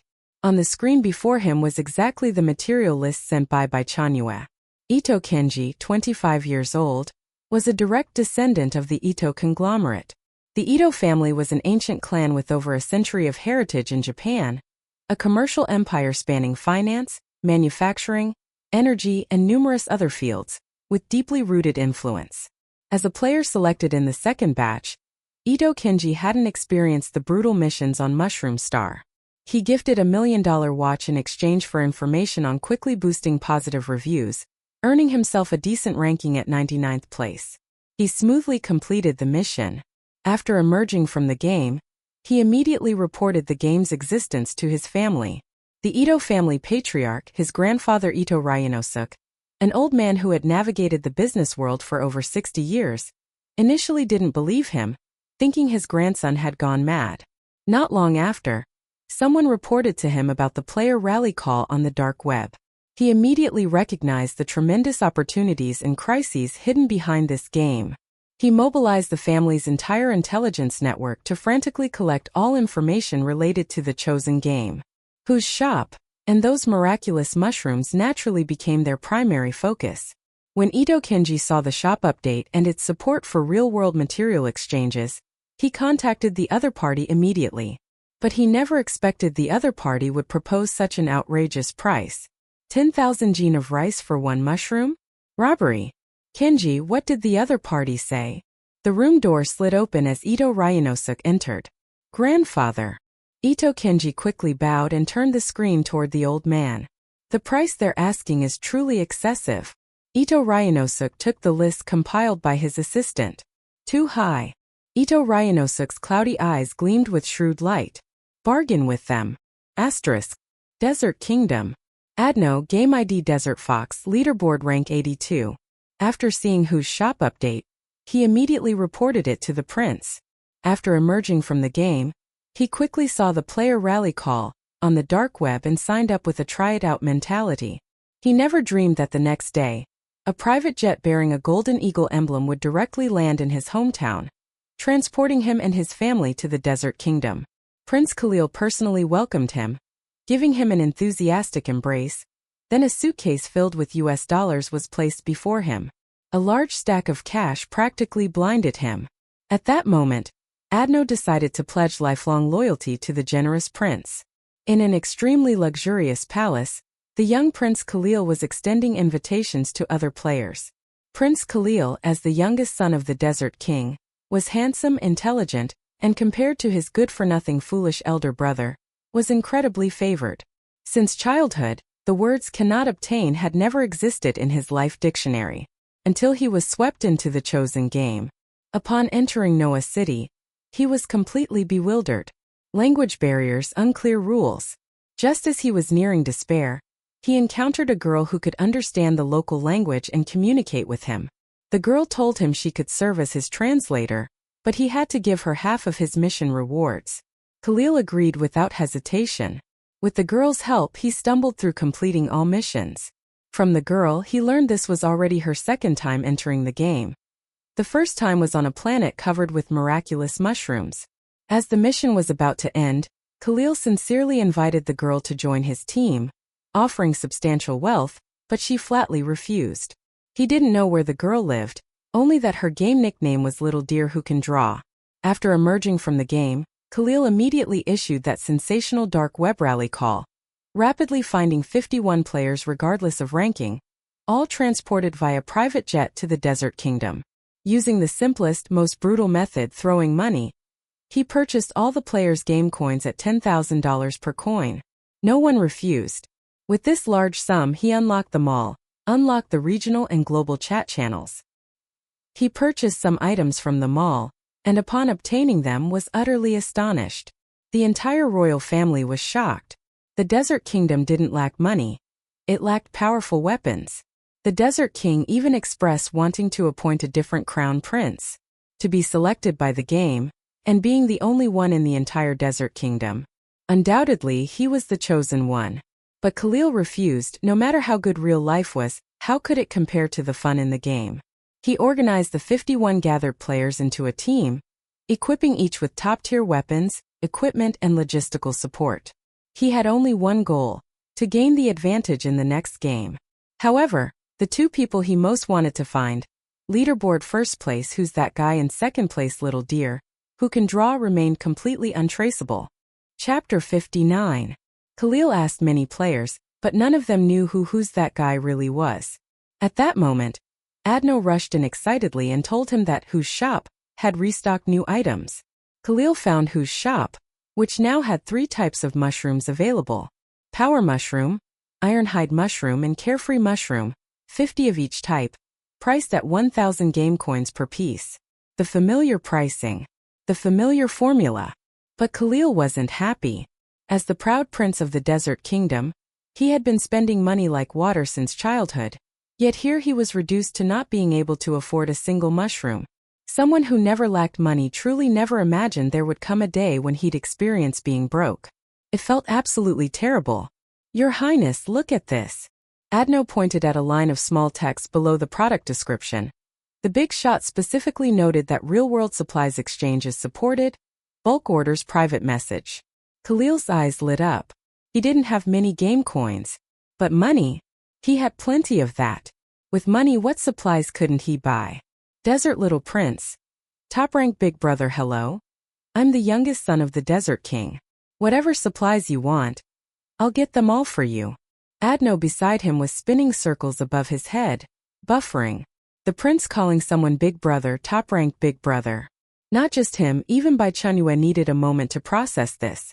A wealthy tycoon, and the king's youngest son at that, calling her top-ranked Big Brother? Top-ranked Big Brother. Top-ranked brother. The wealthy tycoon she remembered was the type who would look at a pile of weapons produced by her mother, and immediately say, "I'll take all of these." Like that. How did it reverse like this? Bai Chenyue compiled a brand new list and sent it over. Transaction list, single mushroom exchange standard. Gasoline 3,000 liters. Aviation kerosene, 3,000 liters. High-grade diesel, 3,000 liters. Choose one of the above 3, or select all 3. Note: 10% game transaction fee to be paid by buyer. When Adno saw this price, he was extremely shocked, then became angry. Just as he was about to rage and curse who's that guy to show his loyalty. "Your Highness." The next second, he saw the prince reply. "Desert Little Prince, okay, no problem. Desert Little Prince. All 3 types of mushrooms, 50 of each, I'll take them all." Bai Chenyue.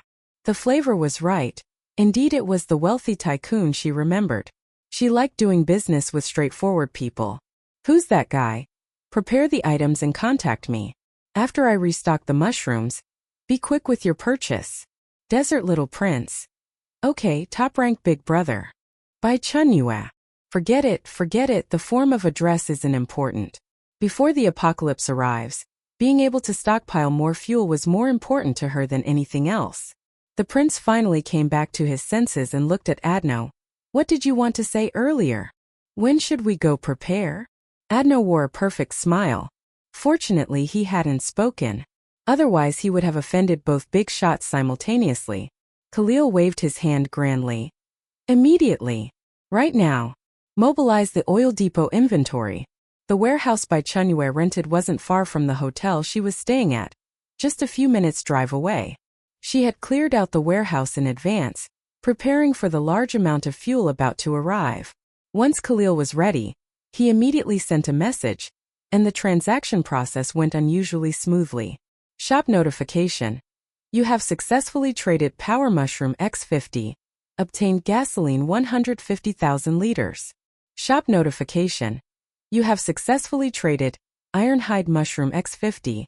Obtained kerosene 150,000 liters. Shop notification. You have successfully traded Carefree Mushroom X50. Obtained diesel 150,000 liters.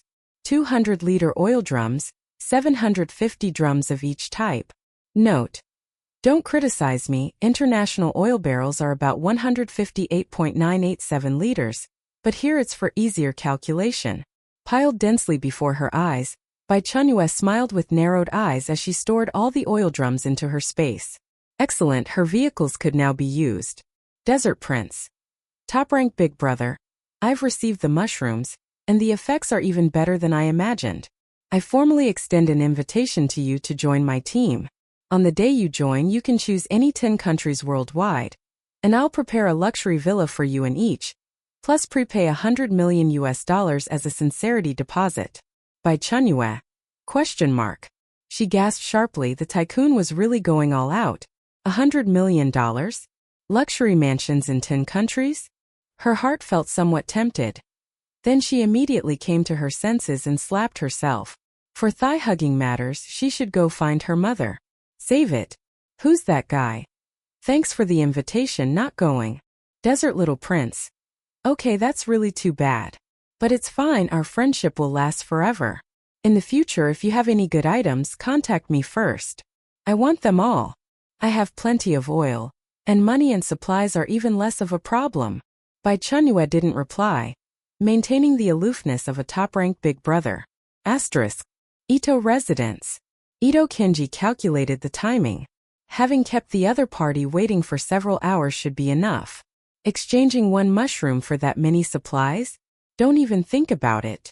Based on his business negotiation experience, letting the other party wait a while would naturally make them come begging, since ordinary people couldn't produce that many supplies anyway. Sakura Samurai shopkeeper, sir, we cannot accept your price. We can offer at most 100 jin of rice per mushroom, or 100 liters of gasoline.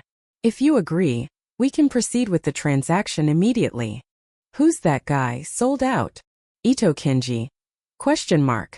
He didn't process it immediately, refreshed the shop page again, and there wasn't a single mushroom left. How is this possible? With such high prices, who would buy them? When he asked who bought them, the other party didn't respond. Ito Kenji wanted to go complain about it in the global chat channel, but found everyone was already discussing the matter. Bear Country's strongest, whose shop mushrooms sold out again. I just saw the price was 5,000 liters of oil per mushroom. Only an idiot would buy at such expensive prices. Social Me Brother Pig. Fortunately, I bought early 1,000 game coins per mushroom. Compared to oil, earning game coins is much easier. Who can carry the wine jar? Our country doesn't allow private purchases of that much oil anyway. Singing Conquest on the toilet. Forgot you two are from Zhonghua. Really, you guys are too fast. In the blink of an eye, everything's gone. Desert Fox at Bear Country's strongest, watch your mouth. Our prince bought them. Everyone. Forgot there's a wealthy tycoon in the group.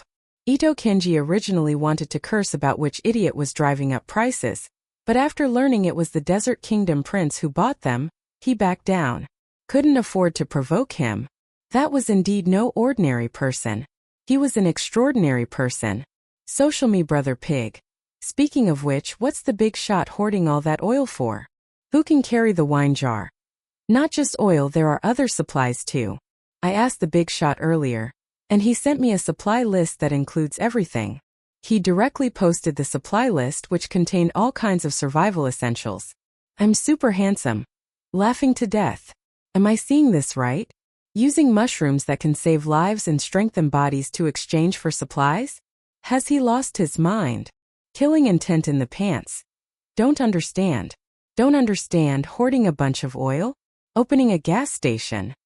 Social Me Brother Pig. The big shot must have his reasons for doing this. Chapter 60. Social Me Brother Pig, originally named Zhu Yunyang, had been fired 3 times since graduating college and entering the workforce. Disheartened, he decided to return home and inherit the family business. A small convenience store in a 5th-tier city. After muddling through 3 years, his parents kept setting him up on blind dates, saying he was 27 and should get married. He refused, and his father threatened to kick him out if he didn't marry. In a fit of anger, he moved into the old house left to him by his grandfather. His mother still secretly gave him some allowance from time to time. Before he could figure out what job to find next, he was selected by the chosen game and successfully ranked in the top 100 in both games he participated in, especially during Noah City's points competition. After completing missions, he earned plenty of star coins and exchanged them for many game coins. When he saw Desert Little Prince buying game coins, 1 game coin for $10,000, he didn't hesitate to add him as a friend and exchanged 100 coins. With $1 million freshly in hand, he saw that who's that guy needed supplies for exchange.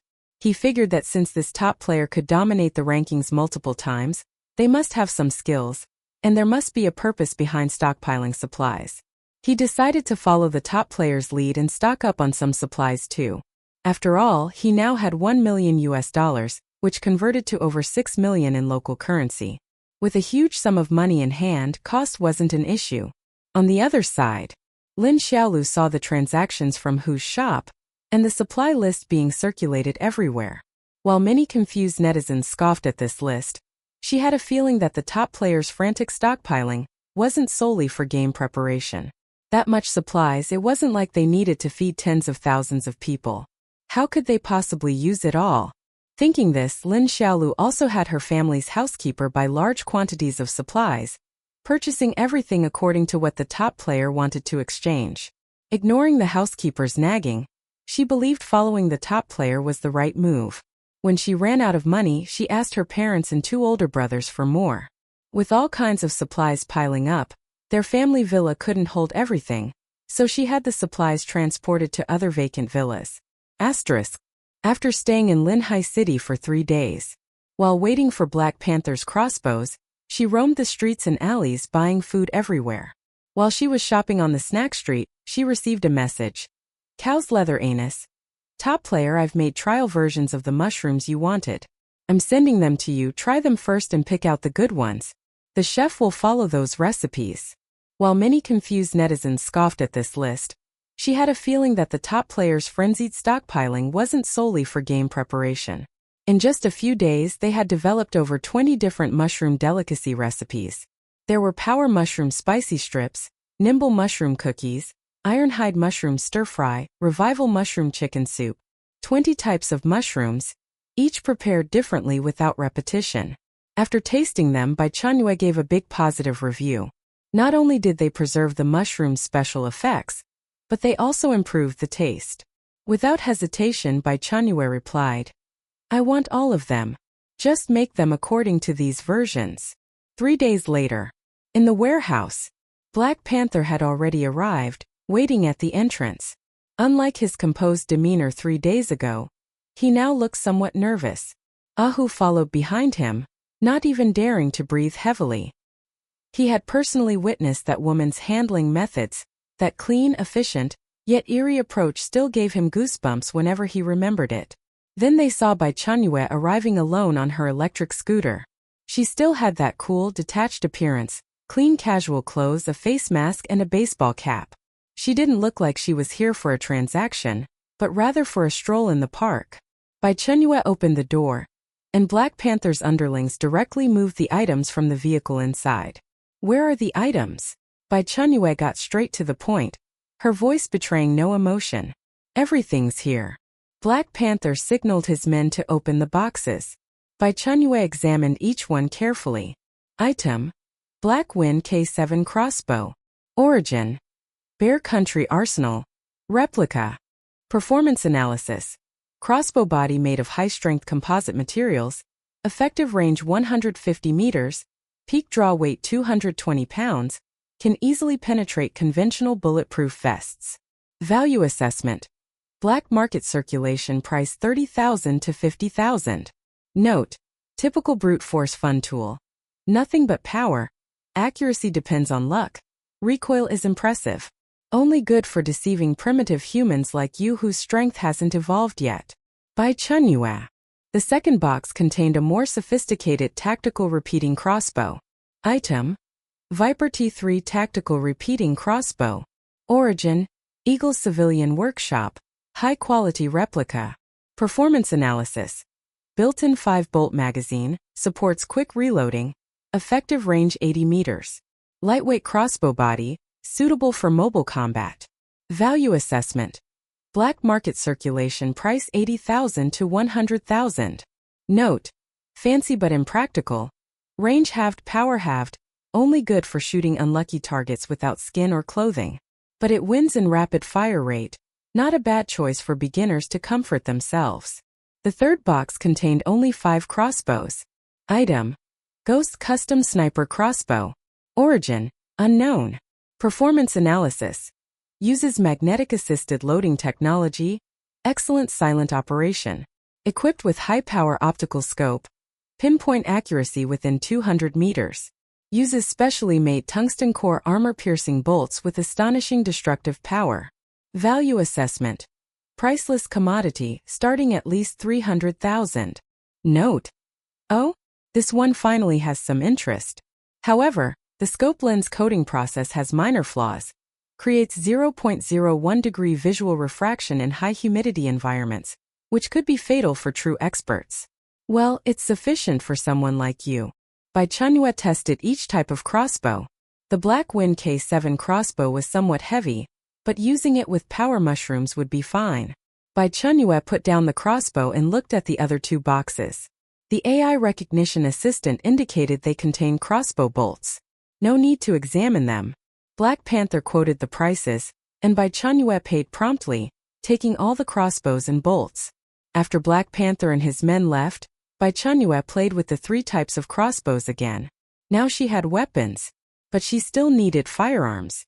No hope domestically, but she could try asking the little prince. Bai Chenyue paused. In her previous life, it seemed some players mentioned that some games didn't allow firearms, while others did. She could buy some first. If she couldn't use them in games, they'd still be good for self-defense during the apocalypse. Back in her hotel room, Bai Chenyue took a hot shower and changed into comfortable pajamas. Lying on the soft bed, she focused her consciousness into her space.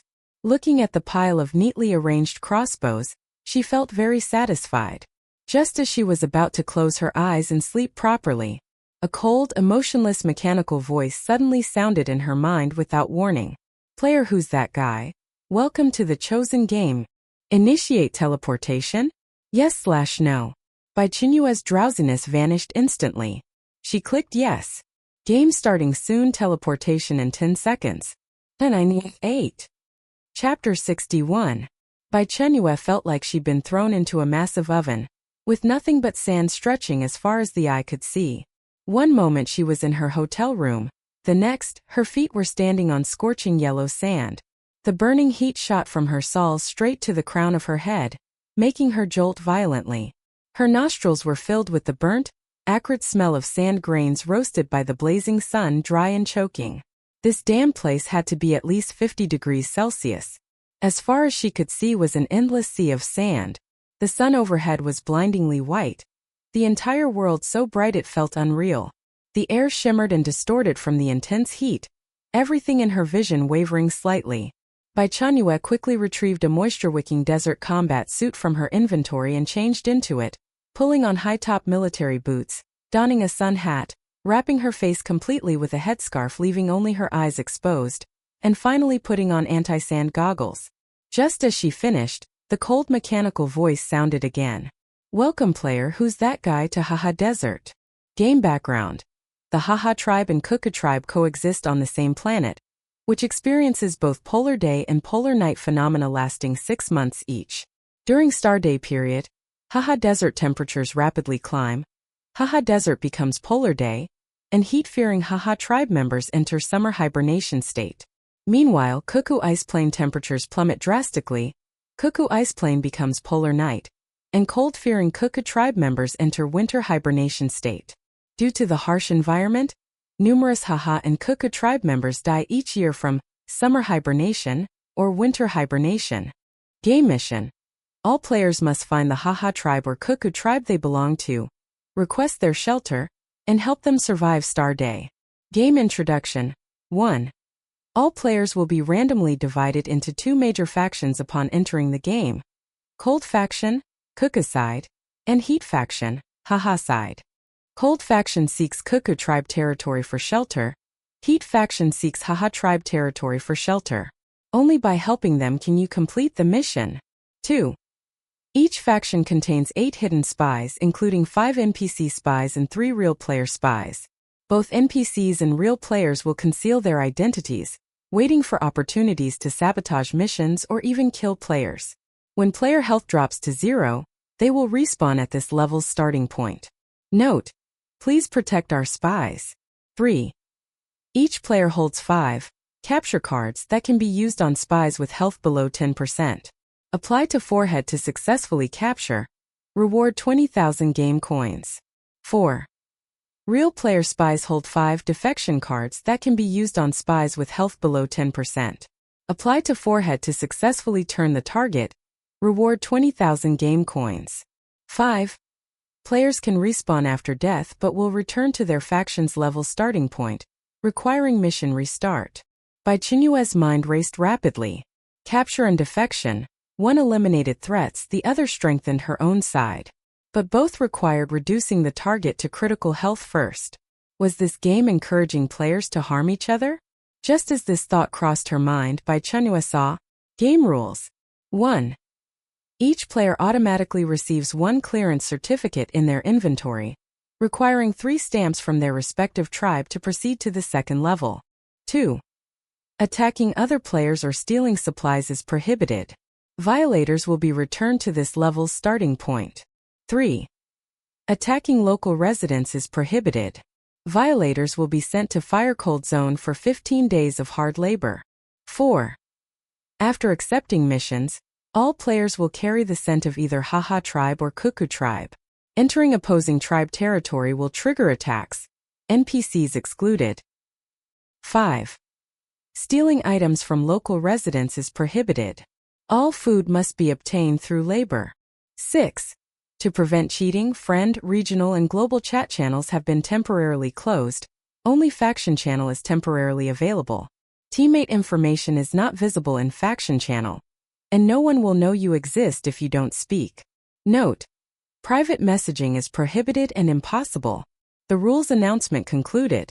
Bai Chenyue stood in place, digesting the massive amount of information. She needed to complete missions while guarding against faction teammates who might stab her in the back at any moment, plus distinguish between NPCs and spies. Player: who's that guy? Faction: Heat faction. Side: Identity: spy. The above identity information is only visible to the player themselves. Damn! A spy? She was just thinking about catching spies, and now she'd become one herself. Other players' missions were to complete objectives and catch spies, while her mission was to pose as a regular player, complete her own clearance tasks while finding ways to sabotage the opposing faction's mission progress. The rules specifically noted, please protect our spies. In her Haha side faction, besides her as a real player spy, there were 2 other real player spies and 5 NPC spies.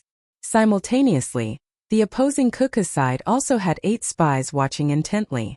What a massive game of werewolf! She glanced down at a compass-like device that had appeared on her wrist, its needle firmly pointing in one direction. Probably something guiding her to the Haha tribe gathering place. In her game inventory there were also 5 defection cards. Item: defection card.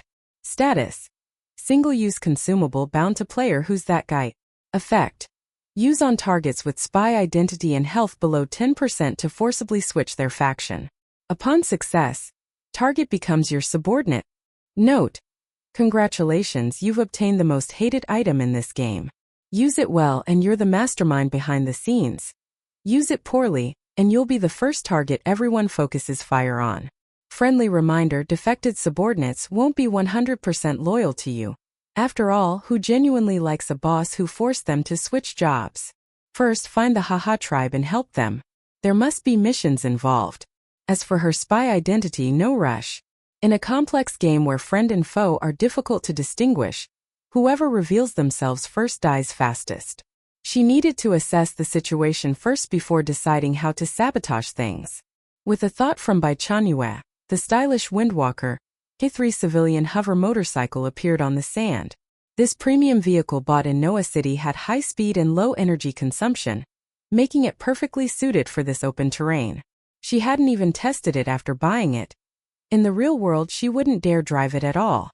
Bai Chenyue mounted the hover motorcycle, twisted the handle, and the vehicle hummed as it lifted half a meter off the ground. Let's go! She charged forth with high spirits, kicking up a wave of scorching sand. But the desert terrain proved far more complex than she'd imagined, with continuous rolling sand dunes one after another, and the sand being extremely loose. The hover motorcycle's airflow undercarriage was highly unstable on this surface, easily stirring up significant dust clouds. The vehicle began swaying left and right like it was drunk. Bai Chenyue struggled to control the direction, but the bike was like a wild horse that had slipped its reins, completely refusing to obey. Chapter 62. While climbing over a steep sand ridge, she tried to gain altitude to jump over it, but failed to lift off and crashed directly into it. Damn it! Bai Chenyue only had time to curse one word before she and her vehicle tumbled down the sand ridge, landing heavily in the soft sand and getting a mouthful of grit. Tui, tui, tui. She scrambled up awkwardly, spitting out the sand from her mouth, her face darkening as she looked at the hoverbike welded into the sand beside her. Well then, this thing was completely useless in the desert. She absolutely wouldn't attribute the cause to her own inability to ride it properly. Without hesitation, she dug the hoverbike out of the sand, stored it back in her space, and immediately pulled out an all-terrain vehicle with higher ground clearance, wider tires and more horsepower. Buddy, be reliable. Bai Chenyue patted the sturdy vehicle body and climbed into the driver's seat. The all-terrain vehicle emitted a low rumble, its 4 massive tires digging deep tracks in the sand as it steadily moved forward. She drove for about 10 minutes. Bai Chenyue was covered in sweat, her mouth parched and dry. She took out a bottle of water and gulped down a large mouthful, then poured the remaining water over herself, feeling slightly cooler. On such a hot day, if she left water in the vehicle, it would become hot water by the time she drank it again. This damned place has no wind at all. How can anyone survive here? Bai Chenyue pulled out a thermometer and tested it. 57 degrees. This is deadly. After drinking water, Bai Chenyue continued her journey. After some distance, she spotted a patch of withered yellow grass, and several lines of virtual text suddenly appeared before her eyes. Item: Shaoyang fruit. Status: mature plant, edible. Unique plant of the Haha Desert. Appearance resembles wrinkled brown little lanterns buried beneath the surface of sand dunes. Peel open the hard shell to reveal crystal clear gelatinous flesh containing large amounts of cooling juice that can quickly quench thirst, maintaining cool comfort for half an hour while effectively relieving dehydration caused by desert environments. Note: Desert limited edition exploding juice beef balls. Eat one and feel cool from your throat all the way down to your heels. Friendly reminder: drinking too much can cause diarrhea. Don't say I didn't warn you. She automatically ignored the AI's sarcastic commentary. Getting out of the vehicle, she took out her entrenching tool, dug one up, peeled open the somewhat rough brown hard shell to reveal crystal clear, jelly-like flesh inside. She couldn't wait to put it in her mouth and gave it a light bite. Pop! Icy sweet juice instantly exploded in her mouth, the refreshing sensation shooting from her tongue tip all the way to the crown of her head, instantly dispelling all the heat and irritation. Amazing! Bai Chenyue squinted her eyes in comfort. The burning sensation in her throat disappeared, replaced by a continuous coolness. This effect can last for half an hour. Bai Chenyue assessed the feeling and immediately recognized the value of this Shaoyang fruit. In this deadly desert, this thing was premium quality. She looked around and discovered many more of these brown little lanterns in the nearby sand dunes. Can't let them go to waste. Without hesitation, Bai Chenyue released all her fully automatic harvesting robots from her space. As soon as the robots appeared, they extended multiple flexible mechanical arms and began precisely and efficiently digging for Shaoyang fruit in the sand. Bai Chenyue followed behind collecting them. Jackpot! Jackpot! Fields full of Shaoyang fruit that other players would have to painstakingly dig up one by one, not getting enough to drink even after half a day of digging. But for her, it was just a field of leeks waiting to be harvested. In less than half an hour, the Shaoyang fruit beneath the sand dunes were completely harvested by the robots. Bai Chenyue stored the Shaoyang fruit in her space, feeling delighted. In apocalypse survival, the most important thing is resources. Anything useful must be acquired. After enjoying the momentary coolness brought by the Shaoyang fruit, Bai Chenyue was in high spirits and continued driving her all-terrain vehicle on the road. With that sweet experience earlier, she now found this endless, scorching hot desert much more bearable. But the cooling effect from the Shaoyang fruit could only last for half an hour. Once the half hour passed, the coolness gradually faded from her body. Scorching heat once again enveloped her from all directions, squeezing out every drop of moisture from her body. Why does the Haha tribe live so far away? When will I ever get there? Bai Chenyue felt somewhat anxious as she drove the all-terrain vehicle. Suddenly, a patch of dark green completely different from the surrounding withered yellow entered her field of vision. It wasn't a single plant, but a small symbiotic ecological community. Bai Chenyue stopped the vehicle and walked over through the heat waves. Item: heat-absorbing grass. Status: mature plant, natural cooling material. When woven into seat cushions or mattresses, It can continuously absorb and convert heat. Note: physical cooling, environmentally friendly. Lets you experience 20-degree coolness on 50-degree sand, though it's a bit ugly. If you want your whole body to feel cool, try weaving a set of clothes from it, guaranteed to make you the coolest person around. Item: cool root grass. Status: mature plant, emergency water source. Its tuberous roots are rich in clear, sweet juice that can be directly consumed to quench thirst. Note: pure natural sugarcane juice, desert limited edition. Applying it to your forehead does provide physical cooling and can refresh your mind. But if you're not suffering from heat stroke but rather have water in your brain, I suggest seeking medical treatment directly. Slightly high in sugar. Diabetics, please drink cautiously. Heat-absorbing grass could be made into pads to place on vehicle seats or used during nighttime rest, insulating against high temperatures. Cool root grass was even more precious. It could be both consumed and applied externally, an essential product for desert survival. Harvest it. Harvest all of it. Bai Chenyue waved her hand grandly again and dispatched root by root. The robot immediately charged over upon receiving the command. Watching clump after clump of green plants being collected into her space, Bai Chenyue felt incredibly happy, like Scrooge seeing a mountain of gold. These things might seem insignificant now, but in the apocalypse, any resource that can improve quality of life is priceless. Moreover, she definitely wasn't the only one in this instant's dungeon. When the opportunity arises later, she could use these to exchange for information or game coins with other players. Pluck feathers from passing geese. Leave no blade of grass standing. After thoroughly scavenging this area too, Bai Chenyue took out a needle from her space and began tying the heat-absorbing grass stalks together one by one, knotting them.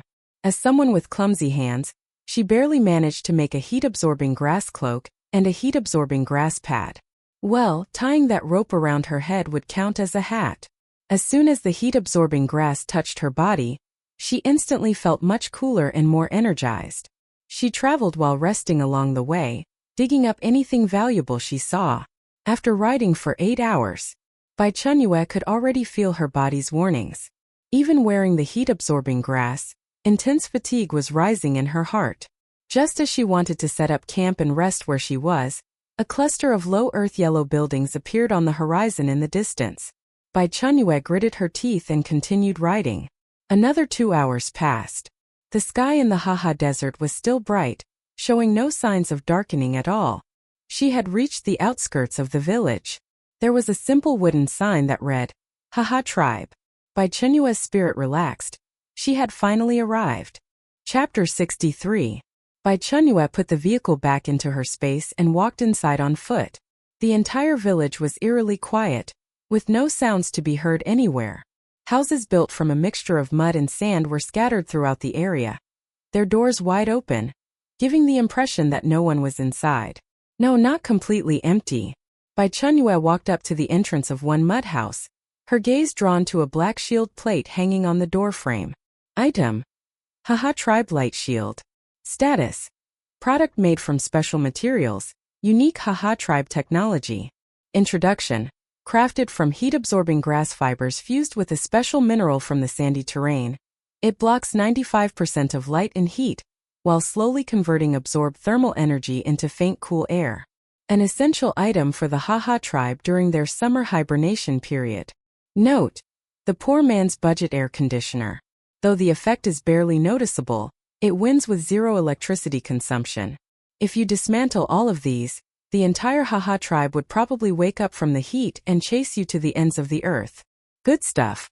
Bai Chenyue instantly evaluated it in her mind. If she covered her home with these during hot weather, she couldn't even imagine how cool it would be. She wanted it.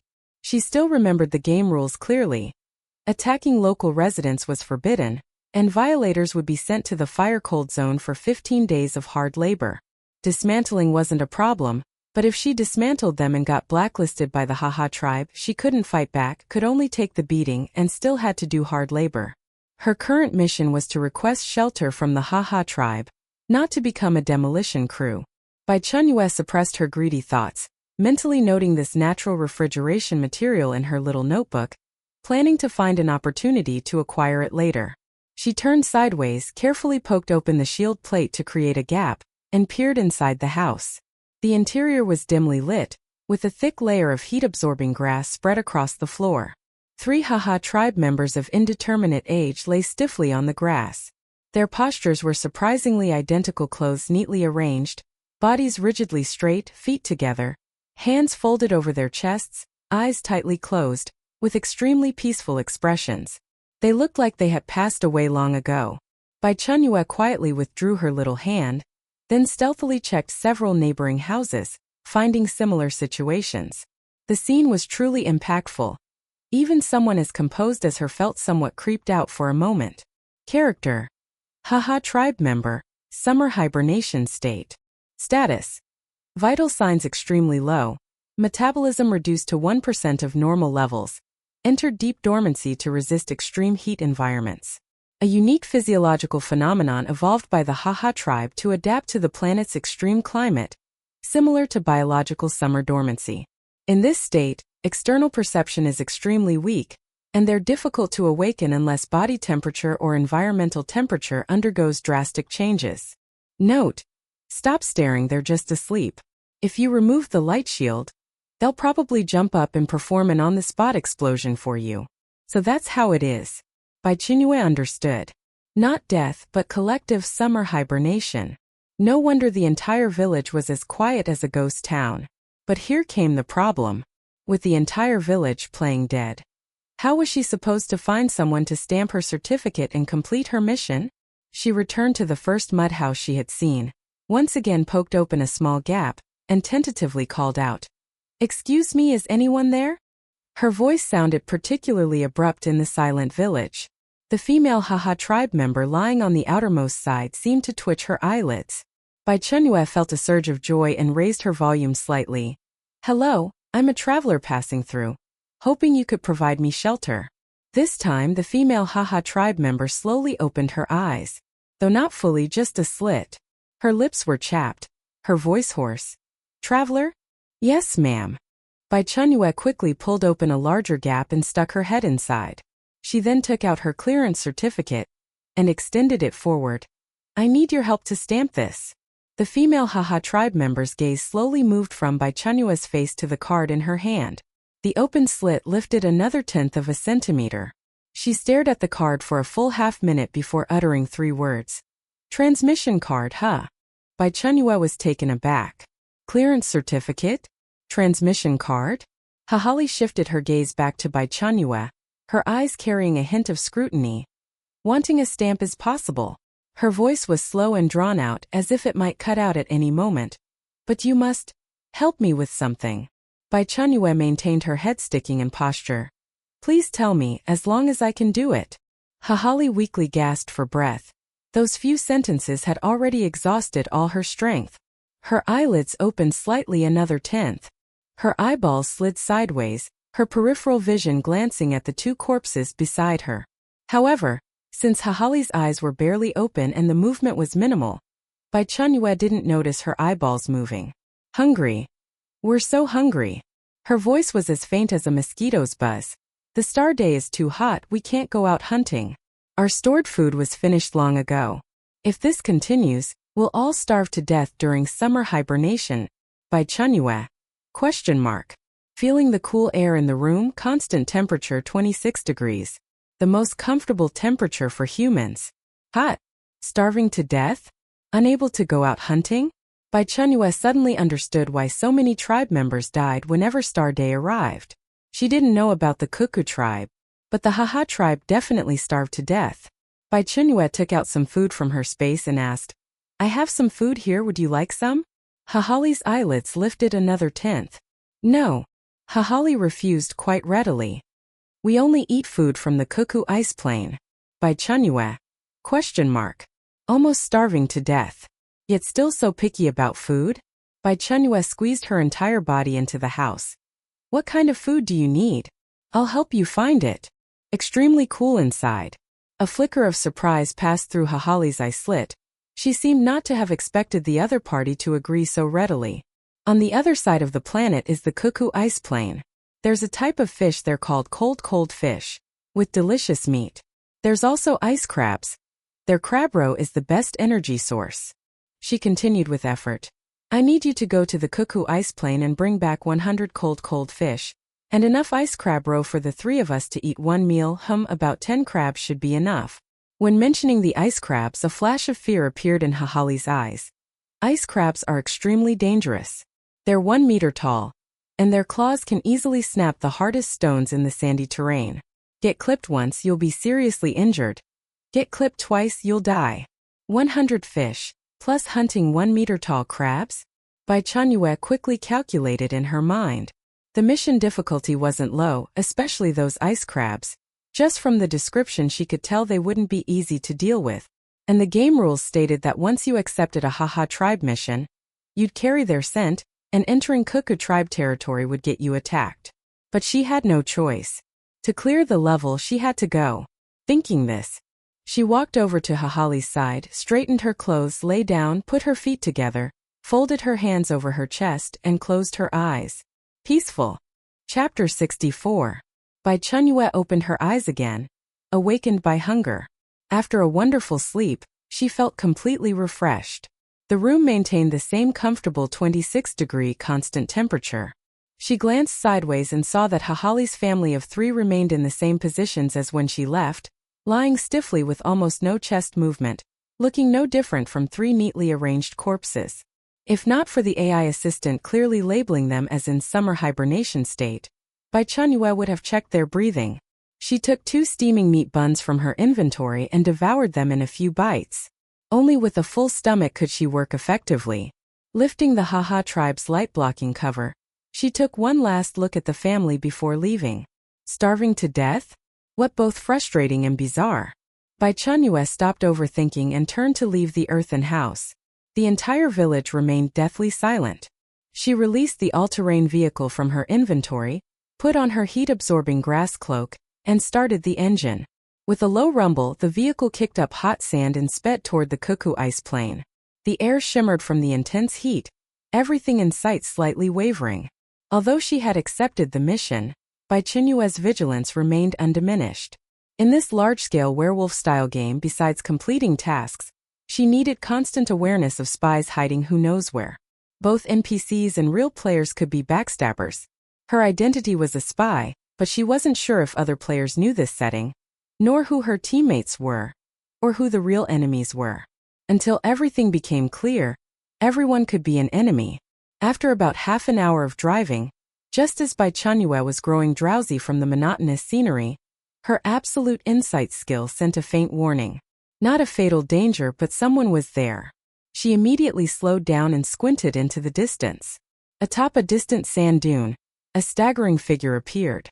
The person wore desert combat gear similar to hers, covered in dust and grime as if freshly dug from the sand. He stumbled along, each step seeming to drain his last ounce of strength, as if he might collapse into the scorching sand at any moment. When he spotted Bai Chenyue's vehicle, his dull eyes suddenly blazed with intense light. Help! Help me! He frantically waved his arms, shouting with all his might, his hoarse voice carrying far across the empty desert.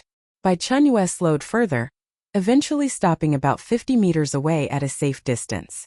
She kept the engine running, her hand on the throttle, ready to accelerate away at any moment. While she had no intention to harm others, she couldn't afford to drop her guard. Especially in this godforsaken place. A suddenly appearing survivor seemed suspicious no matter how you looked at it. Seeing the vehicle stop, the man scrambled down the sand dune, stumbling toward the car. Wait! Save me! I'm a good person. I'm a player too. He ran to about 10 meters from the vehicle, raising his hands high while panting heavily. He looked utterly desperate and disheveled. Friend! I'm from the Heat faction too. My ID is Wind-Chasing Youth. He urgently introduced himself. My vehicle broke down buried in sand. I've been trapped here alone for almost a day with no water or food. Could you give me a ride? Just take me to the Haha tribe settlement. I won't cause any trouble. His performance was emotionally charged and sincere enough to move any soft-hearted person. Bai Chenyue watched him calmly, appearing to seriously listen to his tragic story. But in reality, the moment she approached him, The analysis window had already popped up. Target: NPC Spy 05. Faction: Cold Faction. Status: Disguised. Health 100%. Mission: Sabotage Heat Faction player missions, delay time, create chaos.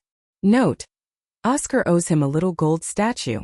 His rescue lines are more textbook than actual textbooks. Too bad he met a cheater like you. Recommend knocking him out directly to save him from wasting more breath. Bai Chenyue sneered inwardly. What an NPC spy. Good acting, but too bad he encountered her.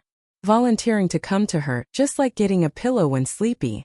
Thinking of the defection card and the 20,000 game coins reward upon success, Bai Chenyue's mood immediately improved.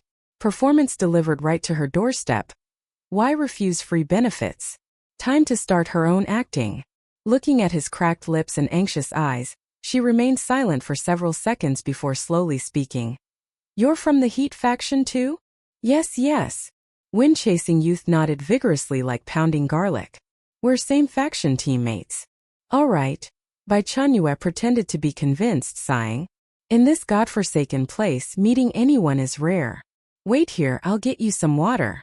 Saying this, she got off the vehicle. In her hand, she actually held a bottle of mineral water.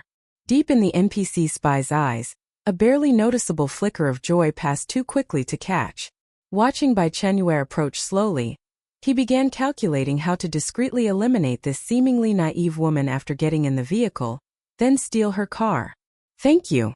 Thank you so much. You're such a good person.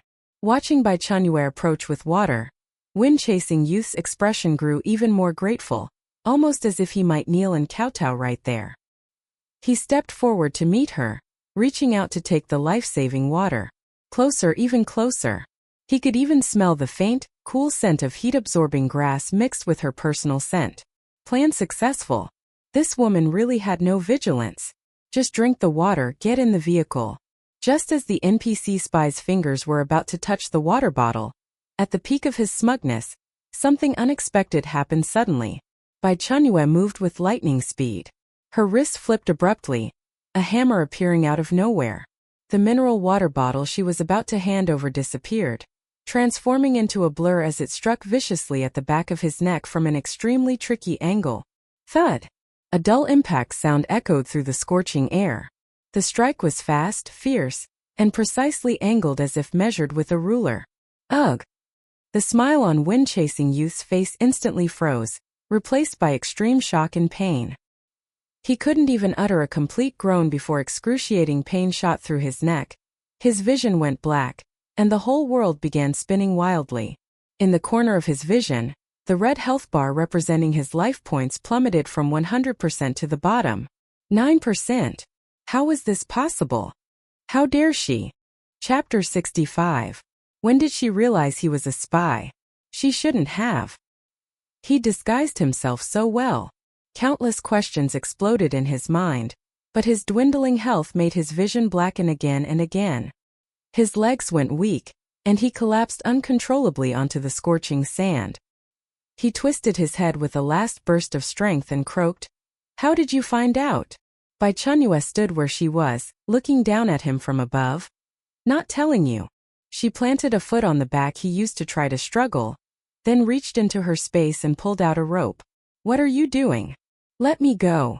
The wind-chasing youth was completely panicked. He twisted his body wildly, trying to resist, but Bai Chenyue's boot pinned him so firmly that every struggle looked pale and futile. Bai Chenyue moved deftly, and in 3 quick motions she bound him tightly from head to toe, not even leaving a finger able to move. Only after finishing did she lift her foot and leisurely brush the sand off her hands. What do you want?" The wind-chasing youth, tied up like a parcel, was equal parts shocked and furious, but his voice already carried an unmistakable hint of fear. Bai Chenyue couldn't be bothered to answer his question. She crouched, ignoring the fury burning in his glare, and unhurriedly pulled a defection card from the player inventory. The wind-chasing youth's pupils shrank sharply. "A defection card? You're a human spy player," he screamed out. He himself was a spy, so of course he recognized the card. Only spy players could possess that item. She was a Haha-side spy, and he was a Kuka-side spy. Enemy. You can't do this. We're both spies. The game rules. He wanted to say the rules read, please protect our side spies. But Bai Chenyue interrupted him before he finished. Yes, protect our spy. Bai Chenyue looked at him. Too bad you're not our. As soon as she finished speaking, she had no more hesitation. Pinching the thin card emotionlessly, she pressed it hard against the NPC spy's forehead. The instant the defection card touched the wind-chasing youth's brow, it erupted into a blinding streak of light that forcefully drilled into his body. Ah! A piercing, agonized scream split the air. The wind-chasing youth's body convulsed violently, his eyes rolling back. His expression flickered rapidly between pain, struggle, confusion, and finally resigned submission, until all emotion flattened into a dead, calm silence. At the same time, a series of cold system notification tones rang in Bai Chenyue's head. Defection successful. NPC Spy 05 has become your temporary subordinate and will follow your orders until the instance ends. Game notice. Congratulations to player Who's That Guy for successfully defecting an enemy faction spy. Reward: 20,000 game coins. Your subordinate NPC Spy 05 has been automatically renamed Wind-Chasing Youth. Friendly reminder: a defected subordinate will not be 100% loyal to you. After all, who truly likes a boss who forced them to switch sides? Use with caution. 20,000 game coins landed. She glanced at her status panel. Her game coin balance shot from 30-something thousand to over 50,000 in an instant. Money really comes fast. She looked down at the wind-chasing youth on the ground, who had stopped convulsing and whose gaze had gone a little hollow. Get up. Bai Chenyue ordered flatly.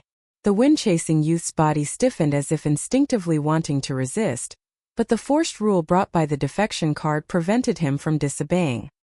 He struggled into an awkward posture and sat up from the sand.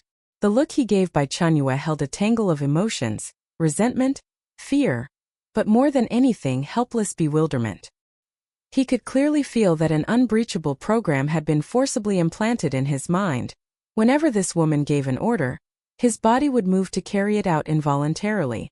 If you want, shout, boss, so I can hear. Bai Chenyue's tone was calm, but it carried an unquestionable command. Boss. Bai Chenyue paused, turned expressionless. Louder, haven't you eaten? Boss. This time the wind-chasing youth practically roared it. That's better. Bai Chenyue nodded with satisfaction, walked over, and in 2 or 3 moves untied the ropes from him.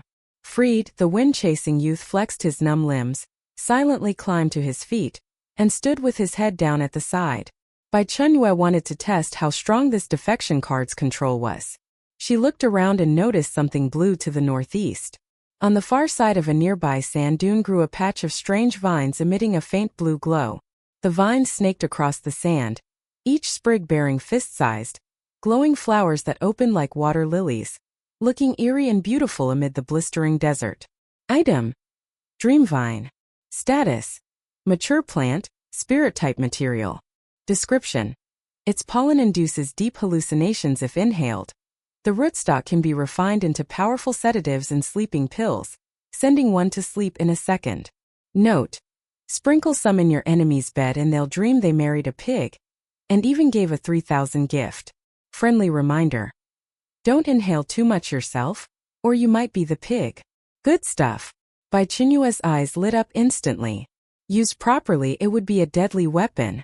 Without hesitation, she nodded toward the still downcast wind-chasing youth and ordered, "See those glowing flowers?" The wind-chasing youth followed her gesture and nodded. "Go down and dig them up, roots and flowers, leave not a single one." The wind-chasing youth's face turned green. So right after being untied, he was already assigned to be a laborer? He wanted to resist, but his body obediently took steps and moved toward the dreamvine patch. Watching him look so resentful yet forced, Bai Chenyue felt even better. Free labor, why not use it? Inside the wind-chasing youth, everything was collapsing. Once a high-level NPC entrusted with important sabotage tasks, now reduced to digging herbs for an enemy faction spy. What a joke! While cursing inwardly, he resignedly pulled a shovel from his item bag and started grunting as he dug. Bai Chenyue had no interest in admiring his "my heart aches but I won't say it" look. With a big wave of her hand, she summoned her fleet of treasured automatic harvesting robots, the root-by-root squads, from her space. Chapter 66. 10 silvery metal balls landed on the ground and immediately extended flexible mechanical arms and sharp cutters, charging toward the patch of dreamvine like a swarm of locusts. Buzz, buzz, buzz. The sound of robots working filled the air with terrifying efficiency. The mechanical arms precisely targeted the roots of each dreamvine plant, then used specially designed shovels to dig them out completely with soil still attached, before another mechanical arm picked them up and neatly stacked them to the side. The entire process flowed smoothly without any wasted movements. Wind-chasing youth, who had been laboring for ages with his entrenching tool to dig out just one plant, stared at this spectacle completely dumbfounded. Bai Chenyue completely ignored his shock and pushed him like a ruthless taskmaster. Don't just stand there, go stack the pulled plants into piles. Wind-chasing youth automatically walked behind the robots and began organizing the dreamvine. With the small team's efficient work, in less than half an hour, the dreamvine beneath this sand dune was completely cleared out, without even a single vine root remaining. Leaving nothing behind, not a blade of grass remaining. That described her perfectly. Pack up.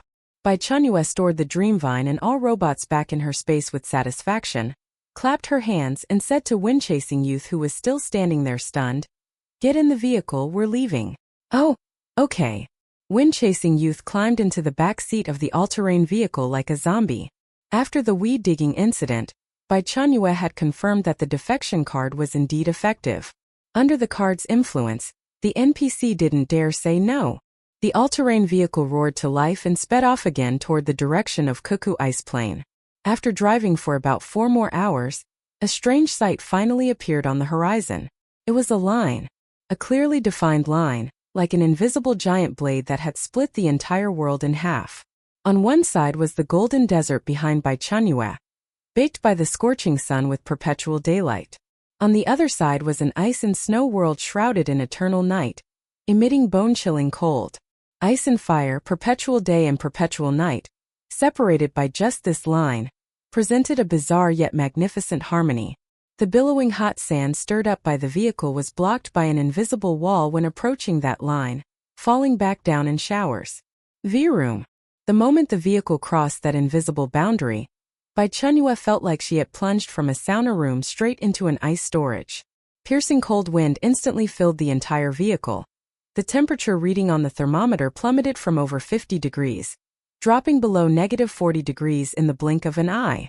The scorching heat and stuffiness vanished completely, replaced by bone-freezing severe cold. Damn, it's really freaking cold. Bai Chenyue couldn't help but curse, quickly bringing the all-terrain vehicle to a stop. Although this vehicle had strong performance, it was after all designed for deserts, and its open-top structure provided no cold protection. If they continued driving, they'd turn into ice sculptures. Without hesitation, she stored the all-terrain vehicle back in her space and immediately took out a heavily sealed heavy-duty off-road vehicle.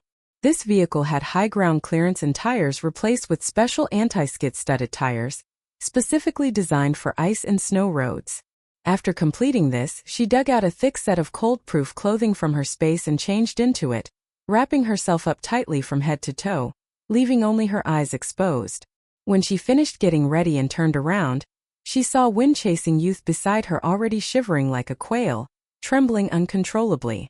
She watched as he shiveringly took out a fist-sized, crystal-clear fruit that looked like ice from his inventory, and stuffed it into his mouth without even looking at it. Bai Chenyue's sharp eyes immediately caught this scene, and her AI assistant's prompt box popped up at the right moment. Item: Cold resistance fruit. Status: Mature fruit, edible. Unique plant of Cuckoo Ice Plain, grows on extremely cold veins. After consumption, forms a biological heat membrane inside the body, effectively resisting severe cold for 24 hours. Note: a walking heating pad, your personal little sun. One fruit down and you can experience the joy of wearing short sleeves, even on -80-degree ice plains. Side effect is that if you eat too many, even your farts will be hot. Be careful not to burn your pants. Good stuff. Bai Chenyue's eyes lit up. She looked at wind-chasing youth with burning intensity.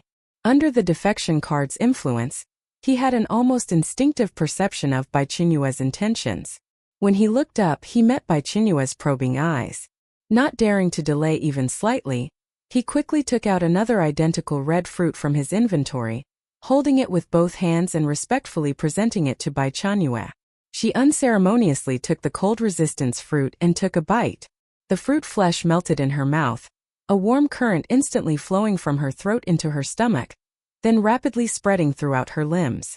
Her body that had felt somewhat chilly before suddenly became warm and cozy, as if carrying a personal little stove, extremely comfortable. Her perceived temperature had increased by at least 20 degrees.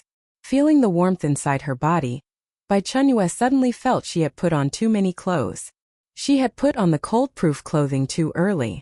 She turned and asked, "Where did you get this thing?" Wind-chasing youth answered honestly, "North of the Kuka tribe settlement. There's an ice valley where many of these cold-resistance fruits grow." Many. Bai Chenyue caught the key word. Very many, they're everywhere. Everywhere. Bai Chenyue's heart began stirring again. Her mind already conjured an image. Her leading the root-by-root team to completely strip the entire valley of cold-resistance fruits. The corners of her mouth unconsciously turned upward. Must acquire them. Bai Chenyue mentally noted this in her little notebook, planning to go plunder there immediately after catching fish and killing crabs. With the cold-resistance fruits enhancement, neither of them felt cold anymore. Bai Chenyue drove the off-road vehicle, speeding across the vast ice plain. Everything in sight was silvery white. Massive glaciers, sharp icicles, and land covered by thick snow formed a crystal-clear glass-like world. There was no sun or moon in the sky, only a deep darkness that could swallow everything. The only light sources came from those glowing plants, adding an eerie color to this dead silent world. With wind-chasing youth, a local NPC, guiding them, they had no fear of taking wrong paths, with their first destination being the ice crab habitat. After driving on the ice plain for about half an hour, an area composed of countless massive ice blocks piled up like a maze appeared ahead. Boss, through this chaotic ice area is the ice crab's nest, wind-chasing youth said, pointing ahead. Bai Chenyue nodded, slowed the vehicle and carefully drove inside. Just as the vehicle turned past a massive ice block, a huge creature suddenly appeared within the range of the headlights. Chapter 67. That was a giant crab the size of a small car. Its entire body was covered in ice-blue carapace that gleamed with a cold, hard luster under the faint light. It was enormous, estimated to be at least 1.5 meters tall. It waved 2 massive pincers, thicker than an adult's thigh, held high and covered in sharp serrations. When it detected the vehicle as an intruder, its 8 thick legs suddenly pushed off, causing its entire body to swish sideways. It locked onto them with its bulb-sized eyes. Screech! Bai Chenyue slammed on the brakes, bringing the vehicle to a steady stop about 20 meters away from the giant ice crab. "Master, this is an ice crab," wind-chasing youth introduced unhurriedly. "They have extremely strong territorial instincts and are highly aggressive. We must be careful." Bai Chenyue responded, but her gaze never left the ice crab. She didn't rush to get out of the vehicle, instead sitting in the driver's seat and quietly observing. At the same time, her passive skill, absolute insight, had already been quietly activated. In her field of vision, the outline of the giant ice crab's body became clear, with various data streams rapidly scrolling across it. Creature: polar ice crab. Status: adult form and rage state. Extremely strong territorial instincts. Weaknesses: joints connecting the pincers to the body, highlighted in bright red. Softest nerve center beneath the abdominal carapace, highlighted in bright red. Introduction: the scavenger of Kuku Ice Plain, also a ferocious guard. Its pincers can crush alloys, but its brain isn't very functional. It's a typical linear thinking creature. Note: don't play rock paper scissors with it, you'll definitely lose. Recommended to attack the lower body, especially its unpants joint areas. Every hit counts. 2 locations on the ice crab's body were instantly highlighted in glaring red. One was the ball joints connecting its 2 massive pincers to its body. The other was a slightly lighter colored area at the center of its abdomen compared to the surrounding carapace. She retrieved a specially made compound crossbow from her space and hung 2 sharp short blades at her waist, then walked toward the ice crab. Hiss! The ice crab emitted a sharp hiss, its 8 legs suddenly exerting force, and its massive body moved sideways. Bai Chenyue? Question mark. She had been fully prepared. Forgot crabs move sideways. After waiting a moment, the ice crab finally moved sideways toward her. Its 2 enormous pincers opened and closed, creating whooshing sounds through the air. Just as the ice crab was about to charge right in front of her, her lightning legs skill activated. She lightly tapped her toes on the ice surface, and her speed instantly skyrocketed. She transformed into a white blur, easily dodging under the ice crab's massive pincer from an impossible angle. Boom! The ice crab's powerful pincer strike missed, smashing hard into the solid ice surface. Having failed its attack, the ice crab immediately changed direction and continued moving sideways. Bai Chenyue. We're clearly in combat, so why is this so ridiculous? Before it could move sideways to her front again, Bai Chenyue sprang into action. Swish! A crossbow bolt gleaming with cold light shot through the air with a whooshing sound, accurately targeting that red joint. Thud! The bolt sank into the joint crevice without any suspense. Crack! A crisp sound like bones breaking rang out. Hiss! The ice crab's massive body jolted violently, emitting a pained shriek. Its previously majestic left pincer instantly lost all strength, hanging limp and powerless like a broken piece of wood. Target joint structure damaged. Attack power significantly reduced by 50%. Success. Due to the intense pain and loss of strength in its left pincer, the ice crab's movements became noticeably sluggish. It frantically waved its remaining right pincer, trying to drive away this tiny creature that had caused it such great harm. But now, in Bai Chenyue's eyes, it posed no threat whatsoever. Bai Chenyue's figure flickered as she easily circled to its other side. Another arrow. It hit the joint connection point where the right pincer connected to the body. Thud! The sound of the sharp blade piercing flesh was clearly audible. Crack! A second crisp sound followed immediately. The ice crab let out one final mournful shriek, and its remaining right pincer also hung down powerlessly. Having lost its 2 most powerful weapons, it was like a tiger with its teeth pulled, completely paralyzed.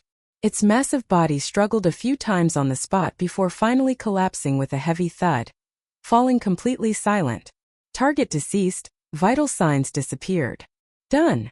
Bai Chenyue let out a long breath, looking at the enormous trophy before her with a satisfied smile on her face. The battle was over, with only the corner of her clothes slightly dirty.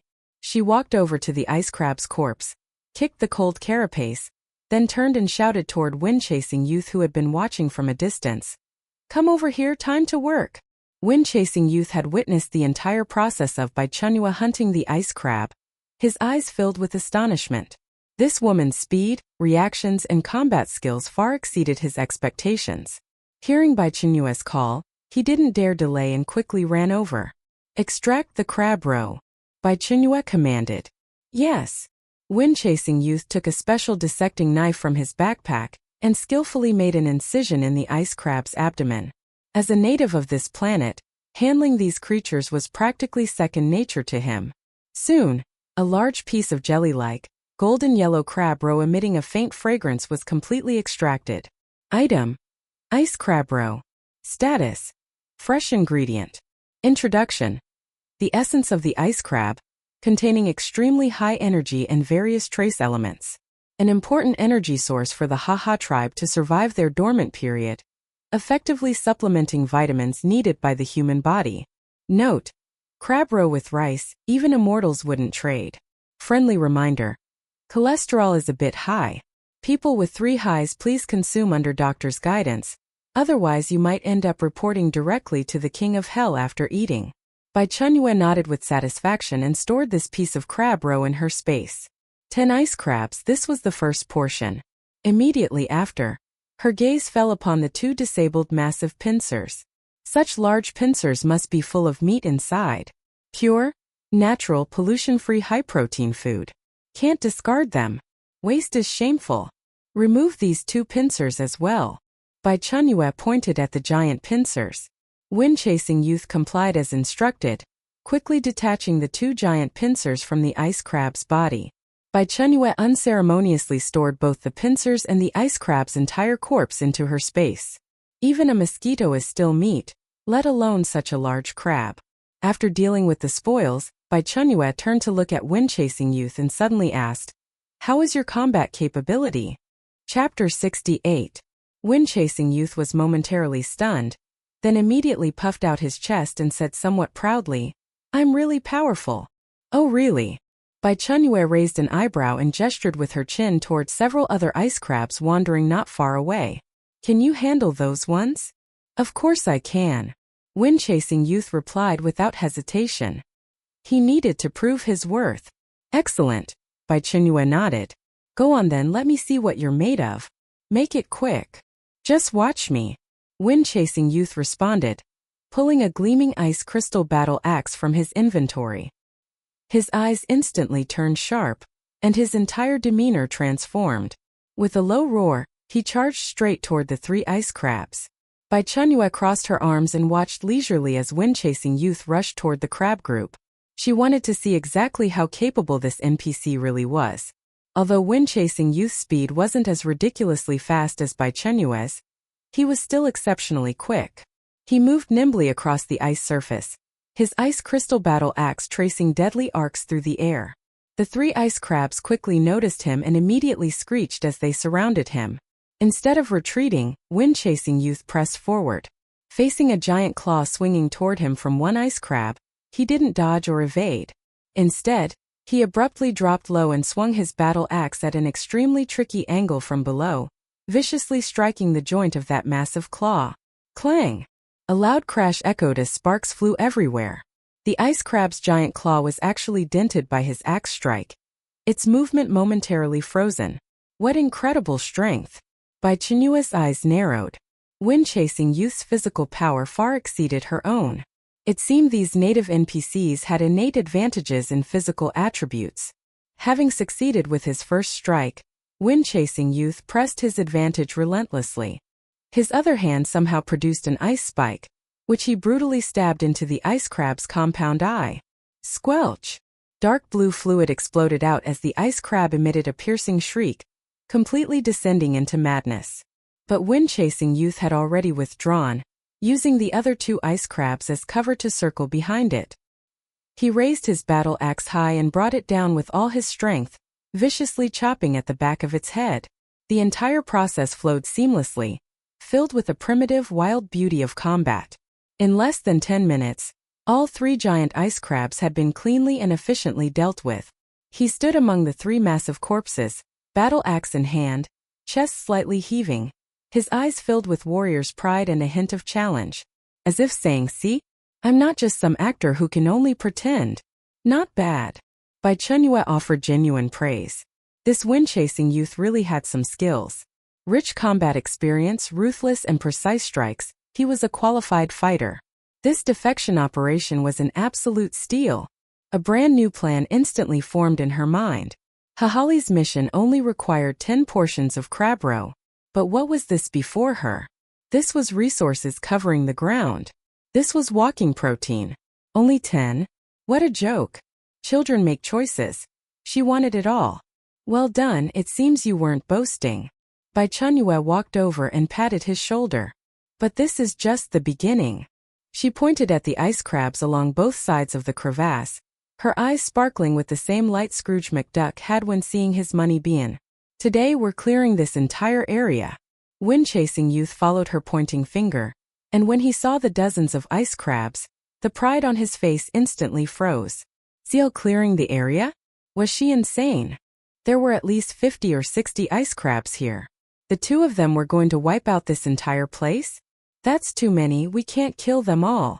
Wind-chasing youth shook his head. "Can't kill them all?" Bai Chenyue sneered. "With me here, nothing is impossible to kill." She looked at wind-chasing youth and issued a new command. "From now on, we'll work in division of labor. I'll use my crossbow to disable their claws, and you'll move in for the finishing blows to eliminate them." "Understood." Wind-chasing youth opened his mouth to protest, but under the defection card's compulsion, any thought of resistance was instantly suppressed. He obediently nodded. "Understood. Good, then let's begin." one responsible for frontal assaults, the other for flanking ambushes and finishing moves. The two cooperated with seamless coordination, their efficiency astonishingly high. In just 2 short hours, every visible living ice crab in this chaotic ice area had been slaughtered completely. Unlike before, Bai Chenyue didn't have wind-chasing youth extract the crab roe from each one individually. That was too slow.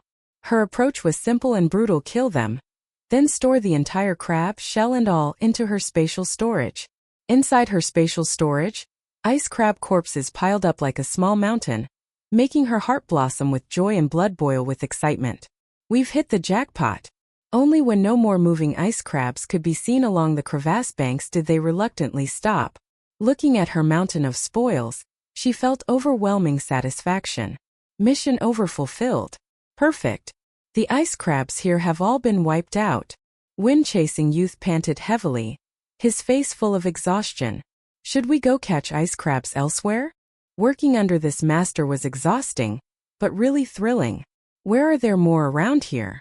Bai Chenyue took out a bottle of water from her spatial storage and tossed it to him. Wind-chasing youth gulped down a couple mouthfuls. Many places, I know at least over a dozen spots.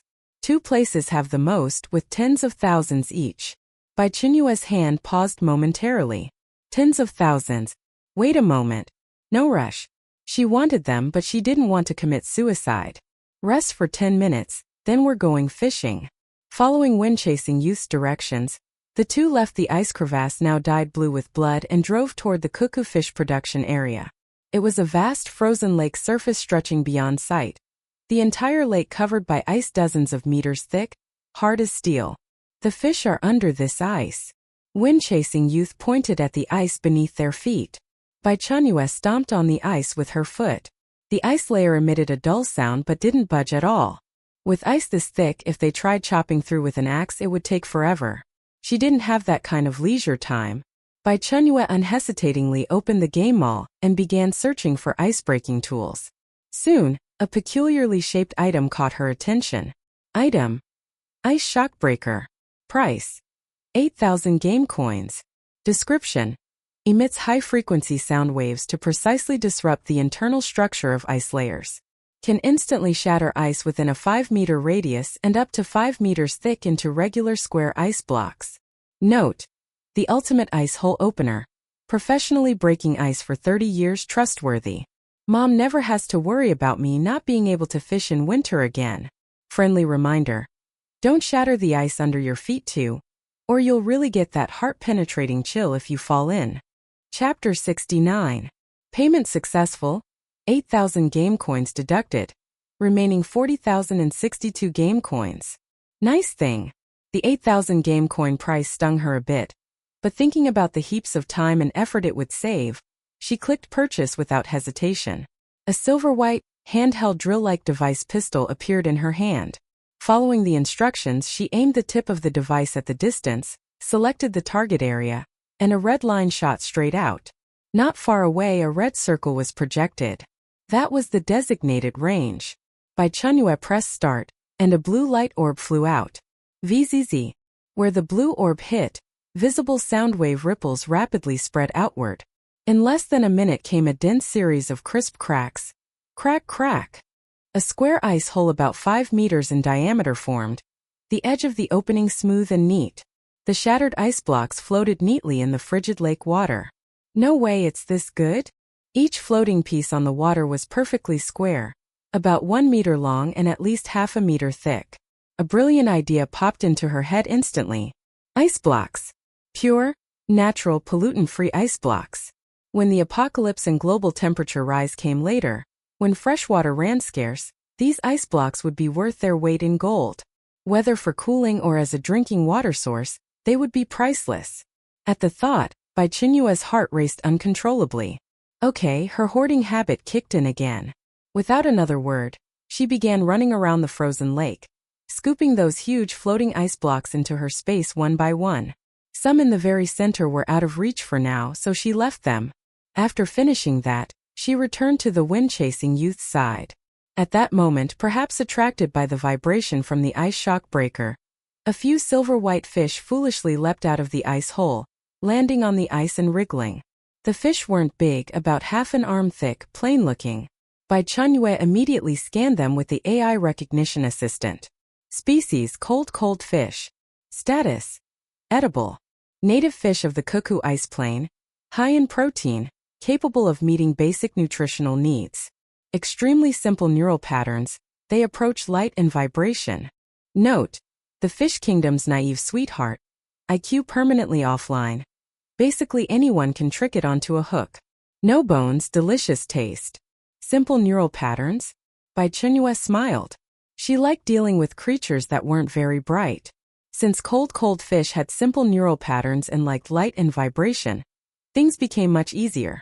Bai Chenyue quickly searched them all and soon found 2 items that made her eyes light up. The first was a granular item called 10,000 fish bait. Item: 10,000 fish bait. Price: 3,000 game coins / 2 kilograms. Status: special consumable. Concentrated from multiple fish pheromones and bioluminescent microbes, it disperses rapidly in water and has a deadly attraction to most fish species. Highly effective. Note: a fish pond owner's nightmare and an angler's dream. 1 spoon brings scent, 2 spoons enhance flavor, 3 spoons in fish within 10 miles will call you daddy. Payment successful, 3,000 game coins deducted. Remaining 37,062 game coins. The second was a high-tech looking fishing net. Item: fully automatic sonar fishing net. Price: 30,000 game coins. Description: a fishing marvel integrating sonar detection, automatic luring, and large capacity storage. Can emit sonar to precisely locate fish schools, deploy an energy field net, catch up to 5,000 gene of fish at once, and automatically drag them ashore. Note: the benchmark for one-sweep captures, a dimensionality-reducing strike. Use this for fishing and pond owners will cry and kowtow, begging you not to come again. 30,000 game coins. Bai Chenyue's heart tightened. That was almost half of her total assets. But, thinking of that terrifying 5,000 gene per catch efficiency. 5,000 gene. How many fish would that be? How much time would it save? Buy it. Payment successful, 30,000 game coins deducted. Remaining 7,062 game coins. Seeing her balance shrink so dramatically made her wince. But when she held that techie cannon-like fishing net, all the sting turned into eager anticipation for the coming harvest. Wind-chasing youth, come over here. Bai Chenyue waved at the stunned wind-chasing youth. I want to ask you something. How thick is this ice layer? Is it solid? If we suddenly haul up several thousand gene of stuff at once, will it collapse? Safety first. She didn't want to risk getting herself trapped just to catch fish. The wind-chasing youth replied with certainty. Don't worry, the ice here is at least dozens of meters thick. The Cuckoo tribe holds rituals on it every year.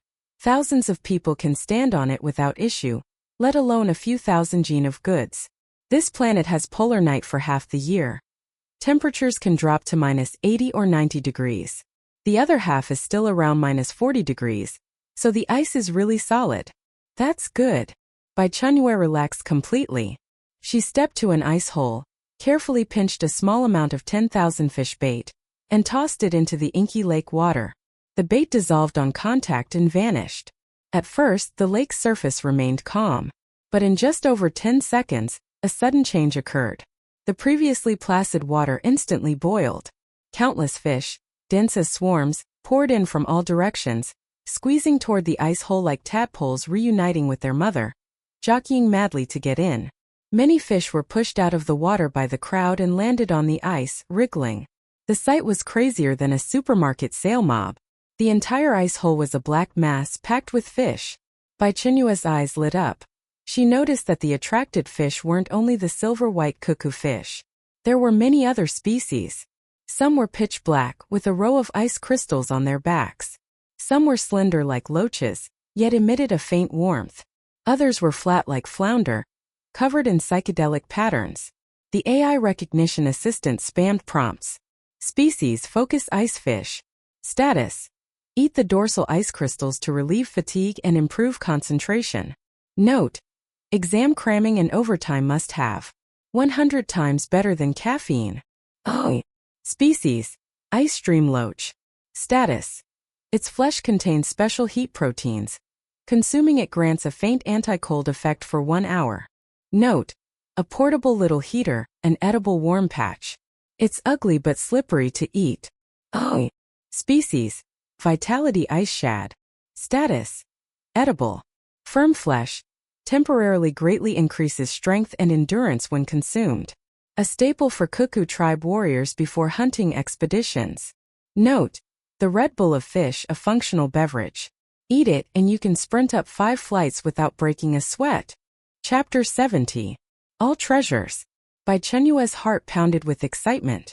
Without hesitation, she shouldered the sonic self-capture fishing net, aimed it at the fish swarm in the ice hole that was so crowded it was almost overflowing, and pulled the trigger. Whoosh! A blue light shot from the front of the fishing net as an energy-constructed giant net instantly deployed, accurately covering the entire ice hole and rapidly sinking into the water below. On the display screen in Bai Chenyue's hand, the green ripples representing sonar detection rapidly spread out, quickly locking onto a large cluster of densely packed red dots. That was the fish swarm. Activate trapping field. Bai Chenyue pressed the second button. The energy net underwater instantly lit up, creating a massive vortex suction force.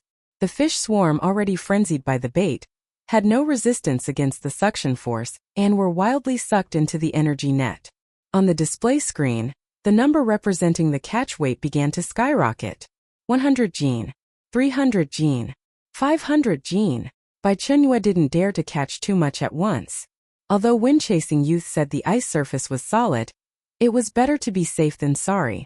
When the number reached 500 jin, she immediately pressed the retrieval button. Buzz! The energy net rapidly tightened, pulling up a full net of lively, jumping fish steadily from the ice hole, then automatically dumped them onto the ice surface at her feet. Splash! Hundreds of jin of colorful fish instantly piled into a small mountain, continuously bouncing on the cold ground. An extremely spectacular scene. Looking at the bountiful harvest before her, Bai Chenyue was so excited she couldn't stop grinning. She immediately stored all the fish on the ground into her space, then cast the net down again. Once, twice, 7 times, 15 times. Each time she only caught about 400 to 500 jin, ensuring both safety and continuous harvest. Over 10,000 jin of fish. All kinds of fish filled the seafood area, in her space to the brim. Satisfied, Bai Chenyue put away the fishing net. Hahali's mission was now completed beyond expectations. Meanwhile, the faction chat channel kept prompting new messages. Bai Chenyue then opened the faction channel, but the Heat faction's chat content was rather amusing. Desert Camel. So hot, so hot. Does the Haha Desert even have nighttime? 24 hours of blazing sun. My eyes are practically getting sunburned. Sun was rubbed by me.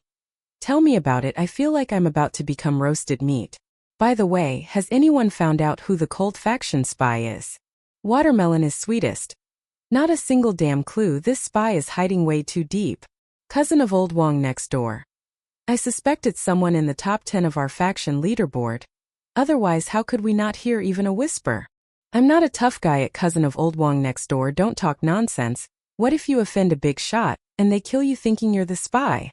Cousin of old Wong next door.